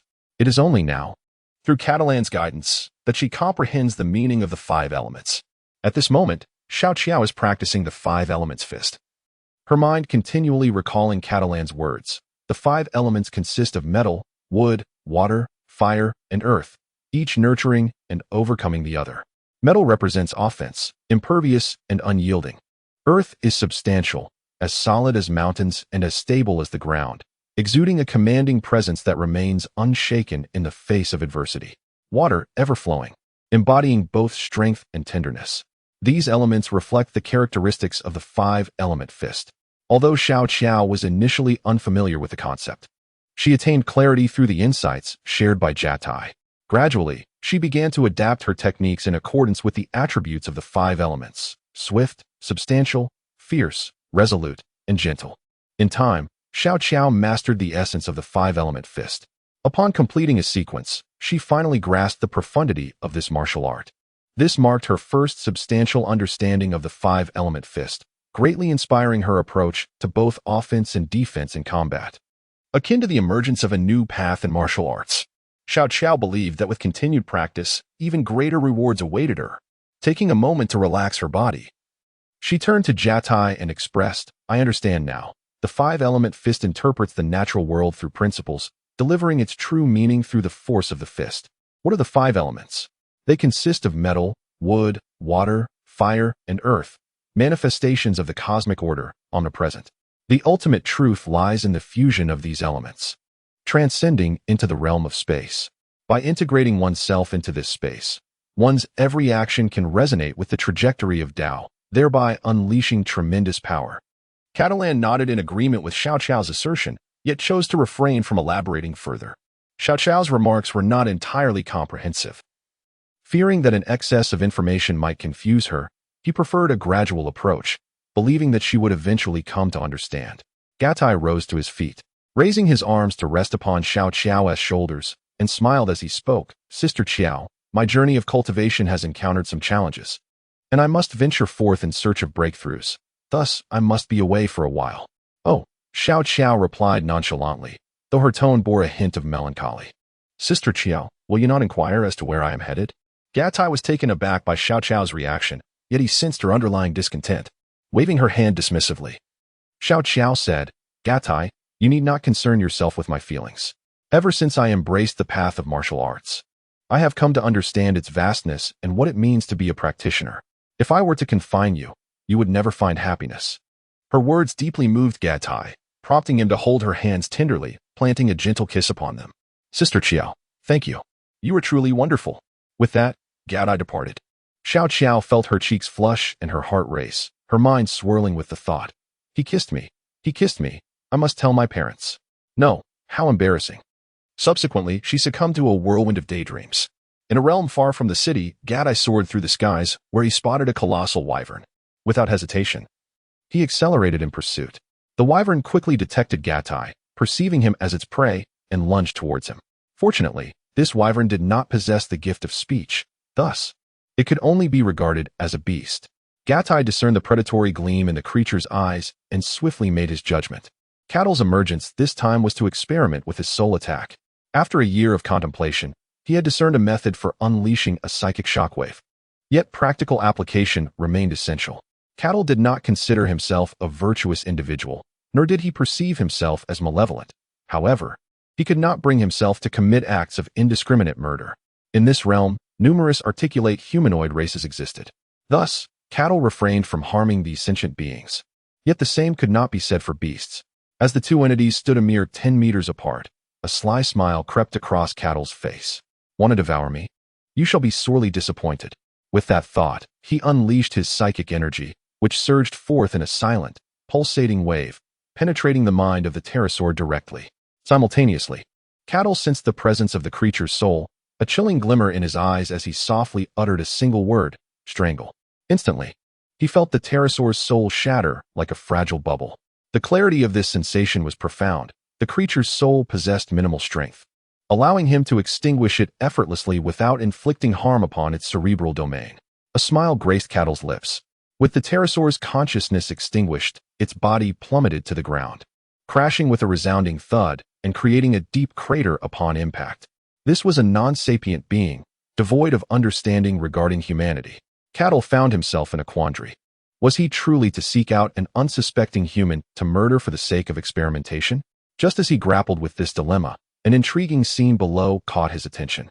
He observed several police hovercraft in pursuit of a blue hovercar, gunfire sporadically exchanged between the two parties. The blue vehicle sped away recklessly, clearly piloted by a desperate fugitive. A burly man stood precariously by the car door, one wielding a machine gun and the other brandishing a rocket launcher. Yet, their marksmanship was atrocious. The machine gunner's erratic fire failed to strike the police vehicles, while the rocket launcher discharged a missile that veered wildly off course. Despite this, the explosive power of the rocket was not to be underestimated, as the ensuing blast hindered the police's pursuit, and the distance between the two parties widened rapidly. "Oh, the law enforcement in this world is indeed rather chaotic," Cattle mused with a chuckle before setting off in pursuit. Catalyst maintained a high-altitude flight, trailing them for quite some distance until they finally came to a halt. Three figures disembarked from the vehicle. One was a diminutive, wiry man adorned with sunglasses, flanked by two towering, muscular giants standing nearly 2 meters tall. At that moment, the two men turned towards the wiry fellow and remarked, "Brother, your plans are indeed meticulous. You not only mapped out an escape route, but also prepared such formidable weapons." Another man interjected, "What do you know? Our safe escape is not solely dependent on a well-crafted route and weaponry. There are far greater complexities involved." Hee, the wiry man chuckled slyly indeed. "I have been lurking in the city for 3 months, discerning precisely when the bank's defenses are at their weakest while constantly monitoring police reinforcements. By seizing the opportune moment, I had my associates create a diversion elsewhere, drawing the police's attention so we could smoothly evade the pursuit of a multitude of officers. Otherwise, it would not be merely 2 police cars chasing us. We might even have a helicopter on our tails." "Boss, you are brilliant," the 2 muscular men exclaimed, giving him a thumbs up in admiration. "What are we doing here?" inquired the man wielding a rocket launcher. Smack! No sooner had he spoken than the wiry man delivered a sharp slap to him. "Fool, did I not make it clear? I have another associate. How can we simply take the money and run now?" He adjusted his glasses and added, "No, no, no." Upon hearing this, the man immediately shook his head. "Humph. At least you're smart enough," the wiry man retorted, casting a disapproving glance at him before producing a bright orange orb, scrutinizing it closely. Dragon Ball. Catalyst, still soaring high above, spotted the orb with keen eyes. Upon seeing it, the wiry man's 2 subordinates displayed expressions of curiosity and inquired, "Boss, what is this?" "How should I know? I snatched it from a person I killed a few days ago. The individual clung to this crystal ball even in death, and my curiosity compelled me to keep it," the wiry man replied nonchalantly. "Hey, there's something the boss is unaware of." One of the subordinates with a machine gun piped up, prompting laughter from the other.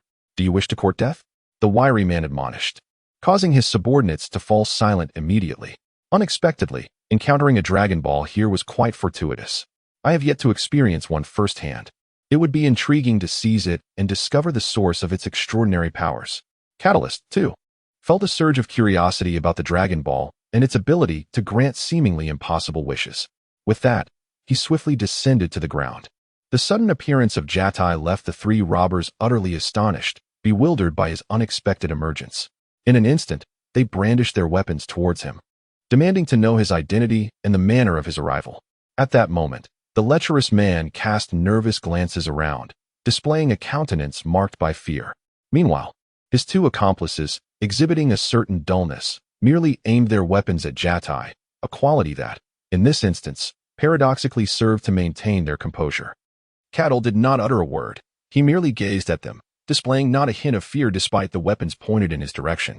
At that moment, the lecherous man ceased his furtive glances and scrutinized Cattle, noting his youth, the prominent muscles of his physique, and his impressive strength.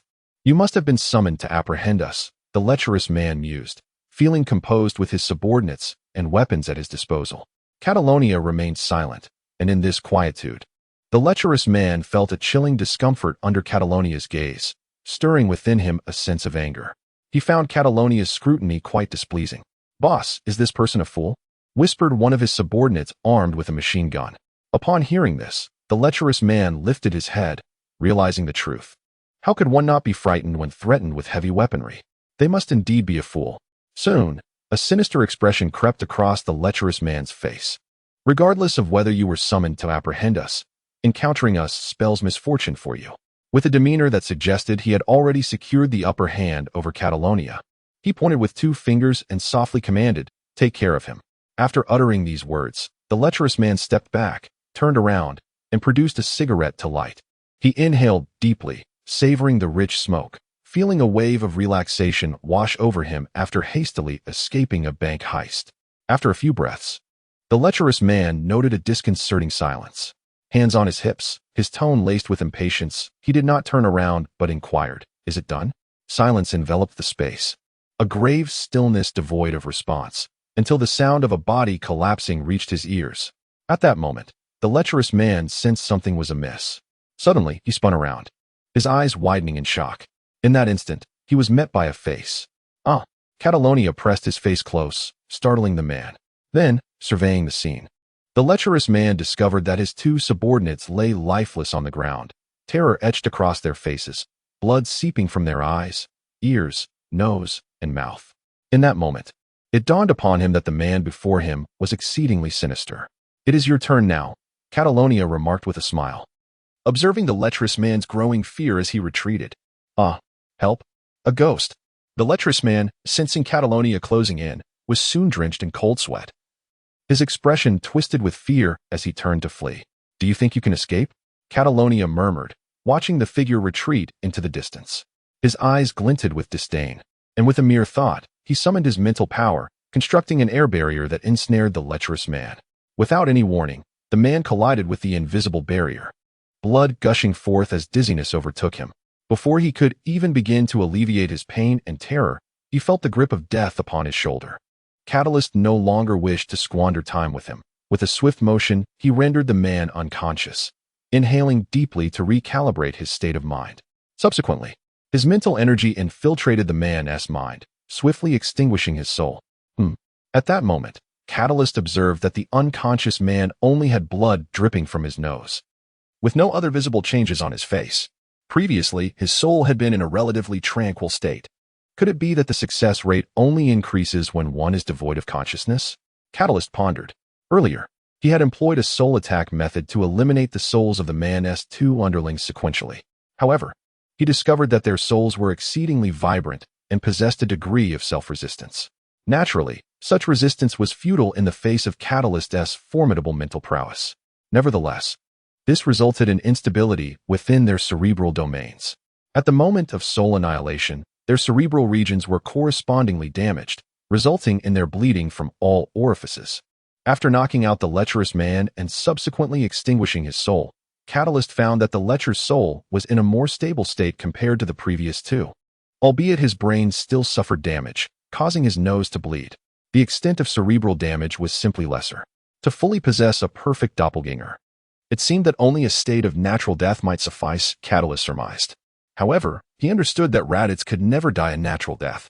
Even if there were others of powerful bloodlines capable of natural demise, their vitality would likely be utterly depleted. It appeared that his method of soul attack was not yet perfected, as it easily compromised the target's cerebral domain, thus precluding the acquisition of a flawless doppelganger. Catalyst felt a twinge of disappointment. He had to strive further, for his time was not abundant. Shaking his head in resignation, he bent down and retrieved a Dragon Ball from the pocket of the deceased lecher's clothing, then departed. Soaring through the skies, Catalyst examined the Dragon Ball with meticulous attention. It was a 3-star Dragon Ball, and no matter how he rotated it, he could see 3 detached red stars within. Intrigued, he enveloped the Dragon Ball with his mental energy, yet felt no anomalies. Strange, the Dragon Ball requires a year to restore. What is the principle behind this? Does it not need to absorb external energy? Or does it cease to absorb excess energy once it has fully restored? Catalyst murmured. Then, he channeled a surge of mental energy into the Dragon Ball's interior. In an instant, Catalyst sensed a vast spatial realm within the Dragon Ball. In this space, he experienced the essence of the wind, the fury of fire, and other elemental truths, even encountering various attributes he had never before encountered and could not identify. It felt as though this place encapsulated the traces of all laws existing within the universe. These traces, imbued with Tao, appeared ensnared, resembling water swirling chaotically within a shaken bottle. However, the essence of these truths was quite shallow, containing minimal information. This revelation thrilled Catalyst. He felt as though the Dragon Ball harbored the very trajectories of all laws in this world. If one were to directly utilize it for the comprehension of the great Tao, the internal space of the Dragon Ball would indeed be vast. Just moments ago, he had sensed these phenomena at the very edge of the region. Subsequently, as Gatai channeled his mental energy and ventured slightly further, it was conceivable that a deeper exploration might unveil more traces of the Tao. Suddenly, an extraordinarily peculiar force instantaneously rendered Gatai's mental energy into nothingness. Upon realizing this situation, Gatai felt a sudden jolt within, prompting him to immediately withdraw all his mental energy. In that fleeting moment, he was struck by a peculiar and destructive essence, causing him to break into a cold sweat. Gatai steadied himself, his gaze fixed in astonishment upon the Dragon Ball in his hand. What manner of entity could evoke such terror. Fortunately, the loss of his mental energy was minimal. In that fleeting moment, Gatai had experienced a sensation akin to annihilation, as if all existence had dissolved into nothingness. This destruction felt reminiscent of the cataclysmic power wielded by Beerus, the god of destruction, capable of utterly obliterating one's essence, leaving no trace behind. Of course, this was merely Gatai's conjecture. He had never witnessed Beerus's destructive force. Yet, it seemed reasonable to associate that earlier sensation with Beerus's capacity for destruction. Thus, Gatai dismissed any intentions of probing the mysteries of the Dragon Ball. Its enigma was too profound, and for the sake of his own survival, it was wise to temper his curiosity. Now that he possessed a Dragon Ball, the thought of gathering more began to linger in his mind, albeit with hesitance. After a moment's contemplation, he resolved to utilize the Dragon Ball to summon the dragon and make a wish, as he found himself devoid of alternative solutions. Although time remained to seek other avenues, should he fail to yield results, Earth would soon succumb to a period of calamity, at which point the Dragon Balls would no longer be readily available for use. Relying solely on a spacecraft to traverse the cosmos, each journey to a life-sustaining planet would require years, and success was far from guaranteed. The expenditure of time was excessive and unfeasible. Therefore, it was prudent to seek out Bulma and borrow the Dragon Radar. With this decision made, Gatai altered his course and soared towards Bulma's residence. Gatai and Xiao Qiao reside in the vibrant city of West City, while Xiao Qiao's parents live in a quaint town just outside this bustling metropolis. This arrangement aligns with Gatai's intentions, as it facilitates the search for Bulma. Bulma is an immensely significant figure in the Dragon Ball universe, possessing exceptional talents. She invented the Dragon Radar to aid in gathering the Dragon Balls and constructed a dedicated gravity training chamber for Vegeta, ensuring that his prowess remains on par with that of Goku. Ultimately, she even created a time machine, showcasing abilities that surpass imagination. It is fair to say that Bulma is the linchpin of the Dragon Ball narrative. Cultivating a good relationship with such an individual undoubtedly yields numerous advantages. Several hours later, Gatai found himself standing at the doorstep of Bulma's residence. Her home was remarkably vast, rivaling the size of a small town, and it exuded an air of elegance. Gatai had anticipated her opulent abode before arriving, but witnessing it firsthand left him utterly astonished. A true magnate, he mused inwardly. Suddenly, Gatai thought of Vegeta, who would eventually be with Bulma, living a life devoid of labor or household chores, his existence revolving solely around training, with no burdens of survival. In comparison to Goku, this was undoubtedly a far more favorable situation, and Gatai felt an overwhelming sense of envy. Advancing forward, he pressed the doorbell, and soon a humanoid robot appeared to inquire. "Good day, sir. How may I assist you?" The robotic voice was electronically synthesized, sounding mechanical yet melodious, offering a pleasant auditory experience. Gatai observed the 1-meter-tall robot, with its oval head and glowing red eyes reminiscent of a devil's gaze. Its body was somewhat portly, lacking arms, while its rectangular legs levitated through magnetic propulsion. "Please inform that Bulma's friend has arrived," he replied. At that moment, the robot's eyes emitted a red glow as it scanned Gatai's form, and a flurry of garbled data flickered before it transmitted the information elsewhere, subsequently departing. Before long, the door swung open automatically, revealing another robot identical to the first, positioned at the entrance, albeit with its right hand extended. "Please, enter," it gestured courteously. Truly remarkable technology, Gatai marveled as he stepped into Bulma's home. Inside, numerous robots busied themselves with various tasks, some tidying up, others handling an array of tools and equipment. Due to Gatai's arrival, several robots accompanied him to the living room, while others gracefully served tea and refreshments, adhering to the art of hospitality. Gatai had not occupied the living room for long when Bulma arrived, accompanied by her mother. Upon her arrival, Mrs. Brief chattered incessantly, commenting on how youthful and handsome Bulma's friend was, inquiring if he was her boyfriend, what his name was, and what he enjoyed doing. It seemed my presence had already been conveyed to them through the intelligent robot. Gatai gleaned some information from Mrs. Brief's words. Bulma, listening to her mother's incessant prattle, felt an overwhelming sense of impatience. Anxiety churned within her with no outlet for release, leaving her in distress. She could only clench her fists tightly, grit her teeth in restraint, and her entire body trembled with the effort.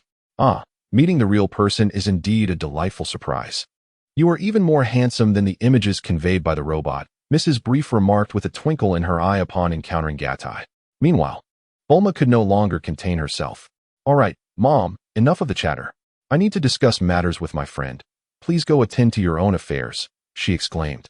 Oh dear, Bulma, why are you losing your temper? Such behavior may leave a poor impression on others. Remember, you are a lady. Mrs. Brief continued her gentle admonishment. Got it, Mom. Bulma replied, exasperated, her previously taut demeanor now deflated like a punctured balloon. She truly felt powerless against her mother's incessant nature. No matter the situation, her mother maintained a cheerful facade, seemingly oblivious to Bulma's irritation and disregarding the feelings of others. Yet, Bulma loved her mother dearly. Her mother's nagging and excessive enthusiasm, coupled with her unwavering calm in the face of adversity, demonstrated her deep concern for Bulma's well-being.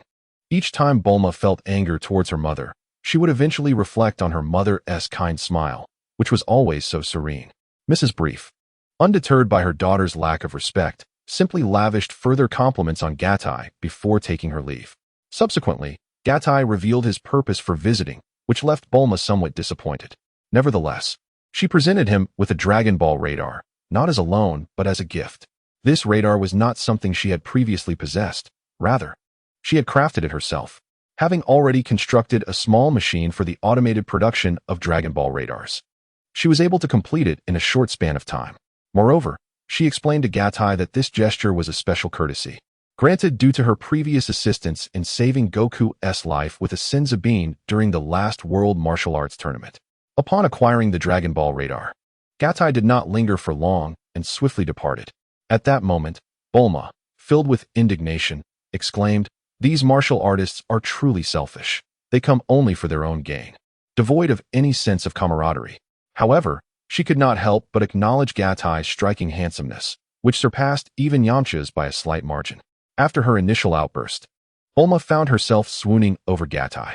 With the Dragon Ball radar in hand, Gatai embarked on his quest to locate the Dragon Balls without a moment's hesitation.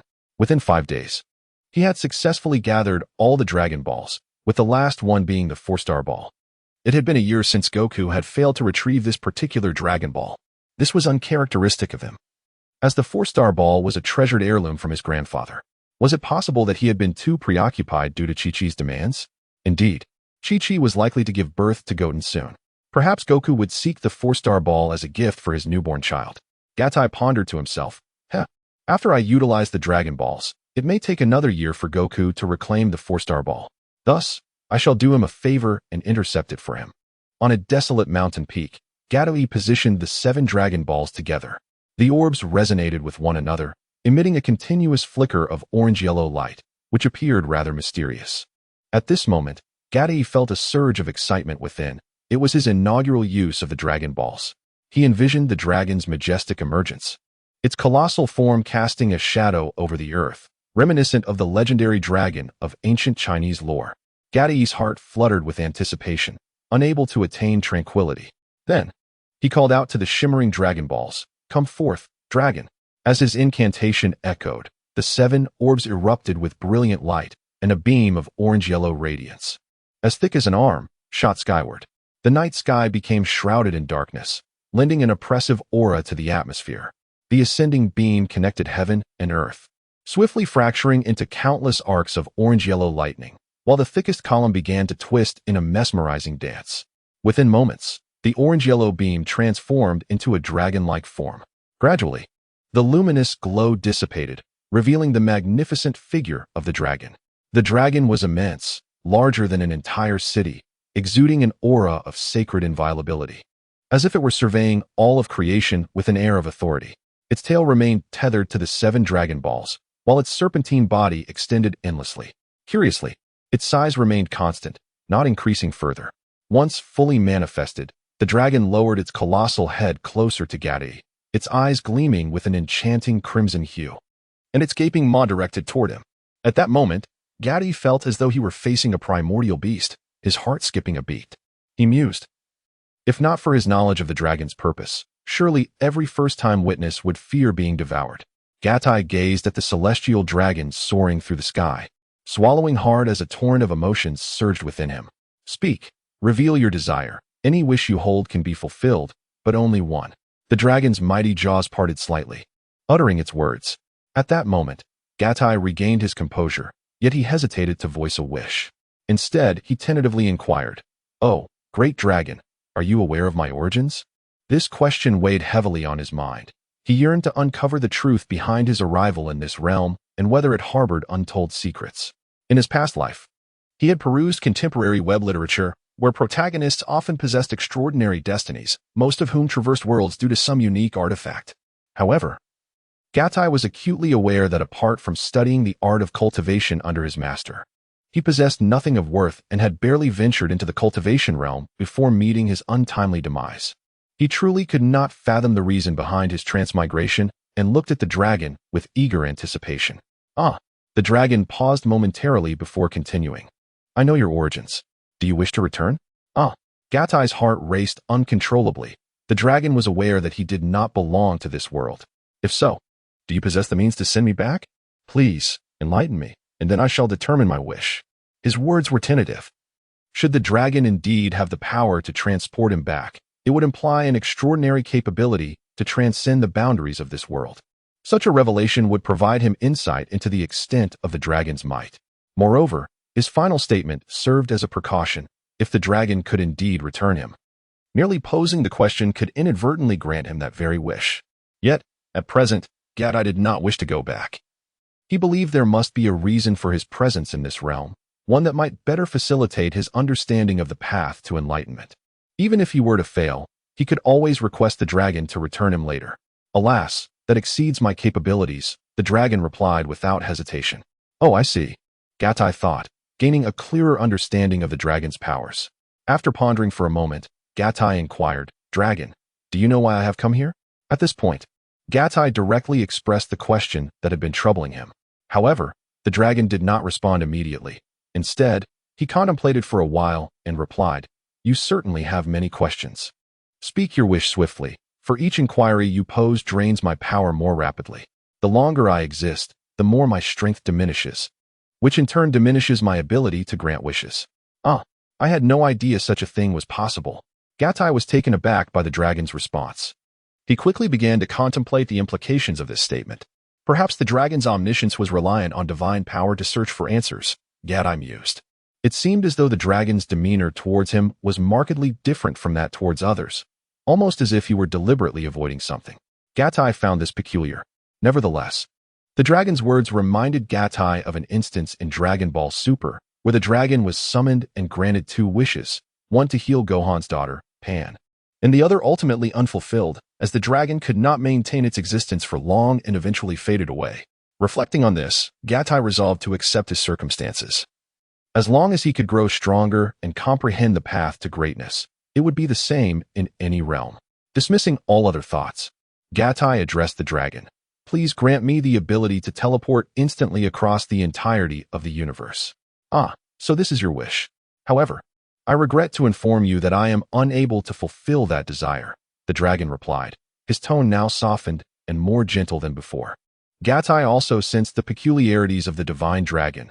Finding it somewhat amusing, it appeared that the dragon was indeed a unique life form, exhibiting emotions akin to those of humans when fulfilling wishes. "Why?" Gatai inquired. "Because such instantaneous movement involves the utmost mysteries, and it cannot be directly grasped," the dragon replied. Upon hearing this, Gatai pondered and realized that his wish indeed carried a deeper significance. His deliberate mention of instantaneous travel on a cosmic scale inherently encompassed profound spatial laws. Should this desire come to fruition, Gatai would effectively possess a mastery over intricate spatial principles, which would be extraordinary. "Please, propose another wish. My time is limited," urged the dragon. "Grant me the ability to learn the most potent methods for enhancing my mental fortitude within the universe. Alternatively, transport me to a place where I may be instructed in the most powerful techniques for mental growth." Gatai swiftly amended his wish. Upon hearing this, the dragon did not hesitate to provide an answer. Yet, rather than fulfilling Gatai's desire, it remarked, "Gatai, the methods you acquire through your own endeavors may be the most suitable for you.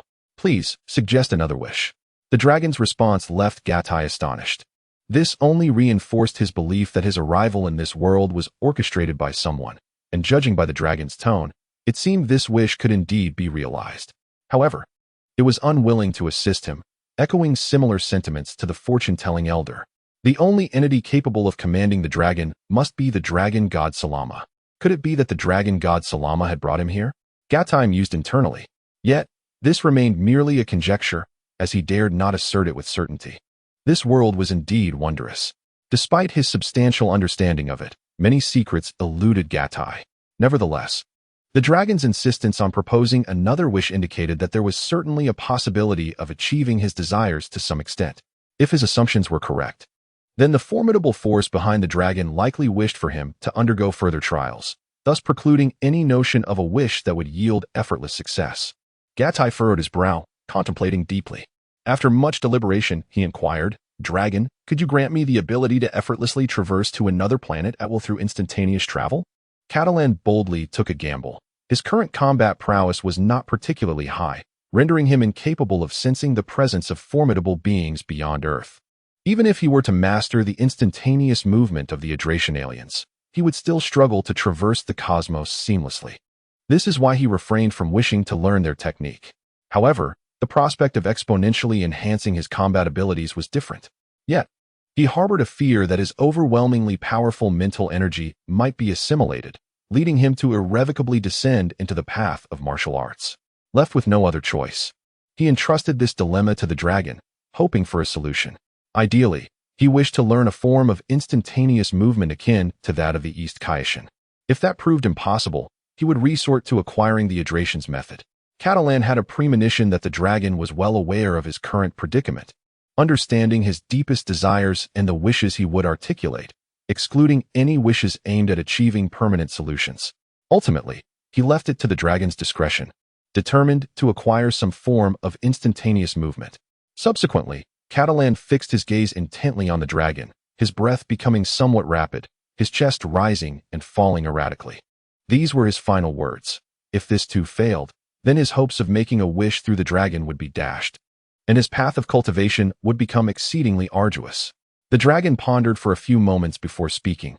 "I understand, but I still cannot enable you to grasp it directly." "Impossible? What kind of dragon are you if you cannot fulfill any wish? What use are you?" Catalan thought bitterly. At that moment, his expression darkened as he felt as though he were on the verge of suffocation, his emotions beginning to destabilize, teetering on the brink of madness. Overwhelmed by a profound sense of frustration, yearning to unleash destruction. "However, I can transmit the method into your mind." The dragon seemed to sense Catalan's distress and quickly continued. "Oh." Catalan immediately regained his composure, looking once more at the dragon. Upon concluding, the dragon's eyes gleamed with an unusual light, emitting a distinct sound, and soon, Catalan felt an influx of enigmatic information flooding his mind. Fortunately, Catalan's soul was sufficiently robust, remaining unaffected as he swiftly digested and memorized this newfound knowledge.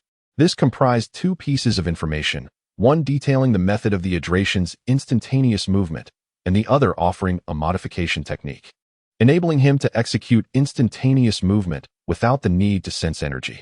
The dragon stated, "As long as you can comprehend these principles, you will be able to perform the technique." "Very well. While I may not master it directly, having a method is sufficient," Catalan reluctantly acquiesced. "By the way, I forgot to mention, this form of instantaneous movement, barring any unforeseen circumstances, will only be effective within the confines of a single galaxy."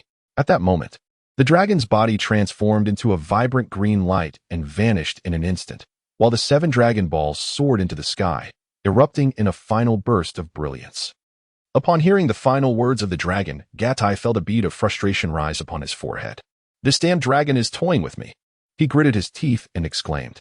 At that moment, as the dragon balls began to separate once more, Gatai leaped into the air, his body swiftly darting to the side of the 4-star ball. Just as the 7 dragon balls detached from one another, he seized the 4-star ball in his grasp. With Gatai's current prowess, he could effortlessly use his mental strength to fend off all 7 dragon balls. However, he chose to disregard the other dragon balls, allowing them to drift away. Through this wish-making experience, he understood that the dragon would not grant him a wish of significant benefit. Hence, he held no expectations of making a wish. "I shall find a time to gift this dragon ball to Sun Wukong," Gatai sighed. He then began to contemplate the instantaneous movement technique he had acquired. Cattle has a formidable spiritual and mental prowess. Having thoroughly comprehended the intricacies of instantaneous teleportation and identified the most crucial aspects of mastering it. To grasp this skill, one must first attune oneself to the existence of space. The divine dragon attempted to deceive me, unaware that my mental acuity has enabled me to perceive the very fabric of space with clarity. At this juncture, Cattle smirked with a hint of pride. Subsequently, he envisioned the process within his mind and placed the index and middle fingers of his right hand against his forehead. In an instant, his form vanished from sight. Although Cattle has discerned methods to counter the drawbacks associated with sensing energy for teleportation, he is not yet capable of mastering them, and thus can currently only execute the teleportation technique of the Ardatian aliens. In the celestial realm, the god Bic sensed Cattle's situation the moment the divine dragon appeared and darkness enveloped the sky. In truth, each time someone makes a wish using the Dragon Balls, the god observes intently, scrutinizing whether the wishmaker harbors any malevolent intentions. Upon realizing that Cattle was the one making a wish, Bic became intrigued as to what desire Cattle would articulate. He found Cattle to be enigmatic, possessing immense power and a high martial arts attainment, perhaps even surpassing his own capabilities. The nature of Cattle remained elusive to him. Fortunately, Cattle had never committed any misdeeds, allowing Bic to refrain from interfering with his wish. Thus, the divine being became privy to the wish Cattle made, as well as the inquiries he posed to the dragon. This awareness also alerted him to the peculiar changes in the dragon, highlighting its special connection to Cattle and the underlying secrecy in his questions, further deepening Cattle's aura of mystery. After Cattle's departure, Xiao felt an overwhelming sense of loneliness. To alleviate her ennui, she compelled herself to seek out tasks to occupy her mind. Occasionally, she would reminisce about the moments spent with Cattle, which brought her joy and alleviated her gloom. At times, she engaged in practicing the 5 elements fist and the 12 shapes fist, delving into their profound meanings, thus significantly diverting her thoughts. Besides these pursuits, she also visited her parents during her leisure time, but after one visit, she refrained from returning. Upon seeing Xiao alone without Cattle, her parents could not help but express their concerns, inundating her with questions and speculations regarding potential discord between her and Cattle, suggesting that her solitary return was indicative of a rift. They further pressured her to expedite the formalization of her relationship with Cattle, which only served to weigh heavily on her mind. Unable to endure the scrutiny, Xiao spent merely a day with her parents before returning to the city. As the mystical summoning of the dragon unfolded, Xiao discerned a peculiar shift in the atmosphere. The daylight was inexplicably shrouded by darkness. Swiftly, she recalled the tales of the Dragon Balls that Gatai had once shared with her. Rushing to the balcony, she meticulously observed the celestial phenomena and soon became convinced that someone was indeed invoking the Dragon Balls. Having witnessed Sun Wukong resurrecting the dragon and granting wishes to revive those slain by the nefarious Piccolo Daimao, Xiao was familiar with the summoning process and thus arrived at her conclusion without much concern. At that moment, Xiao stood on the balcony, quietly awaiting the sky's restoration. True to her anticipation, the heavens soon returned to their normal state. Gazing at the scenery beyond, her thoughts wandered, and out of boredom, she sensed Gatai's presence. Discovering that he was not too far away, a sense of joy filled her heart, leading her to believe that he would return shortly. However, without warning, Gatai's aura vanished inexplicably, leaving Xiao perplexed. While she acknowledged Gatai's superior prowess, she pondered how he could simply disappear, even with rapid movement or flight. There should be some trace. Just as her confusion deepened, a familiar aura materialized behind her, an inexplicable yet recognizable presence, though she felt an affinity towards it. Her instincts as a martial artist urged her to remain vigilant. Without hesitation, she executed a swift kick, her combat power soaring above 350 in that instant. Gatai had once mentioned that on Earth, only Sun Wukong, Piccolo, and the Supreme Kai possessed combat powers exceeding 300. Xiao, however, was not one to seek conflict. She trusted Gatai completely, believing that her strength of 350 was sufficient to face any crisis on Earth. The person who appeared was, of course, Gatai. As he materialized, he barely took a step before Xiao launched her attack. With effortless grace, Gatai parried her kick and swiftly moved to her side, embracing her waist.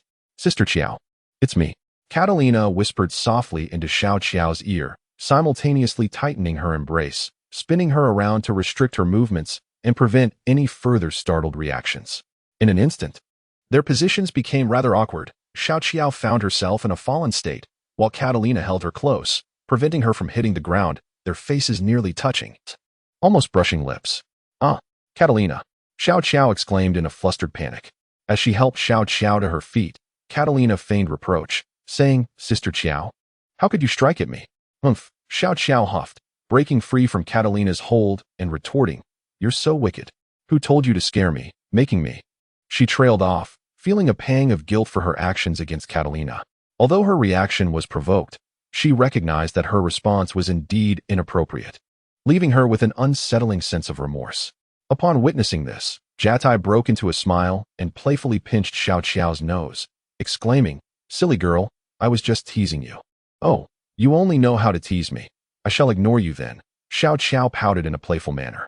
However, she soon regained her composure and inquired, "Jatai, just now I sensed your aura from quite a distance. How did you return so swiftly? Flying would require some time, and I did not perceive the full extent of your power." A triumphant smile spread across Gatai's face, for he had just mastered a new skill, instantaneous movement. Instantaneous movement. "I just learned it," Xiao Qiao exclaimed, covering her mouth in astonishment as she gazed at Gatai in disbelief. Soon, a realization struck her. "Ah, when the sky turned dark earlier, I was certain someone was making a wish with the Dragon Balls. Then, as the sky cleared, my conviction deepened. Someone indeed made a wish. I inadvertently sensed your location, and suddenly you appeared at my home. The interval between those events was remarkably brief. Thus, it follows that Sister Qiao is truly perceptive. It was I who made the wish just now," Gatai chuckled. "Instantaneous movement? That sounds incredibly fun." Xiao Qiao leaned in closer, grasping Gatai's arm and shaking it with excitement. Seeing the joyful demeanor of Xiao Qiao, Jatai was equally elated. He then embraced her warmly, suggesting, "If you find it amusing, dear Sister Qiao, then let us give it a try." "You are so annoying," exclaimed Xiao Qiao, who, although familiar with being held by Jatai, still felt a sense of shyness as they had yet to fully transcend the boundaries of their relationship. With his index and middle fingers pressed against his brow, Gatai attuned himself to the essence of the formidable beings on Earth. He could not yet distinctly identify the sources of these energies, although he was quite familiar with the auras of individuals like Piccolo, Sun Wukong, and Master Roshi, able to discern them with clarity. It seemed that both Sun Wukong and Piccolo had attained a level of mastery in the convergence of Qi. The ability to sense their energies stemmed from their ongoing cultivation, which made their essences somewhat manifest. Gatai could also perceive the energies of Krillin, Tian Shinhan, and Yamcha, yet he struggled to distinguish one from another. Suddenly, Gatai detected an extraordinarily unique and sharp aura, distinctly different from the rest, imbued with an essence that suggested an invincible force, akin to a keen blade. However, this formidable quality was still somewhat faint. In a flash, Gatai recalled the presence of someone on Earth who possessed such an aura. Could it be Yajirobe? If so, he must be nearing the realm of unification of heart and sword. A subtle smile graced Gatai's lips as he mused inwardly. At that moment, Gatai contemplated whom to target for his next move before teleporting. Abruptly, he felt a stirring within and heightened his sensitivity to energy. He aimed to discern the auras of the divine beings, Piccolo and Bobo. Typically, their energies would be restrained, and since he had not interacted with them before, it was challenging to locate them, prompting Gatai to amplify his perception. Fortunately, the unique geography of the heavens allowed him to sense two faint auras without much delay. It seemed he was on the right track. "Let us go," Gatai exclaimed playfully, giving a gentle squeeze to Xiao Qiao's waist. In an instant, they vanished from their previous location. In the blink of an eye, Gatai and Xiao Qiao materialized in the celestial realm. He skillfully controlled the distance, ensuring they did not teleport directly beside the gods, so their arrival would not immediately draw attention. "What is this place?" Xiao Qiao inquired, perceiving the thinness of the air as she glanced around, taking in the unfamiliar yet breathtaking surroundings. The atmosphere held a divine charm, resembling a paradise on Earth, which heightened her curiosity. "Dear Sister Qiao, this is the celestial realm, the abode of the gods," Gatai replied with a smile. "Ah," Xiao Qiao gasped, quickly covering her mouth, her eyes wide with disbelief. "Oh no, someone is approaching. Sister Qiao, we must leave quickly." Just as Gatai was about to explain further, he realized their energies had been detected, as they had not sufficiently concealed their presence, remaining at a level above 200. Gatai felt that it was not yet the opportune moment to meet the deities. Sensing an approaching presence, He immediately embraced Xiao Qiao and teleported away. Inside the Kame house, Master Rashi was engrossed in a fitness program featuring beautiful women on television. Clad in a white t-shirt and red shorts, he appeared somewhat trendy. He exercised along with the program, uttering some rather distasteful remarks. Unbeknownst to him, two outsiders stood silently behind him. True to his reputation as a lecherous old man, Gatai involuntarily shuddered. Meanwhile, Xiao Qiao covered her mouth, striving to stifle any sound. At that moment, Gatai noticed the remote control nearby and quietly picked it up, swiftly changing the channel on the television. Where did it go? Master Rashi, caught up in the moment, was perplexed when the image changed. With the alluring visuals absent, his enthusiasm waned, and he sensed an unusual shift in the atmosphere of the room. Suddenly, he turned around to find Gatai and Xiao Qiao regarding him with peculiar expressions. Ah, it's you two. Master Rashi's face flushed, and he awkwardly chuckled while scratching his bald head. What are you doing here? At last, Master Rashi comprehended the situation and inquired with astonishment. Gatai chuckled. Teacher Wu Tian, you are so serious. How could you possibly notice our arrival? He continued playfully, by the way, your hobbies are quite intriguing. Well, I was merely engaging in aerobic exercise, which is beneficial for one's health, Master Rashi quickly offered as an excuse. He then shifted the conversation, asking, what brings you here, Gatai? Surely, it can't be just to pay me a visit?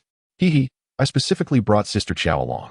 After all, you are the legendary martial arts master, Master Rashi. It seems we haven't properly paid our respects until now, Gatai replied, weaving playful banter into his words. Gatai cast a meaningful glance at Xiao Qiao, prompting her to step forward and respectfully greet Master Rashi. Greetings, Master Wu Tian, she said. Oh, there is no need for such formalities, Master Rashi replied, though his expression betrayed a sense of pride.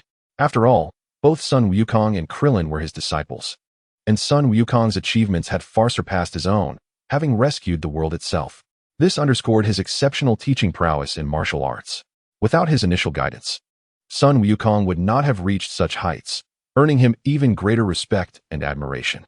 Suddenly, Gatai's attention was drawn to the television, where a news report was unfolding about a robbery in another city. The assailants were described as fierce and heavily armed, leaving a trail of devastation in their wake. A wave of concern washed over Gatai, prompting him to pull out a map and examine it. It's a distance of 3,200 kilometers, he murmured to himself. What's the matter? Xiao Qiao inquired, her brow furrowed in confusion. Gatai smiled faintly and said, Sister Qiao, wait for me here. I shall return shortly. He then turned to Master Rashi and remarked, Master Wu Tian, I must step away for a moment. With that, Gatai executed a technique of instantaneous movement, vanishing into thin air within the confines of the room. What manner of extraordinary ability is this? Master Rashi exclaimed, taken aback, as he scanned the surroundings, straining to sense any other presence. Since Krillin's demise, discovered by Sun Wukong, he had felt an inexplicable unease, and after much contemplation, he began to grasp the effects of ki sensing. Although Master Rashi had yet to master this skill entirely, he had identified a clear path for his training. Thus, he could somewhat perceive the aura of powerful beings in close proximity. His earlier oblivion stemmed from his complete focus on the television, only realizing someone was behind him when the screen changed. Master Rashi stared blankly at Xiao Qiao, hoping to glean answers from her. Xiao Qiao smiled and explained, this is instantaneous movement. What? Such martial arts exist in this world? Master Rashi's mind was in turmoil as he contemplated this newfound technique, perceiving it as a form of martial prowess, revered as the god of martial arts. Master Rashi not only possessed exceptional cultivation and mastery, but also displayed combat skills that appeared nearly divine to ordinary observers. Therefore, from his perspective, such a technique would render one nearly invincible in battle. With an acute sense of energy, Kata sensed the faint presence of ordinary individuals and calculated the distance before teleporting. However, he could only teleport to the city where the incident occurred, not to the precise location of the crime scene. Upon arriving in the city, he found it manageable. From the heights, he had a broad view and could utilize his perceptive and mental faculties, which already spanned much of the earth. Thus, he swiftly located the scene of the crime. Teleporting once more to the exact site, he concealed himself and meticulously observed the situation. 8 individuals stood before him, each robust and formidable, possessing considerable combat prowess. The higher the cultivation, the better, Kata mused with a sinister smile, for this will perfect my soul attack. Immediately, Kata moved at an astonishing speed, one that was incomprehensible to the ordinary eye, rendering the 8 men unconscious. He then concealed himself, methodically identifying each perpetrator and launching his soul attack against them. Kata was cautious, carefully sensing the stable state of the targeted individual souls with each assault. Ultimately, 7 of the 8 suffered damage to their brain regions, bleeding from their orifices and succumbing to death. The remaining individual, although unharmed in the brain, still perished as his soul was obliterated. What Catalan desired was precisely this effect. As long as the physical body remained intact, all was well. This time, Catalan had discovered an improved method for soul manipulation. However, he required more subjects for experimentation to ensure absolute certainty. Consequently, this robbery incident was quelled. Yet the perpetrators inexplicably perished, which was quite extraordinary. Concurrently, there were some civilians who had hidden at the scene, and they witnessed the bizarre demise of the criminals, leading them to speculate that it was surely a divine punishment.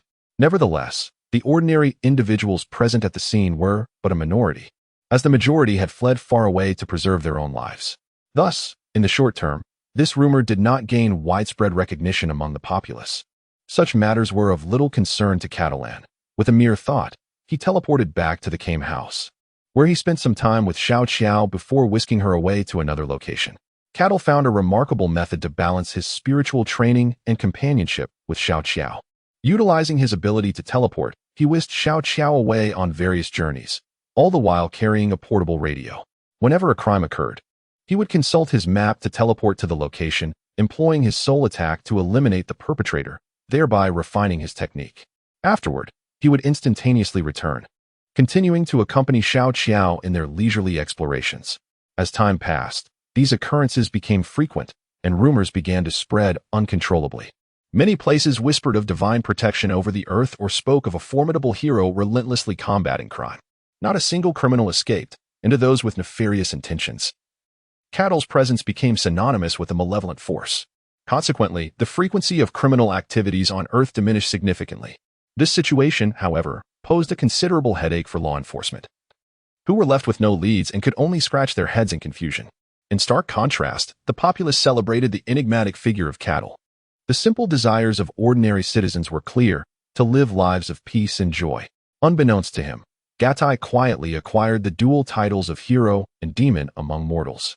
From that moment on, Gatai spent his days in the company of Xiao Qiao, engaging in either cultivation or leisurely excursions. He often accompanied Xiao Qiao to visit her parents, where the entire family reveled in joy. Before long, a year slipped by, and the 4-star ball in Gatai's possession had been restored. Without delay, he sent it to Sun Wukong. Similarly, Gatai transported himself and Xiao Qiao instantaneously, though they materialized at a considerable distance from Sun Wukong. Gatai was well aware of Sun Wukong's fervent dedication to martial arts. Were he to discover Gatai's ability to teleport, it would surely incite envy. However, Sun Wukong was now a family man, having welcomed his son, Sun Wufan, into the world several months prior. He had responsibilities to uphold, hence Gatai's cautious approach. Sun Wukong resided in Baozi Mountain with Chi-Chi, and since Sun Wufan's birth, he had been exceedingly busy. He juggled caring for Chi-Chi and their son, while also tending to their livelihood through farming. His heart remained steadfastly devoted to martial arts. Had circumstances permitted, he would have long ago pursued his training elsewhere. Sun Wufan, now a few months old and imbued with scion blood, grew at a swifter pace than the average Earth child and was beginning to take his first tentative steps. "Come here, Wufan," Sun Wukong beckoned, crouching beside him and encouraging his son to walk unassisted. Sun Wufan, drawn to his father, wobbled towards him, though he stumbled several times before finally landing in Sun Wukong's embrace. The joy on his face blossomed as he felt his father's warmth. Sun Wukong, somewhat clumsy in his paternal role, relied on his own methods to amuse the child. To encourage Sun Wufan, he playfully tossed him into the air and caught him, eliciting delighted laughter from the boy. "What are you doing, Wukong?" Chi-Chi exclaimed, rushing over to reclaim Sun Wufan. "He's still so young. Aren't you afraid of dropping him?" she chastised. Though Sun Wukong recognized her discontent, he remained focused on Sun Wufan's happiness, responding, "Don't worry, Chi-Chi, he won't get hurt. Just look how happy he is." In Chi-Chi's arms, Sun Wufan, despite being cradled by his mother, leaned eagerly towards Sun Wukong. Chi-Chi's expression darkened at this sight. Ignoring Sun Wukong, she carried Sun Wufan aside to entertain him herself. Observing this, Sun Wukong breathed a sigh of relief. At last, he could indulge in some much-needed training. Oh, it seemed the Dragon Balls had indeed returned.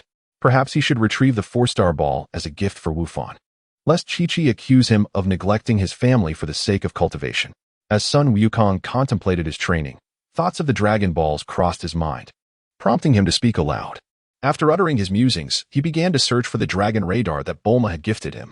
However, his dedication to martial arts had caused him to misplace it in his own abode. While searching, he suddenly felt a shift in the atmosphere. Two formidable presences were approaching. Not being well acquainted with Gatai and Xiao Qiao, he could not discern their identities through their auras. Nevertheless, he soared towards the source of the energy. In no time, Gatai and Xiao Qiao came into view. Upon recognizing familiar faces, Sun Wukong felt a wave of relief wash over him. Noticing the considerable strength emanating from Gatai and Xiao Qiao, he exclaimed in delight, "Wow!" Perplexed, Gatai inquired about his outburst. In that moment, Sun Wukong, embodying the spirit of a playful monkey, bounded around Gatai and Xiao Qiao with exuberance, declaring, "Indeed, I had no idea both of you had grown so powerful. Come, let us engage in a friendly spar." With that, he assumed a fighting stance, ready for the challenge. Catalonia and Xiao Qiao were rendered speechless, for Sun Wukong truly was a combat enthusiast. "Here, you wish to engage us in a duel? Sun Wukong, are you not concerned that Chi-Chi will reproach you?" Catalonia inquired, posing 3 questions in succession. Upon hearing this, Sun Wukong felt as though a bucket of cold water had been poured over him. He awkwardly scratched his head and chuckled. "Ah, indeed. How did you know that Chi-Chi disapproves of my training?" However, he swiftly dismissed this line of inquiry and continued. "This is your first visit to my abode, and I have not properly entertained you." Subsequently, Sun Wukong leaned closer to Catalonia and whispered, "Please, do not inform Chi-Chi that upon seeing you, I was eager to spar. Otherwise, she will surely scold me." As Gatai and Xiao Qiao exchanged knowing smiles, they both found Sun Wukong to be irresistibly charming, whether in his youthful days or as an adult. Soon after, they accepted Sun Wukong's invitation to visit. Upon noticing guests had arrived, Chi-Chi immediately transformed her demeanor, showcasing a graceful and nurturing side that was entirely unexpected. Gatai marveled inwardly. Realizing that Chi-Chi was indeed no ordinary woman, it was no wonder she had managed to mold Sun Wukong into such a remarkable individual. "Come here, Gohan. Let me introduce you to your Uncle Gatai and Aunt Xiao," Sun Wukong said, cradling Gohan in his arms as they approached Gatai and Xiao Qiao. At that moment, Gohan appeared rather shy and was reluctant to approach Gatai and Xiao Qiao, leaving Sun Wukong feeling quite awkward. In that instant, Gatai retrieved the 4-star Dragon Ball from his pocket and waved it gently before Gohan. "The 4-star ball? How did it come to be in your possession?" Sun Wukong inquired, astonished at the sight of the Dragon Ball. "I collected the Dragon Balls last time and learned that the 4-star ball is a cherished relic of your grandfather's. So I thought it fitting to return it to you," Gatai replied. Sun Wukong beamed with joy, expressing his heartfelt gratitude. Gatai chuckled, "Gohan, take a look at this." The 4-star Dragon Ball indeed captivated Son Gohan's attention, alleviating his shyness. His gaze remained fixed upon the Dragon Ball, and he lunged forward. Gatai effortlessly lifted Gohan, who did not weep, then began to playfully tease him alongside Xiao Qiao. Before long, Gatai and Xiao Qiao took their leave, presenting the 4-star Dragon Ball to Son Goku as a cherished gift for Gohan. During this period, Gatai spent fulfilling moments with Xiao Qiao, their bond blossoming rapidly, leading to mutual confessions of affection in private. However, they had no immediate plans for marriage, and their relationship remained at a standstill. Beyond their training, they focused on savoring each day joyfully. Xiao Qiao was not displeased. She would patiently await. Thus, Gatai accompanied Xiao Qiao while delving into the art of soul attack and refining his method of instant transmission. A year passed, and Gatai finally perfected the soul attack technique, which proved effective only when there was a significant disparity in cultivation levels, inflicting no physical harm on the target, sufficient for Gatai. During the time when Son Gohan had just turned 4, Gatai also comprehended the refinement of instant transmission, enabling him to teleport without the need for sensing energy. This remarkable form of instant transmission was indeed confined within a single star system. When executing this ability, one would be forcibly transported to the high altitudes of any planet. This method resembled the instant transmission of the East Kaishin, targeting general locations on planets, thereby avoiding the risk of materializing within mountains, buildings, or colliding with others. Additionally, it could be seamlessly integrated with energy sensing, allowing for effortless teleportation to any location within a planet. Consequently, Gatai became increasingly attuned to the nuances of space. Everything was in readiness, awaiting your arrival, Raditz. Gatai abruptly materialized in a location on Earth, gazing skyward with a smile. Gatai withdrew his gaze from the heavens and, with a mere thought, transported himself back. Upon his return, he deliberately chose to materialize beside Xiao Qiao, embracing her from behind the moment he appeared. The fragrance of Sister Qiao was truly enchanting. Gatai inhaled the delicate scent wafting from her neck and playfully teased her by whispering in her ear. The sudden appearance of Gatai did not startle Xiao Qiao. Over the past year, Gatai had frequently vanished only to reappear shortly thereafter, and she had grown accustomed to it. However, each return brought Gatai's peculiar antics, often teasing her, which led to their playful exchanges resembling those of a couple. Throughout this year, Xiao Qiao had forged a profound bond with Master Rashi, Krillin, Tien Shinhan, and Yamcha, engaging in leisure activities, conversations, and mutual training. During their sparring sessions, Xiao Qiao consciously restrained her combat power to match theirs, significantly enhancing her practical combat skills. Now, like them, she had experienced numerous battles, developing formidable skills in life and death confrontations. No longer merely a proficient martial artist, she had evolved into a true warrior.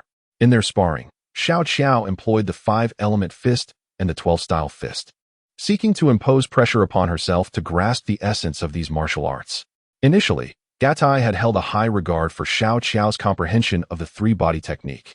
But after witnessing her studies in the 5-element fist and 12-style fist, he realized her understanding was not as profound as he had assumed. Through numerous bouts, Xiao Qiao had merely breached the threshold of integrating techniques, grasping various energies within the strikes, yet she remained far from truly comprehending their essence. The 5-element fist and the 12-style fist are internal martial arts, each level corresponding to the attributes of the human body. Merely understanding the energies behind the strikes had already yielded substantial benefits to her physique. Although Xiao Qiao's martial arts realm had not seen significant elevation, her practice in internal martial arts had improved her physical condition and fortified her spirit. Her combat power had skyrocketed, reaching approximately 32,000 points during this period. Upon the discovery, Gatai's heart raced uncontrollably. Possessing formidable mental acuity, he was capable of sensing the very essence of space itself. Had he dared to immerse himself in the comprehension of the 5 elements fist and the 12 forms fist without reservation, he firmly believed his combat prowess would surpass even that of Xiao Qiao in a most astonishing manner. Alas, he was reluctant to allow his mental strength to be assimilated by the soul, thus he quelled the impulse within, harboring immense envy for Xiao Qiao. "You're back so soon?" Xiao Qiao inquired with a hint of perplexity. She allowed Gatai to embrace her, presenting an air of naturalness tinged with a touch of aloofness. "Is something troubling you, Sister Qiao?" Gatai sensed an unusual disposition in Xiao Qiao today, his heart tightening with anxiety as he pondered if he had erred in some way. Xiao Qiao turned, burying her head against Gatai's chest, and softly confessed, "Gatai, it's been over a year, and you have not devoted yourself to earnest training. You need not feel obliged to accompany me. I do not wish to become a hindrance to your pursuit of martial arts." Oh, so Sister Qiao's discontent today stemmed from this matter. Gatai felt a wave of relief wash over him. He then smiled and reassured her, "Sister Qiao, you are overthinking it. I have never slackened in my training." "Really? Yet in the past, whenever you departed, it would be for several days, sometimes even months. But in this past year, each time you left, you returned in less than half a day," Xiao Qiao replied, straightening her posture. Catalyze gently stroked Xiao Qiao's head. "Foolish one. This is merely my method of cultivation. I have now entered a rather unique phase of training, one that does not require the same efforts as before. All of this is to prepare for a future with greater potential for growth. You are deceiving me. I am now the strongest on Earth, no longer a novice in martial arts. How could such a method of cultivation even exist? If it does, teach me as well, so that my journey may become less arduous." Xiao Qiao pouted, her frustration evident. Since she embarked on her martial arts journey, every advancement had been earned through countless drops of sweat. Thus, she was acutely aware of the arduous path of martial arts, leading her to firmly believe that Catalyze was misleading her. Upon hearing Xiao Qiao's words, Catalyze found himself momentarily speechless, unsure of how to respond. Yet, he did not wish for her to harbor such thoughts. as it would only lead to her feeling guilty and unhappy. Catalan rotated his eyes, pondering how to explain to Xiao Qiao. He had been engaged in spiritual cultivation during this period. If he were to elucidate, he could only approach it from this perspective. However, the essence of spiritual attacks is profoundly enigmatic and cannot be discerned superficially. Sister Qiao, please wait for me a moment. After speaking, Gatai instantaneously vanished, only to return a minute later. Upon his reappearance, he held a bag containing water, within which swam a large carp. Gatai, what on earth did you buy this fish for? Are you hoping to make amends by preparing it for my meal? Xiao Qiao remarked, her dissatisfaction evident as she gazed at the fish. Upon hearing this, Catalonia displayed a peculiar expression. Subsequently, he slightly lowered his head, leaned closer to Xiao Qiao, and earnestly remarked, Sister Qiao, do you see this fish? Is it not alive and remarkably fresh? Xiao Qiao perceived that Jia Tai's actions were intended to amuse her, further solidifying her belief that he was attempting to divert the topic in a gentle manner to assuage her doubts. As these thoughts consumed her, her inner turmoil deepened. She felt increasingly that her very existence was a hindrance to Jia Tai's path in martial arts. Jia Tai? Xiao Qiao's expression was one of deep sorrow, leaving her at a loss for words. Seeing this, Gatti felt a pang of sorrow in his heart and immediately said, Sister Qiao, you have truly misunderstood. Allow me to demonstrate the fruits of my cultivation. At this moment, Xiao Qiao also felt a surge of confusion, momentarily lost in thought. Subsequently, Gatti continued, Sister Qiao, I have been devoted to spiritual cultivation during this time. Please observe closely. Catalyst hastily delved into the matter at hand. Otherwise, it was likely that little Qiao would truly burst into tears, causing him great emotional distress as well. He then placed the fish before her, channeling his mental energy to penetrate its brain. Catalyst discovered that this common fish was a rather inferior creature with an exceedingly feeble soul. In no time, he obliterated the fish's consciousness, rendering it devoid of any capability for movement, and it promptly flipped over, lifeless. Sister Qiao, observe closely. Does this fish not appear to be deceased, starkly contrasting its previous vitality? Catalyst gestured with a slight shake of his hand to draw her attention. Upon witnessing the scene, although Qiao was uncertain of the fish's demise, she recognized the appearance of a dead fish from prior encounters. Thus, it seemed highly plausible that this fish had inexplicably met its end. Subsequently, Qiao gazed at Catalyst in a state of utter bewilderment. Catalina understood that it was difficult for Xiao Qiao to ascertain whether the fish was truly dead. After all, this fish represented a rudimentary form of life, incapable of perceiving the presence of air. Sister Qiao, give me your hand. Catalina extended one hand, speaking softly. Xiao Qiao remained silent, obediently extending both hands to embrace Catalina's arm. Look over there. Catalina directed her attention to a small flower resting on the balcony. Soon, Xiao Qiao witnessed the flower being swiftly compressed into a compact mass by an inexplicable force. She could sense that a portion of the air was being controlled by something, enveloping the flower and exerting pressure upon it, as though someone were pinching it with their fingers. Is this a form of spiritual cultivation? Xiao Qiao inquired, puzzled. Indeed, it is, Catalina affirmed. Spiritual energy cannot be discerned by the naked eye. It is a remarkable phenomenon, much like the extraordinary abilities of dumplings. It exists like air, present yet invisible. The fish you saw earlier perished because I erased its soul, causing it to lose consciousness. Spiritual energy coexists with the soul. It does not conform to the ordinary paths of martial arts cultivation. Naturally, the advancement of spiritual energy is far more arduous than physical training, Catalina explained. Though Xiao Qiao struggled to grasp the concept of spiritual energy, she was not unfamiliar with the term soul. To her, the soul represented the heart, the mind, an intangible essence. Thus, she found solace in understanding. I'm sorry, Catalina. I misunderstood you, Xiao Qiao murmured, biting her lip and lowering her gaze as she apologized softly. Following this incident, Catalina and Xiao Qiao returned to their previous camaraderie, joyfully embracing each day, until they finally reached the year when Sun Wukong turned 4. Within his heart, Gatai contemplated the passage of time.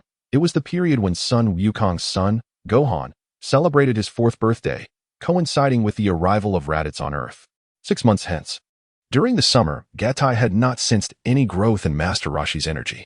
The pursuit of enhancing one's martial prowess is not an endeavor accomplished overnight. The stronger one becomes, the more arduous the path of improvement.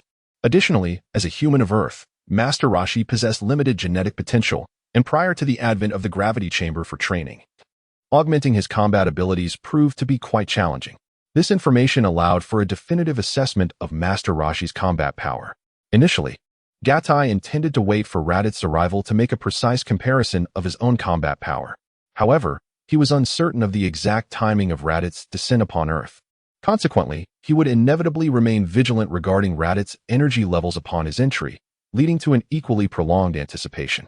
Thus, Gatai made the ultimate decision to hypothesize about the strength of his own energy in advance. At this moment, Gatai and Xiao strolled hand in hand beside a tranquil lake. Given that Master Roshi's energy had shown no significant changes over such an extended period, it could be deduced that his baseline combat power now stood at 139 points. By this reckoning, my energy strength is 26,750 points, slightly lower than the anticipated 28,000 points. Could it be that years of inactivity have led to a decline in my abilities? Gatai had initially believed his combat power to be around 28,000. And now he finally possessed a clearer benchmark, yet it fell short of his expectations, leaving him puzzled. Nevertheless, the discrepancy was not substantial, and thus, Xiao's energy level should be approximately 34,090 points. Gatai mused contentedly. Gatai, what are you talking about? Xiao inquired, overhearing Gatai's murmurs. Cataly turned her head and smiled, saying, Sister Xiao, within the vast cosmos, there exists a multitude of formidable beings, each distinguished by their unique strengths. Thus, one's cultivation level yields varying degrees of power assessment. The figures I mentioned earlier reflect our current peak combat prowess. Really? So, in comparison with us, Master Roshi is.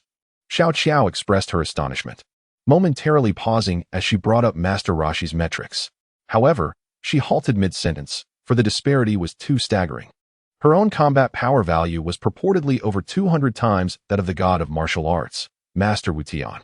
What an astounding concept. As Xiao Qiao delved deeper into martial arts and matured, she had come to believe that she had indeed surpassed Master Roshi significantly. Yet, never did she fathom it would be by such a monumental margin. Sister Qiao, there is no need for doubt or astonishment. Now that you have also acquired the ability to sense qi, you can make a comparison and estimate for yourself, Cataly chuckled. Ah, so this is how the ability to sense qi can be utilized. I had thought that the qi sensed varied from person to person, Xiao Qiao remarked, slightly dazed. Upon hearing this, Gatai couldn't help but marvel at Xiao Qiao's endearing nature. Despite his mastery over qi, he was surprisingly unaware of this particular information. Are you mocking me? Xiao Qiao exclaimed, hands on her hips, her tone playful yet indignant. Gatai chuckled softly. How could I? Suddenly, he sensed a presence in the sky, akin to the energy of Sun Wukong. Could this be the key possessed by the Scions? He felt a surge of energy rapidly approaching Earth. Ah, this energy is quite malevolent. Although not as formidable as ours, it far surpasses that of others on Earth. It seems to possess a strength of approximately 1,500 units. At that moment, Xiao Qiao also became aware of the presence. Catalina smiled gently. Sister Qiao, you are truly astute. You grasp things so effortlessly. At this moment, Gatai quietly reveled in his fortune, for he could now ascertain his combat power with absolute certainty, thus confirming that his strength indeed corresponded to this value. He then addressed Qiao, saying, Sister Qiao, please return for now. Remember to exert your utmost effort to suppress your aura.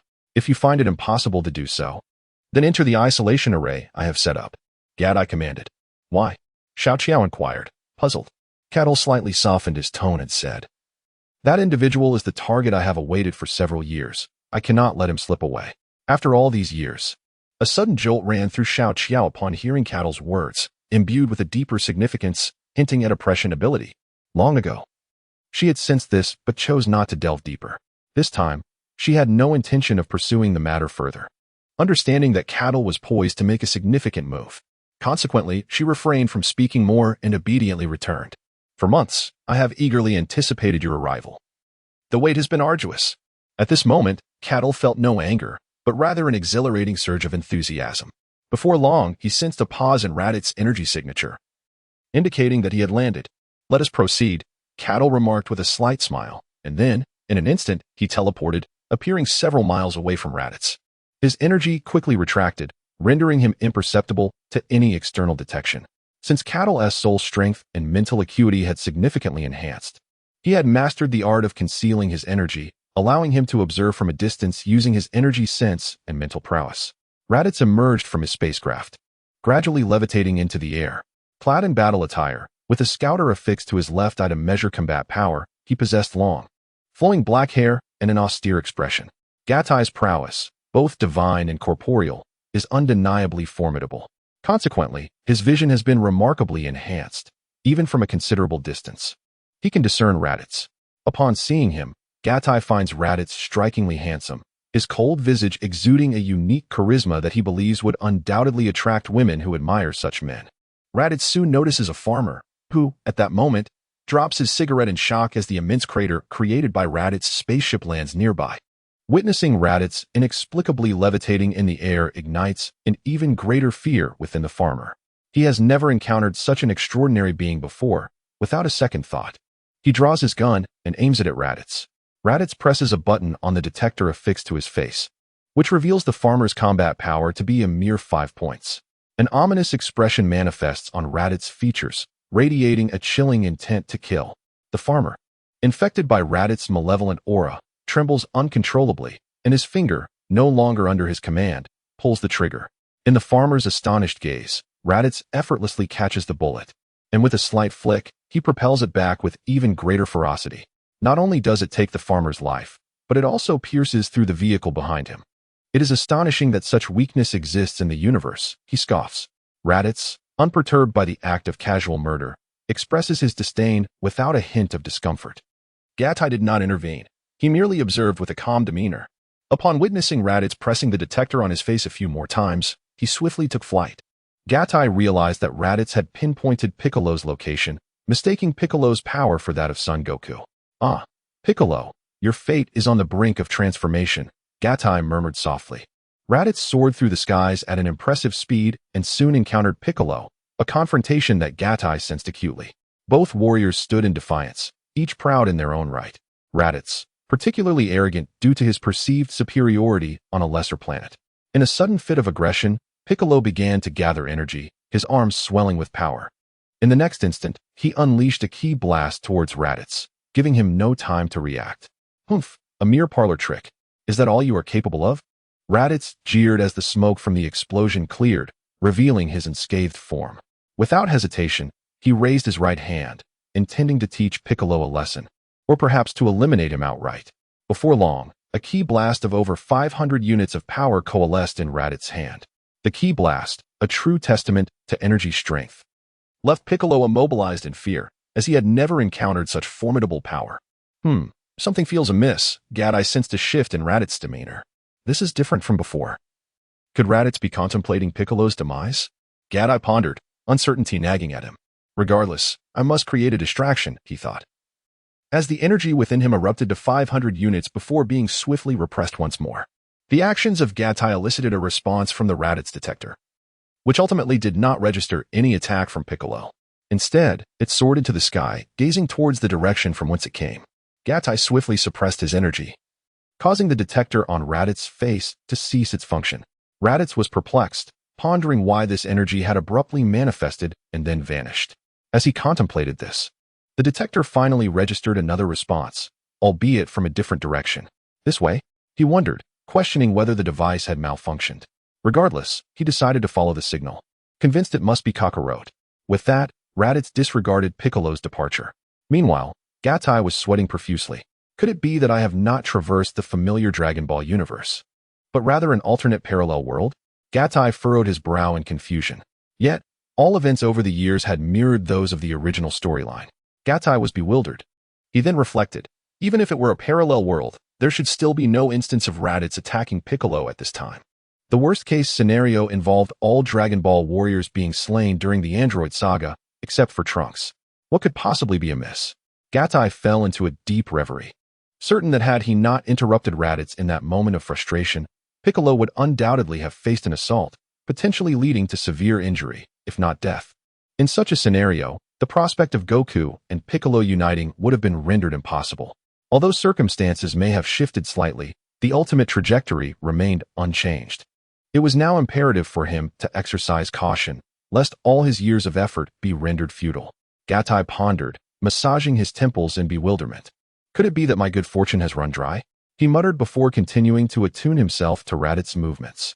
After a considerable time, Gatai sensed that Raditz had reached Kame House. Without hesitation, he teleported to the vicinity of the location. At this moment, Gatai knew he must remain vigilant and concealed. Only from such a close proximity could he be assured of preventing any unforeseen calamities. Meanwhile, Goku and Raditz were engaged in conversation.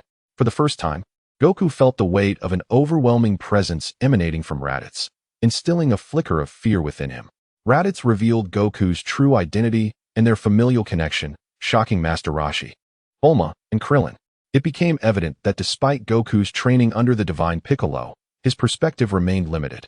Gatai observed from his hidden vantage point, contemplating the scene unfolding before him.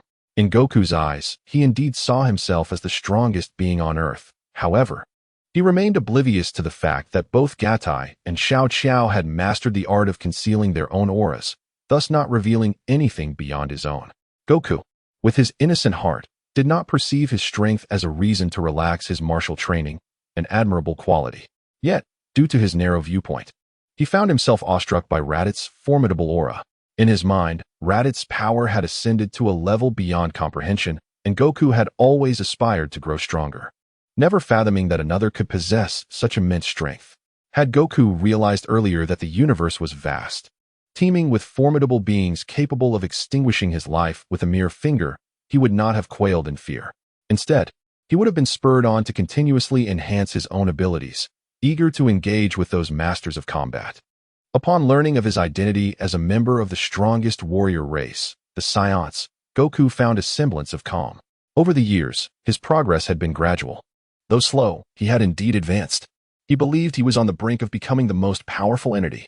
Now, with an expanded worldview, he recognized that even greater beings existed within the cosmos and understood that his journey of growth was far from over. In that moment, Goku's warrior spirit surged dramatically. However, he did not feel the typical rush of blood coursing through his veins, for Raditz's presence posed an unprecedented catastrophe for him. He had too many loved ones to protect, and surviving this tribulation was his foremost concern. In an attempt to subjugate Goku, Raditz sought to use Gohan as leverage. Upon witnessing this, Catalan felt a tightening in his heart, wondering if any unexpected events might transpire. At this moment, Gatai was profoundly focused. Should anything transpire, he would need to intervene. It was then that he witnessed Raditz approaching Son Gohan with an insidious grin, entirely dismissing Son Goku and disregarding his attempts to obstruct him. In an instant, Raditz moved with the swiftness of a gale, vanishing without a trace. He delivered a formidable kick to Son Goku's abdomen, sending him hurtling through the air, utterly powerless to retaliate. Indeed, Raditz possessed commendable martial prowess. Gatai observed the moment Raditz struck, noting his seamless execution, full of strength and unaffected by the surrounding air. How could this be? One would expect that extraterrestrials of this era would prioritize combat strength above all else. Could it be that this was the terrifying innate ability of the Saiyans, allowing them to grasp the deeper aspects of martial arts through battle? Gatai furrowed his brow and pondered. If this were indeed the case, how formidable would Vegeta's martial realm be? This thought led him to recall how Vegeta, upon witnessing Tien and Yamcha's combat, effortlessly altered his intensity and even destroyed his own scouter. After his fight with Son Goku, he rapidly comprehended the nuances of ki sensing. Gatai could not help but admire Vegeta's genius. Master Roshi and Krillin, aware that Son Goku was the strongest among them, were astounded that he could not withstand even a single blow, leaving them paralyzed with shock. Raditz effortlessly seized Son Gohan, as one might lift a cabbage. Son Gohan was terrified, crying incessantly. Son Goku, having been struck down, struggled to regain his composure and could only watch helplessly as Son Gohan was taken. Anger and regret welled within him. He lamented not having adjusted his state of readiness sooner, which had led to his vulnerability against Raditz's assault. Though Raditz claimed he needed Son Gohan for a purpose, he knew well that the child could not wield any significant fighting capability. He continued, "Kakarot, listen closely. If you wish to spare your son's life, you must kill some Earthlings. Just 100 or so will suffice." With that, he ascended into the air. "Do not entertain thoughts of resistance. Your incomplete fighting power cannot contend with us. It would be wise to heed my warning." With those words, Raditz departed. Minutes passed after Raditz's departure before Son Goku fully recovered. The three began to devise a plan to rescue Son Gohan. Faced with such a formidable enemy, Master Roshi and Krillin expressed their willingness to assist Son Goku, despite the likelihood of facing death again without the hope of resurrection. But, faced with inevitable demise, they were prepared to take the risk. Krillin's expression was particularly poignant, as he contemplated dying twice without having married, leaving him with a sense of profound regret. Having finalized their rescue plan, they proceeded to utilize the Dragon Ball radar to prepare for action. At this moment, Piccolo made his appearance. Gazing at the figure suspended in midair, a chill ran down the spines of the four individuals present. In their minds, Piccolo had never been a benevolent character, and his emergence at such a critical juncture felt akin to adding insult to injury. Fortunately, Piccolo expressed his intention to ally with Son Goku, which somewhat alleviated their apprehension.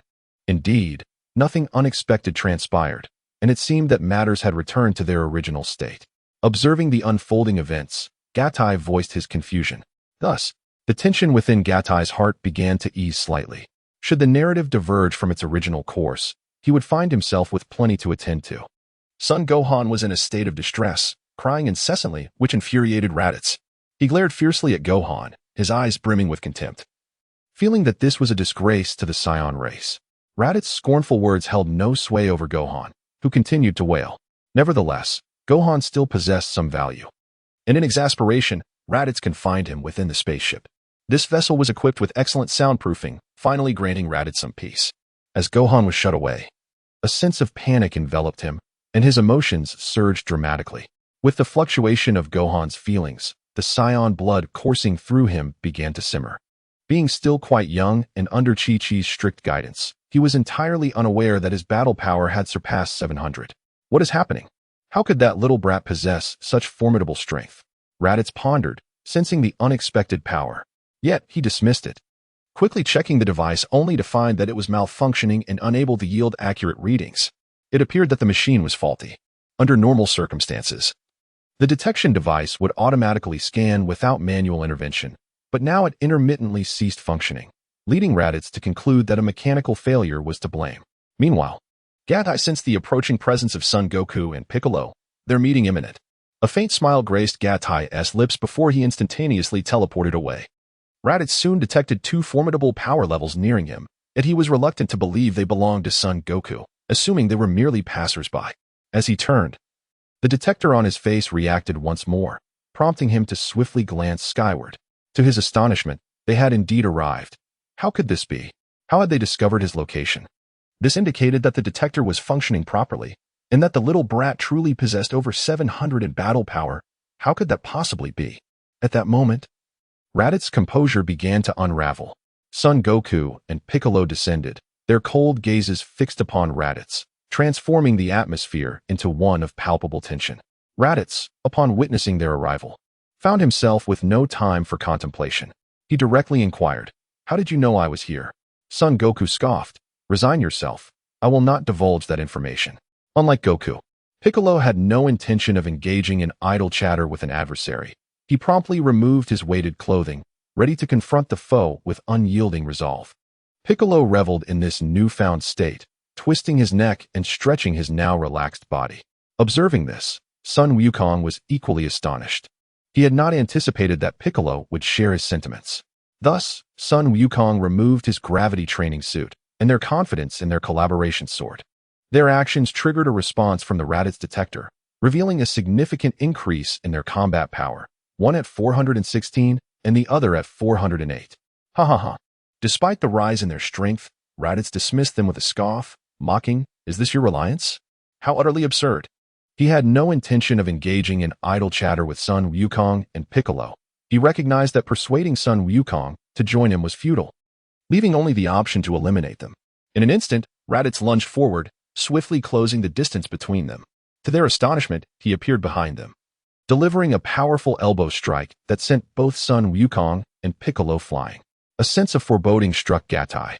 Raditz's combat power paled in comparison to Vegeta and Nappa, and Gatai's strength far surpassed Raditz, making it effortless for him to dispatch him. Yet, Gatai sensed something different in Raditz's approach. There was a palpable aura of killing intent that seemed to lock onto its target. This revelation granted Raditz a newfound respect in Gatai's eyes. Raditz turned back to observe the disbelief etched on Sun Wukong and Piccolo's faces. This was precisely the effect he sought. By overwhelming them with his formidable strength, he aimed to shatter their confidence, instilling fear and despair before their demise. Subsequently, he revealed information about the other two scions, informing them that their combat power was even greater. As his words sunk in, Raditz savored the further blow to Sun Wukong and Piccolo's morale. Internally, he relished this moment. Among his fellow scions, he had always been the weakest, unable to hold his head high. Yet, on this lowly planet, his strength was absolute. He found joy in this power, as it allowed him to reclaim the dignity of being a member of the universe's mightiest warrior race, the Scions. With no alternatives remaining, Sun Wukong and Piccolo understood that they could not evade this battle, regardless of how formidable their adversary appeared. In this dire moment, Piccolo demonstrated greater intelligence than Sun Wukong, recognizing that a direct confrontation would lead to certain defeat. Thus, he inquired if Sun Wukong had developed any new techniques. The two engaged in hushed conversation, while Raditz, perceiving them as already doomed, refrained from attacking.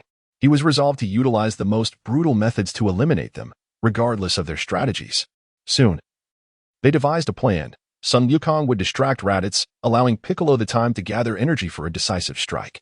With a steely resolve, Sun Wukong charged forward without a moment's hesitation, embracing his fate. In a flurry of urgency, Baika swiftly prepared his ultimate technique. At this moment, even a fleeting second was of immense value. Sun Wukong moved with remarkable speed, launching fierce assaults, yet Raditz perceived each of his maneuvers with clarity. Let us play a while longer, Raditz mused inwardly, mocking the situation. In the face of Sun Wukong's relentless attacks, Raditz effortlessly evaded, and within mere breaths, Wukong had struck hundreds of times. Numerous opportunities arose for Raditz to counterattack, yet he chose not to engage.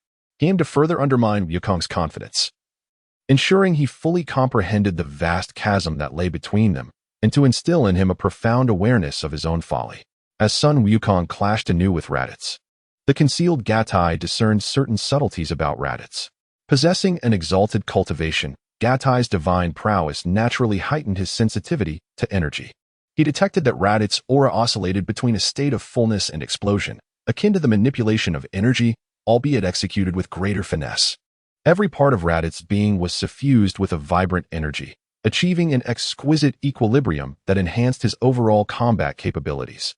This approach, however, bore its own drawbacks, preventing him from unleashing his most formidable attacks. The advantage lay in the palpable vitality coursing through his body, enabling him to engage in battle without the need for premeditated accumulation of power. "Ah, it becomes clear now," Gatai murmured, recalling Raditz's unadorned movements during their time at Kame House. Soon, another possibility occurred to him. Raditz, being the weakest among the three scions and often looked down upon, likely found himself relegated to the role of cannon fodder in every confrontation. Consequently, to preserve his own existence, he must employ every conceivable strategy. Thus, this method of balancing his internal energy might serve as a skill that ensured both survival and combat efficacy. In this manner, through relentless mastery over his energy, Raditz might one day elevate his control to an extraordinary level, leading to an explosive enhancement of his own cultivation, provided, of course, that he remained alive. As Kakarot contemplated, he also sighed inwardly for Raditz's fate, knowing that Raditz would never witness that day. You are given an inch, yet you seek a mile. At that moment, Raditz sensed the increasing speed of Goku's attacks, which showed no signs of relent. His patience, now waning, culminated in a powerful punch to Goku's face, sending him flying. The disparity in strength was overwhelming. He resolved to endure for as long as possible. Goku, though hurtling backward, managed to perform several backflips to dissipate the force of the blow, regaining his stance before leaping high into the air. Kamehameha. In the heights, Goku concentrated his energy into a single point, a brilliant light exploding between his palms. How is this possible? Raditz detected Goku's rapidly rising power level, soon approaching 1,000. He then sensed Piccolo's power escalating as well. Realizing that the humans on Earth could freely alter their combat capabilities, Raditz understood that if he did not take the situation seriously, he might very well meet his demise. At this moment, it was too late to interrupt Piccolo's energy gathering. As Goku unleashed his Kamehameha wave, Raditz attempted to evade, but the Kamehameha, under Goku's control, relentlessly pursued him. A fierce glint appeared in Raditz's eyes. Do not get too cocky. With a mighty shout, he extended his hands, striving to block Goku's Kamehameha. Boom. The Kamehameha struck Raditz head-on, but was successfully deflected. Goku, witnessing this, silently lamented the missed opportunity. Although Raditz had managed to block the attack, he was determined to uphold his dignity. Taking advantage of Goku's momentary exhaustion, he unleashed a lightning-fast energy blast, sending Goku plummeting from the sky, severely injuring him in the process. Seizing the moment, Raditz swiftly appeared beside Goku, grabbing him with a firm grip. Just then, the device on Raditz's face began to emit a sound. 1330. He quickly noted the intensity of the energy that Piccolo was currently gathering, concentrated solely at his fingertips. A cold sweat broke out on Raditz. He had no confidence in withstanding this next move. Die, you wretch! Piccolo shouted, directing all his energy into his fingertips, special beam cannon. With those words, the immense energy gathered at his fingertips formed a ring-shaped sound wave that surged towards Raditz, moving faster than the Kamehameha. Piccolo beamed with delight, confident that Raditz could not possibly withstand this attack. However, contrary to expectations, though the attack was swift and powerful, Raditz narrowly evaded it. The special beam cannon grazing his shoulder and effortlessly tearing through his battle attire. The attack then struck a distant small mountain, causing an explosion akin to a nuclear blast, utterly obliterating the peak. It missed. At this moment, Piccolo felt an overwhelming urge to weep. Such a splendid opportunity had slipped through his fingers due to a miscalibrated aim. Raditz's heart sank as he realized he had narrowly escaped death. The sensation of having been spared ignited a fierce anger within him. He resolved to abandon any restraint and to eliminate the two adversaries without mercy. Raising his right hand, Raditz gathered his energy for the first time in this battle. While he could not amass his power to the same extent as Sun Wukong or Piccolo, he could still achieve a moderate increase.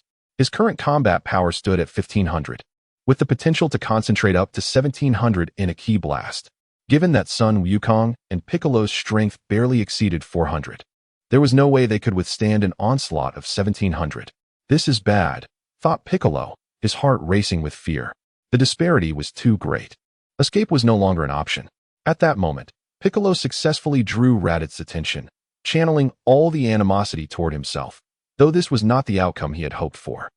As Piccolo faced the brink of death, Sun Wukong seized a moment to catch his breath. He could not afford to fail, for the lives of all were at stake. And the burdens he bore were immense. Gritting his teeth against the pain, he took advantage of Raditz's momentary distraction and seized his tail. With his tail grasped, Raditz immediately lost all strength, collapsing helplessly. The energy he had been gathering for his ki blast was abruptly interrupted, and Piccolo felt as if he had been reborn, while Sun Wukong allowed a triumphant smile to break across his face. Nearby, the concealed Kaido flinched at the sight, thinking, "Be gentle, don't damage the tail." The ultimate power within a scion is intricately linked to that tail. Of course, this was a thought only Kaido could hear. Nevertheless, he was aware that Raditz's tail would not be severed. He merely felt a twinge of discomfort at the thought of using Raditz as a decoy. Then, Kaido recalled Gohan's fury upon seeing his father struck down, igniting a desire to break through the spaceship and deliver a crushing blow to Raditz. It seemed he would endure yet another pang of sympathy, Kaido mused. As events unfolded as Kaido anticipated, Raditz begged for mercy, and Sun Wukong's heart softened, releasing his grip on Raditz's tail. This act was, in fact, intentional, and Kaido recognized it. He admired Sun Wukong's cleverness and strategic thinking. Sun Wukong understood that Piccolo's previous technique required considerable time, during which Raditz would undoubtedly seek any means to extricate himself from the tail's grip. Faced with such life-threatening circumstances, the most direct solution would be for Raditz to sever his own tail, a possibility he might resort to. If the tail-grabbing tactic were the sole means of offense, Raditz could very well turn it against them. Sun Wukong's actions were thus calculated, as he wished to prevent Piccolo from failing once more. Knowing the grave consequences of such a misstep, once Sun Wukong released Raditz's tail, the latter revealed his malevolent side once more, plunging Sun Wukong back into peril. However, Sun Wukong emerged at a most opportune moment. In a state of fury, his combat prowess surged dramatically. Lacking knowledge of sophisticated fighting techniques, he resorted to the most rudimentary method of head-butting his opponent. Observing the scene, Gatai instinctively closed his eyes, feeling a twinge of pain as if Son Gohan's collision had struck him instead. He urged himself to endure, reminding himself that it was not yet the time to act. The vitality of a scion is remarkably robust. This injury, though painful, was not fatal. As long as he could eventually seize this body, a single senza bean would suffice to restore it. Gatai concealed himself, offering silent reassurances. Raditz was struck in the chest by Son Gohan's powerful charge, the force nearly matching his own strength. The impact left Raditz's insides wounded, causing him to struggle for breath, rendering his movements and speech less coherent. In his fury, Son Gohan unleashed all the power he could muster, infusing his attack with an essence akin to a ki blast. Ki attacks tend to inflict more damage on the human body than mere physical strikes. Thus, Son Gohan's assault was profoundly significant, impairing Raditz's combat effectiveness and preventing him from maintaining his high-intensity state. Son Goku had not anticipated such a turn of events, but it presented an incredible opportunity. Seizing the moment, he successfully restrained Raditz from behind, holding him tightly. This time, regardless of Raditz's sweet talk, Goku remained unmoved. He urged Piccolo to strike again. Goku resolved to risk his own life, intending to take Raditz down with him. Piccolo, though without hesitation, gathered his energy once more to unleash the special beam cannon as instructed by Goku. Yet, he felt an inner reluctance to kill Goku in the process, a sentiment he barely recognized within himself. However, the thought that Goku could be revived with the Dragon Balls somewhat eased his conscience. Raditz, in a precarious state, felt intense pain in his chest and was unable to exert his strength properly. Despite his desperate struggles, they proved futile. As Piccolo's ultimate technique neared completion, anger and regret flickered in Raditz's eyes. The readings on his scouter continued to fluctuate. With each increment of Piccolo's energy, he sensed himself drawing closer to death. At last, Piccolo pushed his ki to just over 1400, reaching his utmost limit. Raditz glanced at the terrifying number on the scouter, his heart racing with dread. It was at this moment that Gatai, noticing the smile on Piccolo's face and sensing that he had reached his maximum energy, understood that Piccolo was about to strike. Special beam cannon. Just as Piccolo unleashed his attack, Gatai instantaneously moved into position. As Gatai instantaneously teleported, a powerful energy sphere had already coalesced in his right hand. The moment he materialized, both of his hands unleashed their force. One struck the nape of Sun Wukong's neck, nearly rendering him unconscious and leaving his body incapable of exerting further strength, causing him to begin to collapse. Meanwhile, Gatai's other hand propelled the energy sphere towards Raditz. This energy sphere, while lacking intangible harm, was released based on the principles of the Kamehameha, characterized primarily by its formidable thrust. Moreover, Gatai possessed the overwhelming power of a deity, demonstrating a near-perfect mastery over energy. His energy sphere effortlessly separated Sun Wukong from Raditz, using Gatai himself as the source of propulsion. In a moment of peril, just as Sun Wukong's body remained upright, Raditz was sent flying. At that instant, Piccolo's special beam cannon struck true. However, it found only Sun Wukong's form. Unsurprisingly, the energy beam pierced through Sun Wukong, leaving him on the brink of collapse. This unforeseen turn of events caught both Sun Wukong and Piccolo off guard, with Piccolo expending nearly all his strength, utterly exhausted. In the celestial realm, the deity Piccolo observed this unfolding drama with cold sweat beading on his forehead, his body trembling as if all his vigor had been siphoned away. Gatai, why would you do this? The deity's voice quivered with trepidation. Deity, Bobo murmured softly from the side. The deity had long sensed Gatai's presence and was taken aback. He felt that Gatai seemed to know something, trailing Raditz's movements. During Piccolo's initial encounter with Raditz, just as he was about to be slain, it was Gatai's surge of energy that interrupted Raditz, thereby granting Piccolo a second chance at life. Of course, Gatai had not unleashed an overwhelming amount of energy. The deity, sensing it, had initially dismissed it as an illusion. Even if it was not an illusion, the energy strength was no match for Raditz. Consequently, the deity assumed that Gatai sought to contribute his modest strength while fearing for his own life, refraining from intervening. How could this be? It is over. Everything is lost. Panic gripped Piccolo's heart. Regaining his composure, he glared fiercely at Gatai. What have you done, you wretch? Gatai paid no heed to Piccolo, instead directing his gaze towards Sun Wukong. He skillfully controlled his strength, and though Sun Wukong felt an overwhelming fatigue, he did not succumb to unconsciousness. He had managed to regain some composure. Gatai, Sun Wukong struggled to utter his name, opening his mouth once more. Yet, words faltered on his lips, hindered by his injuries. Sun Wukong's wounds were grave, Without the healing properties of the sins of beans, he would soon meet his end. Gadai believed that had a human endured such injuries, they would not be able to speak as son Wukong did, and he inwardly marveled at the resilience of the Scion race. Wukong, please do not harbor resentment towards me. My actions were driven by necessity, Gadai spoke to Sun Wukong. Upon hearing this, Sun Wukong bore no ill will. He was inherently innocent, and the events that had transpired could not be undone. Thus, a bittersweet smile graced his face, though the pain rendered it quite unappealing. Indeed. I too am curious about what you have done, came the voice of Raditz from the side. Upon hearing this, Piccolo's body stiffened, and he trembled as he turned towards the source of the voice, confronting Raditz's face, a visage imbued with the power of death. Hey Raditz, you haven't forgotten about my existence, have you? Gatai remarked nonchalantly.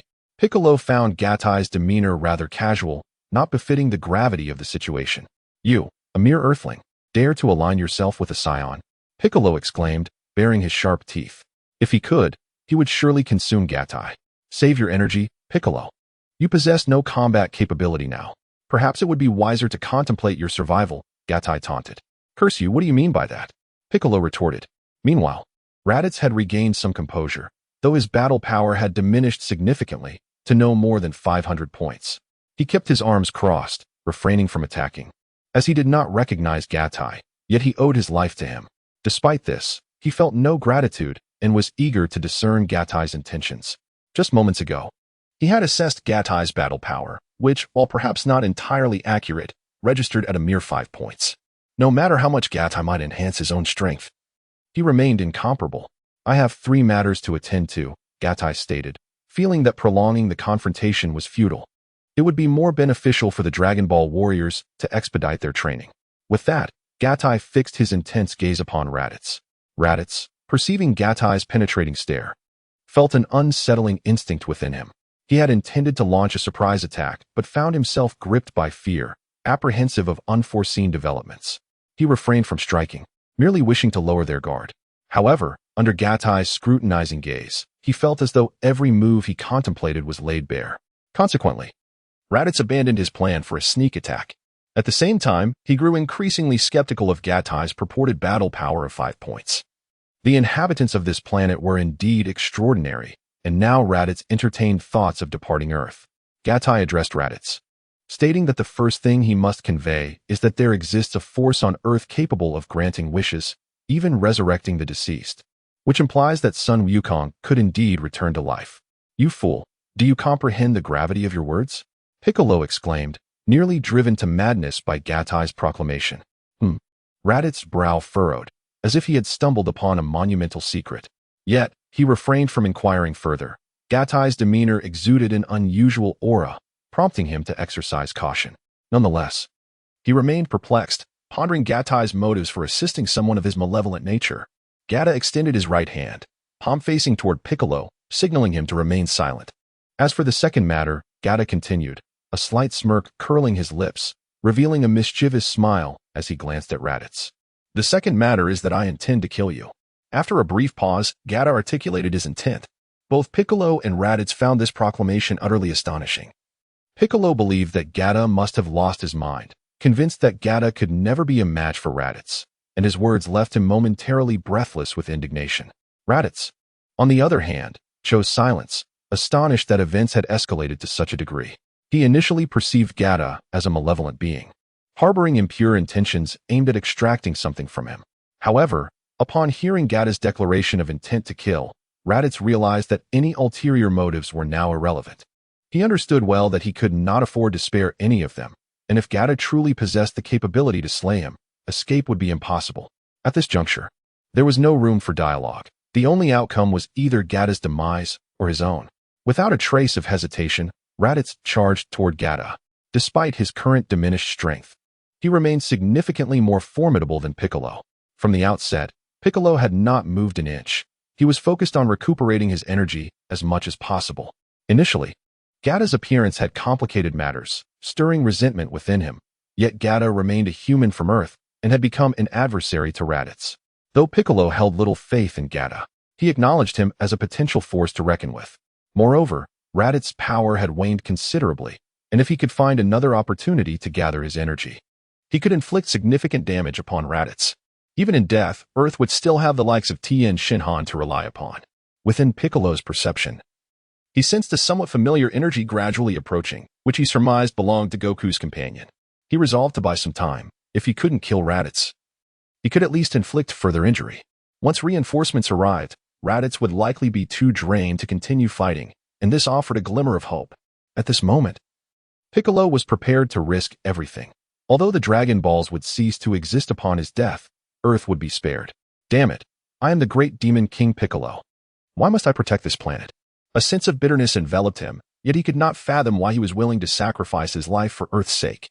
Just as Piccolo wrestled with these inner conflicts, Raditz had already closed the distance, his fist crashing toward Gatta's head. Yet Gatta did not make any defensive maneuvers, inciting Piccolo's ire. However, he was taken aback by a surprising turn of events. Raditz's fist was firmly caught by Gatta.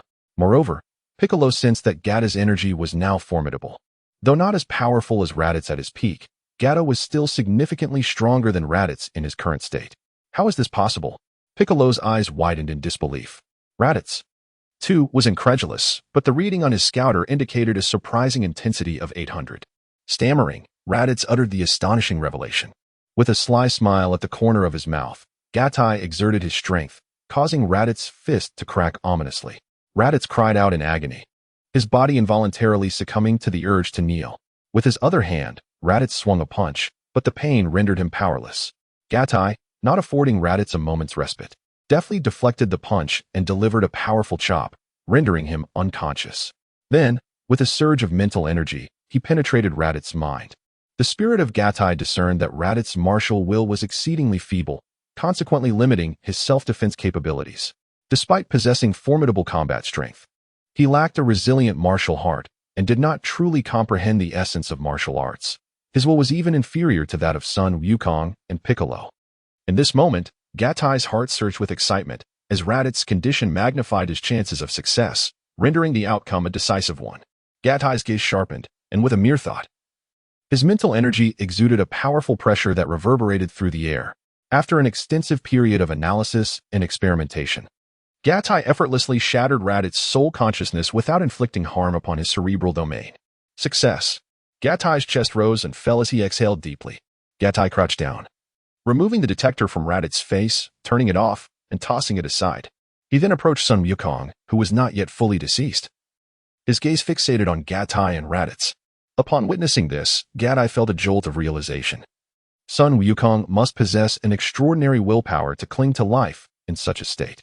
Wukong, did you see that? Raditz is dead. I did not deceive you. Before long, you too shall revive, Gattai spoke softly, his words laced with a hint of remorse. At that moment, Sun Wukong's heart's desire was fulfilled. He had longed to exchange words with Gohan before his impending demise. However, Gattai's arrival had rendered his spirit in a state of extreme tension. With Raditz now lifeless, his spirit relaxed instantaneously, and he could no longer sustain himself, subsequently closing his eyes and slipping away.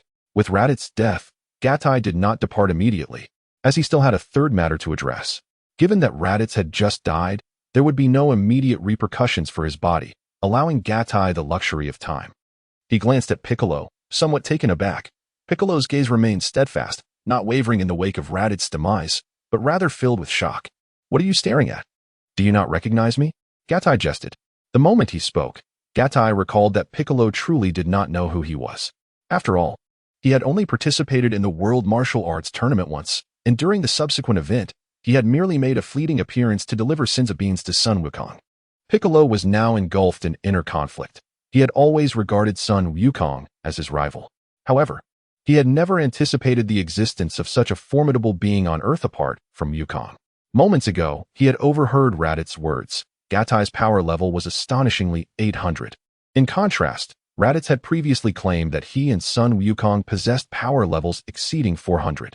At that moment, Piccolo had drawn comparisons, realizing that the so-called 400 was vastly inferior to Raditz's power, which stood at 15,000. Now, with Gattai's power level peaking at 800, Piccolo comprehended the significance of this figure. I am Gattai. Do not forget my name, for perhaps we shall fight side by side in the future, Gattai teased, utterly oblivious to the gravity of the situation. Piccolo was momentarily stunned, then inquired, what do you mean by that? You are aware of that detector, are you not? Gatai gestured towards the device he had discarded on the ground. Piccolo remained silent, harboring doubts as he glanced at the detector, then returned his gaze to Gatai. I have now deactivated that detector. It possesses eavesdropping capabilities.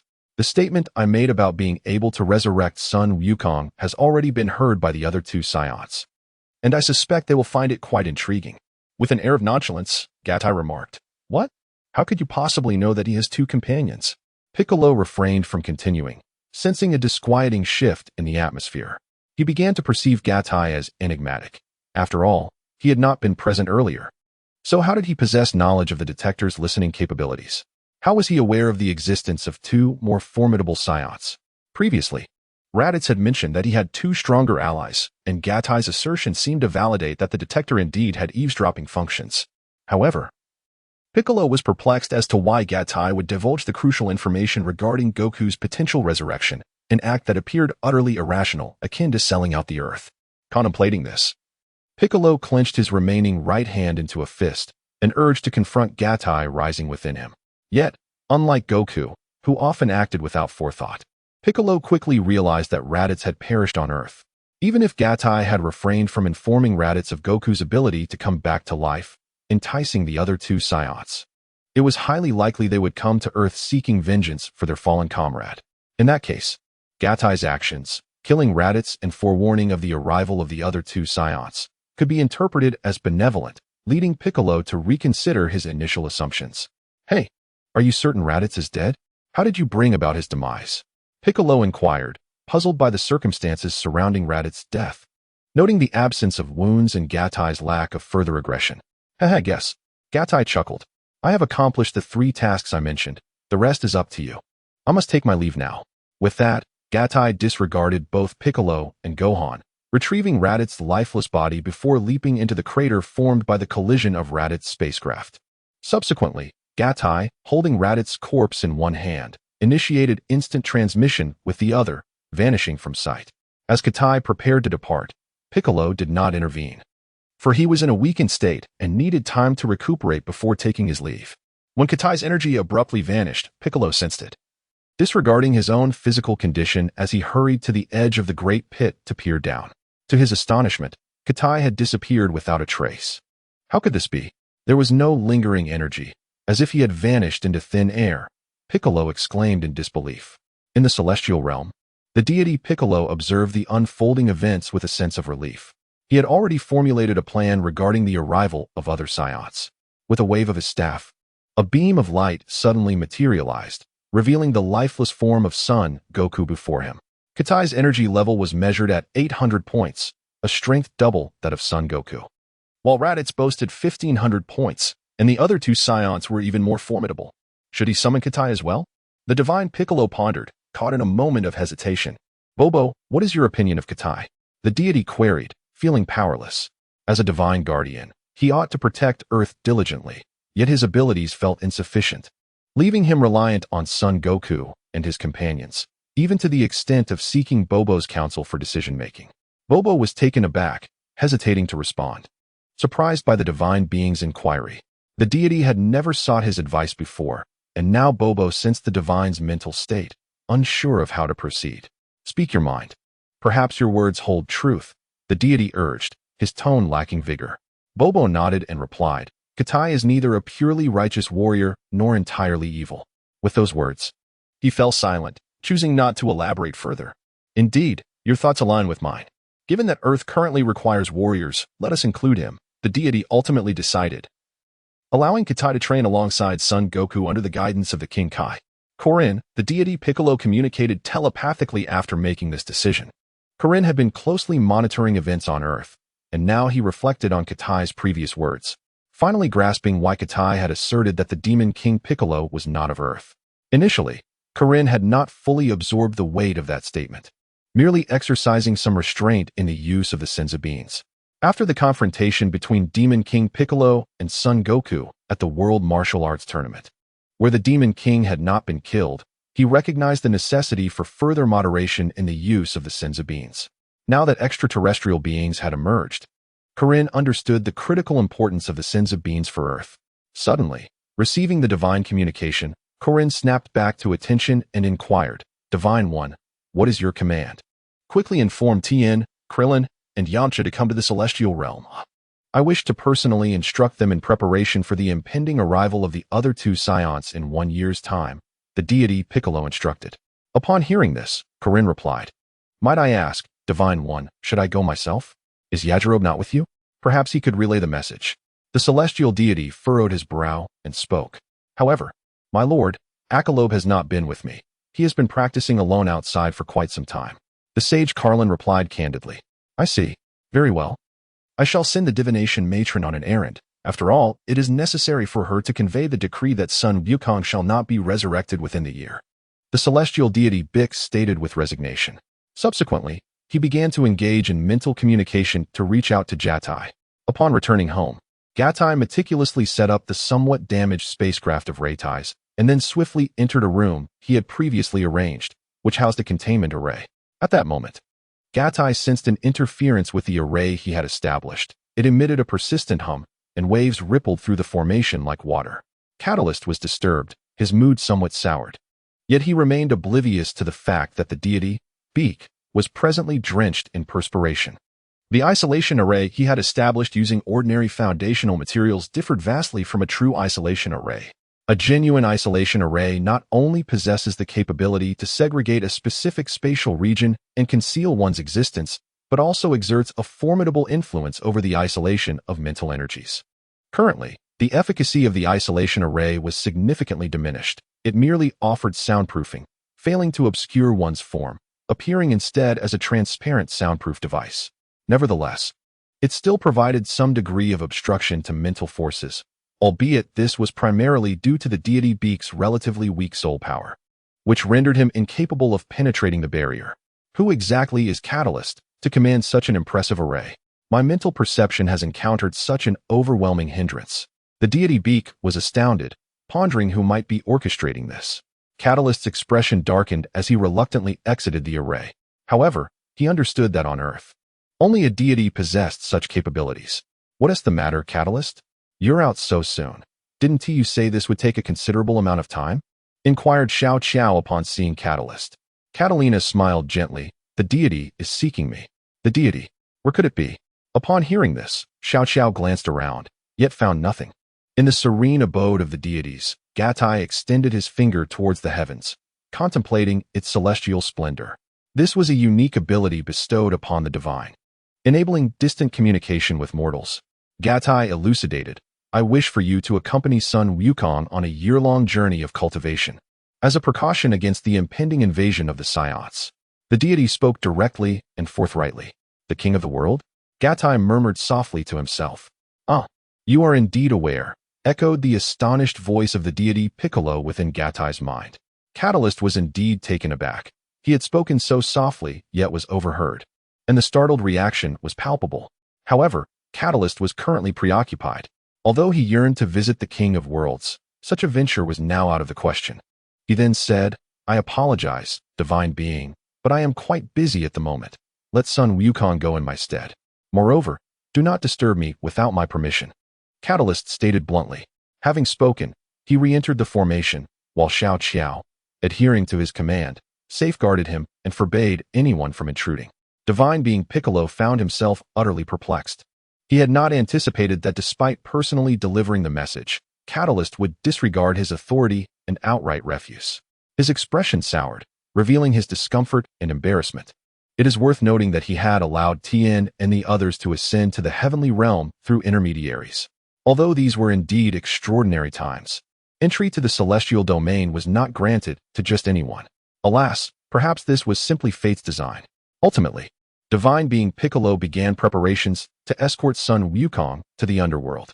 Gatai meticulously examined the condition of Radit's soul with his mental prowess and confirmed that it had indeed vanished, which brought him a sense of relief. Let us commence, Gatai said, licking his lips.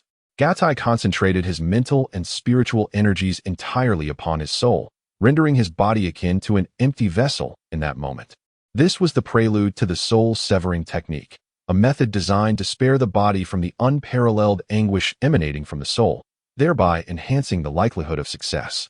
After all, The agony stemming from the soul is beyond imagination, and the flesh and blood are ill-equipped to withstand it.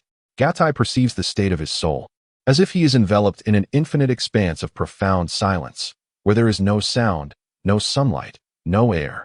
Only a colossal red giant star begins to stir slowly. The soul is his own, malleable at his discretion, and this thought reverberates in Gatai's mind. Soul severance. As he contemplates this, his soul begins to transform. The immense red giant star, akin to the size of a sun, starts to stretch from its center towards both sides. Suddenly, a thunderous roar erupts as the division occurs, reminiscent of tumultuous waters being forcibly diverted, as if the very heavens themselves were about to collapse. The dividing line seems to carry the immense power of the cosmos, unstoppable in its force. As the soul stretches, waves of pain resonate through it. Although he has shielded his physical senses, the profound agony, stemming from the very essence of his soul, remains inescapable. This suffering feels as if it is branded into his very bones, an indelible mark that even the cycles of reincarnation cannot erase. Meanwhile, Gatai's physical body involuntarily convulses, though he is fortunate to have dulled its sensations. He grits his teeth, determined to endure. The consequences of surrendering to this torment would be dire. Gradually, the severed parts separate completely, and the two souls begin to reform under the laws of nature, transforming into two distinct red giant souls. At this juncture, the agony associated with the soul diminishes significantly, leaving only a faint weakness that accompanies its reduction in size. The next step is to detach the soul from the body. A humming sound fills the air as, in the next moment, the atmosphere above Gatai seems to shimmer as if scorched by intense heat. Soon a cloud, roughly the size of a half-fist, emanating a deep crimson glow, emerges from the crown of his head. At that moment, as the soul enters the external realm, an inexplicable force is imposed upon it. To Gatai's dismay, his soul begins to disintegrate. He senses that, upon detaching from his corporeal form, his soul has lost its protective layer and is now subjected to a mysterious force that threatens to dismantle it. Fortunately, this pressure is not akin to the oppressive nature of air. Otherwise, his soul, so vulnerable in this external state, would be easily obliterated. It feels as though his essence is akin to sugar dissolving in water, swiftly breaking down. Without hesitation, Gatai directs this fragment of his soul toward the body of Raditz. Mere moments away, yet feeling like an arduous journey akin to the long march of the Red Army, due to the rapid disintegration of his soul. It is fortunate that he wields the soul severance technique with the strength of an early-stage Void Realm soul. Otherwise, complete disintegration would be inevitable. As he approaches the center of Raditz's forehead, an almost ethereal pull beckons his soul. Excellent. Gatai remains unfazed by this phenomenon. It is a natural occurrence. For a body must possess a soul. Now that Raditz's body is devoid of a soul, it instinctively draws in the presence of a soul. As long as such a situation arises, it signifies that as long as the soul has not dissipated, it may enter the shell of a body, thereby completing the technique of duplication. When the soul successfully inhabits Raditz's body, it is reduced by half. However, even though it has diminished considerably, it remains far more powerful than that of an ordinary individual. The strength of a typical person's soul can be likened to a wisp of mist. Whereas a soul of such caliber as Gatai's not only possesses remarkable density, but also assumes a specific form, effortlessly sustaining a corporeal vessel. At this moment, Gatai sensed the presence of two beings, two consciousnesses coexisting. It is accomplished, Gatai rejoiced internally. Subsequently, he withdrew from the state of soul division, his mental energy returning to his body. Instantly, he felt an overwhelming discomfort, as if every sinew within him were twisted together. With a pained cry, Gatai's eyes rolled back, and he foamed at the mouth, rendered voiceless, his body convulsing uncontrollably as if afflicted by a seizure. Fortunately, Gatai had arranged the formation within a secluded chamber. Had it been witnessed by Xiao Qiao, the consequences would have been dire. Time passed, though its measure was uncertain, before Gatai's body began to stabilize. He quickly retrieved a mystical bean and placed it in his mouth. The bean, imbued with potent vitality, swiftly alleviated his physical discomfort. However, this restoration did not mend the wounds of his soul. Gatai sensed that his essence remained frail. At that moment, the soul of his duplicate was also in a precarious state. The half that had been divided now dwindled to a mere quarter of its original strength, and the duplicated soul was in the process of fading. Thus, the soul existed in an unstable condition, allowing him to distinctly perceive the presence of another consciousness, yet rendering him incapable of exerting normal control over the actions of the duplicate. The essence of Gatai found itself in a state of uncontrollable turmoil, yearning for transformation, yet constrained by a palpable impotence. The soul of his doppelganger wavered in instability, rendering any self-improvement unattainable, and consequently, he had missed the opportune moment for change. Presently, the soul of the doppelganger had regressed to a stage akin to that of the late golden core, with the surplus soul energy having long since dissipated into the ether. However, at this juncture, the rate of soul regression had significantly diminished, suggesting that the doppelganger's soul would likely stabilize at the mid-golden core stage. The phenomenon of soul regression stemmed from Raditz being a native of this realm, possessing limited cultivation that could not adequately support Gatai's potent soul. Furthermore, under the subtle influence of the laws governing the Dragon Ball universe, such regression was inevitable. In contrast, Gatai himself had been reborn with a high-intensity soul, his physical form being indigenous to this world, which provided protection to his soul and prevented its deterioration. Thus, once the soul detached from the corporeal body, it would swiftly begin to unravel. Fortunately, Gatai's soul was robust enough to endure until the point of complete dissolution was averted. The process by which Gatai assimilates his spiritual power into the martial arts assembly follows a similar principle. Should he master the methods of enhancing spiritual power within this realm, he shall no longer need to fear the threat of assimilation and future augmentations. However, Gatai would not permit his soul to deteriorate autonomously any longer, for such negligence would render his previous efforts futile. At this juncture, Gatai extracted the remnants of his soul essence and affixed them to his forehead. His true self tirelessly restored the damaged soul and spiritual power while vigorously channeling his spiritual energy towards enveloping the soul of his avatar. As his true self recuperated, the soul of the avatar, nourished by the shared spiritual energy, gradually attained stability. Furthermore, the avatar's soul did not absorb the shared spiritual energy to augment itself. Rather, it instinctively attracted the energy, encircling it like a nebula to provide protection.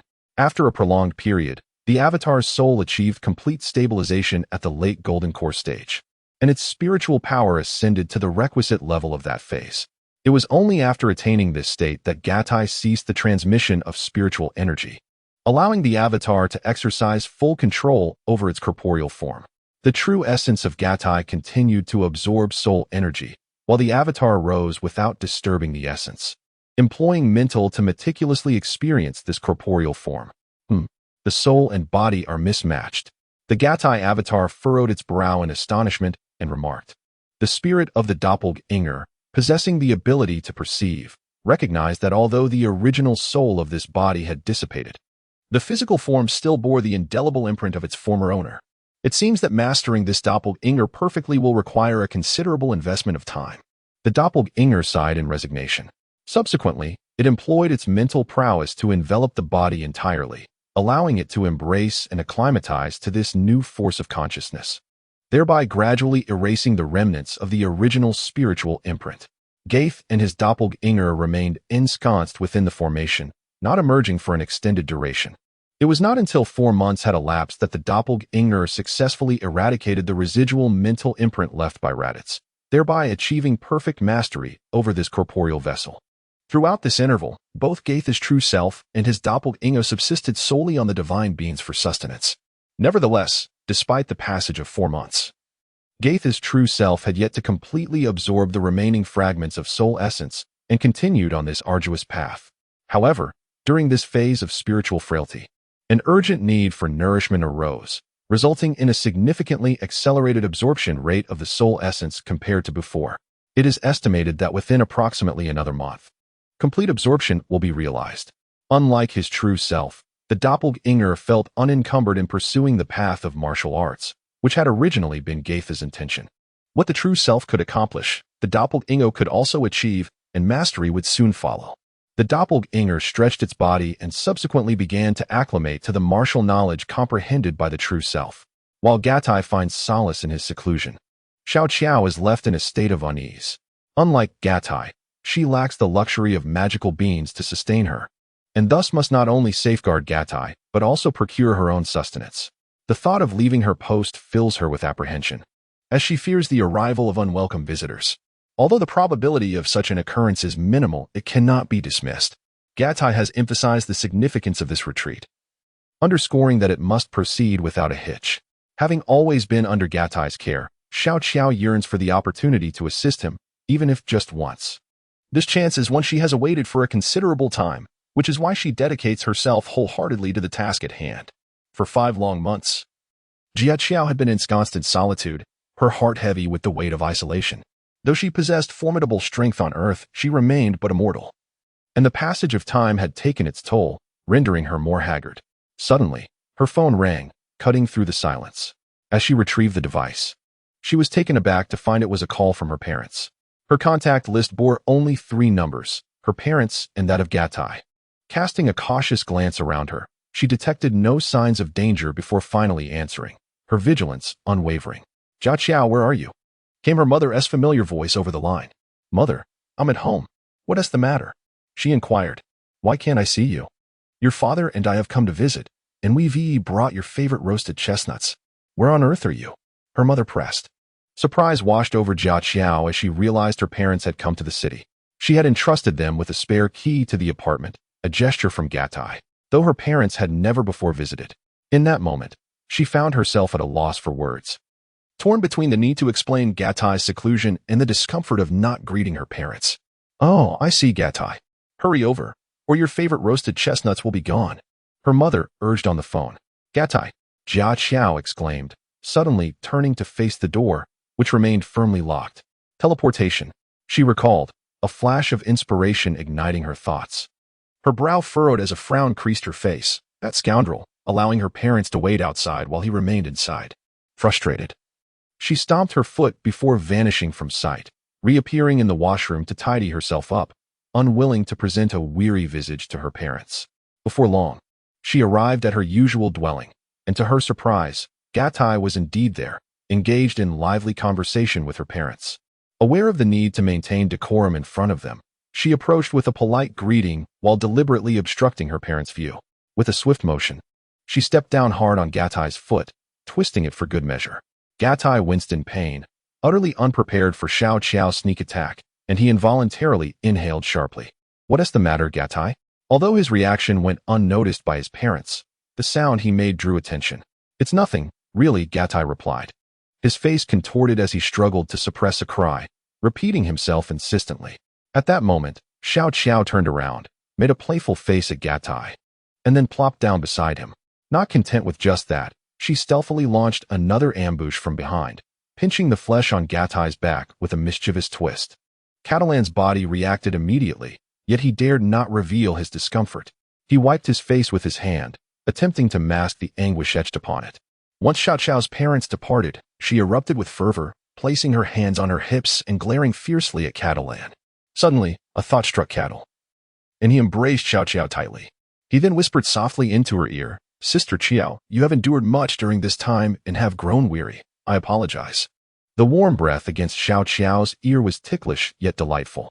In Cattle's embrace, she felt no aversion. Her prior grievances swiftly dissipated, and she reciprocated by wrapping her arms around him. "You naughty boy, you naughty boy, you naughty boy," Xiao Qiao playfully declared, her small fists playfully striking Cattle as she spoke in a sweet voice. "Sister Qiao, let us embark on a journey to explore the world outside," Cattle suggested. Cattle Eyes, accompanied by Xiao Qiao, instantaneously departed from Earth, arriving upon a desolate planet. This celestial body harbored no signs of life. It remained uncertain whether it had always been a lifeless sphere or if all its inhabitants had perished. The entirety of the planet was cloaked in an expanse of desert. The atmosphere was severely deficient in oxygen, and upon their arrival, both felt a profound struggle to breathe. "What ill fortune," Cattle Eyes muttered inwardly, before promptly executing another teleportation. On his second attempt, he and Xiao Qiao found themselves on a planet shrouded in perpetual darkness. While devoid of light, the atmosphere was breathable, allowing them a brief respite to regain their composure. Suddenly, a presence approached at remarkable speed. As they materialized, Cattle Eyes sensed a foreboding aura, shadowy and elusive, making it difficult to discern the creature's movements. In the vast expanse beyond Earth, myriad uncertainties loomed. With heightened vigilance, Cattle Eyes focused his mental acuity, keenly aware of the potential threat. He soon discerned that the entity rushing towards them bore a resemblance to a four-legged reptile, its massive form comparable to that of a small house. Strangely, it moved in a manner that defied gravity, floating silently through the air without causing much commotion. With a swift whoosh, the creature closed the distance, slicing through the atmosphere with increasing clarity. It approached with a velocity that suggested a combat capability exceeding 3,000. This presence, imbued with a dark and subtle essence, rendered Catalyze incapable of accurately assessing its strength. Thus, he estimated its combat prowess based on its speed. Though 3,000 points of combat strength seemed trivial to Catalyze, such power was astonishingly formidable to many lesser planets within the cosmos, capable of laying waste to entire worlds. Gatai sensed the presence of the creature nearby. With a swift motion, he unleashed an astonishing combat power of 5,000 points.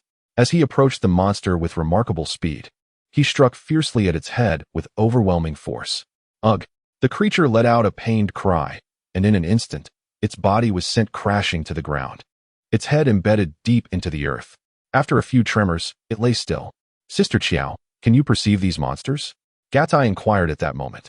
Xiao Qiao nodded and replied, yes, I can sense the location of the creature, but I cannot discern its movements or posture. That's a relief, Gatai sighed.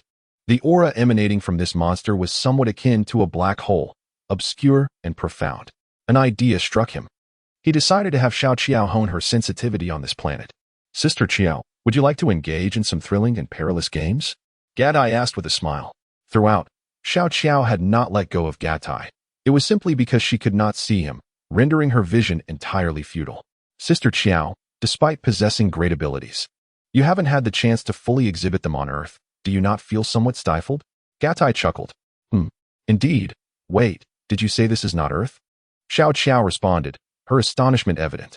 As Cattle extended his hand in the pitch darkness, he gently moved his right hand from Xiao Qiao's shoulder to her face, playfully pinching her cheek and tugging at it. Indeed, we are no longer on Earth. We find ourselves on another celestial body in the vast universe. Does it not evoke a sense of thrill and excitement? Oh dear, that pinched a bit too hard. Xiao Qiao pushed Cattle's hand away, adopting a slightly coy demeanor. However, upon hearing Cattle's words, she felt an undeniable urge to engage in an exhilarating battle. To her astonishment, Cattle's instantaneous teleportation enabled them to leave Earth.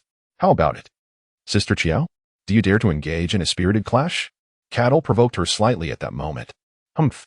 Xiao Qiao turned her head defiantly. What is there to fear? With that, she focused intently on sensing the creatures inhabiting this strange world. Swiftly, Xiao Qiao soared into the sky, unleashing her full power as she darted towards a nearby monster she had sensed. The creature was not too far from them, and its combat power was a mere 2,000 points. Xiao Qiao enveloped herself in a brilliant white aura, creating a series of sonic booms as she ascended. Upon reaching the creature's head, she gathered an immense energy sphere in her hands. Sister Qiao, quickly compress the energy. Otherwise, this planet may be destroyed by your might. Cattle exclaimed urgently. Although her power was not as formidable as Frisia's, a combat strength exceeding 30,000 was certainly not to be underestimated in the grand cosmos, and unleashing it fully could inflict significant damage upon the planet. Xiao Qiao paused, realizing the validity of Cattle's words.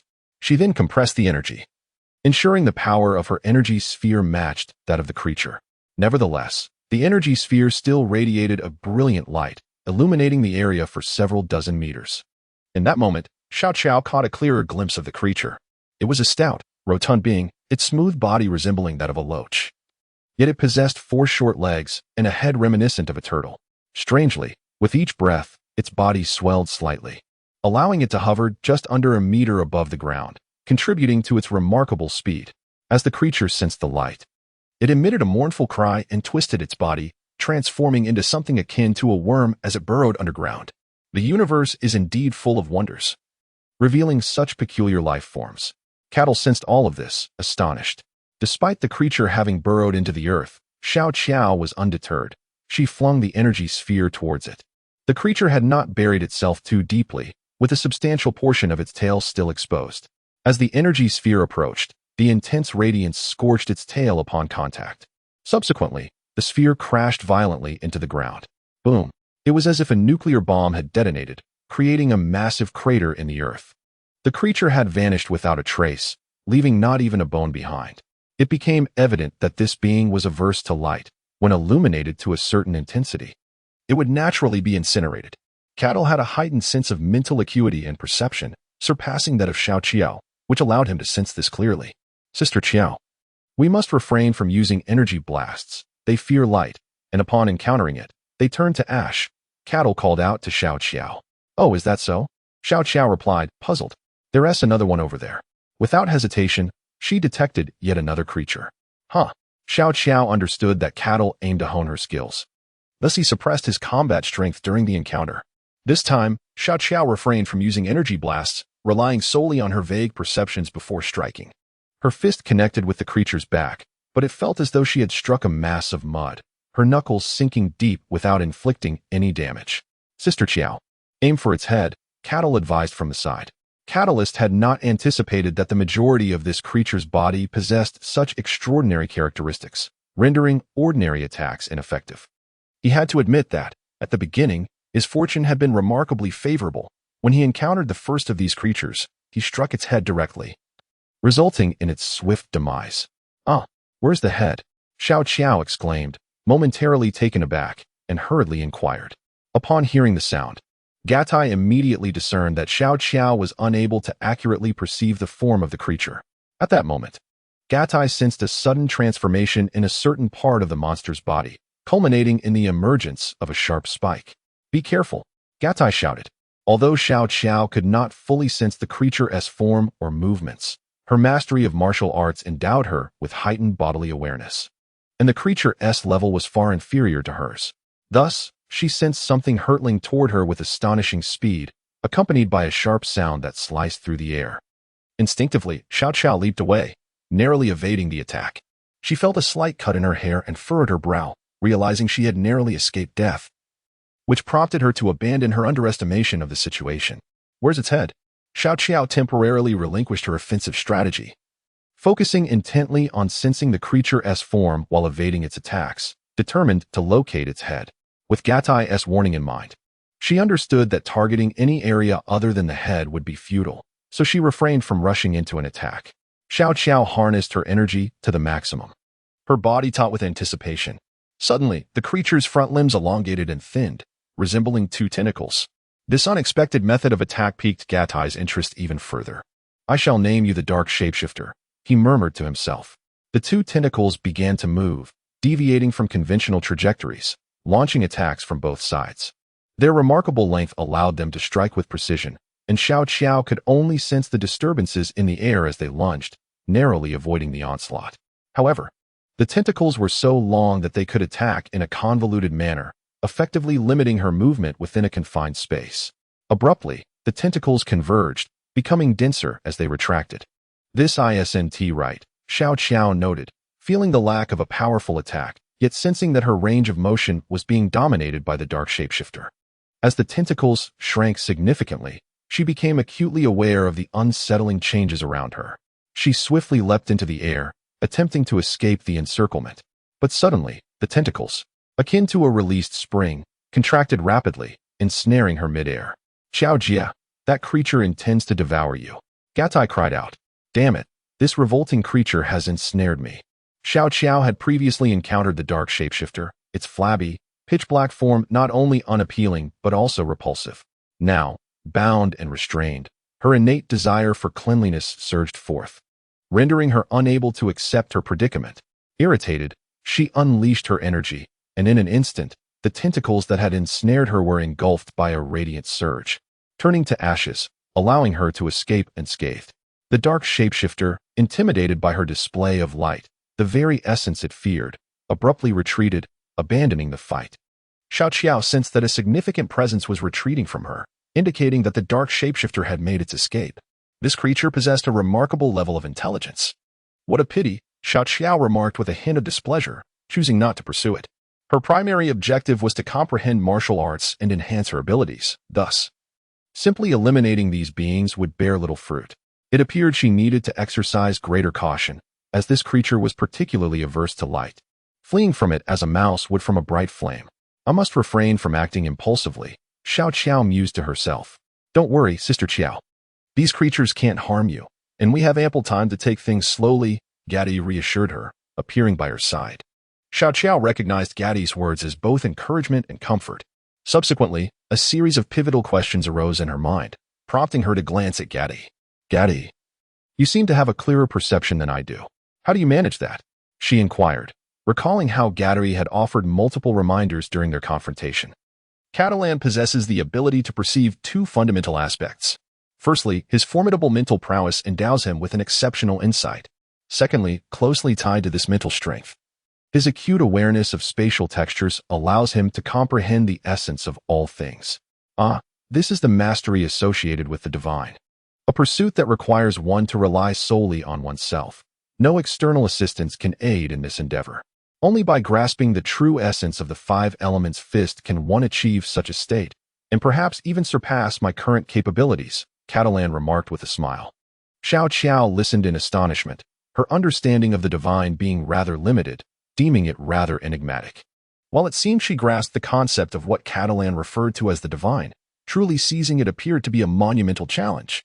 Nonetheless, Xiao Qiao discerned another implication in his words. Catalan, have you not yet comprehended the profound essence of the five elements fist? Upon hearing this, Gaddy did not conceal his thoughts and replied candidly, Indeed, Sister Qiao, how did you know that I could fully perceive the essence of the five elements fist? Xiao Qiao inquired, her brow furrowed in confusion. Well, that is. Gaddy momentarily faltered, struggling to articulate his response.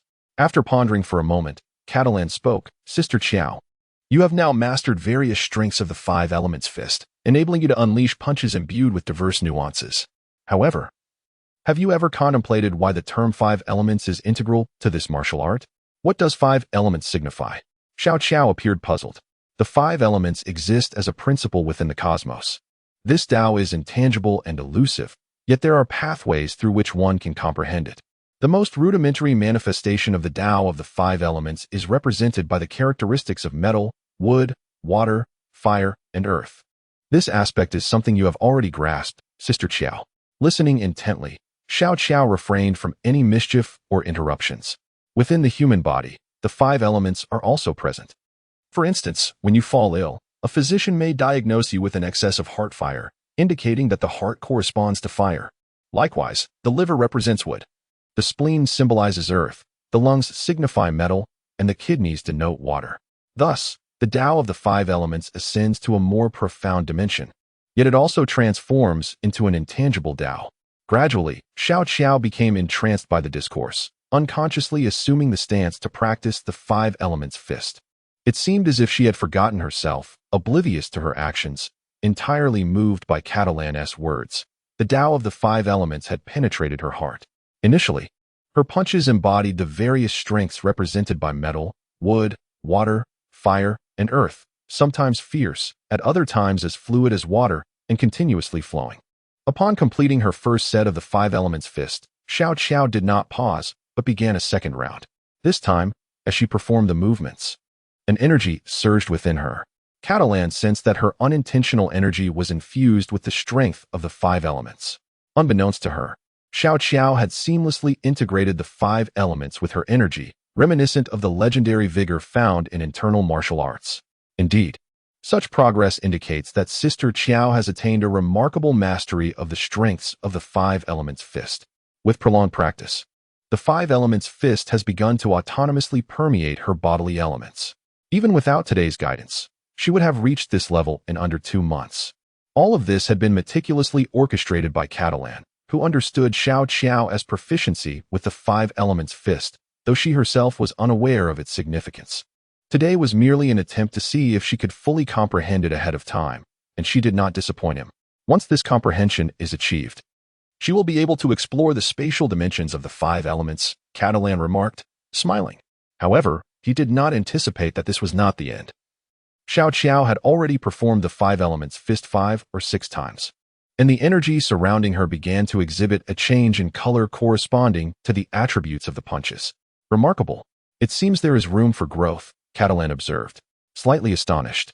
The sight of Xiao Qiao's energy-changing colors left him even more awestruck, as those colors represented the essence of the five elements fist. In the early days, Gatai contemplated the various colored energy blasts wielded by numerous bosses in Dragon Ball. These energy blasts undoubtedly possess attributes of the five elements. However, the characters in Dragon Ball lack the concept of the way of the five elements. Observing Xiao Qiao practicing the transformations of the five-element fist today, Gatai realized that the notion of the five elements and its principles are entirely feasible within the Dragon Ball universe. Consequently, many cultivation methods from his past life could indeed be realized here. The distinction lies in the fact that in his previous life, there existed techniques to directly cultivate the energies of the five elements, whereas in this world, one must grasp the underlying way to transmute their own chi. Nevertheless, Gatai has always firmly believed in the applicability of the five-element philosophy in this realm. This conviction bolstered his confidence in allowing Xiao Qiao to explore the five-element fist and the 12 forms after mastering the three-body technique. This belief was further fueled by the renowned technique of the turtle sage, the universal shocking palm, whose fame is unparalleled. In his past life, Dragon Ball was immensely popular, and amidst the overwhelming tide of information online, there were individuals who took it upon themselves to comment on the special techniques and characteristics of various characters. In Dragon Ball Super, the turtle sage utilized the universal shocking palm to convert chi into high-voltage electricity to assault his adversaries, ultimately defeating many opponents, which sparked considerable debate and discussions online. Such controversies led numerous Dragon Ball enthusiasts to delve into analytical discussions, their imaginations ignited, and they elevated the discourse to the realm of the five elements. Simultaneously, Gatai harbored a personal desire for Xiao Qiao to serve as a subject for experimentation. However, this desire bore no malice. He did not perceive himself as wicked, for success was achieved. This scenario would have been unattainable on Earth in his previous life, where even understanding the five-element principle merely resulted in physical enhancement, with little significant effect on the elevation of internal energy. However, in this world, the manifestation of laws is profoundly formidable, as if magnified countless times. Xiao Qiao's dimensionality has significantly increased, and with this elevation comes an astonishing potential. Catalan could distinctly sense the fervent influx of energy from the heavens and the earth converging upon Xiao Qiao's body, enhancing her physical constitution. At that moment, her body exhibited an astonishingly high absorption rate of this celestial energy, all of which was channeled into her form. Her chi surged rapidly, augmenting her combat prowess by several hundred points in a mere instant. Subsequently, Xiao Qiao's elemental balance stabilized, and the colors representing the five elemental attributes of her five elements fist did not deepen. They remained relatively subtle. Suddenly, Xiao Qiao retracted her five elements fist, transitioning to the wood form fist. She persistently executed the wood form fist, her chi manifesting as a vibrant green, enveloping her fists. With each strike, the air trembled in response, the force emanating from her fists possessing a tearing quality that shredded the atmosphere. The green aura gradually expanded, enveloping her entire being, which corresponds to the wind, symbolized by the color green. Observing this, Catalan stood in astonishment before attuning himself to the spatial patterns of the planet. It became clear, this planet lacked the presence of light, rendering all movements reliant upon the propagation of air. Thus, the wind attribute was most pronounced in this realm. Understanding this, Catalan couldn't help but sigh at Xiao Qiao's remarkable fortune. Gatai did not awaken Xiao Qiao.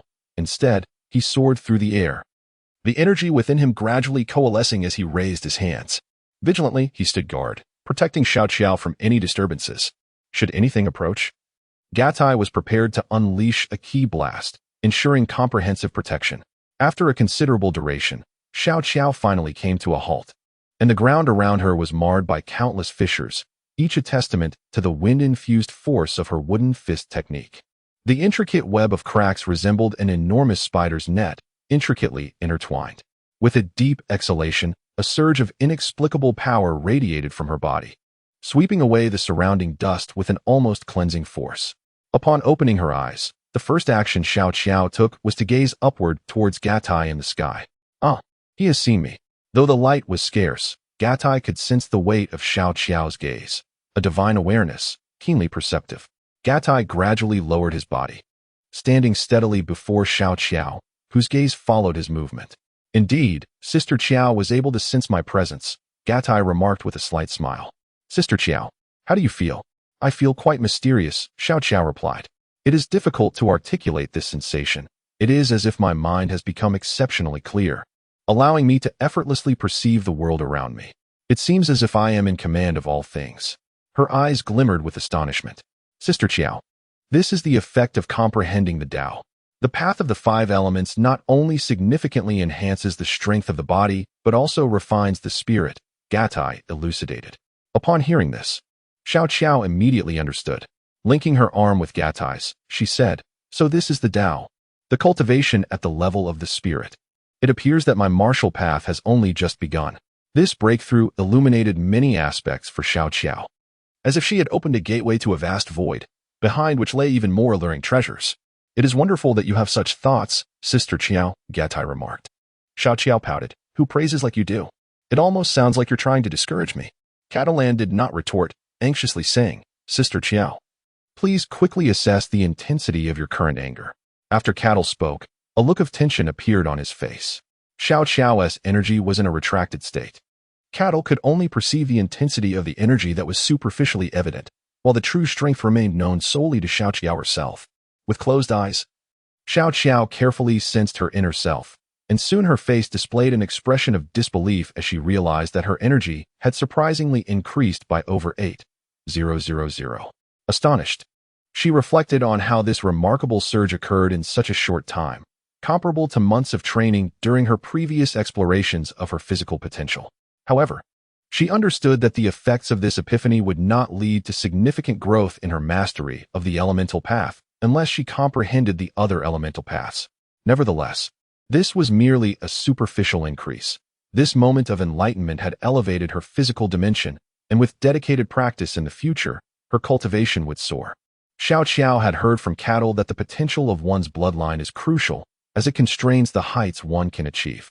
Thus, she firmly believed that it would not be long before her cultivation would surpass the monumental threshold of 100,000. Cattle, I have now far surpassed you. It seems that during this cosmic journey, I will be the one protecting you, Xiao Qiao proclaimed with pride. Well, I shall await that moment with great anticipation. Cattle replied with a smile, and then he swiftly teleported away with Xiao Qiao from the planet. Balactor Star, a low-tier planet within the cosmos, remains entrenched in a cold weapon era, with its inhabitants possessing limited bloodline potential. The strongest among them barely exceeds a combat power of 200. However, their combat capabilities are relatively balanced. The denizens of this planet engage in martial practice, with every adult, excluding children, boasting combat power above 30, which is significantly superior to that of Earthlings. The martial spirit on this planet is vigorous.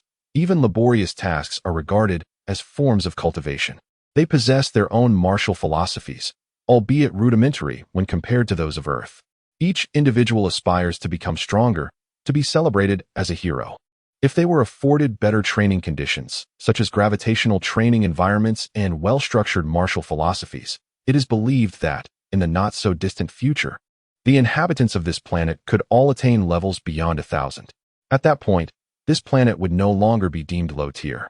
There are 8 individuals bestowed with the title of hero on this planet, each of comparable prowess. A hero is defined as one who can survive within the Forbidden Forest, a realm teeming with formidable beasts, and venture into its depths, where a sacred place lies. Entering this sanctum grants access to the martial inheritance housed within a majestic palace. All 8 heroes have traversed the Forbidden Forest and acquired the martial legacy, earning the adoration of the populace. However, all of this became a distant memory over a year ago when a single individual shattered their heroic dreams. This person, Odriel, hails from another planet in the cosmos. A cosmic marauder, he specifically seeks out low-tier planets to seize their valuable resources and resell them for substantial profit. With a combat power of 4,000, Odriel stands as an undeniable powerhouse among the inhabitants of this planet. Audrey found himself embroiled in conflict with a contingent of Frisia's subordinates in the vastness of space. His spacecraft sustained considerable damage during the attack, prompting a desperate flight to this planet. In dire need of high-strength metals for repairs, Audrey discovered that the revered sacred site of this world contained the very materials he sought. However, to his astonishment, it turned out to be the remnants of an ancient spacecraft, long abandoned. The so-called sacred martial legacy was merely the influence of a perpetual electromagnetic gravitational field. This gravitational field extended over a vast area, with its center exhibiting tenfold gravity that gradually diminished outward. The valiant warriors who ventured here were affected by this gravitational field, training tirelessly to adapt to the varying gravities of specific regions, thereby enhancing their martial prowess. Yet, the heart of this gravitational field lay concealed within the spaceship, shrouded by mountains. Believing they were unworthy for failing to penetrate the true sanctum, the warriors ultimately retreated after acclimatizing to the outer gravitational forces. Audrey's actions incited the ire of the planet's inhabitants, for the sacred site represented their sole belief. They rose in rebellion, though the disparity in power was insurmountable. With a mere gesture, Audrey obliterated a mountain, delivering a staggering blow to their morale. 8 warriors united in an assault against him, but were vanquished with a single strike. The defeat of even the mightiest among them was a profound blow to the spirits of the populace. Nevertheless, their resolve to resist remained unshaken, as they embraced the determination to fight to the bitter end. Ultimately, Audrey resorted to threatening the destruction of the sacred site, temporarily quelling the fervor of resistance, compelling the inhabitants to mine even greater quantities of high-strength metals for him. Aliens have arrived. Run. Upon the appearance of Katai and Xiao Qiao before the native inhabitants, cries of alarm erupted. As the shouts rang out, Katai noticed many fleeing from their presence, casting wary glances filled with ill intent towards the 2 of them. Katai swiftly glanced at these individuals, who bore a striking resemblance to humans. However, each was notably tall and robust, with a somewhat reddish complexion and uniquely styled hair resembling a bird's nest. Thus, it became evident that our appearance differed from theirs. Revealing that we were not natives of this planet, Katai remarked, "Surely they need not be so terrified upon seeing us. After all, one of us is quite lovely, and the other strikingly handsome. There's no shortage of admiration to be had," teased Xiao Qiao from the side. Cattle was indeed perplexed and promptly made his way toward the crowd. However, the moment he moved, the crowd scattered in terror as if confronted by a demon. "Oh, you wish to flee?" Cattle smirked slightly. In an instant, a glimmer of mischief flashed in his eyes, and he abruptly vanished from sight. Within a heartbeat, he reappeared, gripping a man and returning to his original position. The individual in his grasp was a slender young male, yet he towered over Cattle by a considerable margin. Cattle held him by the collar, lifting him off the ground to establish a sense of authority. To enhance the intimidation, he levitated, leaving the young man suspended with his feet dangling in midair. "Let me go? Release me, you scoundrel!" The young man protested, struggling fiercely. The more he fought, the more precarious his position became, and the sensation of being airborne instilled a profound fear within him. What a troublesome one, Cattle mused, furrowing his brow. He summoned his mental prowess, manipulating the air pressure to immobilize the youth, rendering him utterly still. The young man could not comprehend how Cattle exerted such extraordinary control over him. The sheer force of it was beyond his understanding. It dawned on him that the alien before him possessed formidable power, unfathomable and dangerous. Realizing that further resistance could lead to his demise, he stifled his vitriol and adopted a more subdued demeanor. "Hey, what are you afraid of? We mean you no harm." Xiao Qiao interjected, glaring at the young man. The youth stammered, fear gripping him, yet he struggled to articulate a coherent response. "What's with the stammering? You appear to be nothing more than a coward," Xiao Qiao mocked. Upon hearing this, the young man's expression shifted dramatically. "No, I cannot bring shame upon my elders, nor disgrace our planet's name," he thought, steeling his resolve. "I am not a coward. If you must kill me, grant me a swift end." Cattle was taken aback by the sudden change in the young man's demeanor and inquired, "What is your name?" "Humph." The young man remained silent, closing his eyes as if awaiting his fate. "Oh, you choose not to answer? Very well, I shall adopt a different approach." Cattle found amusement in the situation, acutely aware of the rapid beating of the young man's heart. At that moment, it was clear that he was riddled with anxiety and did not truly wish for death. He was a contradiction, both outwardly defiant and inwardly terrified. Catalonia then inquired, "Indeed, our appearance differs significantly from yours. However, is it truly necessary to be so frightened upon encountering us?" The young man, upon hearing this, suddenly realized the stark contrast between these 2 individuals and the extraterrestrials he had previously encountered. "Are you truly not associated with that fellow?" he asked, filled with curiosity. Catalan shook his head and said, before inquiring, Do you not think it prudent to first introduce yourself? The young man, upon hearing this, pondered for a moment, grappling with his thoughts, contemplating whether this situation was a blessing or a curse. Ultimately, he took a deep breath, relinquished his guard, and allowed his body to relax completely. At that moment, his mindset was serene, devoid of any lingering fear. Upon realizing the situation, Cattle promptly withdrew his mental energy, releasing him and allowing him to stand steadily. It is time to clarify the matter. I am Deba. Over a year ago, a formidable individual arrived here, possessing the power to effortlessly obliterate a mountain peak. Following his arrival, he coerced us into extracting high-strength metals for him and usurped our sacred martial arts sanctuary, threatening us relentlessly. We lived in constant trepidation, fearing that a single misstep could jeopardize our long-cherished haven of martial arts, leading us to reluctantly submit to his demands. Catalan swiftly sensed an extraordinary aura, one exuding a formidable strength of 800, which starkly contrasted with the typical combat power of this planet, usually below 300. However, he discerned that this energy did not emanate malevolence. Interesting, he remarked with a smile. It seems that individual has not inflicted harm upon you, has he? How do you know? Deba asked, momentarily taken aback. Are you allied with that person? His gaze sharpened, fixating on Catalan. How foolish you are. Did you not just reveal it yourself? That individual threatened you with the so-called sacred martial arts realm to compel you into his service? Interjected Xiao Qiao. Upon hearing this, Gatai promptly delivered a sharp blow to Deba's head, assuring him that they were not associated with that individual. He then seized Deba once more, demanding to know how that person had arrived at their location. Xiao Qiao discerned a deeper significance in Gatai's words, yet remained oblivious to his intentions, gazing at him with a mixture of curiosity and confusion. Deba, feeling the grip of Gatai, was suddenly overwhelmed by a sense of dread and stammered, that person came in a very large metallic shell, a spaceship. A glimmer of insight sparked in Gatai's eyes. Subsequently, he released Deba and wrapped his arm around Xiao Qiao's waist, vanishing in an instant. The abrupt disappearance left Deba utterly astounded, causing him to collapse to the ground in shock. Gatai and Xiao Qiao suddenly found themselves in the presence of an extraterrestrial being adorned with purple skin, pointed ears, and two striking yellow eyebrows not far from them. The creature bore a resemblance to a Namekian, yet its skin tone and eyebrows distinguished it as something entirely different. Upon encountering Audrey, Gatai swiftly conducted a thorough assessment of the unusual entity. Catalia was somewhat intrigued by this individual, who, by all accounts, did not seem to be a malevolent character. Although he engaged in the plundering of planetary resources, he had not harmed a single soul. To be honest, even he found it hard to believe. Audrey sat comfortably in an opulent chair, savoring a glass of red wine, while listening to music, utterly at ease. At that moment, he noticed the sudden appearance of Catalia and Xiao Qiao, which startled him. He exclaimed, "Who are you? How did you come to be here?" As he spoke, Audrey began to gather his inner energy, preparing to launch an attack at any moment. Cattle and Xiao Qiao immediately sensed that Audrey's aura was gradually intensifying.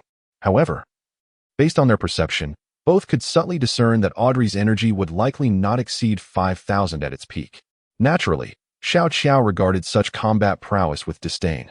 Yet for Cattle, the situation was different. He was taken aback to realize that Audrey could, like Earthlings, restrain his own aura. This ability suggested that he might also be capable of sensing the energy of others. With such a skill, it was reasonable to assume that Audrey's martial arts realm was quite advanced. "Audrey, is it?" Cattle remarked with a smile as he gazed over. Upon witnessing Cattle's expression, Audrey's instincts told him that the combat abilities of these two individuals were far more formidable than the mere 200 or 300 points they appeared to possess. Having traversed the cosmos for years, Audrey had encountered numerous extraterrestrials. Few possessed the ability to alter their combat power at will, but such individuals did exist. He trusted his instincts, for they had been his means of survival thus far. Moreover, it was evident that these two were not natives of this planet. In fact, his spacecraft had not detected any other vessels landing on this world, and its caliber was among the finest in the universe. He firmly believed that no superior ship could evade detection. Thus, the sudden appearance of these two individuals was indeed remarkable. "Welcome, esteemed guests. How may I assist you?" To his astonishment, Gatai found Odor's courteous demeanor unexpected. He had presumed that a person capable of subjugating an entire planet would possess a rather unsavory character. Yet, to his surprise, Odor exhibited a remarkable level of discernment and was not the bloodthirsty fiend he had anticipated. This politeness garnered Gatai's goodwill, and he had no intention of resorting to violence. "I am Gatai, and this is my sister. We are interstellar travelers, and we hope to request the use of your spaceship. May I inquire about your thoughts on this matter?" This. Oda found himself in a quandary. His entire reliance, the very essence of his existence, was bound to this spacecraft. The sudden request from strangers was difficult for him to accept, for the ship held profound significance in his life, akin to taking away his very existence. Yet, he felt compelled to entertain the request, as he could not ascertain the true capabilities of Gatai and Little Chiao. A miscalculation could potentially cost him his life. Gatai understood the significance of a spacecraft for an individual who traverses the cosmos year-round. Recognizing Audrey's predicament, he reassured, "Do not worry. We have no intention of forcibly seizing your vessel. We merely wish to borrow it to reach a certain destination." "Gatai, do you not possess the ability to teleport? Why then do you require this fellow's ship?" Xiao Qiao tugged at Gatai's sleeve and whispered softly in his ear.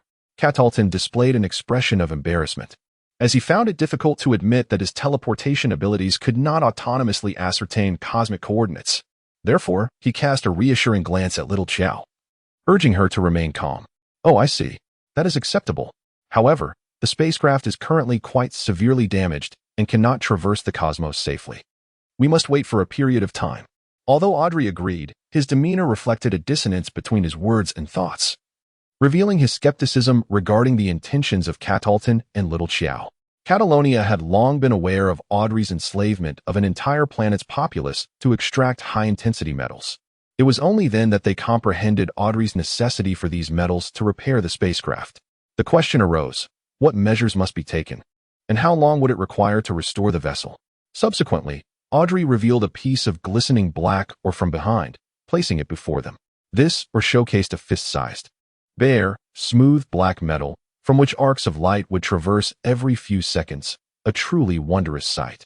Catalyzing his curiosity, Gatai utilized his mental prowess to probe further, discovering that this particular ore bestowed a chilling sensation upon his psyche. "I now require approximately 10 tons of such ore, as it contains a high-intensity metal whose concentration varies significantly within the material. Thus, a minimum of 10 tons is essential to ensure an adequate supply." Upon Oda's revelation of this metallic ore, Gatai unearthed a staggering secret. He noticed that the extraction of the ore induced spatial fluctuations. "When I first arrived here, I detected this high-intensity metal, only to realize that it was a remnant from an ancient spacecraft of considerable antiquity. However, the caliber of this ancient vessel was rather modest, resulting in a limited quantity of the residual metal." With a hint of regret in his tone, Oda remarked, "In order to expedite the process, I have enslaved the inhabitants of this planet to serve my needs." Gatai raised his brow and promptly interrupted Audrey, inquiring, "From where did you procure this mineral?" Audrey was taken aback, momentarily bewildered, uncertain of Gatai's intent behind the question. As a Brillarian, he possessed a certain degree of spatial superpower, which he had just utilized to extract the mineral from a small space he had created. Generally, it is understood that once a civilization transcends its native planet, its technological advancement escalates significantly, along with a natural acquisition of diverse cosmic knowledge. The universe teems with various races, each endowed with unique innate abilities.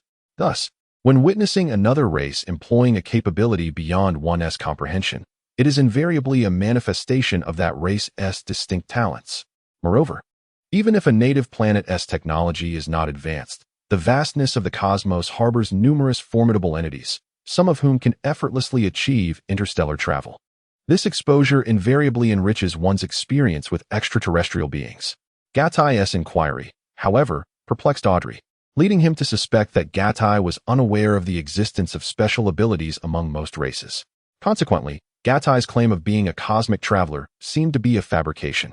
Audrey harbored doubts and contemplated whether to eliminate these two troublesome individuals. After much deliberation, he deemed it prudent to exercise caution, prioritizing his own life above all. Furthermore, there remained an important task he had yet to accomplish, for which he had been striving diligently. Should he lose his life, all his efforts would be rendered futile.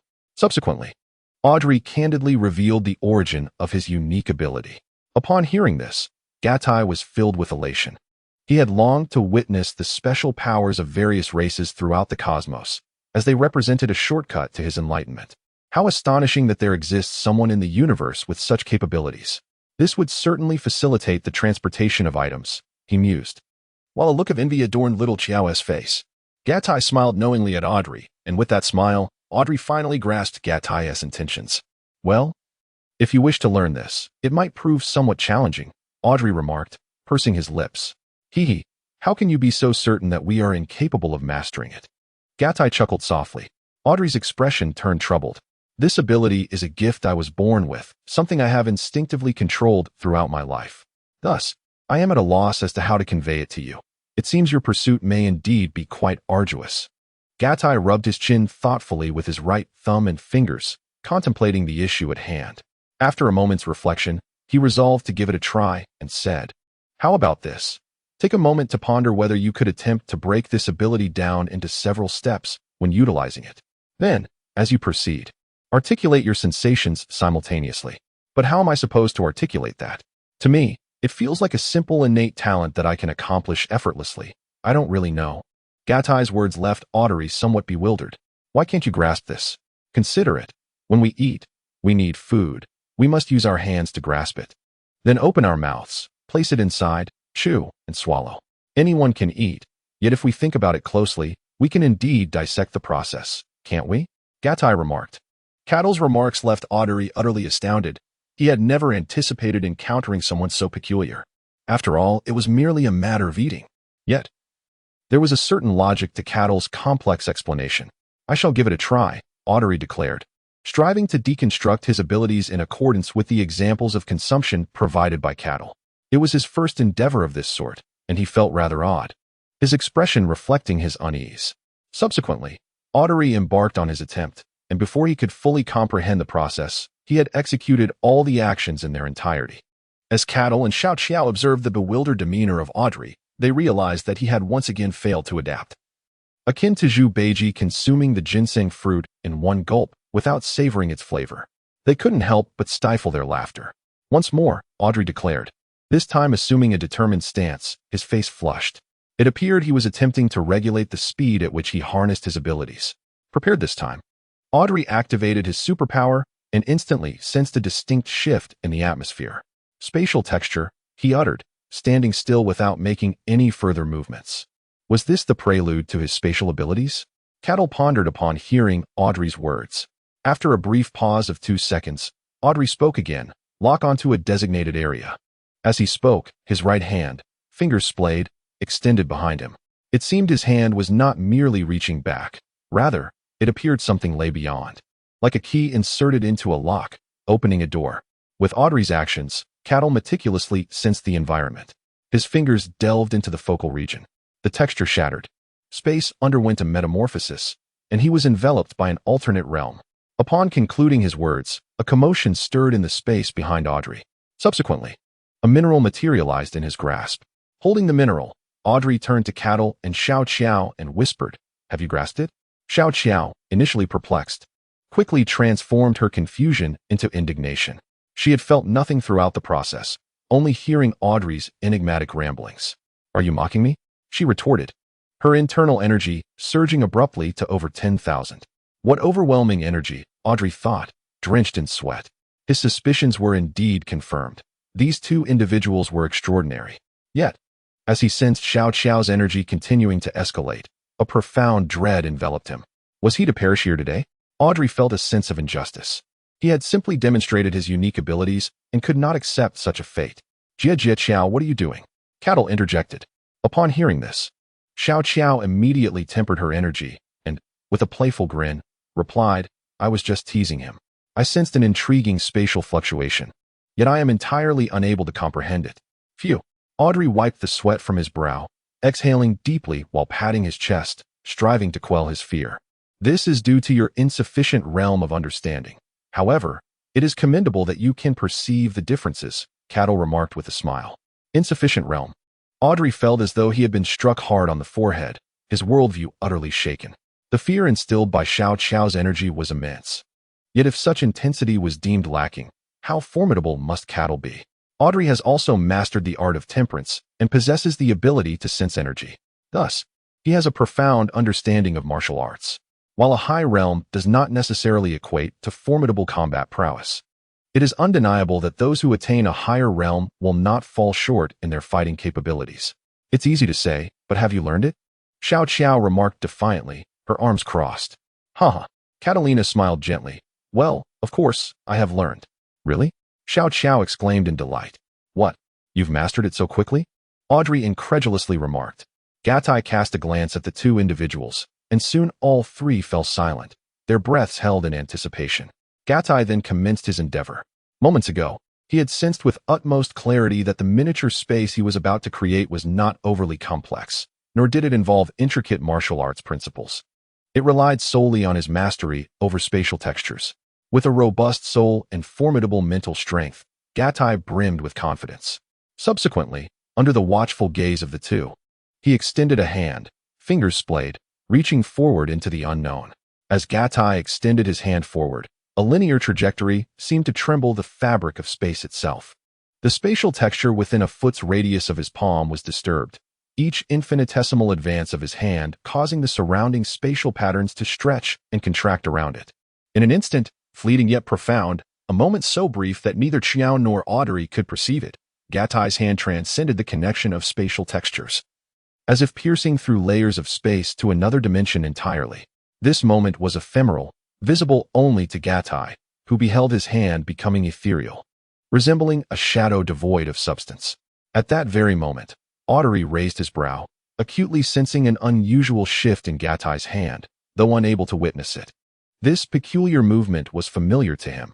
It mirrored his own successful intrusion into the space he had created. Realizing this, Audrey understood that Gatai had indeed mastered the skill. How astonishing it was that this unique spatial talent, inherent to the Brilla race, had been so effortlessly acquired. Audrey found it hard to believe. In truth, Audrey's perspective was somewhat limited. Although this diminutive spatial storage technique was exclusive to his people, such abilities fell within the broader realm of spatial manipulation. Numerous races across the cosmos wield varying degrees of spatial prowess, albeit expressed in diverse forms. Some exhibited their abilities through teleportation, while others could warp their own strength to distort space, launching unexpected assaults. Should those who possessed spatial abilities harness their innate sensitivity to space and endeavor to cultivate their skills, they could indeed master techniques akin to spatial storage. While Audrey recognized Gatai's accomplishment, Xiao remained perplexed. She too sensed the peculiar movement of Gatai's hand, but could not discern its significance, leaving her uncertain as to whether Gatai had truly learned the skill. Gatai, what are you doing? I can't comprehend it. Have you really learned it? She inquired, her confusion evident. Without uttering a word, Gatai picked up a piece of ore and slowly placed it forward. With a nonchalant demeanor, it seemed as though Gatai had gently tapped the air, causing the stone to vanish abruptly. Wow! Xiao Qiao exclaimed, covering her mouth with her hand. You truly have mastered it. How impressive! With a raised eyebrow, Gatai displayed a hint of pride. Then, in order to further demonstrate his mastery, he reached out and retrieved the mineral from the miniature space. Now do you believe me? Gatai chuckled. Yes, yes. Xiao Qiao nodded repeatedly. It was truly astonishing. Utterly beyond belief, Oder exclaimed from the side. Upon hearing this, Catalan interrupted. Audrey, you possess an innate ability to wield such power. Yet, have you not contemplated delving deeper into its development? Delve deeper? Audrey responded, perplexed. Gatai shook his head in disbelief, exclaiming, just like this. With that, he placed a hand on Audrey's shoulder, and in an instant, the two vanished to a deserted locale. Shortly thereafter, Gatai returned, and Audrey stood there, utterly astonished, murmuring, teleportation. Indeed, teleportation is inextricably linked to the mysteries of spatial dimensions, Gatai remarked. At that moment, Audrey felt as though his mind had been struck by a bolt of lightning. He stood frozen, never having contemplated deeply developing his spatial abilities. It was only after witnessing Gatai master a skill unique to his race that he realized a similar array of powers could be comprehended. The thought of Gatai's recent teleportation ignited a fervor within Audrey. If he were to master it, he could fervently pursue his ambitions. Enough daydreaming. Let's set aside the intricacies of spatial phenomena for now. How much longer until we can utilize the ship again? Gatai redirected the conversation. That's difficult to ascertain. If this mineral is mixed with other abundant metals, it becomes subject to interference, making detection quite challenging. Thus, The ship is currently only detecting a small fraction of it in isolation, which is far from the requisite 10 tons, Audrey replied. Allow me to give it a try. Cataly took the mineral and meticulously probed it with his mental energy. To his astonishment, he discovered that this particular metal possessed the remarkable ability to encapsulate souls, shielding them from external harm. What a splendid material for crafting treasures that fortify and assault the essence of the soul. Catalyst concluded that should this material have appeared in the realm of cultivation in a past life, it would undoubtedly have been fervently sought after. This material possesses the remarkable ability to directly interact with formless entities. If fashioned into a weapon, it would enable direct assaults on intangible substances, rendering it extraordinarily valuable. Recognizing the unique properties of this, Catalyst resolved to probe its essence using mental energy. Subsequently, he instantly teleported away. Through frequent teleportation, Gatai traversed many locations, concentrating his mental energy to delve underground as deeply as possible. Upon sensing any obstruction to his mental force, he would unleash a ki blast, creating a large pit in the ground as a marker. Days later, Gatai discovered that numerous subterranean areas on this planet were rich in such ores, filling him with joy. He marked the regions containing these precious minerals, leaving the subsequent tasks to the inhabitants of the planet. He did not consider himself a savior, particularly since Audrey had not harmed a single soul. Thus, there was no issue in making use of the planet's people. Eventually, with Audrey providing the equipment and the planet's inhabitants supplying the labor, they managed to extract over 20 tons of these ores in less than a month, exceeding their initial requirements. Audrey was elated. Without delay, he utilized the ship's refining capabilities to process these minerals one by one, using them for repairs on the vessel. Gatai retained a portion for himself, pondering their potential utility in the future. However, his small space was limited and could not accommodate much, though it was still ample enough to hold half his height. Such valuable materials, in his previous life, required only a small amount for crafting, and now having acquired such a bounty felt like a significant gain. If necessary, he could always return for more. During this period, Gatai and Audrey formed a rapport. Gatai imparted some martial knowledge, leading to a remarkable increase of 500 points in Audrey's cultivation within a short span. It had been over a decade since Audrey had experienced any growth in his abilities, and this sudden advancement brought him immense joy. In his excitement, he insisted on forming a brotherhood with Gatai. Catalonia harbored no such intentions, leaving Audrey deeply disheartened. Today, Gatai continuously employs the art of spatial storage, becoming increasingly adept at the connections of these spatial points. If utilized effectively, he might refine his instantaneous teleportation abilities. However, Gatai remains unhurried. His immediate priority is to discover methods for cultivating mental strength, followed by a deeper understanding of the mysteries of space. With the necessary materials at hand, the repairs to the spacecraft proceeded swiftly, and within 20 days, it was restored. Brother, where are you headed? Allow me to set the coordinates for you. Oder addressed Gatai with a familiar term of endearment. Hey, you rascal. I am over 100 years old, while you are still young. Please refrain from calling me brother. Gatai retorted, feeling somewhat offended by the implication of age. Oder did not argue, he merely chuckled sheepishly. I wish to go to Mike Star. Could you assist me with the coordinates? Gatai revealed his desired destination. All right, let me see, Oder replied. I found it. Wow, this is an advanced planet. It is teeming with experts.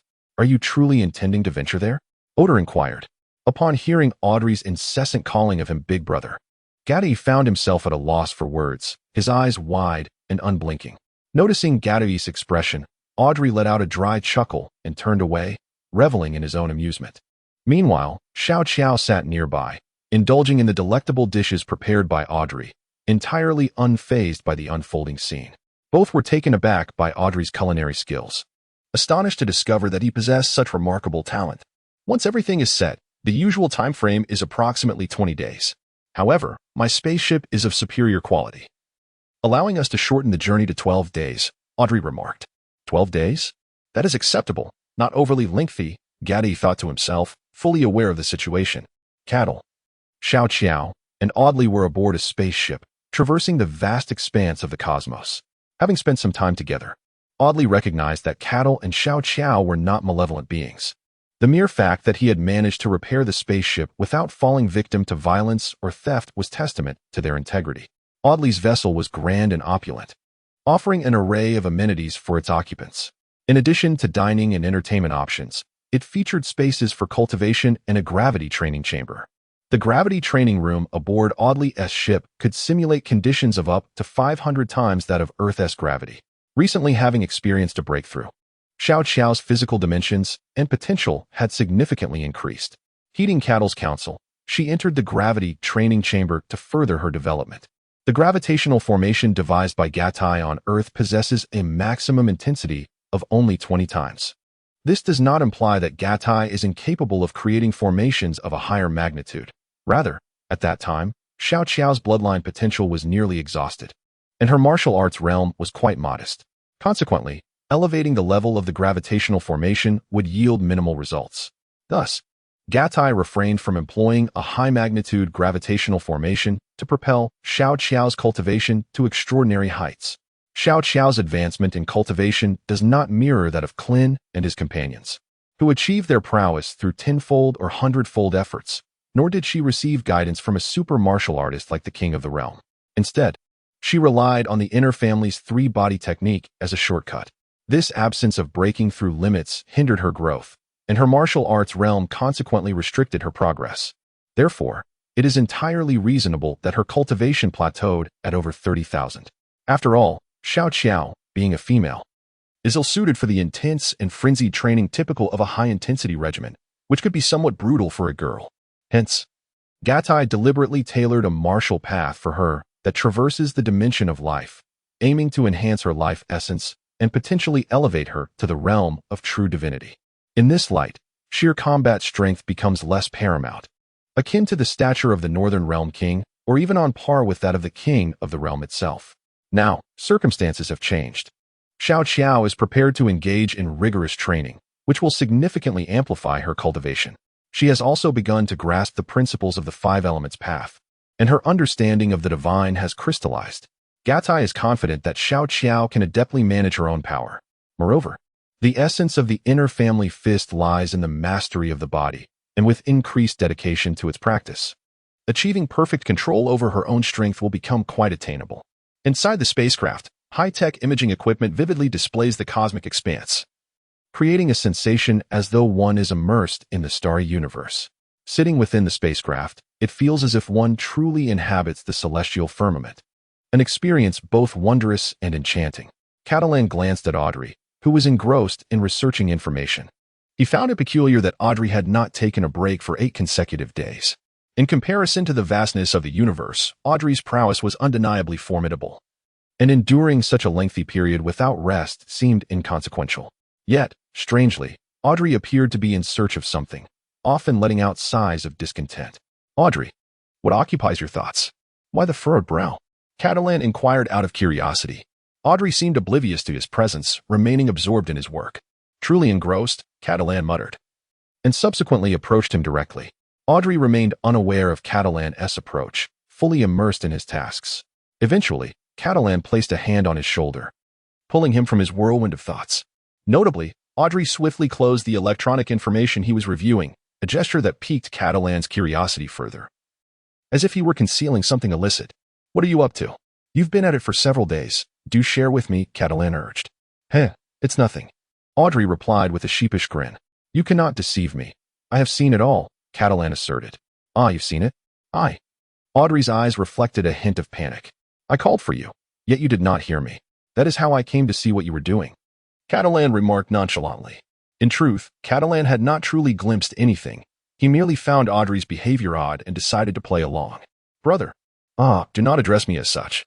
I have never acknowledged you as my elder brother," Catalan interrupted.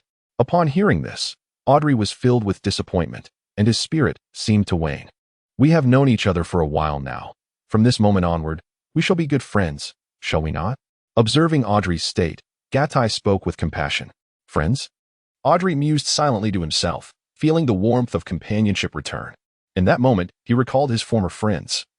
The cherished bonds forged through mutual support and shared endeavors, an emotion steeped in nostalgia. Though his countenance did not exhibit much vigor, Gatai's words uplifted him somewhat. "Very well, then. We shall be friends from now on, Gatai." With this affirmation, Audrey released the weight of his discontent, resolved to share his own matters with Gatai. For true friendship ought to be devoid of secrets. Cattle pointed his head and said, shouldn't we discuss your story now? Oddly nodded and replied, once. I was the sole cosmic merchant among the Brillarians, aspiring to construct my own commercial empire. However, lacking experience, I faced numerous setbacks. Just as despair began to engulf me, I encountered another cosmic merchant named Jera, and we swiftly became close friends. Jera is, apart from my home planet, my only true friend, and he has provided me with significant assistance in my business endeavors. Our bond is profoundly strong. As Catalan listened, he sensed an unsettling atmosphere, an inexplicable feeling that Audrey was recounting the tale of two close companions, which stirred a twinge of embarrassment within him. 50 years ago, we encountered a band of men under the command of Flesha. My dear friend Jealous sacrificed himself to protect me, and I was profoundly heartbroken. Since that moment, I have come to believe that only brute force can govern everything.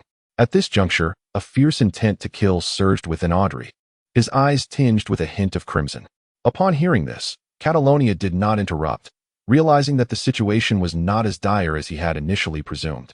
He set aside his feelings of embarrassment and continued to listen. It was then that I embarked on my plan for revenge. However, I soon became acutely aware of the formidable nature of Frisia and the immense threat he posed to the entire universe. It was precisely this danger that had attracted such loyal subordinates to him, compelling me to resolve to eradicate him entirely. My combat prowess was woefully inadequate, and my accomplishments in martial arts were minimal. Thus, I altered the course of my retribution. I resolved to obliterate Frisia along with his home planet using the most advanced spacecraft available. Consequently, I traversed the cosmos, scavenging rare treasures from lesser planets to barter for the resources I required, all in the hope of acquiring my dream spacecraft within my lifetime to execute my revenge. On this occasion, it was my encounter with a small contingent of Frisia's forces that ignited a fury within me, prompting me to launch an attack against them. Fortunately, after 50 years of relentless pursuit, I secured a relatively advanced spacecraft and succeeded in eliminating those foes. However, my vessel sustained damage, necessitating a landing on that particular planet. Catalyzing a flicker of understanding, Gatai found himself admiring Audrey's unwavering conviction, as the latter resolved to dedicate his life to enacting a scheme of vengeance for his fallen friend. Yet, it must be said that Audrey was rather foolish. Despite his awareness of Frisia's formidable combat prowess, Gatai surmised that it merely hinted at Frisia's latent strength, which had yet to be fully unleashed. Furthermore, Gatai believed Audrey was oblivious to the sheer terror encapsulated within Frisia's battle power of 530,000, a force that had once obliterated planet Vegeta. Crucially, Frisia possessed the capability to endure in the vacuum of space, rendering him virtually indestructible under normal circumstances. Thus, it became evident that Audrey's heart had been tainted by hatred. Yet, he had never taken the life of another, leaving his aura to oscillate between righteousness and malevolence. Gatai mused inwardly. Catalan shook his head, deeming Audrey truly foolish and naive. Audrey, I must inform you that your aspirations will never come to fruition. Catalan, how can you utter such words? You have no comprehension of the depth of my anguish. Do you understand the torment of losing one's dearest friend? Audrey exclaimed, raising his voice at Catalan. Catalan was taken aback. He had not anticipated such a fervent reaction from Audrey. Indeed, Catalan held a deep admiration for this friend and intended to confide in him about certain matters. Do not be so agitated. Allow me to explain. It is utterly impossible for you to eliminate Frisia on your own, but I possess a solution. Catalan shifted his approach, attempting to communicate with Audrey in a different manner. Given Audrey's current state of excitement, rational discourse was unattainable. He could only echo Catalan's words. Regardless, in the near future, Frisia would soon engage in a fierce battle with Sun Wukong, thereby indirectly fulfilling his desire. You have a solution, Audrey exclaimed. Disbelief etched across his face as he stared wide-eyed at Catalan. However, it was not long before disappointment clouded Audrey's expression. He realized that his earlier tone had been somewhat harsh, leading him to think that Catalan believed him to be mad, merely pacifying him with empty reassurances. Catalonia was not oblivious to Audrey's intentions, yet refrained from immediate rebuttal, instead expressing, Frisia typically maintains a combat power of 530,000, a fact you must have already ascertained. Indeed, that is correct, Audrey replied, exhibiting a slight sense of composure. However, do you comprehend that Frisia possesses 3 transformation stages, each of which dramatically alters his combat prowess? Catalonia's tone turned somewhat chilling, causing Audrey to involuntarily shiver. Catalan continued, stating that Frisia belonged to the race of frozen demons within the universe, inherently endowed with unparalleled strength. Due to the overwhelming nature of his power, mastery over it proved elusive, compelling him to utilize transformations to subdue his own might. Is such a phenomenon even conceivable? Oderlin remarked. Nonetheless, despite his skepticism, certain aspects of Frisia's profile did indeed align with Catalan's assertions, and the sincerity in Catalan's demeanor suggested he was not fabricating tales. Upon learning that Frisia possessed 3 transformations, each resulting in a significant augmentation of his strength, Oderlin pondered the sheer magnitude of Frisia's combat prowess, which could multiply exponentially. Even considering a baseline battle power of 530,000, he felt an involuntary chill run down his spine at the thought of the ultimate form. The figure of 530,000 was already formidable. If Catalan's claims held any truth, one could only imagine the extent of Frisia's actual power. The prospect of his revenge plan becoming unfeasible loomed large in Oderlin's mind, leading him to question the validity of his strategy for the first time. He gazed at Catalan in silence, noticing the gravity in his eyes, as if he harbored unspoken truths. A sudden jolt of apprehension gripped Oderlin's heart, as if it were about to leap into his throat. Catalonia continued, Frisia's final form possesses a combat strength that is utterly despairing. Do you have any idea of its magnitude? Upon witnessing the earnestness in Catalonia's demeanor, Audrey felt a stirring within, and before he realized it, he found himself believing in the words of Catalonia. He then inquired, how formidable is it? Gatai pondered for a moment before coldly stating, 120 million in combat power. What? Audley was taken aback by this astronomical figure, his body involuntarily recoiling as his eyes widened in disbelief and his mouth hung open in shock. Wait, Gatai, are you sure you're not speaking in riddles? And earlier, you mentioned having a way to defeat Frisia. Does that mean your combat power? At this point, Audley trembled with excitement. If Gatai truly possessed strength surpassing Frisia's, then with a full release of his energy, Audley would be able to sense a rough estimate. I am not speaking in riddles. And do not misunderstand, I am not that powerful. Right now, Frisia could extinguish my life with but a breath. Gatai chuckled lightly. Gatai understood Audley's intent. He wished to showcase his full strength, setting aside the fact that he lacked such power, even if he possessed it. Unleashing such immense energy within the confines of a spaceship would likely result in its instantaneous destruction. Haha, you crack me up, Audley exhaled, though his tone still carried a hint of disappointment. Please, let me finish. I can assure you that in approximately a year and a half, Frisia will encounter the greatest rival of his life. A rival? Are you suggesting that there truly exists someone in the universe capable of defeating Frisia? Audley exclaimed, his eyes gleaming with excitement. Gatai nodded slightly and continued, I can also tell you that in the near future, Frisia will engage in a decisive battle with that individual on Namek. At this moment, Audley refrained from inquiring further. He fell silent, his mind pondering the enigma of Gatai's mysterious nature. If what he claimed were true, how could he possess such profound insight into Frisia's circumstances, while also alluding to events yet to unfold? It seemed utterly implausible. Though numerous races exist in the universe, some capable of foretelling the future, this notion felt exceedingly far-fetched. Do you not believe me? Gatai inquired. Audley hesitated, words failing him. Catalan shook his head in resignation, aware that his words would be difficult for others to accept. We are friends, are we not? Promise me that for the next year and a half, you will live well and embrace a more tranquil existence, setting aside your thirst for vengeance and returning to your true self. During this time, you may gather information regarding Frisia. If, in the end, my words do not manifest, it will have merely cost you a year and a half of your life. After all, you have waited 50 years. Surely, you do not mind this brief interval. Promise me as a friend. Ultimately, Catalan could say no more, uncertain if Audrey would heed his counsel. However, Catalan believed Audrey to be a man of deep loyalty, guessing that once he gave his word, he would honor it, which was one of the qualities Catalan admired most about him. Catalan. Whoa. Audrey was about to speak, but was interrupted. The two turned towards the sound to find Xiao Qiao, who had just emerged from the gravity training chamber. At that moment, she had taken the time to tidy herself up before meeting them. After all, she was a young lady and naturally wished to maintain a certain appearance. Xiao Qiao's hair was still slightly disheveled, and she wore loose-fitting attire, complemented by a pair of denim shorts. Having just bathed, droplets of water clung to her skin, absorbed by her clothing. This rendered her all the more alluring, causing Catalan's eyes to widen, fixated on her with unabated interest. Cattle's reaction was entirely natural.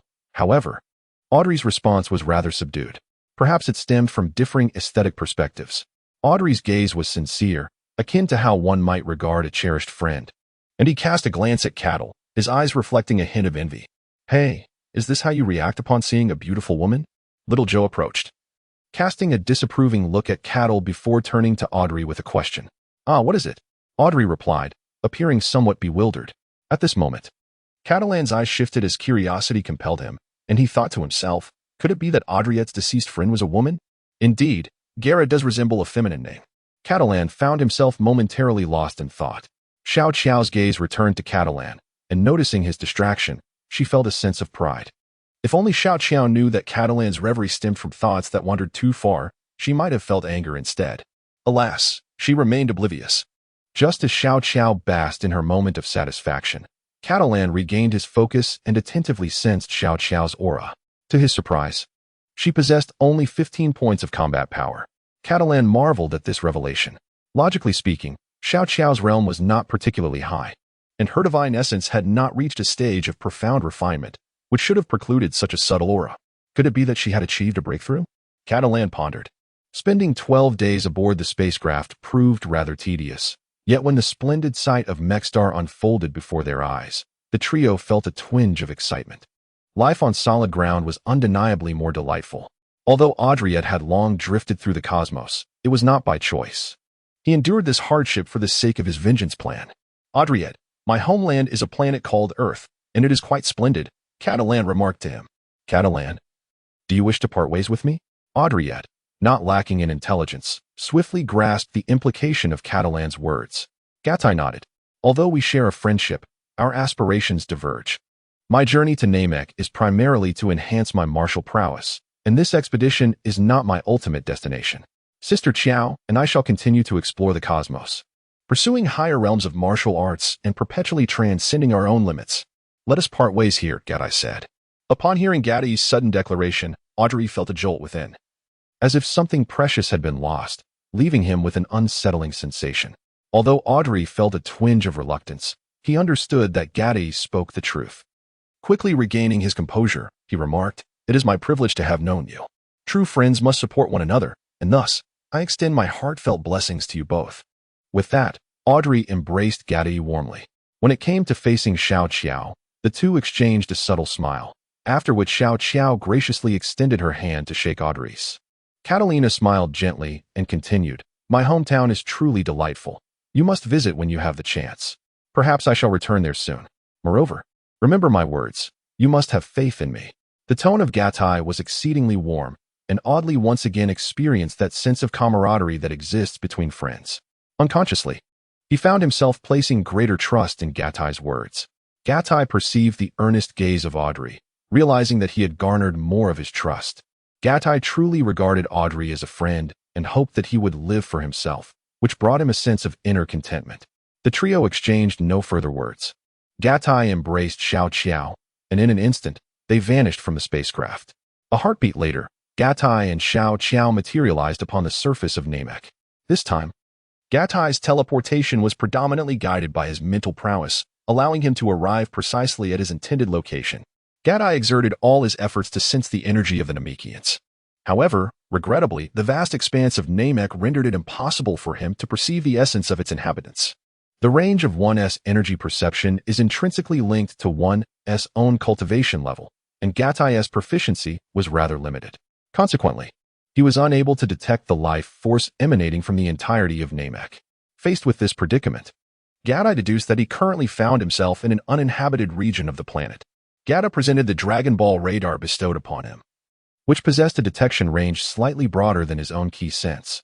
Upon scanning the surroundings, he discovered that the radar failed to locate the Dragon Balls. "Is something wrong?"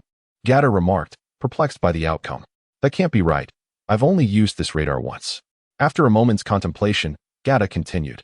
Xiao Qiao, unfamiliar with the Dragon Ball radar, was unaware of its significance. However, upon hearing Gatai's words, she became visibly perturbed. "Gatai, you mean this is the Dragon Ball radar?"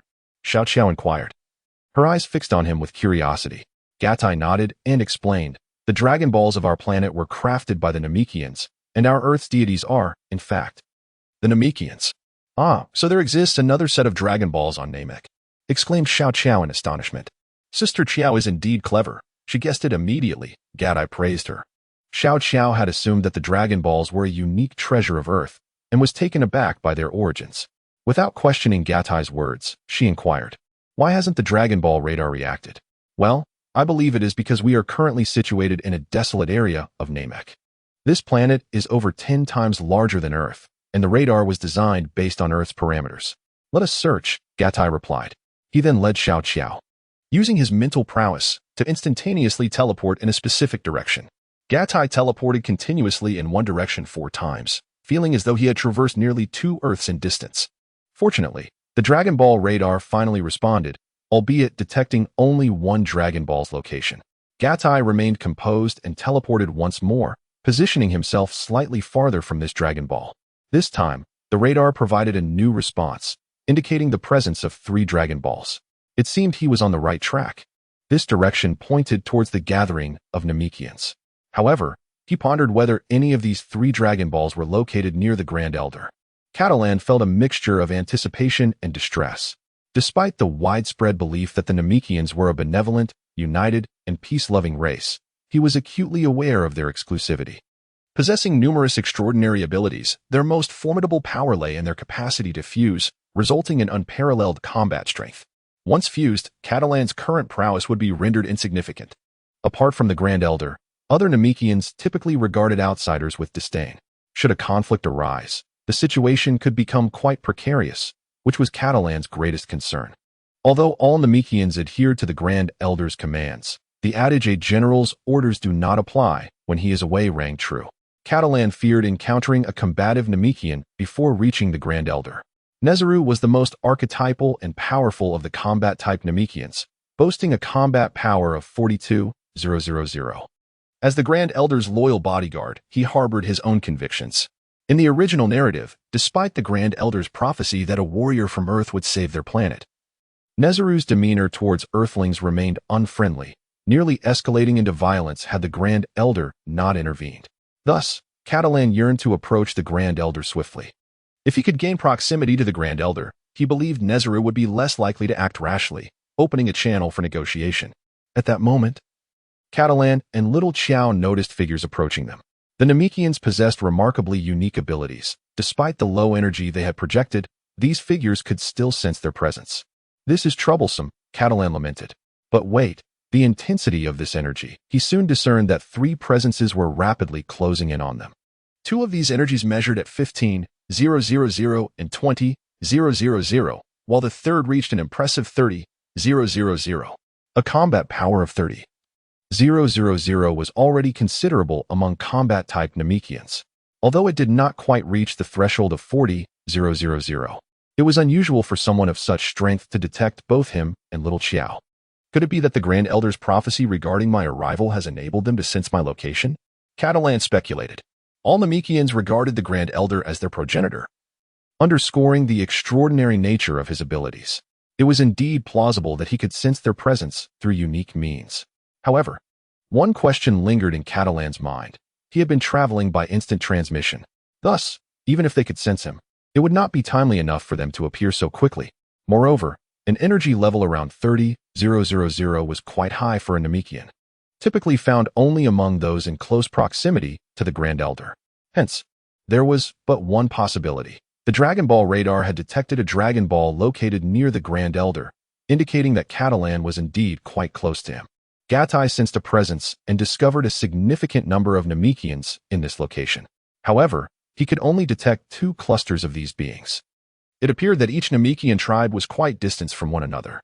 Therefore, the radar's detection range needed to be slightly extended to locate the position of the 3rd Dragon Ball, he conjectured. This distance, he speculated, might allow his mental prowess to reach the Grand Elder's location. After pondering this, Gatai resolved to make an attempt. Subsequently, he utilized his mental energy to lead the search. Considering that the Grand Elder, in his advanced age, was nearing the end of his life. After a few breaths, Gatai raised his brow. Indeed, the Grand Elder was in that direction. Gatai sensed a presence that likely belonged to the elder, yet he refrained from teleporting immediately. He realized that both he and Xiao Qiao emanated a relatively low energy signature. Should they be detected, it could very well be the elder's doing. Thus, Gatai chose to remain calm, contemplating that this might be a test bestowed upon him by the elder. He had no intention of evading the situation. Once discovered, one must inevitably confront it. The only prudent course of action was to avert conflict.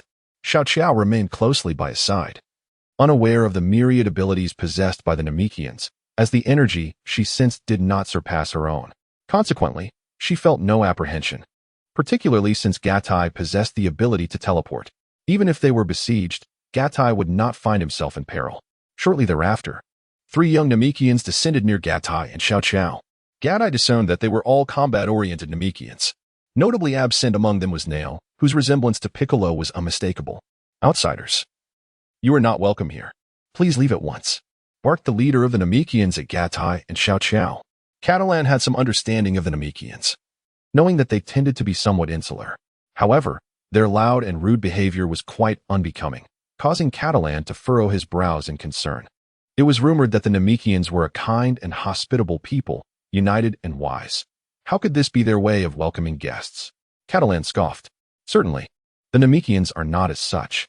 It is merely due to the Grand Elder's foretelling of a great calamity that may lead to their extinction, which has instilled a sense of unease among the populace during this period. However, the Grand Elder would not disseminate such news indiscriminately, as it could lead to dire consequences. The Namekians are inherently insular, so it is likely that only those close to the Grand Elder have become aware of this impending disaster. Do not be so quick with your words. You must have come here with nefarious intentions. I advise you to depart promptly, or we shall not be courteous, the leader proclaimed. At this moment, Xiao Qiao stepped forward, hands on her hips, her brow furrowed and her expression grim. Observing her demeanor, Gatai noted that she bore a striking resemblance to Bulma, who was fearless and often meddled without discernment. However, Gatai felt no apprehension regarding potential trouble. Xiao Qiao's prowess exceeded theirs, and her benevolent nature would preclude her from resorting to lethal actions. As long as no one was harmed, the matter would remain manageable, and thus Gatai allowed her to proceed. You lot, what manner of speech is this? So unpleasant, speaking falsehoods with your eyes wide open. Do you realize how utterly detestable your words are? Xiao Qiao exclaimed, sticking her tongue out at the 3 Namekians, thereby humiliating them. You seek death? The 3 Namekians, all warriors of considerable skill, felt their pride wounded. In their culture, those of higher cultivation deserve respect. Xiao Qiao's harsh words were not a grave offense. Yet a martial artist possesses their own dignity, which should not be trampled upon. Feeling humiliated, their anger surged forth. What, do you wish to engage in combat? Xiao Qiao challenged, rolling up her sleeves and assuming a fighting stance. Gatai remained silent, quietly observing Xiao Qiao, curious about the extent of her cultivation. Noticing her demeanor, the 3 Namekians also stood on high alert. After much discussion, it was clear they were unwilling to depart, leaving no other option. The leader spoke. Sal, go test their true capabilities. Yes, Captain Parker. I shall teach them a lesson they won't forget, ensuring they vacate our planet. Sal replied, flexing his fingers, producing a series of crackling sounds before stepping forward. At that moment, Xiao Qiao interjected, why don't the 3 of you come at me together? I can resolve this swiftly. Do not waste my time. What? Sal was incensed by her disdainful words. Suddenly, his aura surged, revealing a combat power of 23,000. Xiao Qiao smiled faintly, mobilizing her energy within, holding it back. Although she did not fully unleash her strength, her energy stood at an impressive 18,000. Gatai observed in surprise, noting that Sister Qiao could control her energy to such an extent. Nevertheless, he remained untroubled. Xiao Qiao's restrained energy would amplify significantly upon striking, and her 18,000 combat power would undoubtedly unleash even greater force. Sal darted forward towards Xiao Qiao. They were not far apart, and in the blink of an eye, he closed the distance. With a swift motion of his right hand, he lunged to grasp her, his long nails seemingly poised to tear her apart. Xiao Qiao stood motionless, her hands weaving intricate movements, causing her energy to envelop her entirely, distorting the air around her. Sal's right hand, caught in the chaotic energy field, veered past Xiao Qiao as he lost control, propelling him towards her rear. In that fleeting moment, as they brushed past each other, Xiao Qiao delivered a powerful punch to Sal's abdomen. The motion was fluid, yet it seemed to condense the surrounding air into a singular force, channeling the momentum of the heavens into her fist. Her fist made gentle contact with Sal's abdomen, causing him to arch in agony, clearly struck by a tremendous impact, forcing him to halt. As Xiao Qiao retracted her fist, Sal clutched his abdomen, collapsing to the ground, trembling and emitting muffled sounds of distress. Something was amiss. How could Xiao Qiao's martial prowess be so formidable? Gatai felt a jolt of concern within. Catalan observed with clarity that Xiao Qiao's recent strike did not surpass Sal's combat prowess. Yet, that punch seemed to dissolve into the very fabric of space, harnessing the principle of the cosmos to amplify its force.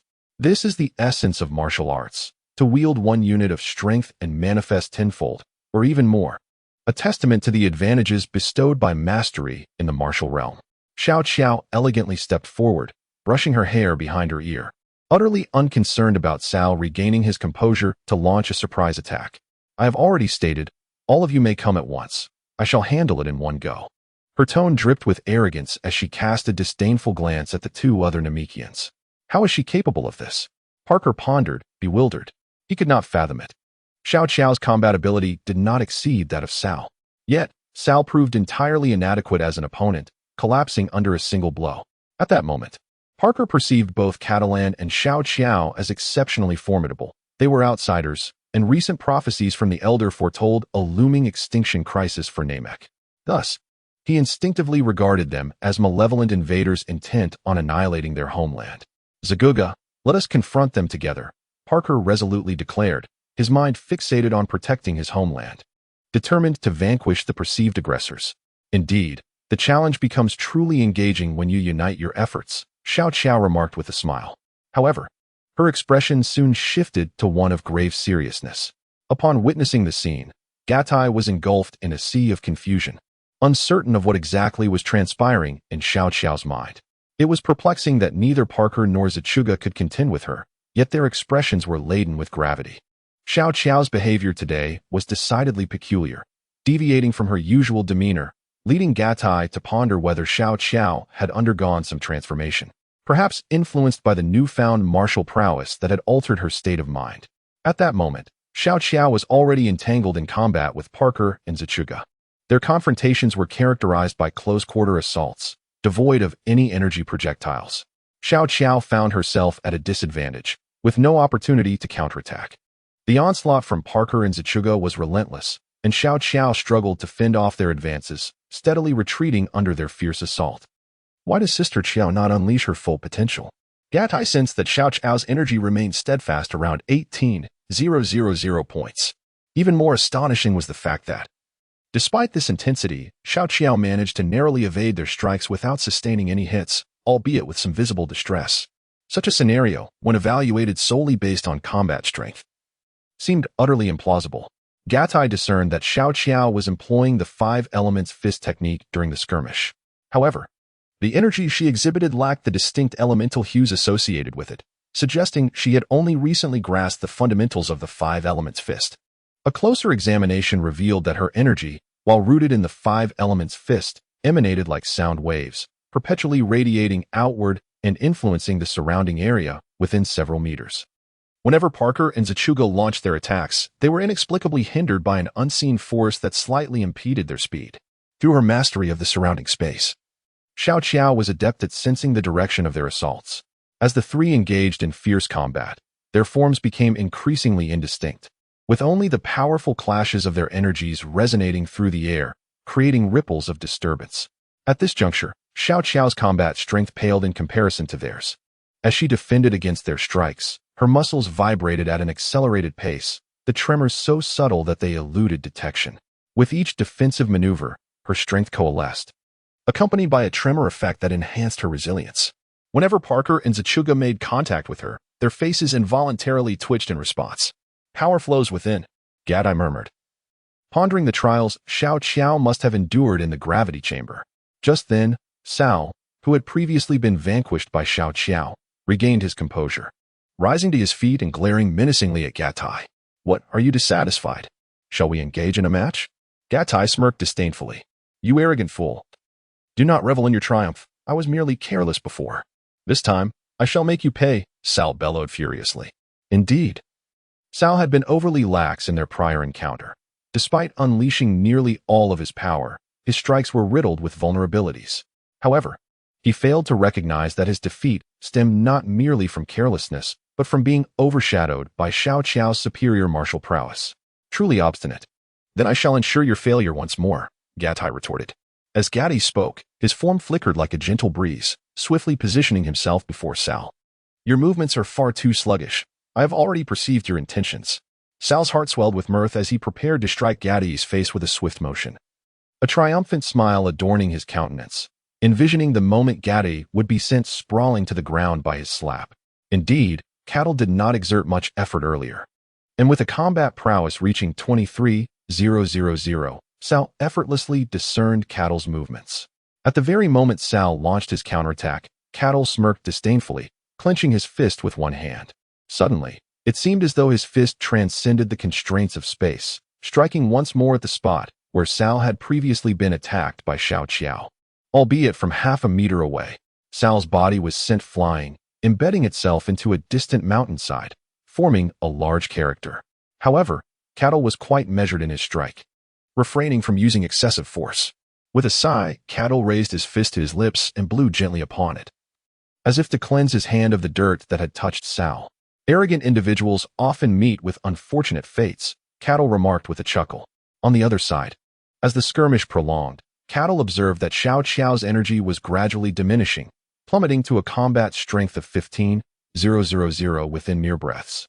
Yet, conversely, her control over her surroundings grew increasingly formidable. Even from a distance, Cattle could perceive the air around Xiao Qiao warping and becoming dense. Her command over the spatial domain enveloped both Parker and Zakuga, increasingly constricting their movements. Before long, Parker and Zakuga sensed something amiss. What on earth is happening? The surroundings are relentlessly pressing upon our bodies. Both thoughts echoed in their minds simultaneously. Just hold on a little longer. Her energy is dwindling significantly. We must exert more force and see how long she can endure, Parker gritted his teeth and said. Consequently, Parker withdrew from the fray, his body instantaneously appearing high in the air. He raised his right hand toward the heavens, a brilliant light flickering in his palm, even in the perpetual daylight of Mechstar. This radiance was exceptionally dazzling. His energy surged to a formidable strength of 33,000. Observing this, Cattle glanced back at Xiao Qiao. Noting that her energy had diminished to 13,000 within a few breaths, with no indication of her intent to replenish it.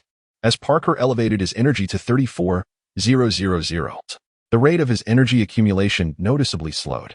It appears that Gatai intends to unleash a formidable offensive against Xiao Qiao, akin to a tempest. Consequently, he accumulates energy at an impressive pace, without amassing an excessive amount. Had he gathered more, the potency of his energy projectile would not merely be 33,000.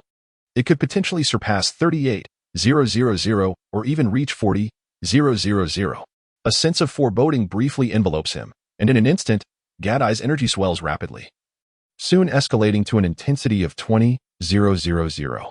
With his gaze fixed intently upon Parker, his mental acuity and energy perception are wholly attuned to him. Gatai is resolute in ensuring that Xiao Qiao remains unharmed.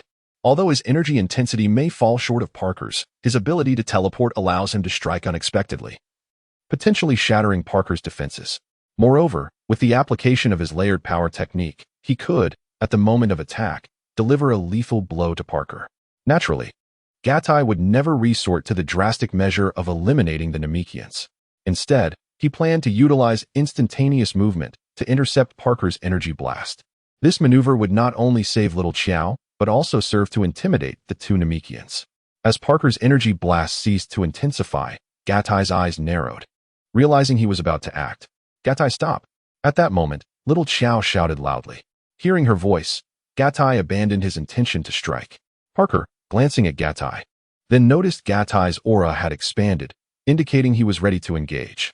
Humph, with your meager strength, do you think you can hinder me? Parker scoffed inwardly. Subsequently, Parker made his move, launching the energy blast downward with ferocity toward little Qiao. Concurrently, he thought, humph, even two of you together wouldn't be able to stop me. Now, with just you, do you think you can restrain me? Get away from me. Little Qiao replied coldly, clearly infuriated. With a fierce shout, she swiftly transitioned from defense to offense.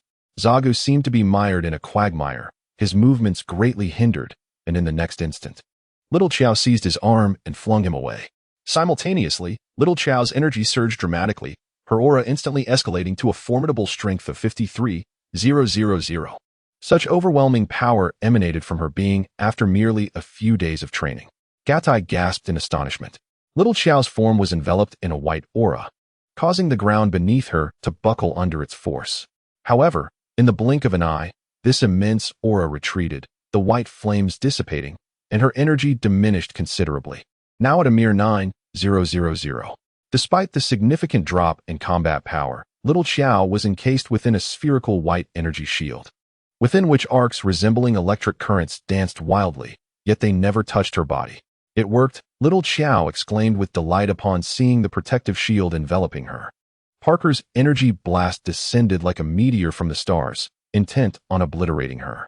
With a determined gaze, Little Chow stepped forward, and as she did, the white shield transformed into a swirling vortex, advancing toward the energy blast. The blast was intercepted by an invisible whirlwind, swiftly distorting as if someone were crumpling a piece of paper, shrinking until it vanished completely. This is impossible, Parker thought, witnessing a scene that shattered his understanding. Domain power? Has Little Chow truly comprehended the profound mysteries of the 5 elements at such a level? Catalonia was left in utter astonishment. While Parker was still in a daze, Little Chow had no intention of relenting.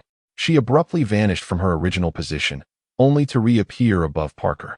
At that moment, fear gripped Parker's heart, causing him to forget any intention of retaliating, as he remained suspended in the air, transfixed. Descend. With those words, Little Chow extended her right hand. Her fingers splayed as they bore down upon Parker's form. That singular strike commanded the very essence of the universe, stirring the winds and clouds. Parker found himself utterly immobilized, unable to move, as he felt a refreshing breeze rush towards him. Yet, in an instant, that gentle zephyr transformed into an overwhelming force. It felt as if a colossal mountain had descended upon him, rendering him incredibly heavy. Accompanied by a cry, Parker's body plummeted like a meteor, crashing into the ground with a thunderous sound, embedding himself deep into the earth, nearly a dozen meters down. Little Chow hovered in the air, surveying the 3 Namekians. Parker, still reeling from his injuries, was unable to recover, while Sal, having extricated himself from the mountainside, dared not make another move. Zaguja's gaze was fixed upon Little Chow, as if he were staring at a demon. Seeing that the 3 had ceased their aggression and her objectives had been met, Little Chow returned to Catalonia's side. She had refrained from delivering a fatal blow. Sal and Zaguja hurried to Parker's side, pulling him from the deep pit. In that moment, they all understood that Little Chow and Catalonia had shown restraint. Had they been malevolent, their lives would have been forfeit long ago. Why did you hold back? Parker, bracing himself on the shoulders of his companions, managed to stand, gazing at Catalonia and Little Chow. I have already stated that we harbor no ill intentions. What transpired was merely a sparring match. Your injuries are trivial. With the formidable vitality of Unamikians, you shall recover swiftly, Catalonia replied calmly. He then added, I have come to Namek to meet your Grand Elder. I kindly ask for an introduction. The 3 exchanged glances. Their gratitude for being spared overshadowed by a deepening animosity towards Catalonia's words. So, their true objective is the Grand Elder. We must not allow them to succeed. Parker murmured softly. Indeed, it appears their motives are far from pure, Zaguja concurred. The power of that woman surged in an instant. Even Brother Naram may not stand a chance against her. It seems we have no alternative left. Parker looked at the 2, determination flashing in his eyes. Through a silent exchange, Sal and Zaguja comprehended that Parker's final solution was to merge. Only through fusion could they attain greater strength to defeat the 2 before them. Very well, I have no objections, Sal nodded in agreement, and then both turned their gazes to Zaguja, who quickly consented. Subsequently, the 3 joined hands, electric sparks emanating from their palms as they began the process of fusion. Gatai had been observing the 3 individuals, awaiting their response. Upon witnessing the scene, his pupils constricted, a sense of foreboding washed over him. They were about to fuse. As this thought flickered through his mind, Gatai resolved to interrupt their union. You must cease at once. Suddenly, a voice rang out. You finally emerged. I thought you would hide indefinitely. Gatai and Xiao Qiao turned towards the source of the voice. On a nearby mountaintop stood a tall figure with green skin, exuding an air of majesty. With their level of cultivation, Gatai and Xiao Qiao could discern the individual S features, realizing he bore a striking resemblance to Piccolo. Neru. Piccolo. Upon seeing the figure, Gatai immediately recognized him as Neru, while Xiao Qiao, unaware of Neru's existence, mistook him for Piccolo. Gatai had long suspected the presence of another Namekian lurking in the shadows, but had chosen to remain silent. At that moment, the three Namekians preparing to fuse halted their actions, responding to Neru's call. You foolish trio. How many times must I remind you that sheer power is not the essence of strength? It is the realm of martial arts that truly matters. Neru admonished upon witnessing their attempt to merge. Parker, Sal, and Zaguga felt their faces flush with embarrassment, rendered speechless. Neru was the mightiest of the Namekians, commanding respect from all, particularly among the warriors. He had frequently offered guidance to the trio, yet they remained fixated on augmenting their combat prowess. Consequently, their fighting capabilities had not improved significantly due to limitations in their martial realm. Fusion should only be employed as a last resort, a means to ensure the survival of the Namekian race. In the face of insurmountable foes, it indeed serves as the ultimate recourse. However, after their recent sparring with Gatai and Xiao Qiao, the trio had concluded that their opponents were stronger than even the mightiest warriors of Namek. Thus, believing their fusion was justified, Neru's reprimand was laced with a hint of anxiety. At this critical juncture, unity among the Namekians was essential to navigate through perilous times, and discord could not be tolerated. Yet, Neru underestimated his influence over his kin. Witnessing the expressions of the three brought him a measure of relief. State your intentions, or I shall not permit you to meet the elder, Neru declared, hovering a short distance from Gatai and Xiao Qiao. Although he spoke sternly, he did not suspect any ill intentions from them. Having observed their earlier sparring, he noted that neither Gatai nor Xiao Qiao had resorted to lethal force, exhibiting restraint without an ounce of malice. Furthermore, the elder had instructed that Gatai and Xiao Qiao were not adversaries. You have no say in this matter. I believe the elder has sent you to receive us, Gatai replied with calm assurance. How do you know this? Neru inquired, astonished. Indeed, the elder anticipated my arrival, Gatai replied, understanding the implications of Neru's words. At this point, Neru felt compelled to relent. The elder's words were paramount. Follow me. As he spoke, Neru soared into the sky, leading the way ahead. Gatai and Xiao Qiao immediately followed suit, with the three Namekians closely trailing behind them. It did not take long for them to arrive at the dwelling of the Grand Elder. Nyla's expression grew serious as he cautioned, remember, do not provoke the Grand Elder, and do not allow his emotions to become overly agitated. Otherwise, I will not hesitate to cast you out. Understood, Gatai nodded in affirmation, accompanied by Nylu. The two soon found themselves in the presence of the Grand Elder, a figure of considerable girth and stature. Gatai and Xiao Qiao's heights barely reached the Grand Elder's chest.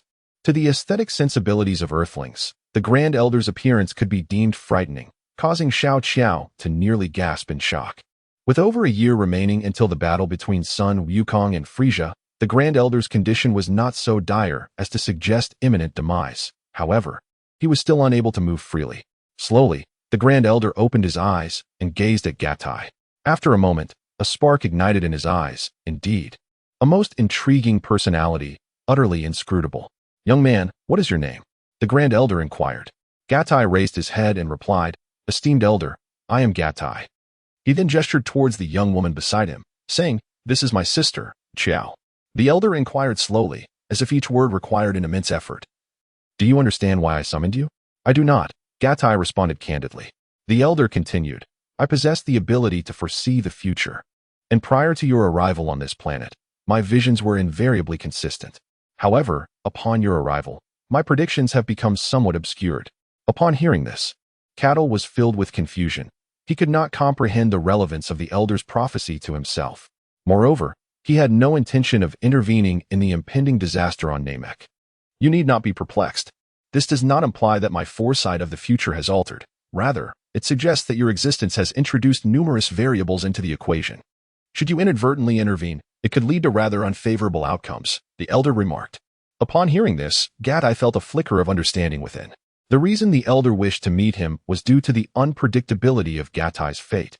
Individuals of such enigmatic destinies are destined for extraordinary achievements. Generally, the Elder can glean at least a fragment of information regarding the future of every mortal. However, Gatai's past and future remained shrouded in mystery. Thus, the Elder categorized Gatai as an individual beyond the realms of good and evil, one who would not interfere with their planet. This is why the Elder approached him without reservation. "Speak your true intentions. I shall assist you to the best of my abilities," the Elder said slowly. Nearby, Neru became agitated. The Elder's words implied that whatever Gatai desired, they would be inclined to provide, effectively entrusting the fate of the Namekians to another. "Elder," Neru exclaimed anxiously. The Elder raised his hand slowly, halting Neru's protests. He understood that Neru was concerned for the Namekian race, but he too had his own considerations. Gatai's unique fate could align with their needs, and in the future, he might even aid the Namekians in overcoming calamities. This would undoubtedly be the most favorable outcome, preserving a glimmer of hope for their survival. However, should they offend Gatai, and he were to intervene later, the Namekians might indeed face obliteration from this universe.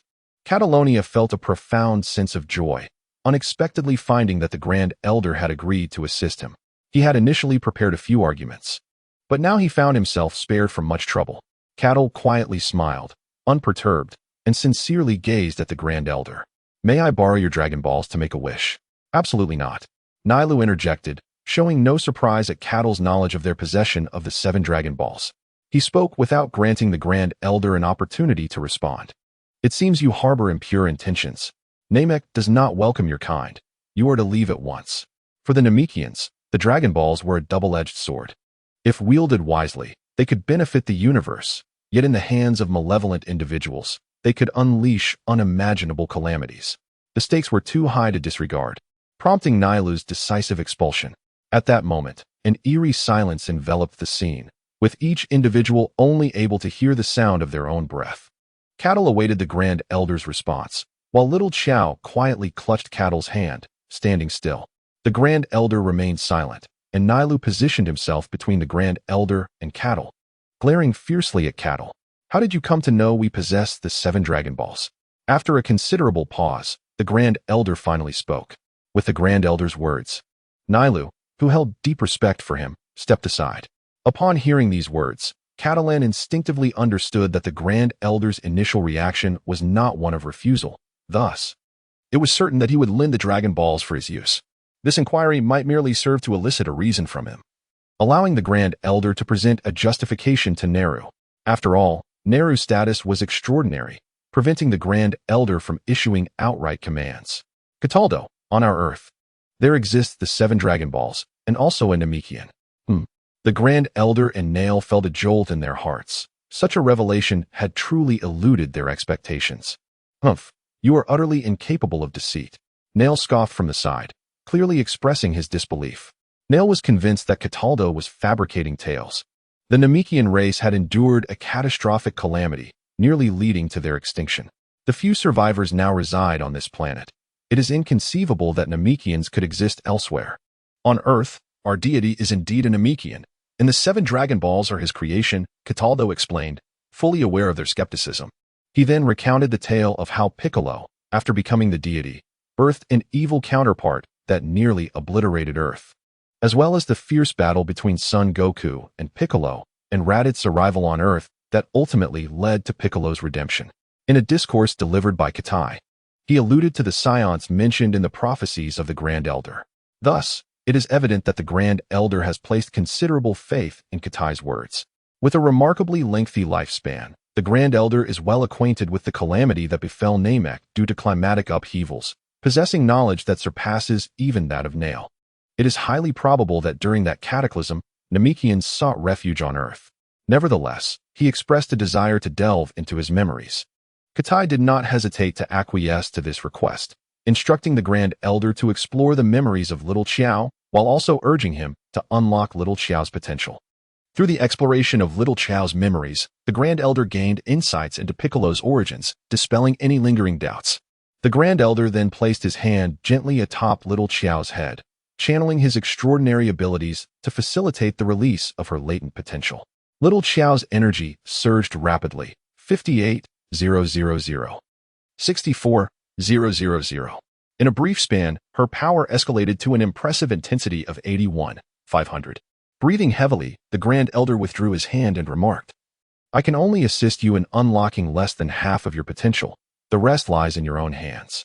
The notion of having unlocked merely a fraction of her potential astonished Katai. "My energy has become so formidable," little Xiao exclaimed, sensing the transformation within her body, utterly incredulous. Cattle laughed. "Sister Xiao has grown stronger. I fear I shall never catch up to her." "Humph, that is only natural. I have promised to protect you." Xiao Qiao replied with a smile. "Gatai, it is your turn," the Grand Elder said to him. Cattle shook his head, refusing the Elder's kind offer. The notion of having the Elder unlock his potential was laughable. His memories were steeped in the profound wisdom of his past life as a cultivator. Should they be exposed, the fabric of this universe might descend into chaos. Cattle harbored no illusions that even the slightest fragment of his memories could remain undiscovered during the Elder's probing. He consented to explore Xiao Qiao's memories only because the vestiges of his previous life entrusted to her were scant, merely the inner family's three-body technique, the 5 elements fist, and the 12 shapes fist. Moreover, the inner family fist necessitated the cultivation of previous life as philosophical insights. Otherwise, significant achievements would remain elusive. Even if success were accidentally attained, true mastery would be improbable. As for the inner family divine art Dragon Might and Tiger Shock, Xiao Qiao had yet to cultivate it and lacked comprehension, rendering the Elder's knowledge of it futile. Furthermore, regarding Cattle's untapped potential, he was hesitant to risk his mental faculties being assimilated into martial will. In contrast, Nelu was astonished. To receive the Elder's assistance in unlocking potential was a rare fortune. Yet here was someone who declined it. Observing Cattle's steadfast refusal, the Elder relented and stated, "I shall promptly inform the tribes to bring forth the Dragon Balls." The Dragon Balls of Namek were typically scattered across various locations, thus gathering them would require some time. This approach would also serve to curb the Namekians' desires, preventing any misuse of the Dragon Balls. With a sigh of relief, they finally arrived at the Dragon Balls. Cattle's heart raced at the thought of soon being able to make 3 wishes. "Elder, this is a treasure from our Earth known as the Senzabine. Consuming one restores physical strength instantaneously." Cattle produced a Senzabine and offered it to the Elder. During ordinary times, he kept only a small portion of the Senzabines on his person, storing the rest in a spatial dimension. This practice not only safeguarded the beans, but also ensured his own safety in perilous situations. "Elder, you must be weary from unlocking your potential. Please accept this Senzabine." The Elder's gaze appeared somewhat dazed and unfocused. With his lifespan nearing its end, his mental state was not optimal, and he faced considerable mobility challenges. Thus, he merely glanced at the Senzabine without reaching for it. Observing the Elder's inaction and knowing his physical condition, Nella stepped in to receive it. Scrutinizing the bean with a skeptical eye, it struck him as rather ordinary. He contemplated whether he should allow the Elder to consume it. If the bean bore any ill effects, it would spell trouble. He then glanced at the Elder, seeking any indication to proceed. Perhaps he should sample it first, and, should it prove harmless, then procure another for the Elder. Nella mused to himself, "I am the mightiest warrior of Namek. A mere bean could hardly poison me." Weighing his options, he reminded himself of his strength as a Namekian and the strongest among them. The life force of the Namekians is inherently robust, and in comparison to others, it is exceptionally potent. Thus, a personal experiment was deemed necessary. Did the Elder not believe in the efficacy of this magical bean? Gatai found it increasingly difficult to watch. The Elder had previously mentioned that his actions, whether intentional or not, could inadvertently lead to unfavorable outcomes in the future. Earlier, when the Elder unlocked Xiao Qiao's potential, he, in a sense, excessively depleted his own vitality. In the original narrative, this was akin to the Elder having expended his life force one additional time for another. The invasion by Frisia had agitated the Elder, resulting in his premature demise. Subsequently, King Kai of the North also deduced that the Elder's death was, to some extent, connected to Frisia. Hence, it was not merely the complete exhaustion of life that led to his end. Ultimately, the Elder was revived, confirming the existence of these unintended consequences. Therefore, Gatai resolved to provoke the Elder with words, insisting that he consume the magical bean to restore his health and ensure that the future's outcome would remain unchanged. Upon hearing the inquiry from Gatai, Nairo momentarily ceased his actions. "It is of no consequence. I am merely fatigued and shall soon recuperate." The Elder, Gatai, shook his head slightly, and replied in a calm tone, "Elder, I fear your lifespan may be dwindling." Cattle's words struck like a heavy hammer upon the hearts of the elder and Neru. His remarks were exceedingly forthright, causing Neru's expression to shift abruptly as he coldly fixed his gaze upon Cattle. Subsequently, Cattle continued, "Surely, the elder has been anticipating the arrival of the foretold golden-haired warrior." "You knew of this matter?" the elder exclaimed, unable to maintain his composure, astonished by the revelation. Catalyst nodded gently. Although this mystical being could not extend one's lifespan, it possessed the remarkable ability to swiftly restore depleted energy. Therefore, for the sake of the future, please take care of yourself and consume this divine being. Xiao Qiao, standing quietly to the side, had grown accustomed to Catalyst's somewhat prophetic abilities. "Elder, please partake of it as a token of my gratitude for unlocking my potential," she declared, adopting a demeanor befitting her stature. After a few breaths, the elder responded, "Very well, I comprehend your intentions." At that moment, the elder had fully embraced the belief in the extraordinary properties of the mystical being. "Neru, present me with the bean," he instructed. Subsequently, under the watchful eyes of the assembly, the elder consumed the mystical bean. Almost instantly, a spark of brilliance flickered in his eyes as he sensed the transformations occurring within his body. The energy he had just expended was restored in an instant. For a brief moment, it felt as though he had returned to his youth, but alas, it was fleeting. As Catalyst had stated, the mystical being could not prolong life. And after that fleeting instant, his mental state reverted to its original condition. "This mystical being is indeed wondrous," the elder sighed, having personally experienced its effects, which surpassed his expectations. Catalyst smiled faintly, choosing not to elaborate. It was true that those training atop Corinta could not truly appreciate the miraculous nature of the being. The elder, being a Namekian, was particularly sensitive to matters concerning vitality, easily discerning that the being not only restored stamina, but also healed various injuries instantaneously. In combat, this would be extraordinarily formidable. Gatai had remained at the residence of the Grand Elder, who safeguarded a Dragon Ball, while the other Dragon Balls awaited their gradual arrival. As he beheld the glistening orbs before him, Gatai's heart raced with anticipation. "What magnificent Dragon Balls!" exclaimed Xiao Qiao, lifting one in astonishment. "Indeed, they are several times larger than those on Earth." Gatai nodded in agreement. "Grand Elder, the final Dragon Ball has arrived," Nilu announced as he entered, cradling another Dragon Ball in his hands. Nilu, accompanied Gatai and summoned the Eternal Dragon, instructed the Grand Elder. "Yes, Grand Elder," Nilu replied. Soon after, Gatai, Nilu, and Xiao Qiao carried the Dragon Balls outside, preparing to summon the Eternal Dragon.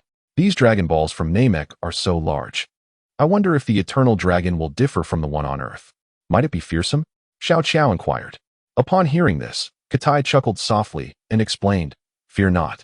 Although the Shinran of Namek differs somewhat from that of Earth, both exist to fulfill the wishes of mortals and will not devour you." "Gatai, you seem to possess an uncanny knowledge of everything," little Qiao remarked, blinking her eyes. Just then, Gatai noticed that Nail was about to summon the dragon. As he pondered how to respond, he saw the 7 Dragon Balls meticulously arranged, and Nail prepared himself.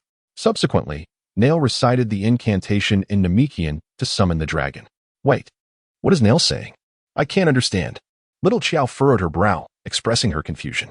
Just as with the appearance of the dragon on Earth, the skies darkened entirely before the Namekian dragon, Purunga, emerged. Was that the incantation to summon the dragon? Little Qiao realized in astonishment. This dragon is quite peculiar, resembling. Upon hearing this, Gatai immediately covered Xiao Qiao's mouth, preventing her from continuing, as he was aware of what she intended to say. Compared to the dragons of Earth, the Shenlong of Namek appeared rather unappealing, being plump and resembling a lizard, lacking the regal presence of their earthly counterparts. However, they were, after all, there to seek assistance, which made the situation somewhat awkward. Nairu cast a glance at Xiao Qiao before saying, "Please express your wishes." "My first wish is to master the language of Namek," Gatai replied, a slight smile curving his lips as he looked at Nairu. Nairu was taken aback, realizing that Gatai was quite familiar with the Namekian Shenlong and understood that multiple wishes could be granted. Moreover, Gatai's first wish was, astonishingly, to comprehend the Namekian tongue. This indicated that Gatai was aware the Shenlong could grant 3 wishes and that the Namekian language was essential for the dragon to comprehend them. Initially, Although the elder had agreed to assist Gatai, he had refrained from divulging the specifics of the Shenlong's wishes, suggesting that the elder merely wished to placate Gatai. Yet, they had underestimated him. Nairu, albeit reluctantly, concealed his feelings as he stole a couple more glances at Gatai before conveying the wish to the dragon in the Namekian language. Upon hearing this, the Shenlong showed little reaction. Its eyes glowed red momentarily before the light faded. Gatai then felt a surge of information flood into his mind. How could this wish be fulfilled so effortlessly? Gatai pondered, harboring doubts. After mastering the Namekian language, he experimented with a few simple pronunciations, calling out to Xiao Qiao and Nairu. Once he adjusted slightly, a satisfied smile graced his face. Xiao Qiao looked at Gatai with a puzzled expression. Unfamiliar with the Namekian language, she was unaware of what Gatai was exclaiming but sensed that he was speaking in a different tongue. Driven by curiosity, she inquired, "Gatai, was what you just said in the Namekian language?" "Indeed, Sister Qiao," Gatai affirmed. He then addressed Nairu, saying, "Allow me to express the remaining wishes myself." Nairu's face twitched slightly as he turned away, choosing not to respond further.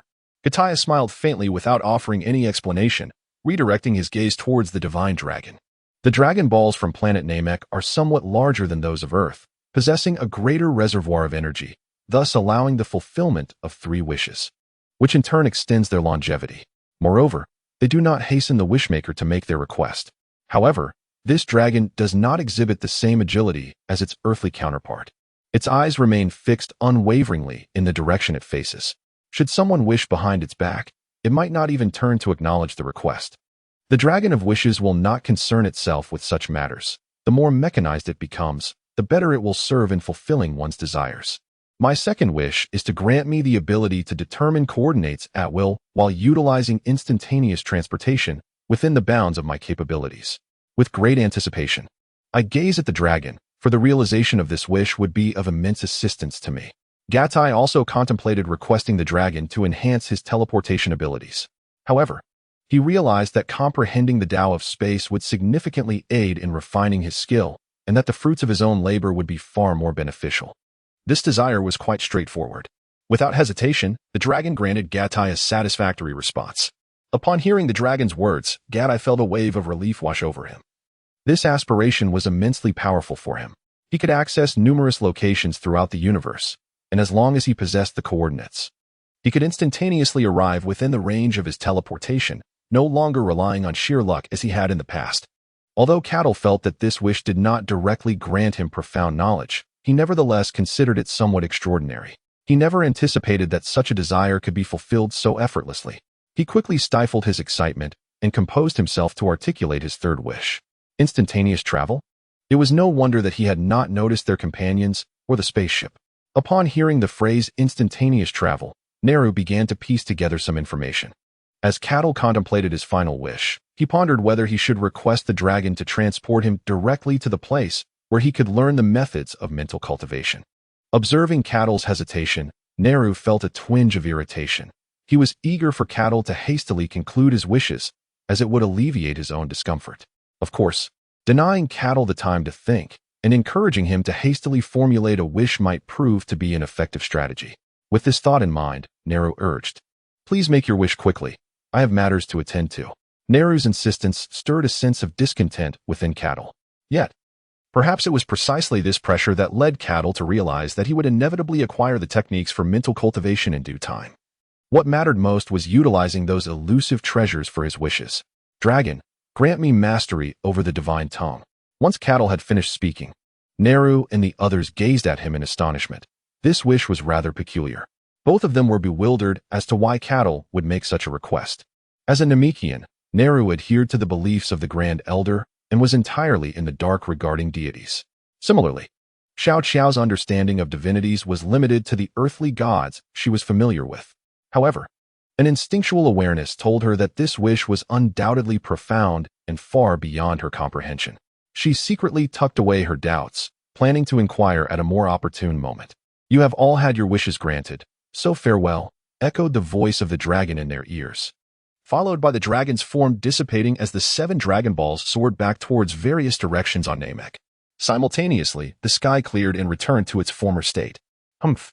Nehru shot another glare at Cattle before retreating into the Grand Elder's chamber. How strange. What is he angry about? Xiao Qiao remarked, watching Neru's silhouette fade away. Cattle laughed and said, Neru was quite vexed by me. Little Joe blinked, perplexed by the statement. We can discuss this later. For now, we have achieved our objective. It's time to bid farewell to the Grand Elder, Cattle continued with a smile. Little Joe nodded in agreement. As the two approached the Grand Elder, however, Neru stood resolutely at the door, refusing to let them enter. Neru, do you truly believe you can stop me? Cattle said with a slight smile. Of course Neru began, but he fell silent. Suddenly, he realized that Cattle possessed the ability of instantaneous movement, allowing him to evade Neru's obstruction with ease. The Grand Elder is resting. Please do not disturb him. Neru altered his stance. Catalan remained silent, using his mental prowess to probe the situation, and a look of astonishment crossed his face. He had not anticipated that Nilu was indeed truthful. The Grand Elder had truly succumbed to slumber. We are deeply grateful for the assistance from Namek, Catalan expressed to Nilu. Nilu shook his head in refusal, but Catalan interrupted, saying, Please do not decline just yet. I wish to impart to you a formation that may very well extend the Grand Elder's lifespan. Upon hearing this, Gatai was immediately captivated. He then began to draw on the ground, sketching a diagram of a formation structure filled with numerous intersecting points. Neru, please procure some boulders approximately the height of a person and arrange them around the Grand Elder's residence in accordance with the proportions indicated on the diagram, he instructed. Sister Qiao, grasp my hand. We shall teleport away from this place in an instant, Gatai exclaimed. Oh, Qiao responded, obediently moving closer to Gatai. Catalan offered no extensive explanation to Neru, nor did they allow him to inquire further, but rather departed instantaneously with a swift teleportation. In a pristine forest, Gatai and little Qiao appeared, and at first glance, the environment bore a striking resemblance to Earth. However, Gatai's spiritual perception revealed a rich elemental essence permeating the air, indicating that this place was undoubtedly not Earth. It was a wondrous world, a peculiar planet. As Gatai immersed himself in the celestial energies surrounding him, he couldn't help but marvel at the enchanting nature of the Dragon Ball universe, teeming with deities and countless extraterrestrial races. Each race possessed unique bloodline potential, and many were endowed with extraordinary innate abilities. The celestial energy saturating this planet was distinct from that of others.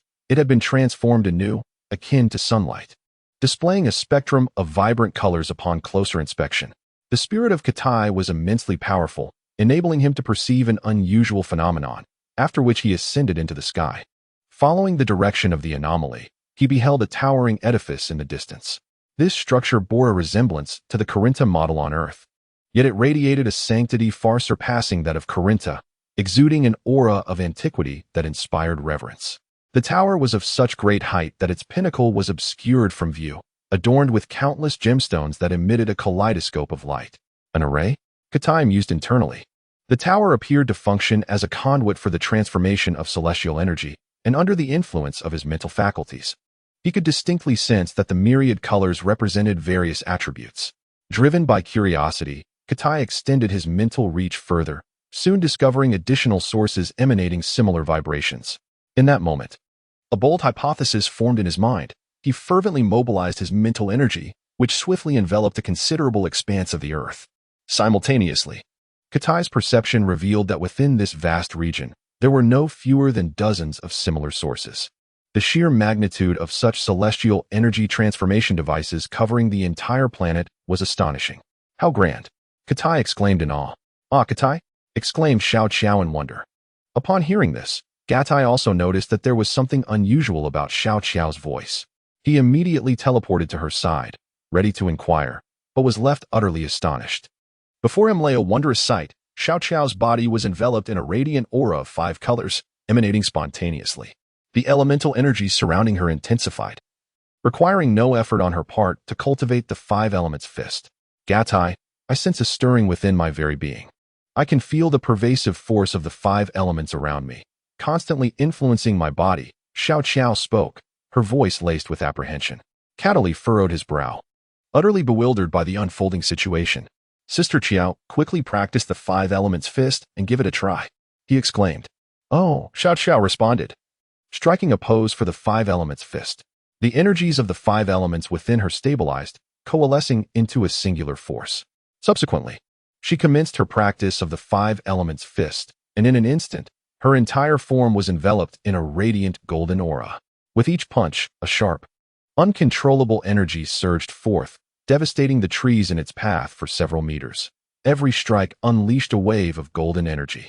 Soon, the area surrounding Xiao Qiao lay in utter disarray. Whoosh! A powerful force shot towards Cataly, who swiftly dodged. However, evading this strike did not signify the end, as Xiao Qiao's energy, fueled by the five elements fist, was relentless. Before long, another surge of energy erupted from her fists. "Sister Qiao, please stop," Cataly shouted in alarm, feeling that matters had spiraled beyond his expectations. Yet, he soon realized that Xiao Qiao was oblivious to his pleas. Lost in her practice of the five elements fist and unable to halt. With no other choice, Cataly ascended into the air, employing flight techniques to evade the wrath of the elemental energies. What to do? Could Sister Qiao be succumbing to madness? He thought anxiously, his mind racing with wild conjectures.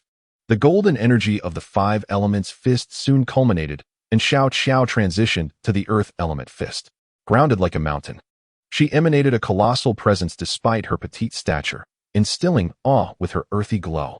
Her punches, though slow, carried the weight of seismic force. Boom, boom, boom. With each strike, the air trembled violently, causing Cataly, even in mid-air, to feel as though he might be shaken from his perch. Goodness, how could this be happening? He exclaimed, quickly ascending higher while channeling his own energy to counteract the overwhelming might. As the earth element fist approached its conclusion, Xiao Qiao concentrated her power, extending it towards the ground. Waves of energy radiated from her feet, as if the earth beneath were laden with explosives, erupting in succession. Dust billowed forth, obscuring her figure. Yet the weighty essence of the mountain remained palpable. Soon, the tumult subsided, and the swirling dust grew stagnant. The earth surrounding Xiao Qiao writhed in response to her strikes. Awoo! A massive, gray serpent formed from the dust coiled around Xiao Qiao. With a deft motion of her hand, she split the serpent in two, manipulating it effortlessly. Water control ability? Cataly gasped, his eyes wide with realization. He discerned that Xiao Qiao's mastery of the five elements fist was amplifying, heralding her complete comprehension of the natural elements: metal, wood, water, fire, and earth. At that moment, Cataly ceased his speculations, focusing intently on awaiting the completion of Xiao Qiao's practice, hoping that once she finished, normalcy would return. Xiao Qiao's condition was extraordinary, radiating a potent energy. And to shield himself from its effects, Cataly had also unleashed a portion of his own power. A faction of formidable beings on this planet has sensed their presence and is hastening towards the source of the aura. These individuals share a distinct characteristic. Each bears a singular eye upon their foreheads, reminiscent of the three-eyed Tin Shinhan. Their combat prowess hovers around the formidable mark of 3,000. Yet, they remain undaunted by the overwhelming energy emanating from